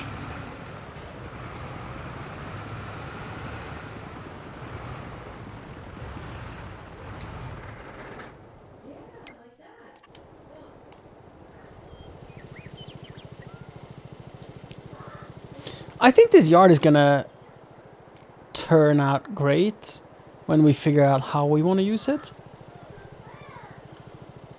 We might level everything off up here That would kind of make sense. And like the level here and over here is quite similar, so we could just make a big flat space. We can move this grove of trees to be closer to the field and make forest here where this is parked. It's got potential. And it's I think this is close enough to all of this here. Maybe we would want to do like a second base over here if we ever get that far. I mean, there's a chance that they release a new version of the game before I get to expand that far, but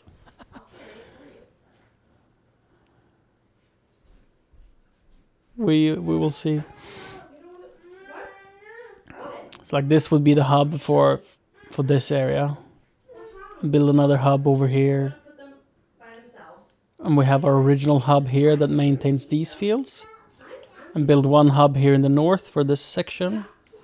And one hub for the 3 fields and all the forest area around it.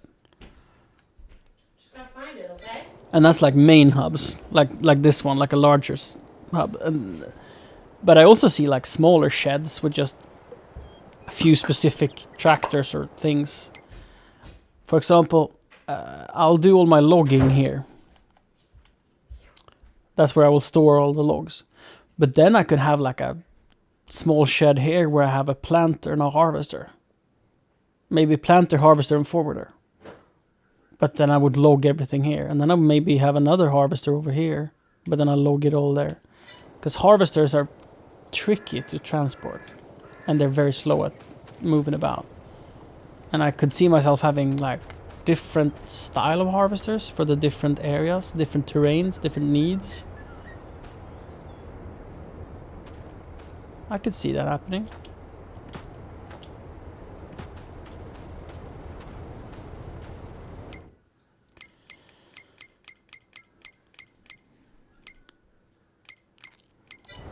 I'm kind of curious to see how the mulching would affect the sorghum fields.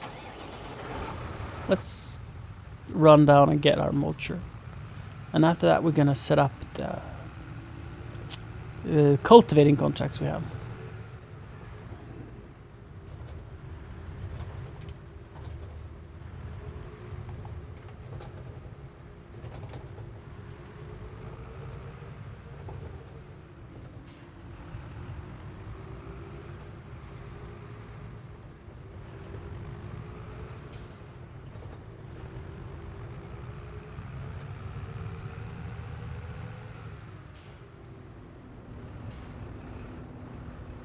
I bet the Syntrack would be really nice for this.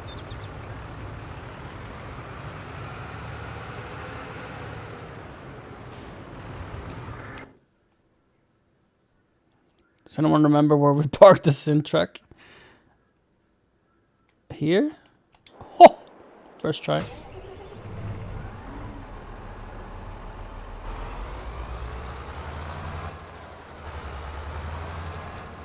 Yes, I were collecting straw from sorghum.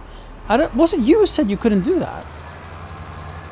Or was it someone else? Because I didn't think you could do it either. But I was proven wrong.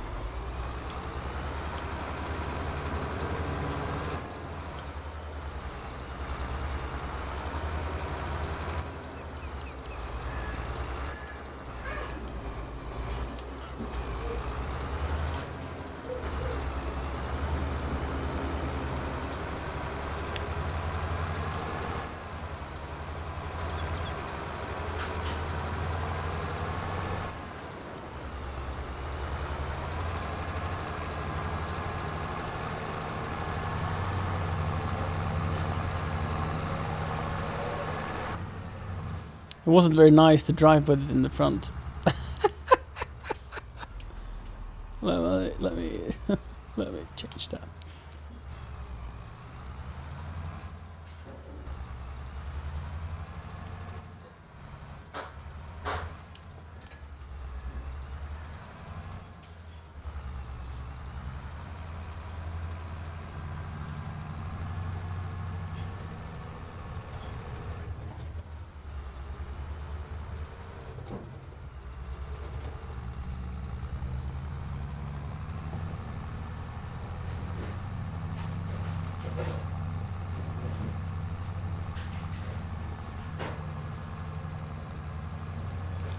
Rick, do you think it's gonna be worth mulching the field of sorghum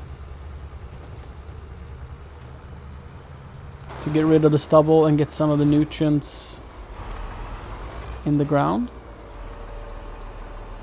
So let's check the... Have I not done soil sample here? I have, never mind. Yield was good, so the nitrogen is very depleted. Less so there. Why? Good question.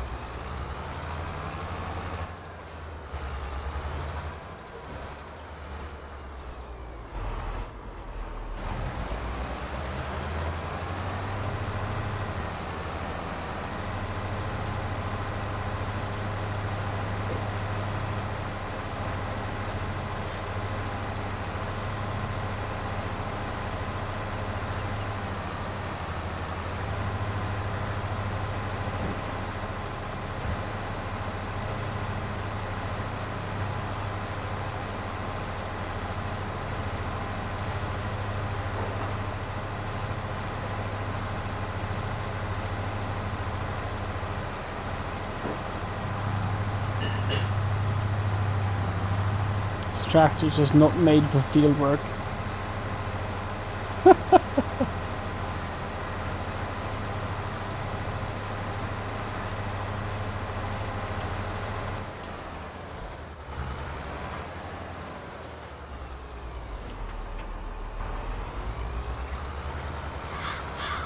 I don't know why I keep this around. Mulching with the tree stump grind thingy. Not mulching, it's called stump grinding. That's the thing I've found it being good at.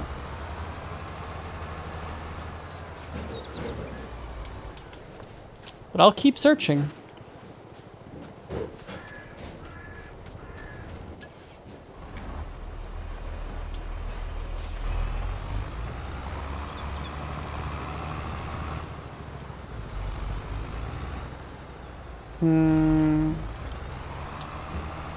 Trying to put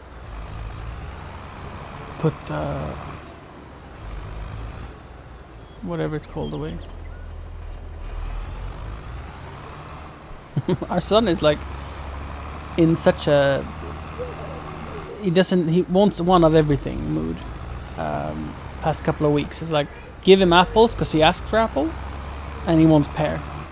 Give him pear and he wants apple. So it's like he gotta have apple and pear. And now he wanted sandwiches. He's getting sandwiches, but he also wants a popsicle. Not a sweet popsicle, a smoothie popsicle.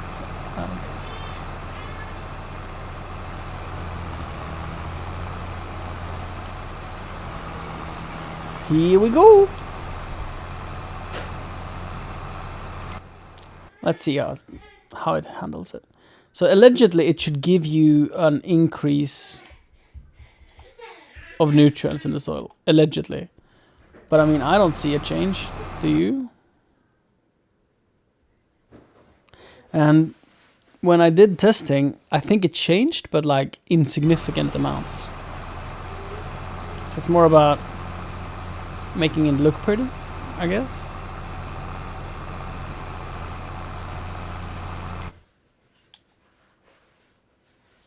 Mushrooms, are they? But they got bad.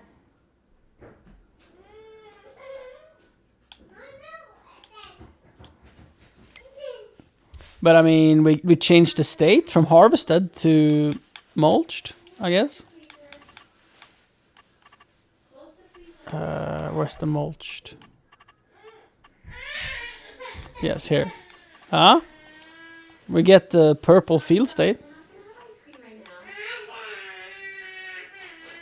I don't know what...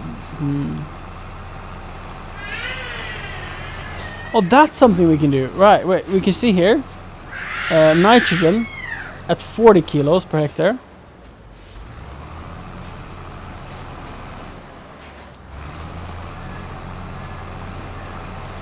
And afterwards we're at It's so difficult because it's like 55, 40, 35. So we would have like a known quantity.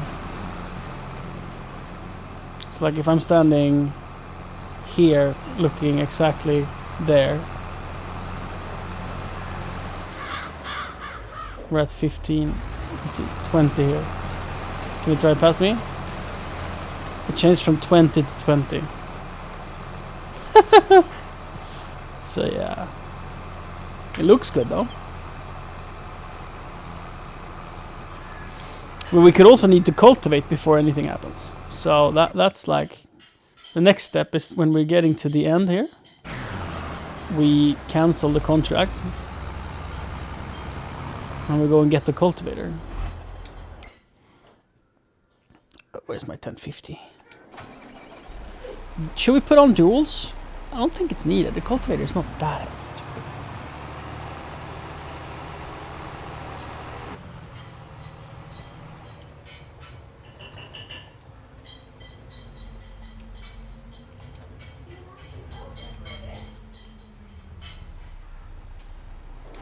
I would like to take a branch off the corner here. For which is the lowest hanging? That one. Not both, just one.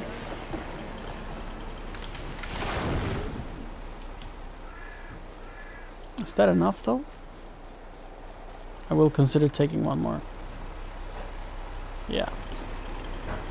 Because that will make it easier to see. Oh shit, the deer scare me.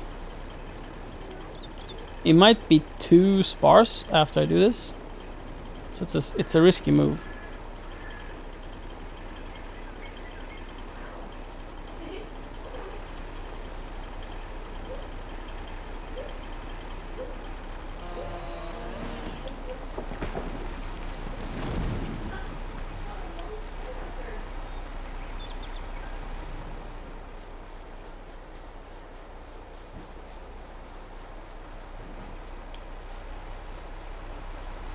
That still looks like a good tree.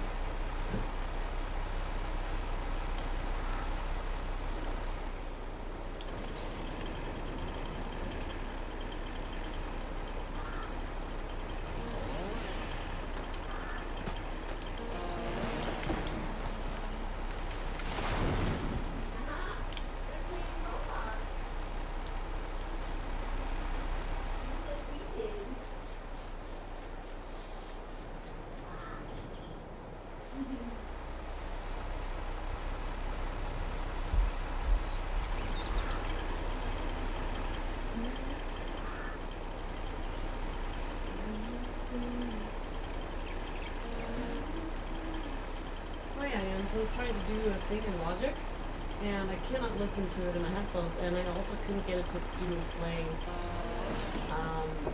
through speakers. Is that a loopback thing, or why Logic won't play in the speakers? Because it should play, right? With loopback, you should be able to set the output, but then it's the question: how are you routing it within Logic? So are you routing it to an output bus, and what is that output bus?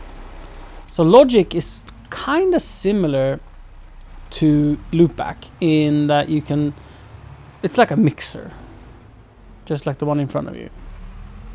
So you can output it many different ways. Well, the output on all the separate tracks is 3/4. Mm-hmm. But that doesn't mean necessarily that that's the output for like audio and Logic, right? You can have a master output that's separate to that, yes. Yeah, and where do I set that? Good question. Good night, Doyan.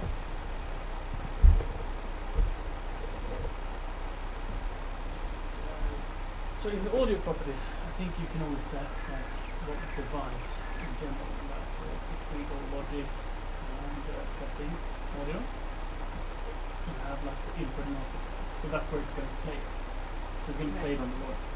If you were to change this, How come that I can listen to like YouTube on both my Zoom and on yes. speakers itself? So that's because imagine loopback being this mixer. And all of the different sliders have different output devices, like your Right. speakers, your headphones, or whatever. And loopback just says, oh, Oh, so if we send it to Loopback Audio, I will be able to make it so Logic Pro plays in both. If I wanted yes. But you would have delay that you would not want. So it's not like a good to. thing. Right. Okay, well, then, I mean, the only reason I have to do this is because I cannot listen to headphones. They're completely broken. Mm-hmm. Can't hear shit.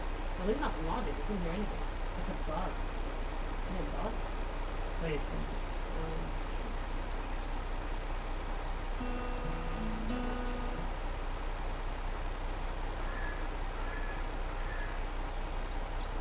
Oh, you hear that? Readjusting.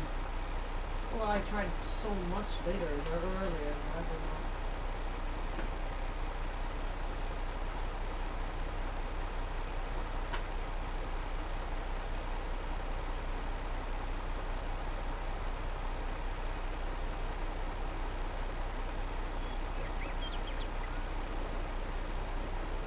Okay, left there at least. Yeah, that's all I got earlier. I read this completely.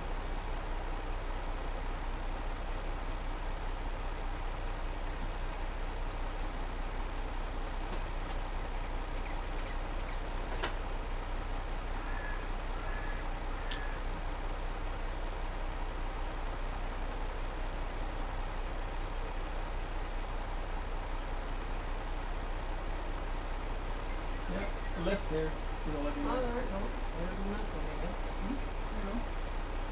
So, should we order some headphones, or? Yeah. Well, then we don't even know what we want. Like, we're just gonna get the same ones again, or? What do you do? I think you have a very specific head shape, and it's easier to just try things out in a store. So, if you ever go to Malmö or whatever, try different Well, I mean, pairs out. if we ever go, it's kind of getting a bit, urgent. Yeah. Like, otherwise I won't be able to hear what the hell I'm doing. You can use the QC35s. Okay, I didn't think that the monitoring worked on those. Why? Then why haven't we been using them instead of these? I thought we used these specifically because the bows weren't working anymore. Then why did we change them? I'm asking, why did we change them? Do you remember why we changed them? Longer cord? Oh yeah, that's true. Do you have an extension? Yeah. Great.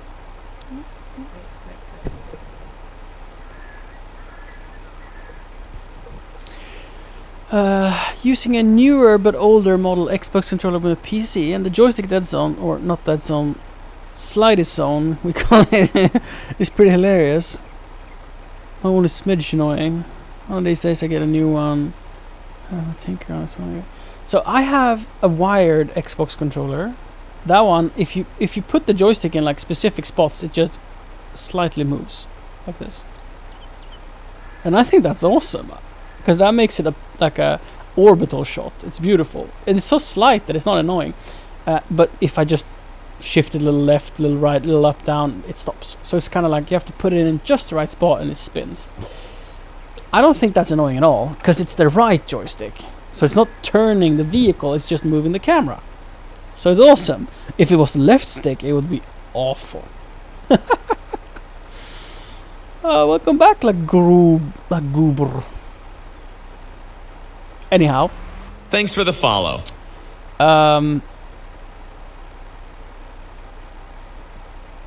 I would love to try a Hall Effects game controller that has a more sensitive center zone, because I feel like the accuracy of this joystick is quite good, honestly quite good, when you're halfway to maximum input. Where it sucks is doing slight left and right adjustments. Like staying on the road, it's so hard, but taking a roundabout, being like on the line you intend to be, that is quite easy. Making more or less adjustments, that's fine. But when you're driving on a road that is just curved like this one, right? To stay between the lines is so difficult, and it ends up being like back, forth, because it like there's no input in the middle. Do you want more? So it's like nothing, everything, nothing, everything, nothing, everything. Do you want to sit here? So I'd absolutely love to try and see if it's a big difference having one of those Hall effect sensor joysticks.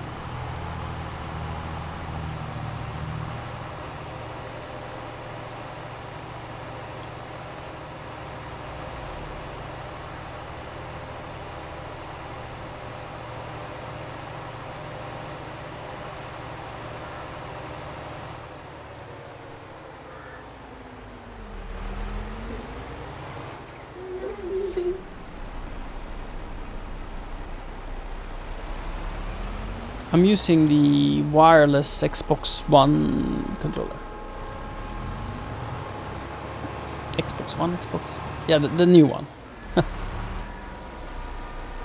controller is. We got it as a gift in September, end of September, I think. So it's not very old.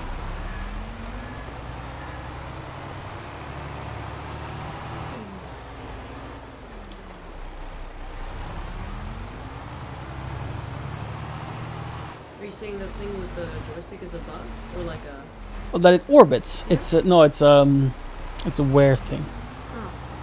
But that's on the wired controller. Oh. Okay. Yeah, it's not on this one. But the amount of like input I do to see any action at all You can't breastfeed and watch at the same time. is what I'm talking about. That this type of controller suffers from Breastfeed first and then watch. something called stick drift, and to combat the stick drift, which is like it thinks it turns a little bit to the side always. To combat that, it leaves a big zone in the middle of the input where it does not do anything. So it's like a little all or nothing when doing small changes in the middle.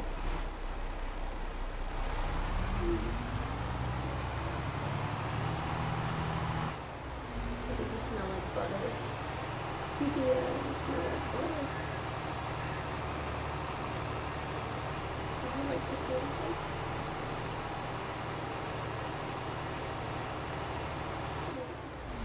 You getting tired, huh? It's been a long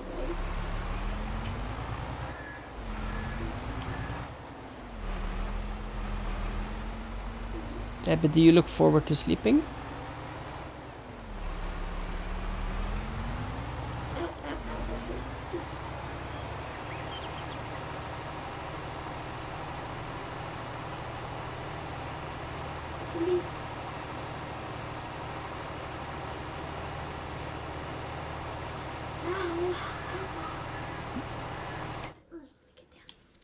Oof.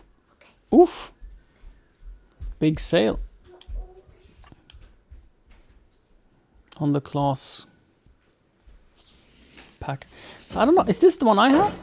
I don't think so. I think I have the Krone model. But they're like barely separable.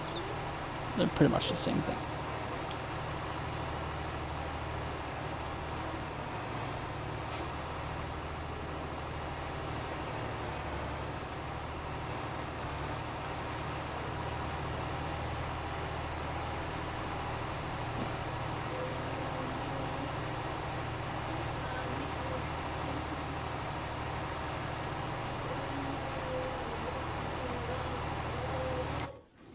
Is this field so uneven, or am I so bad at aiming and that it become a compound issue? I think it's my fault.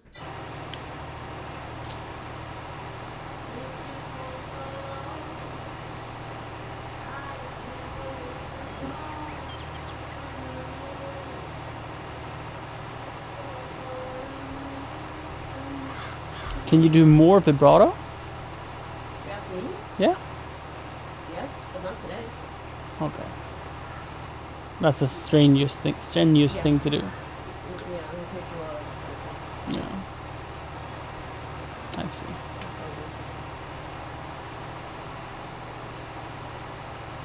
How would you describe that muscle-wise? Like, what is it that's going on in the throat? Oh, it's like pulsing your fist. Hmm. And like, it's like vocal cords or throat muscles or Yeah, things that both. like tense, relax, tense, relax. Yeah, in perfect sync. Mm. Like, you gotta do it in tune, like in Mm. punch, in beat. Because you Mhm. want it to go, feel you in the, Mm. right? Mm. You don't want it to go, Yeah, it needs to be sharp. It needs to be the same pacing. Mm. So, you got me in the wind. You want that, Yeah. right? That takes, yeah. It's fun stuff, I feel. Yeah. I'm not very good at it yet. I can do it. I'm not great at it. I have not seen that, Jack. Apparently, there's been a The Office / Mass Effect mashup released today. Yeah, I have no idea what that means. Well, we hold the phone and the sandwich. You want to sit on the sofa? Hold on, Tractor. You want the sandwich here? We need to watch a video. You want to stand here? Do we have screen capture on? We That's don't. okay. You can stand there. Yeah. Mobilizing the fleets. I'm guessing words made it to Alliance Command. Admiral Hackett's mobilizing the fleets. Yeesh. I'm guessing words made it to Alliance Command. Something big's headed our way. That's what she said. God help us all.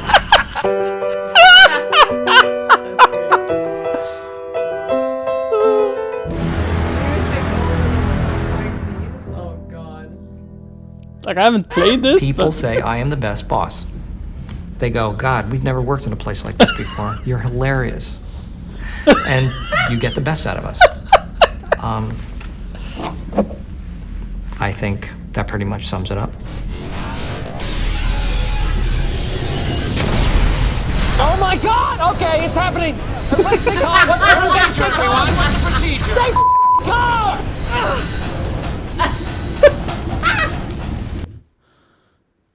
Oh my God. Hilarious. Yes, I was the first one out, and yes, I've heard women and children first. But we do not employ children.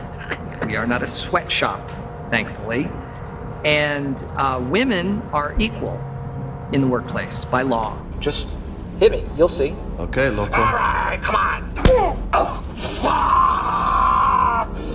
I live by one rule. No office romances. No way. Very messy, inappropriate. No. But I live by another rule. Just do it. Thank you. My sister is safe again thanks to you. Did you see that? Did you see it? Did you see what? Wow, well, Jen didn't believe in showing affection, so sometimes I don't know how to react when her girl touches me. Oh, I like it. Sometimes you have to take a break from being the kind of boss that's always trying to teach people things. Sometimes you have to just be the boss of dancing. Listen, man, I'm so sorry. I had no idea. I appreciate that, Commander. I really do. Maybe we could go out for a beer sometime, and you could tell me how you do that to another dude. I don't know. Maybe. Commander, the people of the Alliance have questions. I have done some very bad things, things of which I am not proud, and I vow to never listen to my bodily instincts ever again. Isn't it true that you were on Earth when the Reapers attacked? Oh, okay. I was talking about what's going on?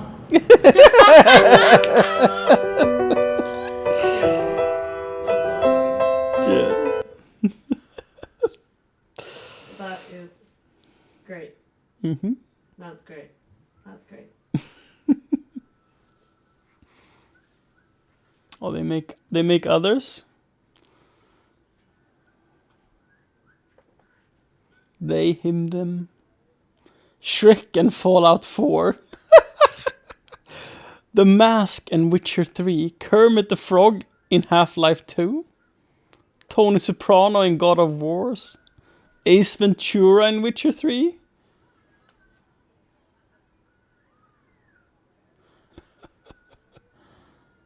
Clint Eastwood in Red Dead Redemption. What a legendary YouTube channel.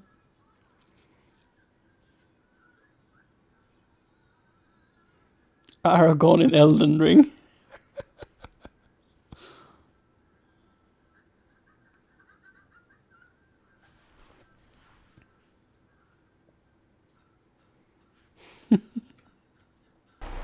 Thank you for sharing that, Jack. That's a laugh and a half.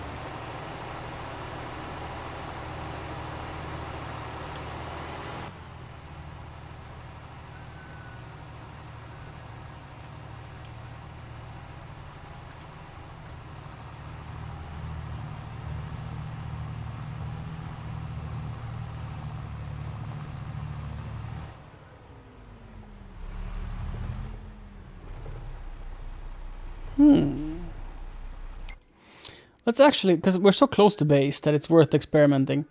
Now that I have a cultivation job, let's see if I can do rock picking on that job. Because I so want to try out this setup to see if it's viable. And we're close to base, so it's going to be an enjoyable experience.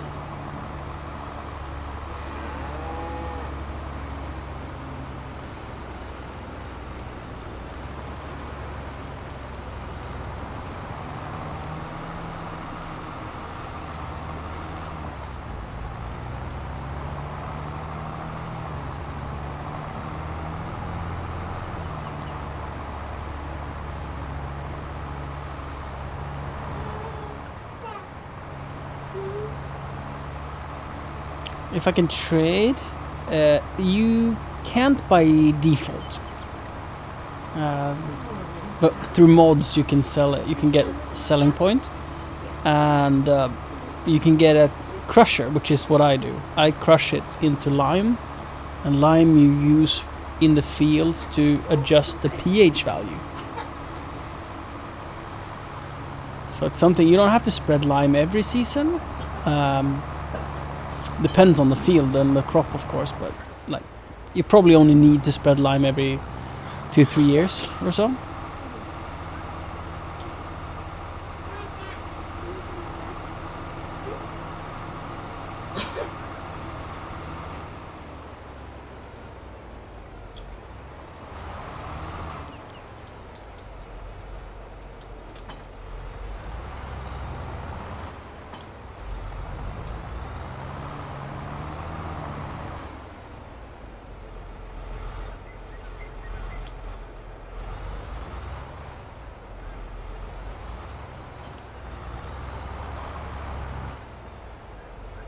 And you can buy lime.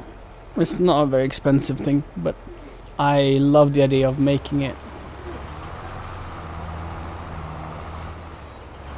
I do not have access, okay. Let's see if it works better on the field that I have cultivated. Maybe I can only pick rocks at plowing missions. That's my thinking. Cultivation missions aren't the same, you see. Yeah, don't have access to land. What happens here? Don't have access to land. How unfortunate. But quite acceptable.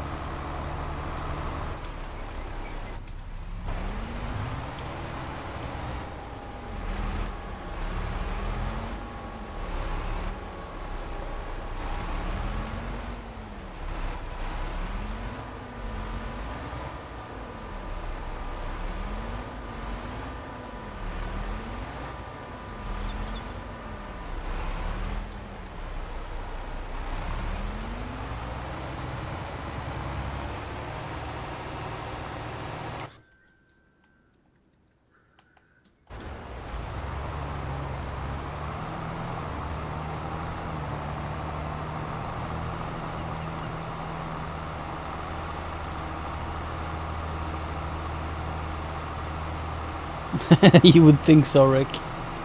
Yeah, for sure.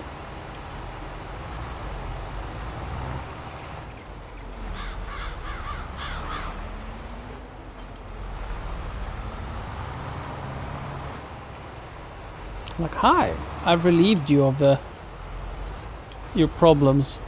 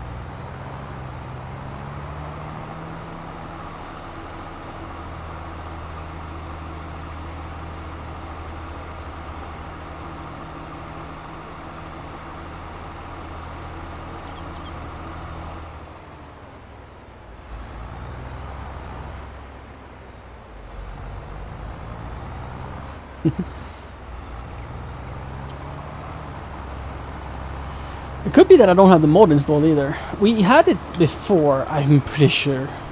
There's a mod like allow rock picking at contracts. But probably it's... What I think is that it's for plowing jobs only. Actually, let's park down. Go down.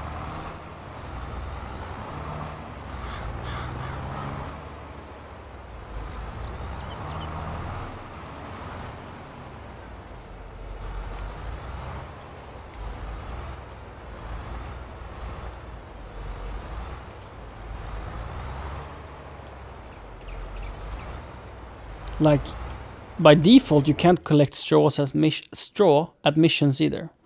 So that's a mod that I have. To be able to collect straw at mission.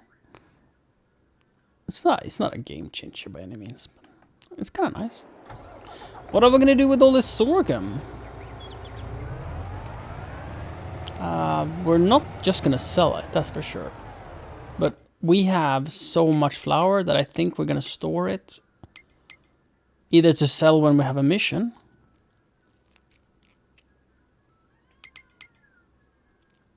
Or to feed our chickens with. We'll see. Storing it sounds like the choice.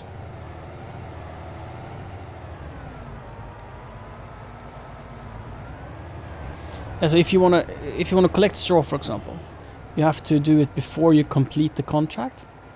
So you finish harvesting, and then whilst it's like completed, ready for you to collect your cash, you can go and collect the straw.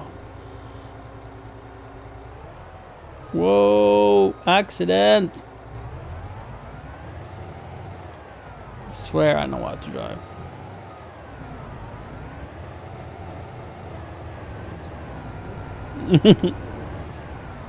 Mm-hmm.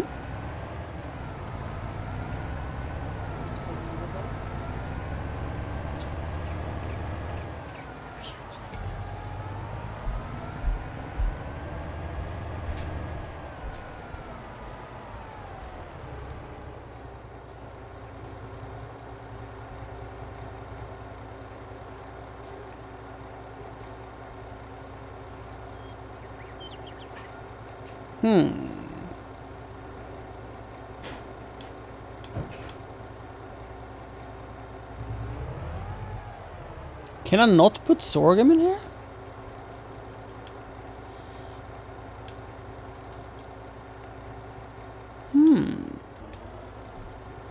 Oh, I was on the wrong trailer. I was on the front of the two trailers. That explains it.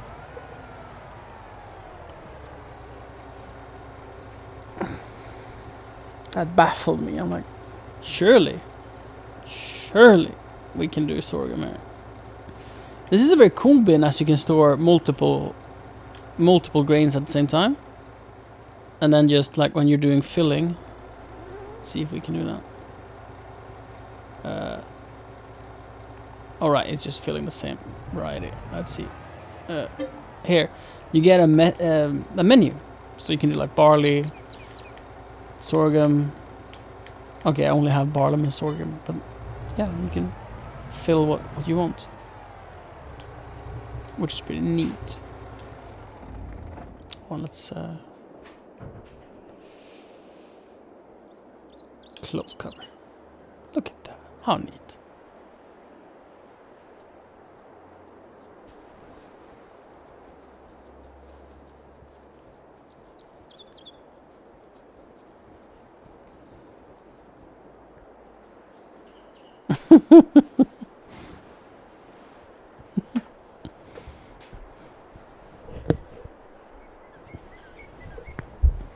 Someone followed you, Siri. It would have been cool if it was a person named someone, but it wasn't, I don't think. Ken338 followed me half an hour ago. Who followed Siri? I must know. It was...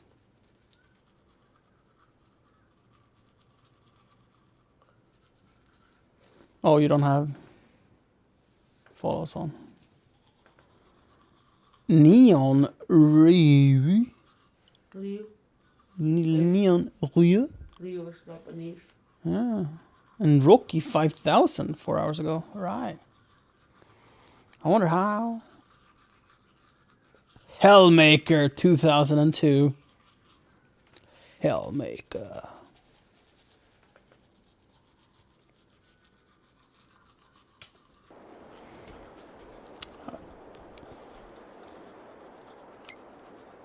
Chat, just because of that.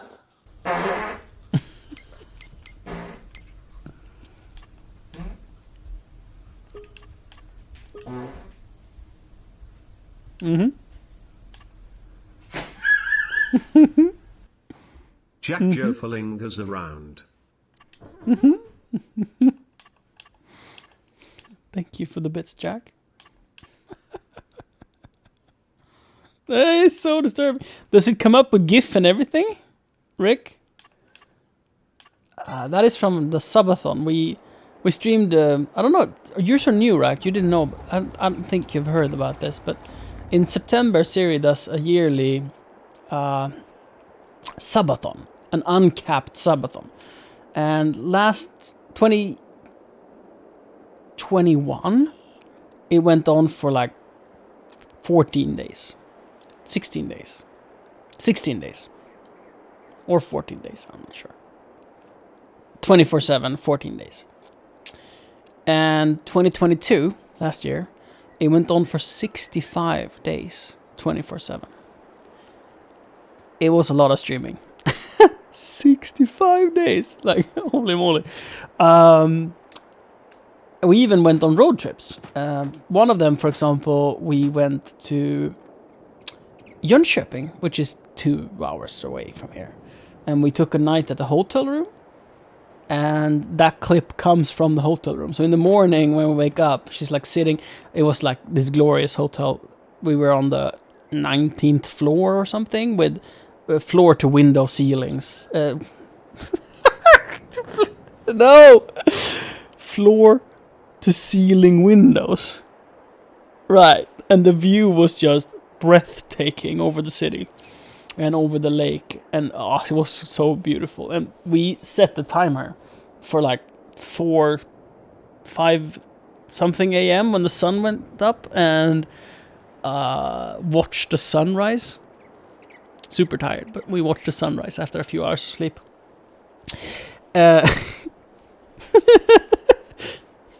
And yeah, in the morning she was gassy, and I think I said something stupid or something that she just wanted to fart at, or like just, I don't know. She just farted. Yeah, not once, not twice, not 3 times, like 5 times out loud, reverberating through the hotel room. It was glorious.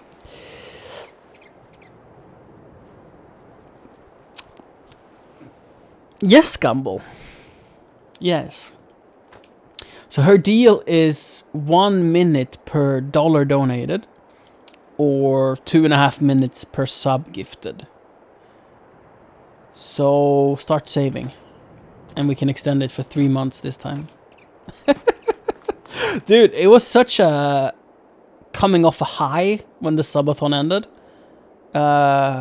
We felt melancholy for like a couple of days, like phantom moving the camera around.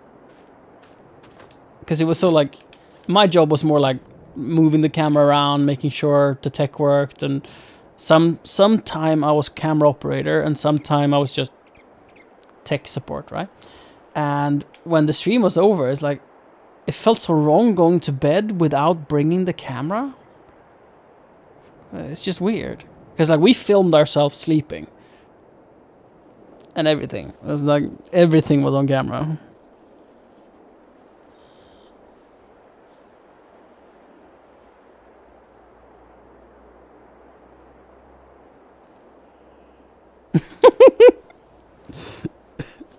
Yeah, Jack has a good point. Siri doesn't plan more than 2 minutes ahead. It's like we can assume that she will do it based on the fact that she enjoys doing it. But that doesn't mean that she will do it. It just means she might do it. That is so true. Let's see if we can bring a cultivator and a roller at the same time to field 23 and 25. That would be awesome. I don't have a trailer here. Why, you might ask? Yeah, that's a good question. Oh, I have the big one. Okay, so which tractor are we gonna do?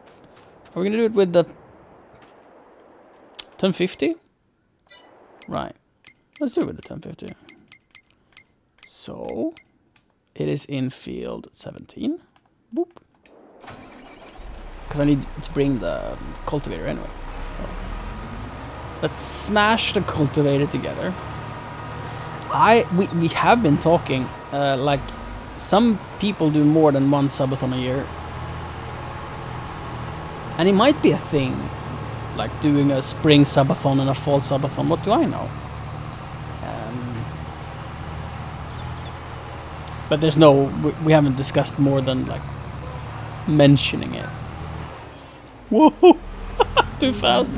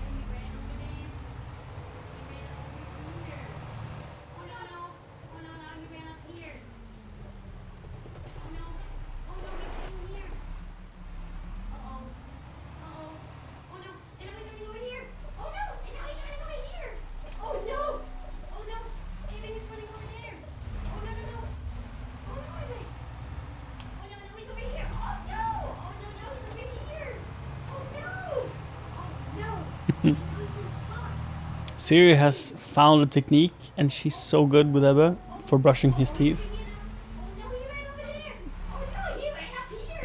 In just a few weeks, they've gone from screaming for 4 minutes to actually laughing a little bit whilst brushing the teeth.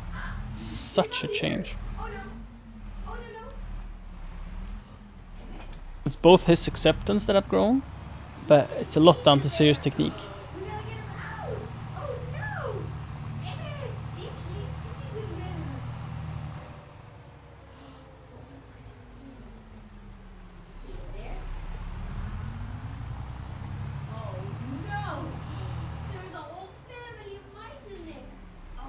Will I be able to pass if I go left?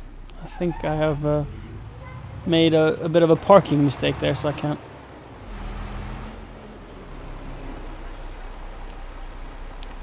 Can't do it that way. Let's use this tractor.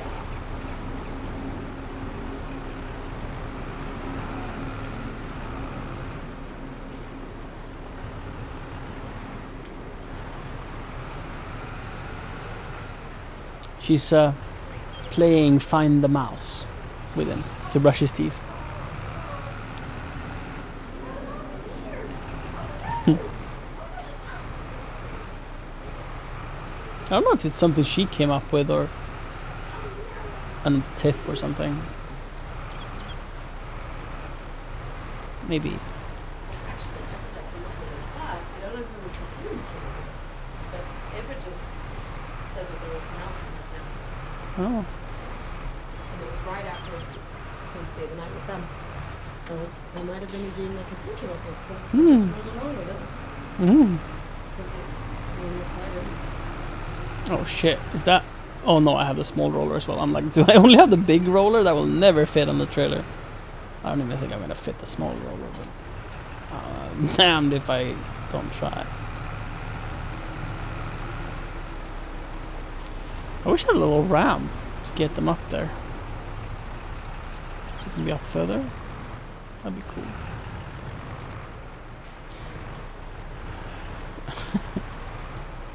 Gumball asked if you'll do a subathon this year.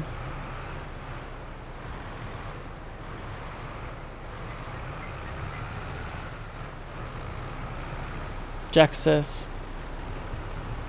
I mean, at the same time, it's confirmment. But on the other hand, she doesn't plan anything more than 2 minutes ahead.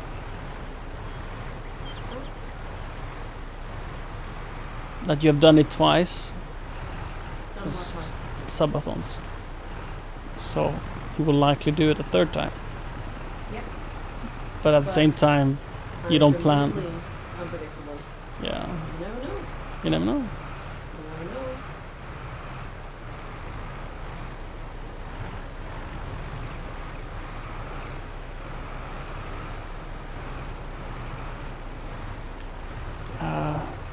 I give this like a 5% success chance.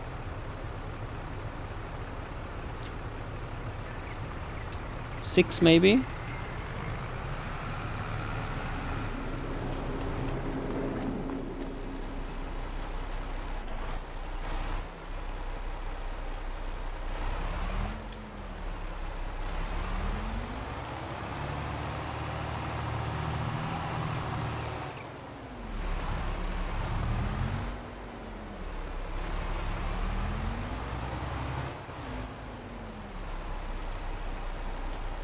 Ooh, that didn't work on the 22.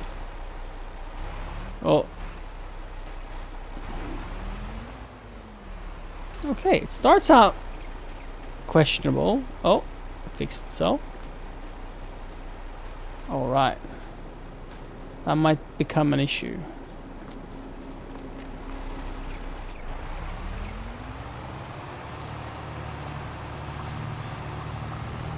Scraping the stand a little bit. It will be a little short when we arrive, but it should be fine.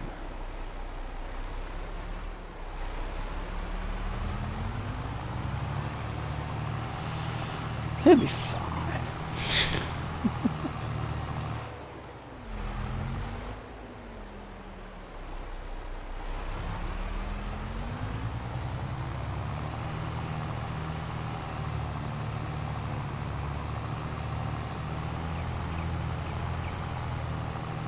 If I had a crane, I could just lift them on and have like the roller at the front with the hitch over the platform. But, I mean, I can't do that. I don't have the tools. Thanks for the follow. I guess I could lift them with the wheel loader. Then I have to bring the wheel loader to offload it, and then I might as well pull the thing with the wheel loader. This kind of stupid setup comes from my wishes to only drive once to do 2 jobs.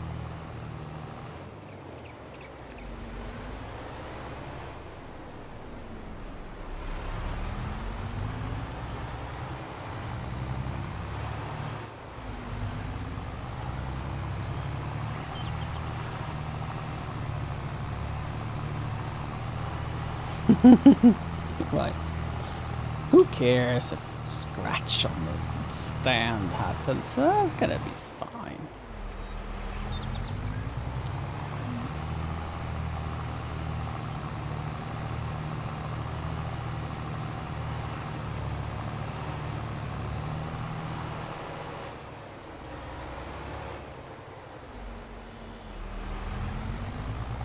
Ooh, too fast. When the trailer starts driving on only one side of the wheels. Oh, my butt clenches so hard.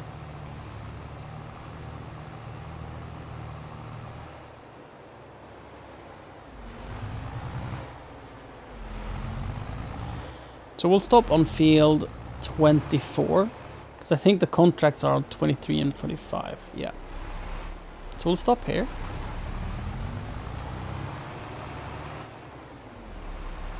Oops, I need to unfold the trailer.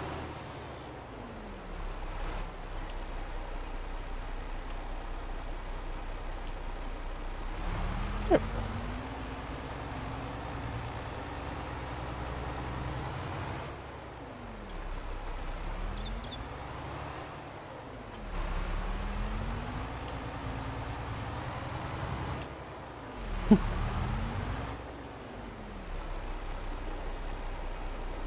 Was rolling for 24 and cultivating 25? The other way around. What have they planted on field 25?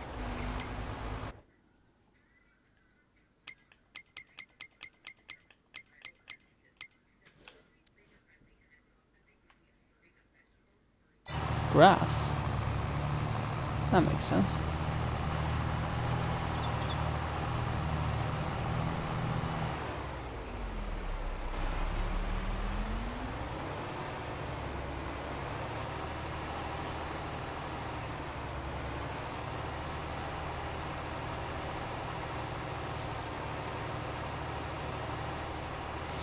Hi Jack, I saw a test on the optical image stabilization and it did seem fantastic. For a cell phone, fantastic. And especially at low light. That's like a huge feature, honestly. Does it have it on the wide angle as well? I don't think that it does. I think the good optical image stabilization is only on the main shooter, which is a shame because sure, it's not as needed on the wide, but if you have it on the wide, it will look so good.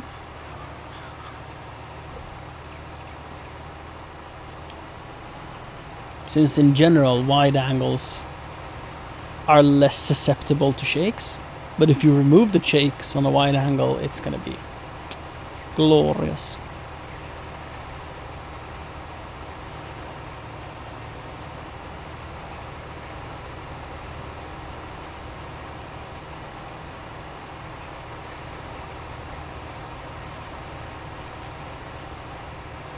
And I wonder if it doesn't have it, why doesn't it have it? I mean, sure, I get it that that's like a cost-saving measurement.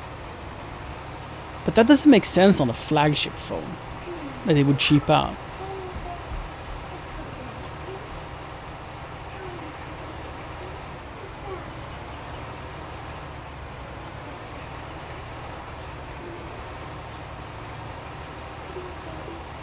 Hey, but do you want a good night kiss? You sure if I come and hug you? Well, you hug me.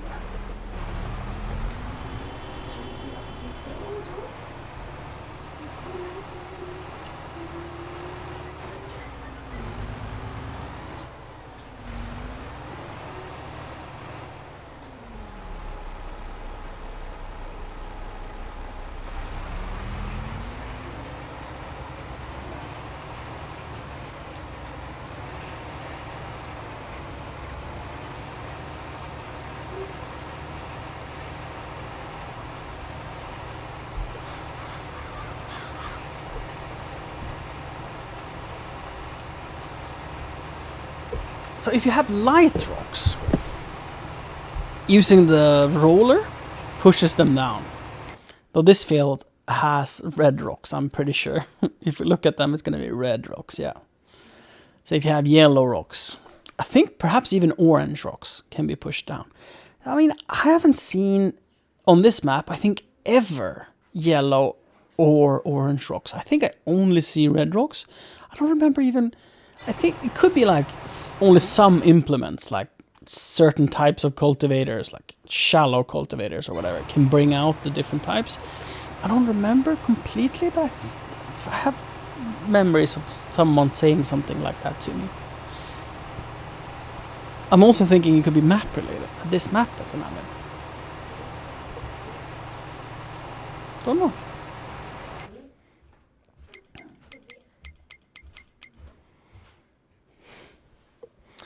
280,000. Should we repay loans or should we just splurge on something? We are busy enough, I'd say. So we kind of don't need more land. We could have more land and increase our income. But yeah, I think we have plenty of work ahead of us. We do kind of need to invest in some silage manufacturing plant. That's something we could look into. If I get to transport here, thank you.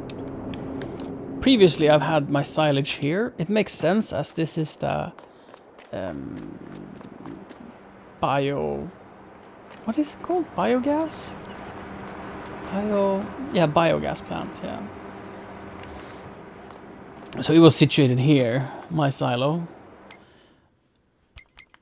And it was destroyed in the great deletion of anything fun. So I have to build a new one. There's a couple of options.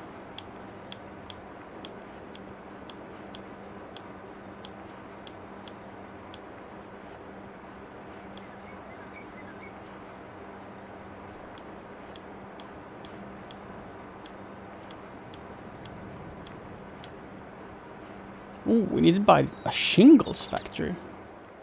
Look at this thing. Cute. Because we have an overstock of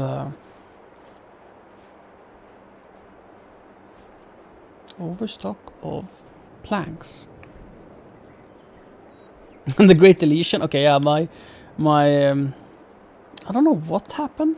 My server crashed and a lot of my mods went missing, and when I restarted it, every mod that was missing was deleted. Like the thing that was missing was deleted. Tractors I owned, that was a mod. When I reloaded the game with the mod, I didn't have it anymore. And the silage factory was one of them. It had, I think, 3.5 million liters of silage ready to be used. Gone. So that's like $1 million.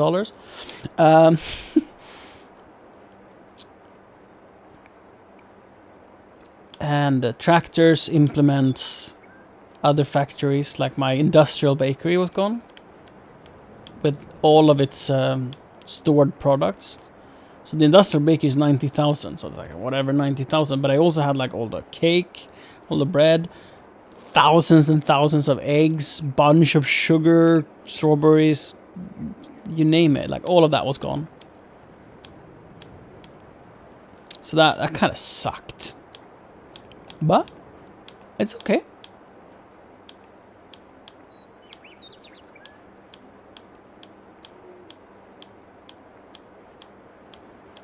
Siri's singing forever. I'm gonna be calm here a little bit. But I really liked having this machine rather than doing silage pits. They have their purpose, and for other areas of the map I think I would like to have a silage pit. But I think for now this is what I'm going to be doing. Just putting it down next to... Are they the same design? They are. Funny how that works.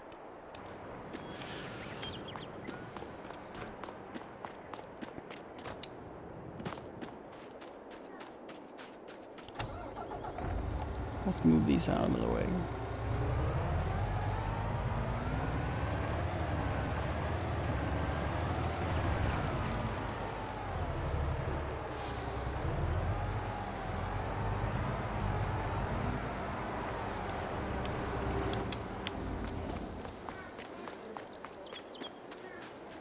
Oh shit.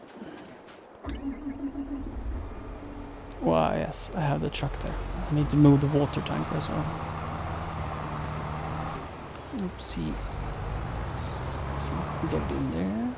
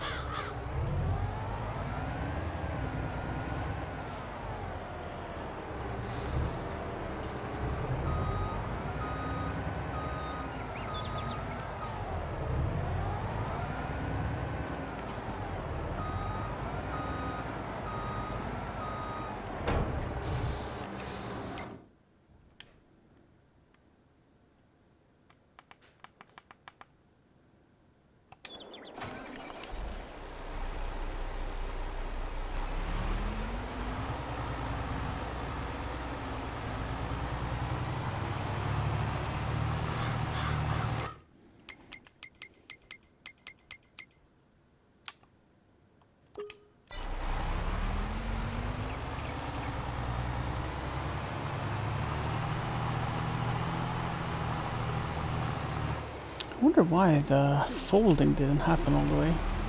If it's that I disconnected too soon or that the ground is uneven.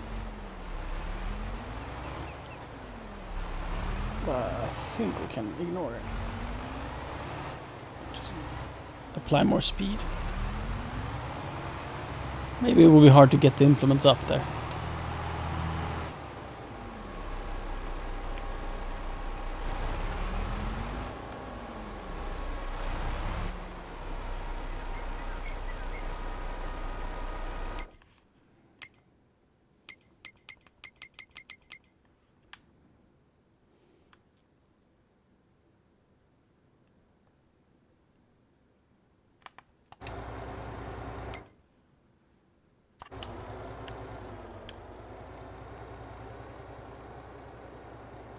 I think we want to level it off perfectly first. Because I think it's decent, but not just the way we want it.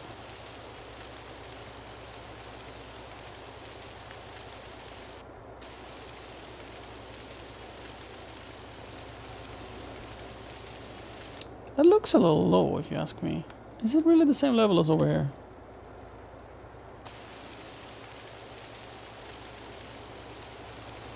Nah, that's what I thought.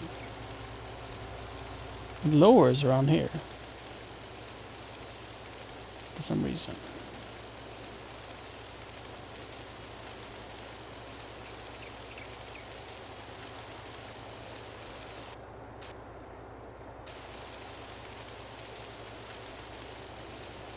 That's better.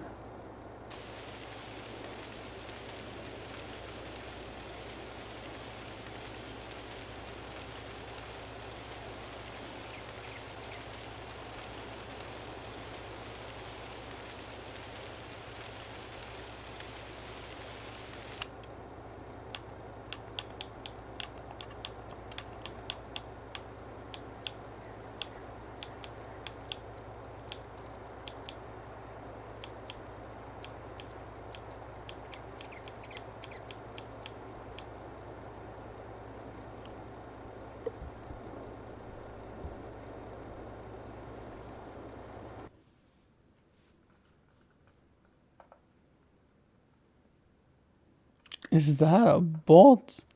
How dare bots? How dare?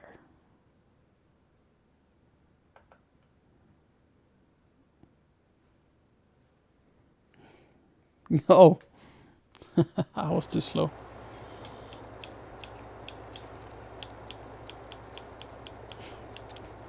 Get them, Jack. Get them. Cut their head off. So, is it that they're different height in the models?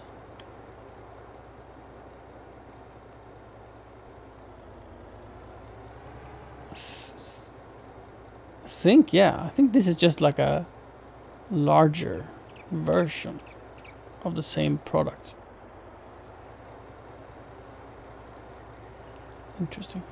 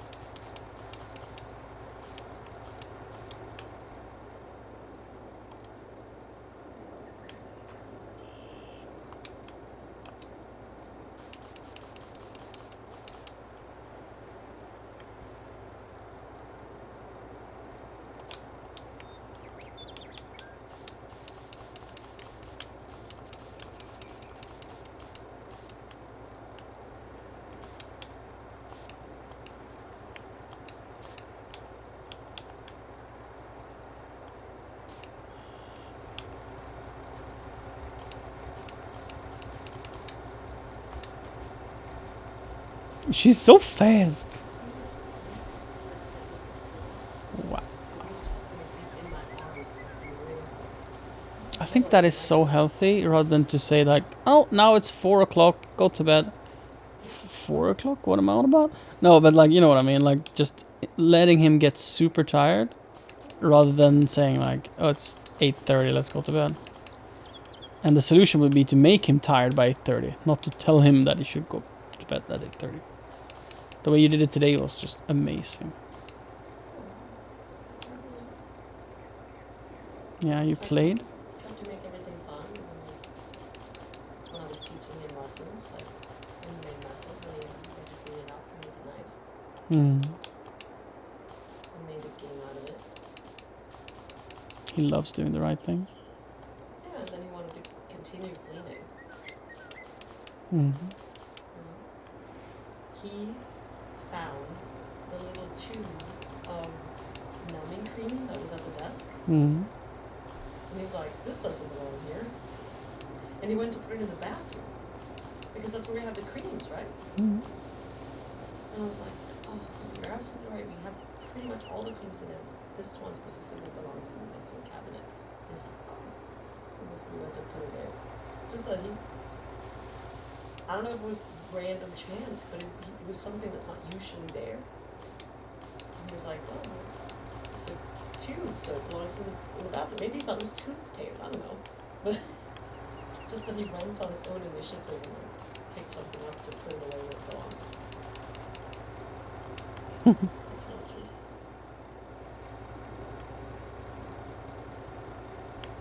And like, he doesn't love picking up his toys, but if you make a game out of it, he's totally on board. Hmm. It's like, if I'm like, we have to pick this up before we can do it, then he's like, okay, you do that, and I'll just sit here and wait while you clean, and then we can play. But instead of trying to force him, because it's just giving me pain. If I teach him that it can be fun, Mm-hmm. right? Like, you can make it fun. We have the ability to make anything fun that we want to be fun. Then he'll retain that skill to make it fun on his own terms. Hmm. Anyway, I can't remember.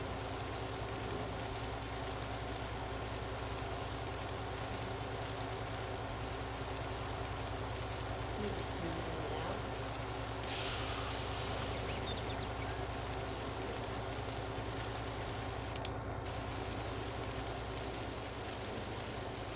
Undoing all the past mistakes of complete efficiency. Lack of knowledge, I guess. Well, that mental efficiency.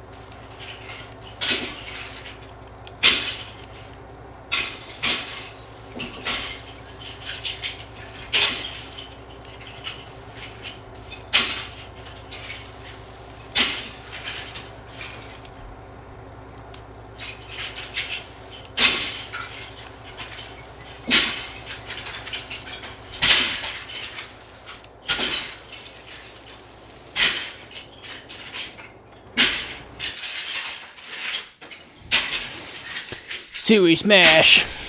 It's a Duplo tiding. Thanks for the follow. Don't worry about it. Thanks for the follow.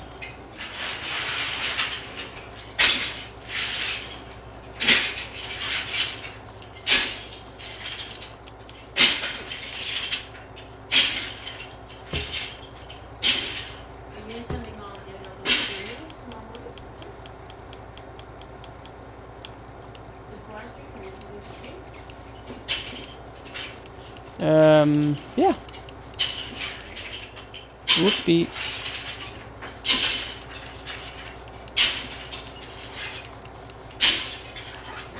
Are you hyped for a comeback tomorrow? What? Are you hyped for a comeback tomorrow? Yeah.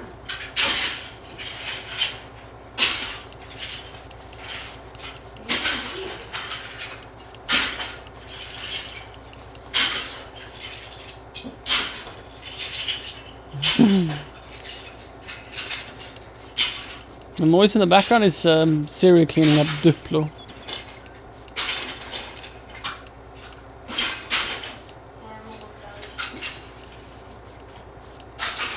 Are you sorry you're almost done? Yes,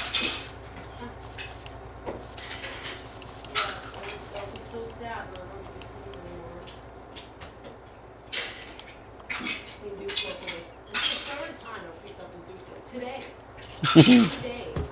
Sounds about right. Yeah. I'm so sad when it's over and I pass out. So sad. So very sad.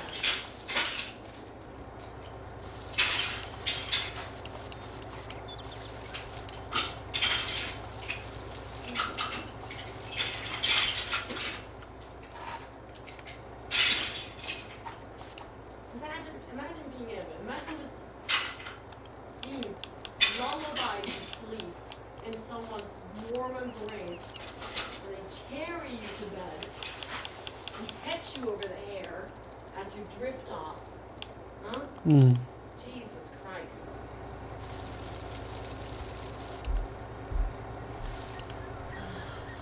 Let me do that for me. Just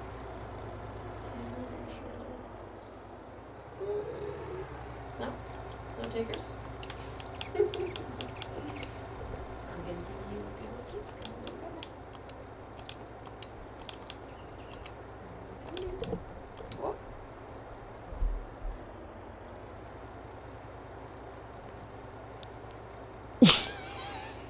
We missed. I did say A. That's true. May I have another one? What? Okay. I accept. Ah, sorry. Bye, guys. Good night.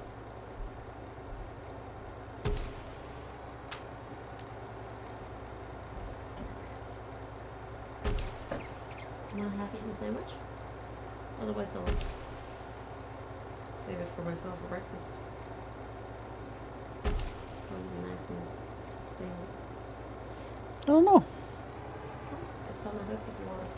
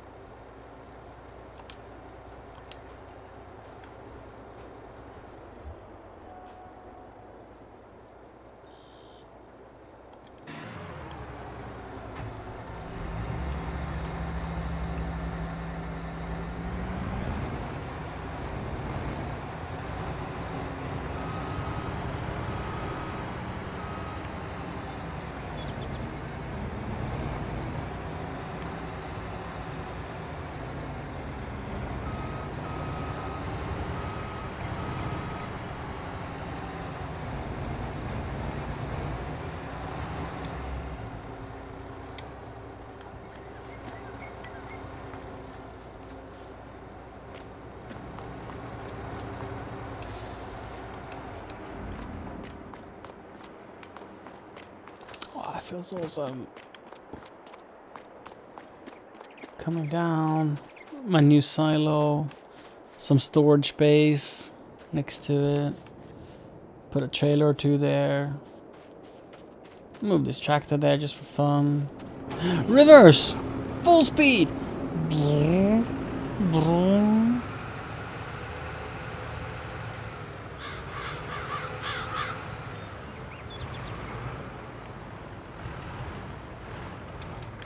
Aha!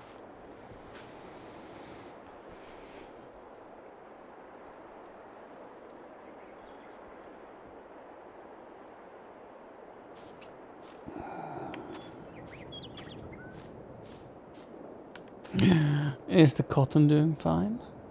It is. 2.3 tons per hectare. It's gonna be a lot of cotton.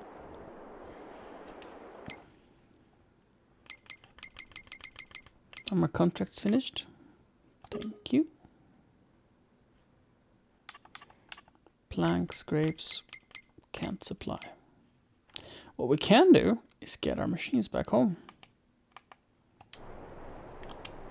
Oh, this is an interesting place to park.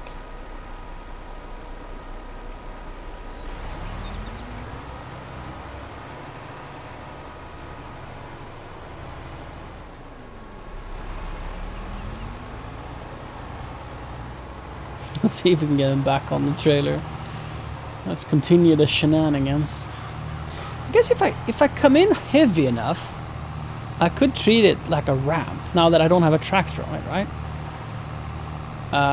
Should we try with this thing? Sure. Like, you know what I mean? Like, if I just send it.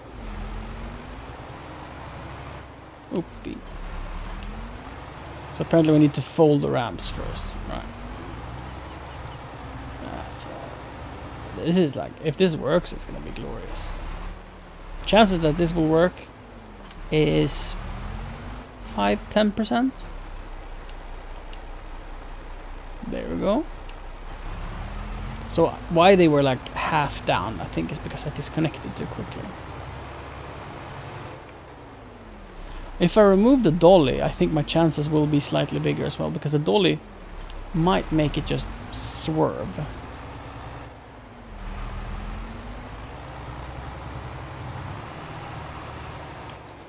Right. So that's not good. I'm hitting my weights. And can I... Oop. Can I control them?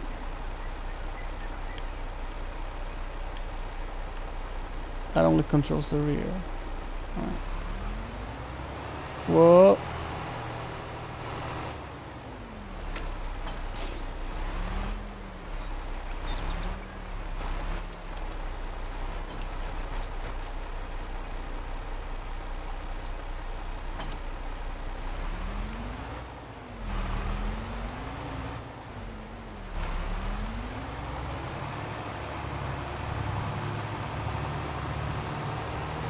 Mm-hmm.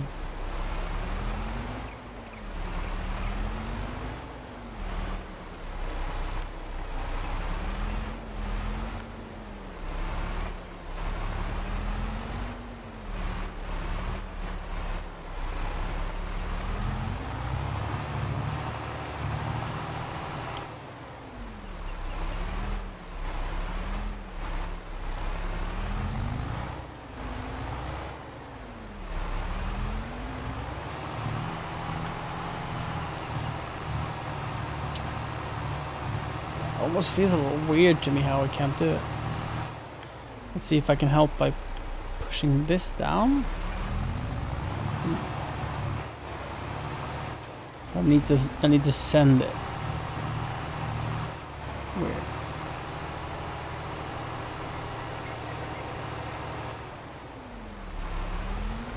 How fast do we need to go? 30 kilometers an hour? 40? 50?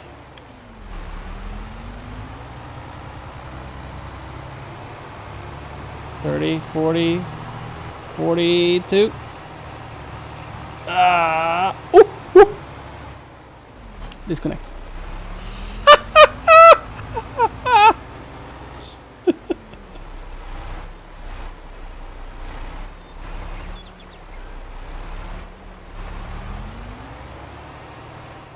sure that I left my drawbar hanging and dangling up there. Look, that was not intentional, but I mean, whatever works, right?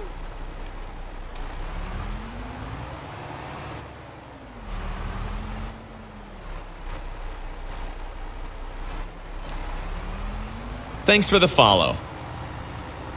First try as well.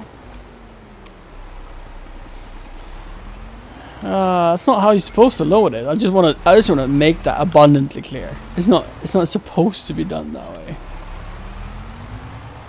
But you can.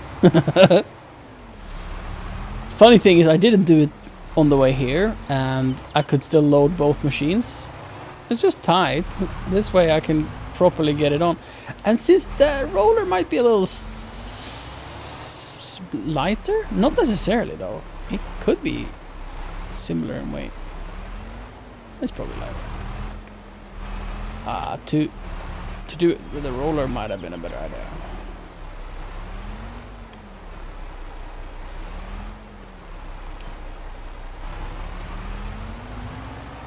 Nice. Now the support leg is actually on the trailer.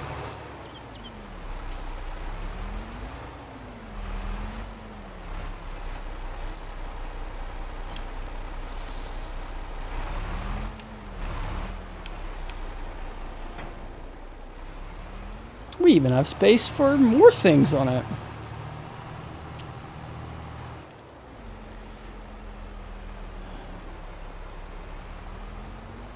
Right, how do I unload it? Now that the hitch is so high. I didn't think about that, Gumbo.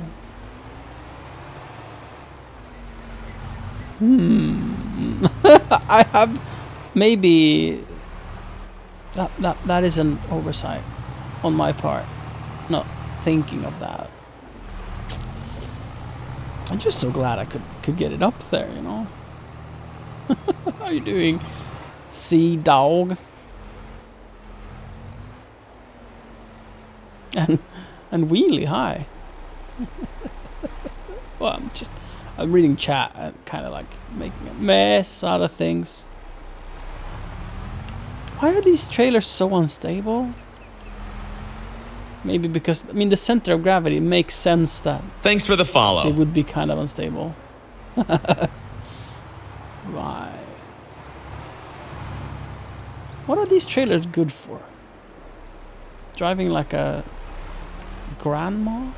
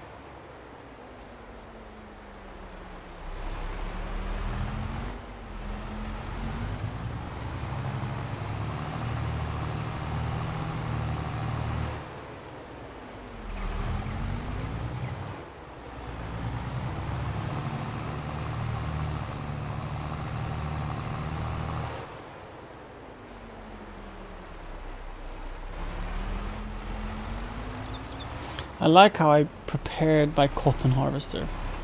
It is August and you can't harvest until October, I think. So that's a bit of a mistake on my part, putting it out there a little bit too early. What a janky setup. Who has parked these vehicles?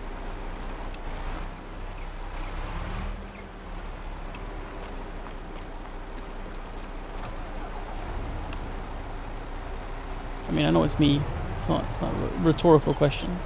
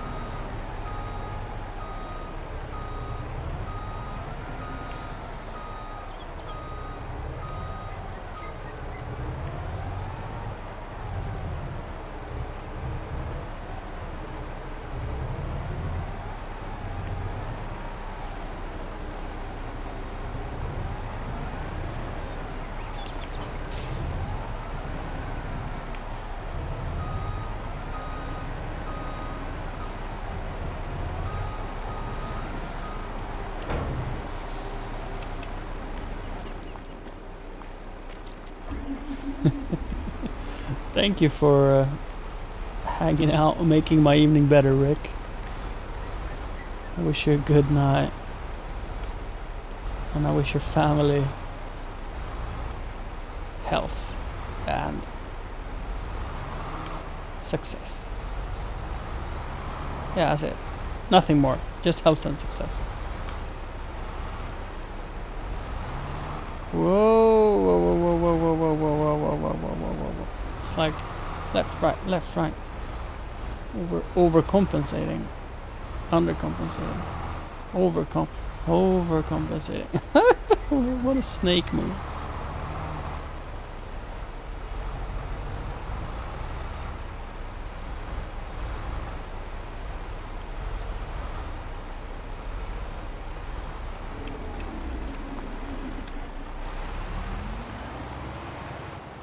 Oh, it was a dolly. I forgot about the dolly.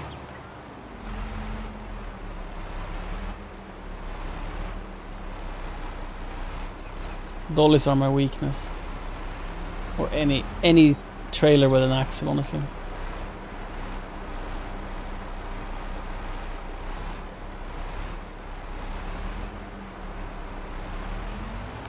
Ooh, pushing my planter.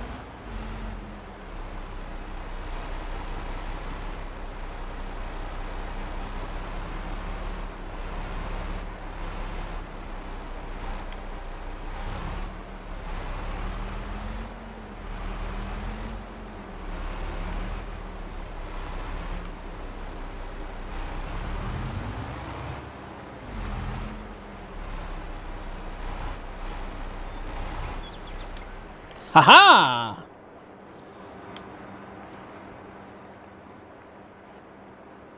Much better.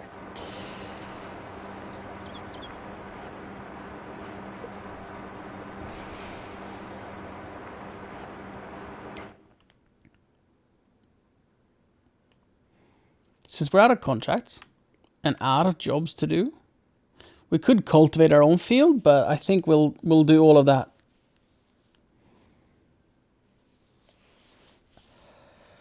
Well, actually, if the field doesn't need plowing, I don't think we will cultivate it. Oh yeah, we were gonna.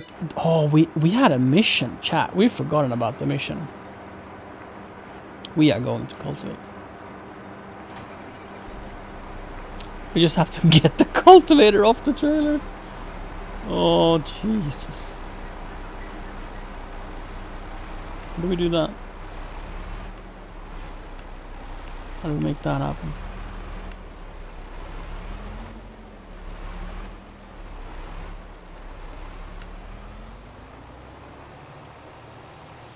If we are lucky, we can connect as is. But there's a big chance that won't work. So, what do we do then?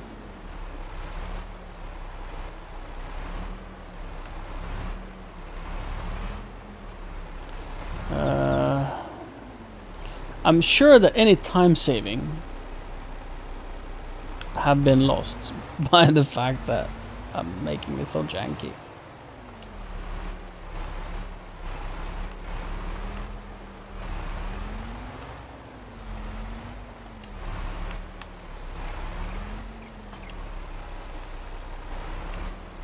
Could we try pushing it off maybe?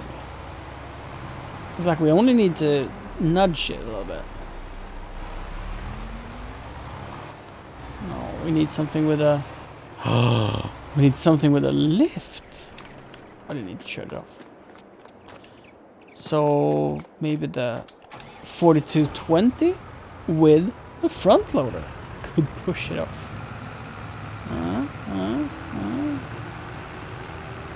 Maybe. And again, we only need to... I guess I'd rather do it the other way around. And then I could park the trailer just by reverse. Let's see if we can do this.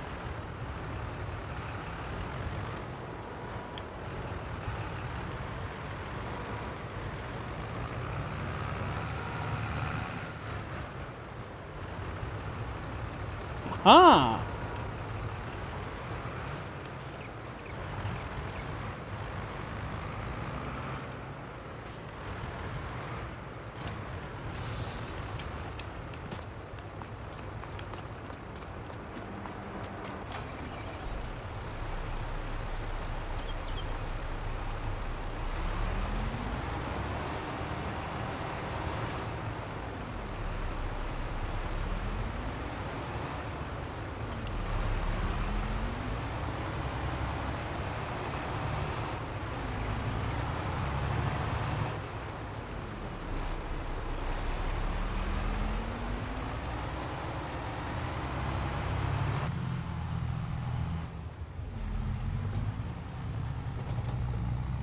What tractor did I use my mulch on?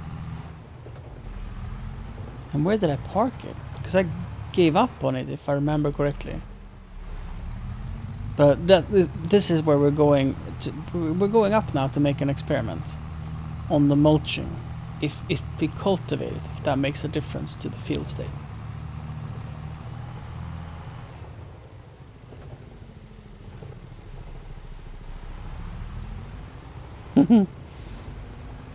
It helped having the right tools for sure.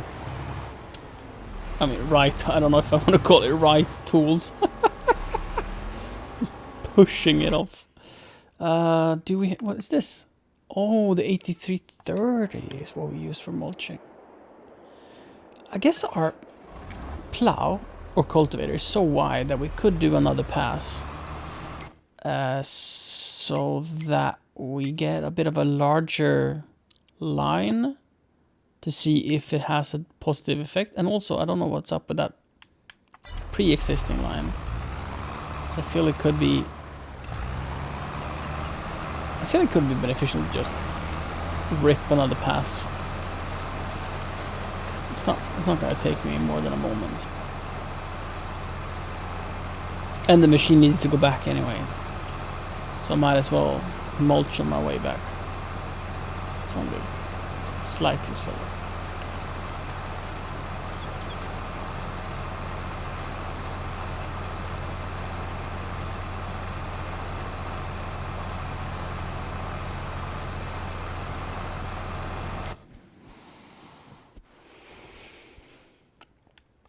It's very unfortunate that I chose a spot where it wasn't uniform.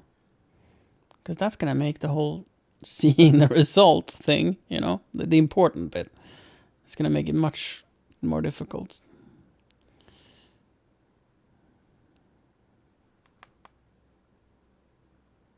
How much have I spent on fuel? 2,869 liters for $3,500. Jeez.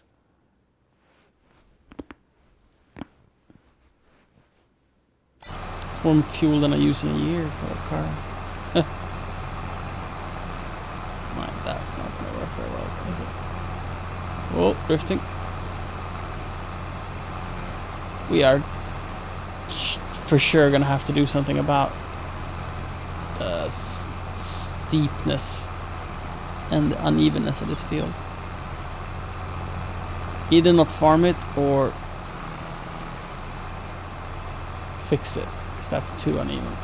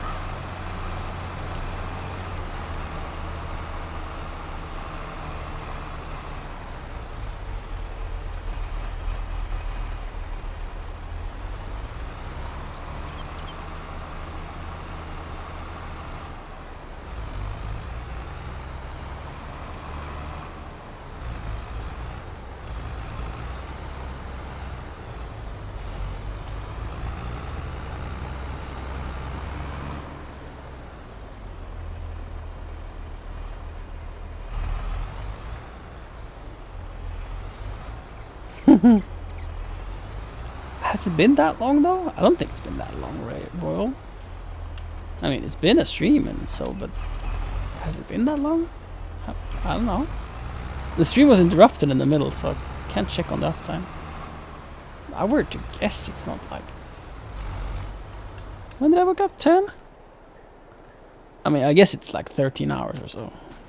I haven't thought of that. I mean, to me, it feels so normal with 13 hours, yeah.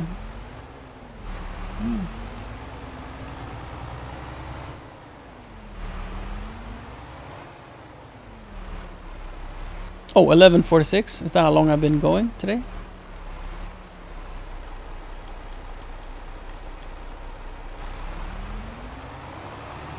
Thank you. That's less than I would have assumed. So this is a very, very, very, very flexible implement. It really moves along the landscape. All right, I had a half an hour break. I guess I could... This is not a big thing for you guys in the community, I guess, but I had a bit of a family emergency earlier. And we'll keep it short and not too emotional. My stepdad, mother's husband, they've been together for like 15 years, so it's like his family, right? His mother has been suffering from Alzheimer's for 7 years or so. The last 4 years it's been really bad, like 10-minute memory, if that. And she's 86, or was 86. She passed today. So that's why I ended the stream earlier today, to sort of, yeah, talk to them a little bit before, because they went to see her for a last time. And it's kind of been like, they've been waiting this for so long, like the last 4 years, it's not been her, you know. So it's been like, she hasn't been wanting to live really, and she's been quite bad, and all of that. So yeah, this is not a relief in any way, but I'm glad for her that she gets to pass on. And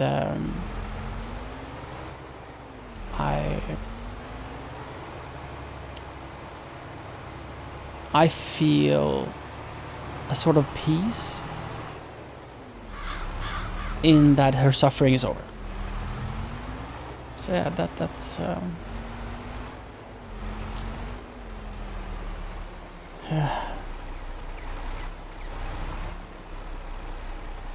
that's why I ended earlier. And it's been sort of on my mind all day. We'll have to say that, and it likely will for a few days. We weren't super close, but she was so loving as an individual that she still like left a mark the first time we met. And I'm really glad I got to know her.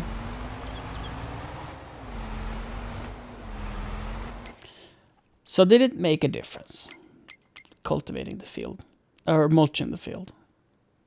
From what I can see, none whatsoever. That doesn't mean it didn't, so let's go out and check the manual numbers here. So here we're seeing about 45 kilos per hectare. Pretty stable, 45. And then we come up at 50 here.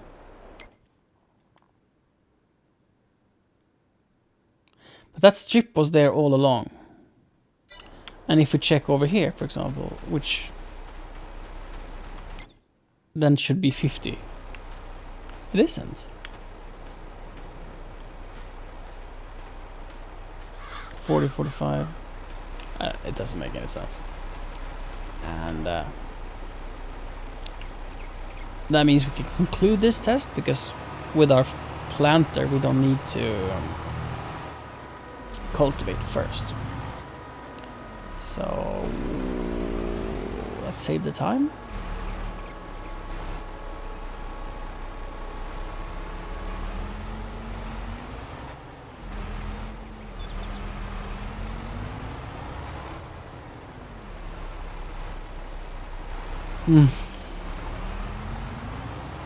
I bet it will take a while for the rest of the family to settle down with the emotions from this, but I think everyone will take it very well. They have already said their goodbyes. Well, like years ago. So it's I keep saying that there's no easy way to lose someone. But now that I have perspective, I have lost a same-age sister. I have lost relatives. I have lost family members. Only on my stepdad's side. And it is easier when it's their time. It actually is. When you get to prepare for it, and when you get to wish them well in the afterlife, that makes it easier. Because some people, when they get old, and you can see it as giving up on life. But when the pain is so difficult and you're so your body has given up, right? The mind does give up for quite a lot of elder. And that's something I never knew, and why I'm sharing this is because, like, maybe you didn't know it either. The fact that it's quite common for old people to ask to have their life taken, to in protest stop eating, to decide like, yep, that's it, like I'm this is not worth it anymore, and then they stop eating. And when they stop eating, they normally make it about 2 weeks before their body shuts down completely. And in Sweden, at least, they're not allowed to administer a chemical that would take someone's life. They're not allowed to. If you decide to stop eating, they are not allowed to force feed you. But that's it. Like, yeah, you kind of have to live to the end. And knowing that is not scary or sad or horrible in any way. It's just so understandable that if everything in your body hurts, your eyesight is gone, you're nearly deaf, your brain doesn't work, your memories are like half gone, you shit yourself daily, and the only joy you have is like, what, seeing the sun come up and down from it being brighter or darker in the room. You know, it's like, it's not a way to live. I'm not saying like, oh, live a crazy life and die in a parachute accident when you're 50. It's really good, even in the older days, I think, until you pass that point. And I think it happens quite quickly, right? I think it happens, if I were to guess, I think if you live until you're 85, it can happen in a year.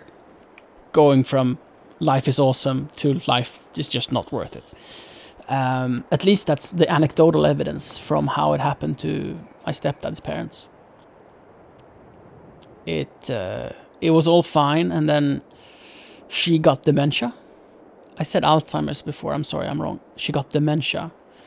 And it started with like putting the frying pans in the fridge and stuff like that. And she was in a home within a year, I think. And her dad, or his dad, my stepdad's dad, my step-grandpa,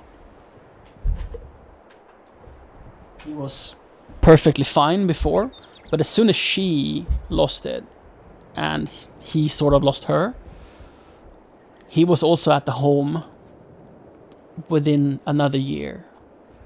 And then he was gone a year after that. So his decline was like so fast. And why I think that happens is, and this is, there's stats about this, there's statistics and research done about this, how common it is that when you lose the love of your life and you become a widow or a widower, that you die quite soon thereafter. And why I think that happens is like the will to live is so strong and powerful that when you lose it, you lose the force that keeps us alive.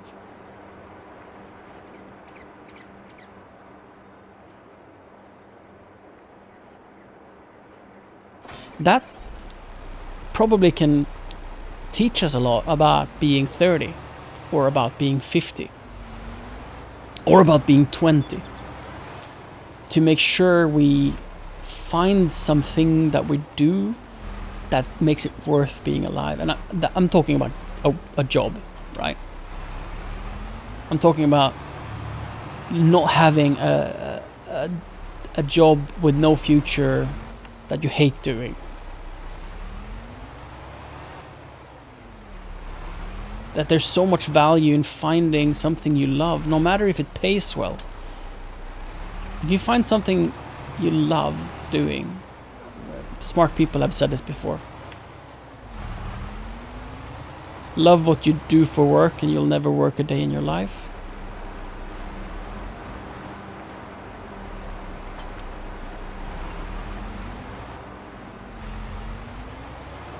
Because even if you get a lot of money doing what you do,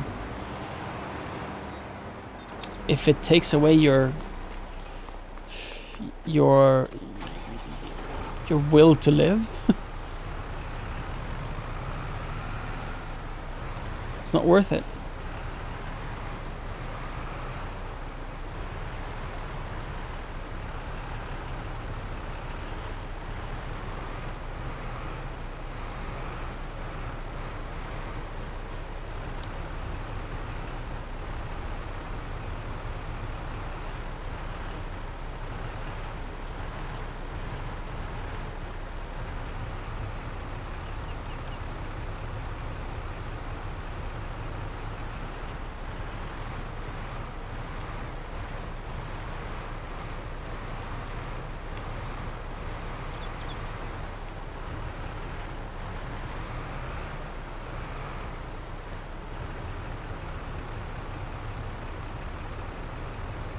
Antrim Coast Gaming, hi, it's going fantastic. I've had a lovely day of streaming Farm Sim.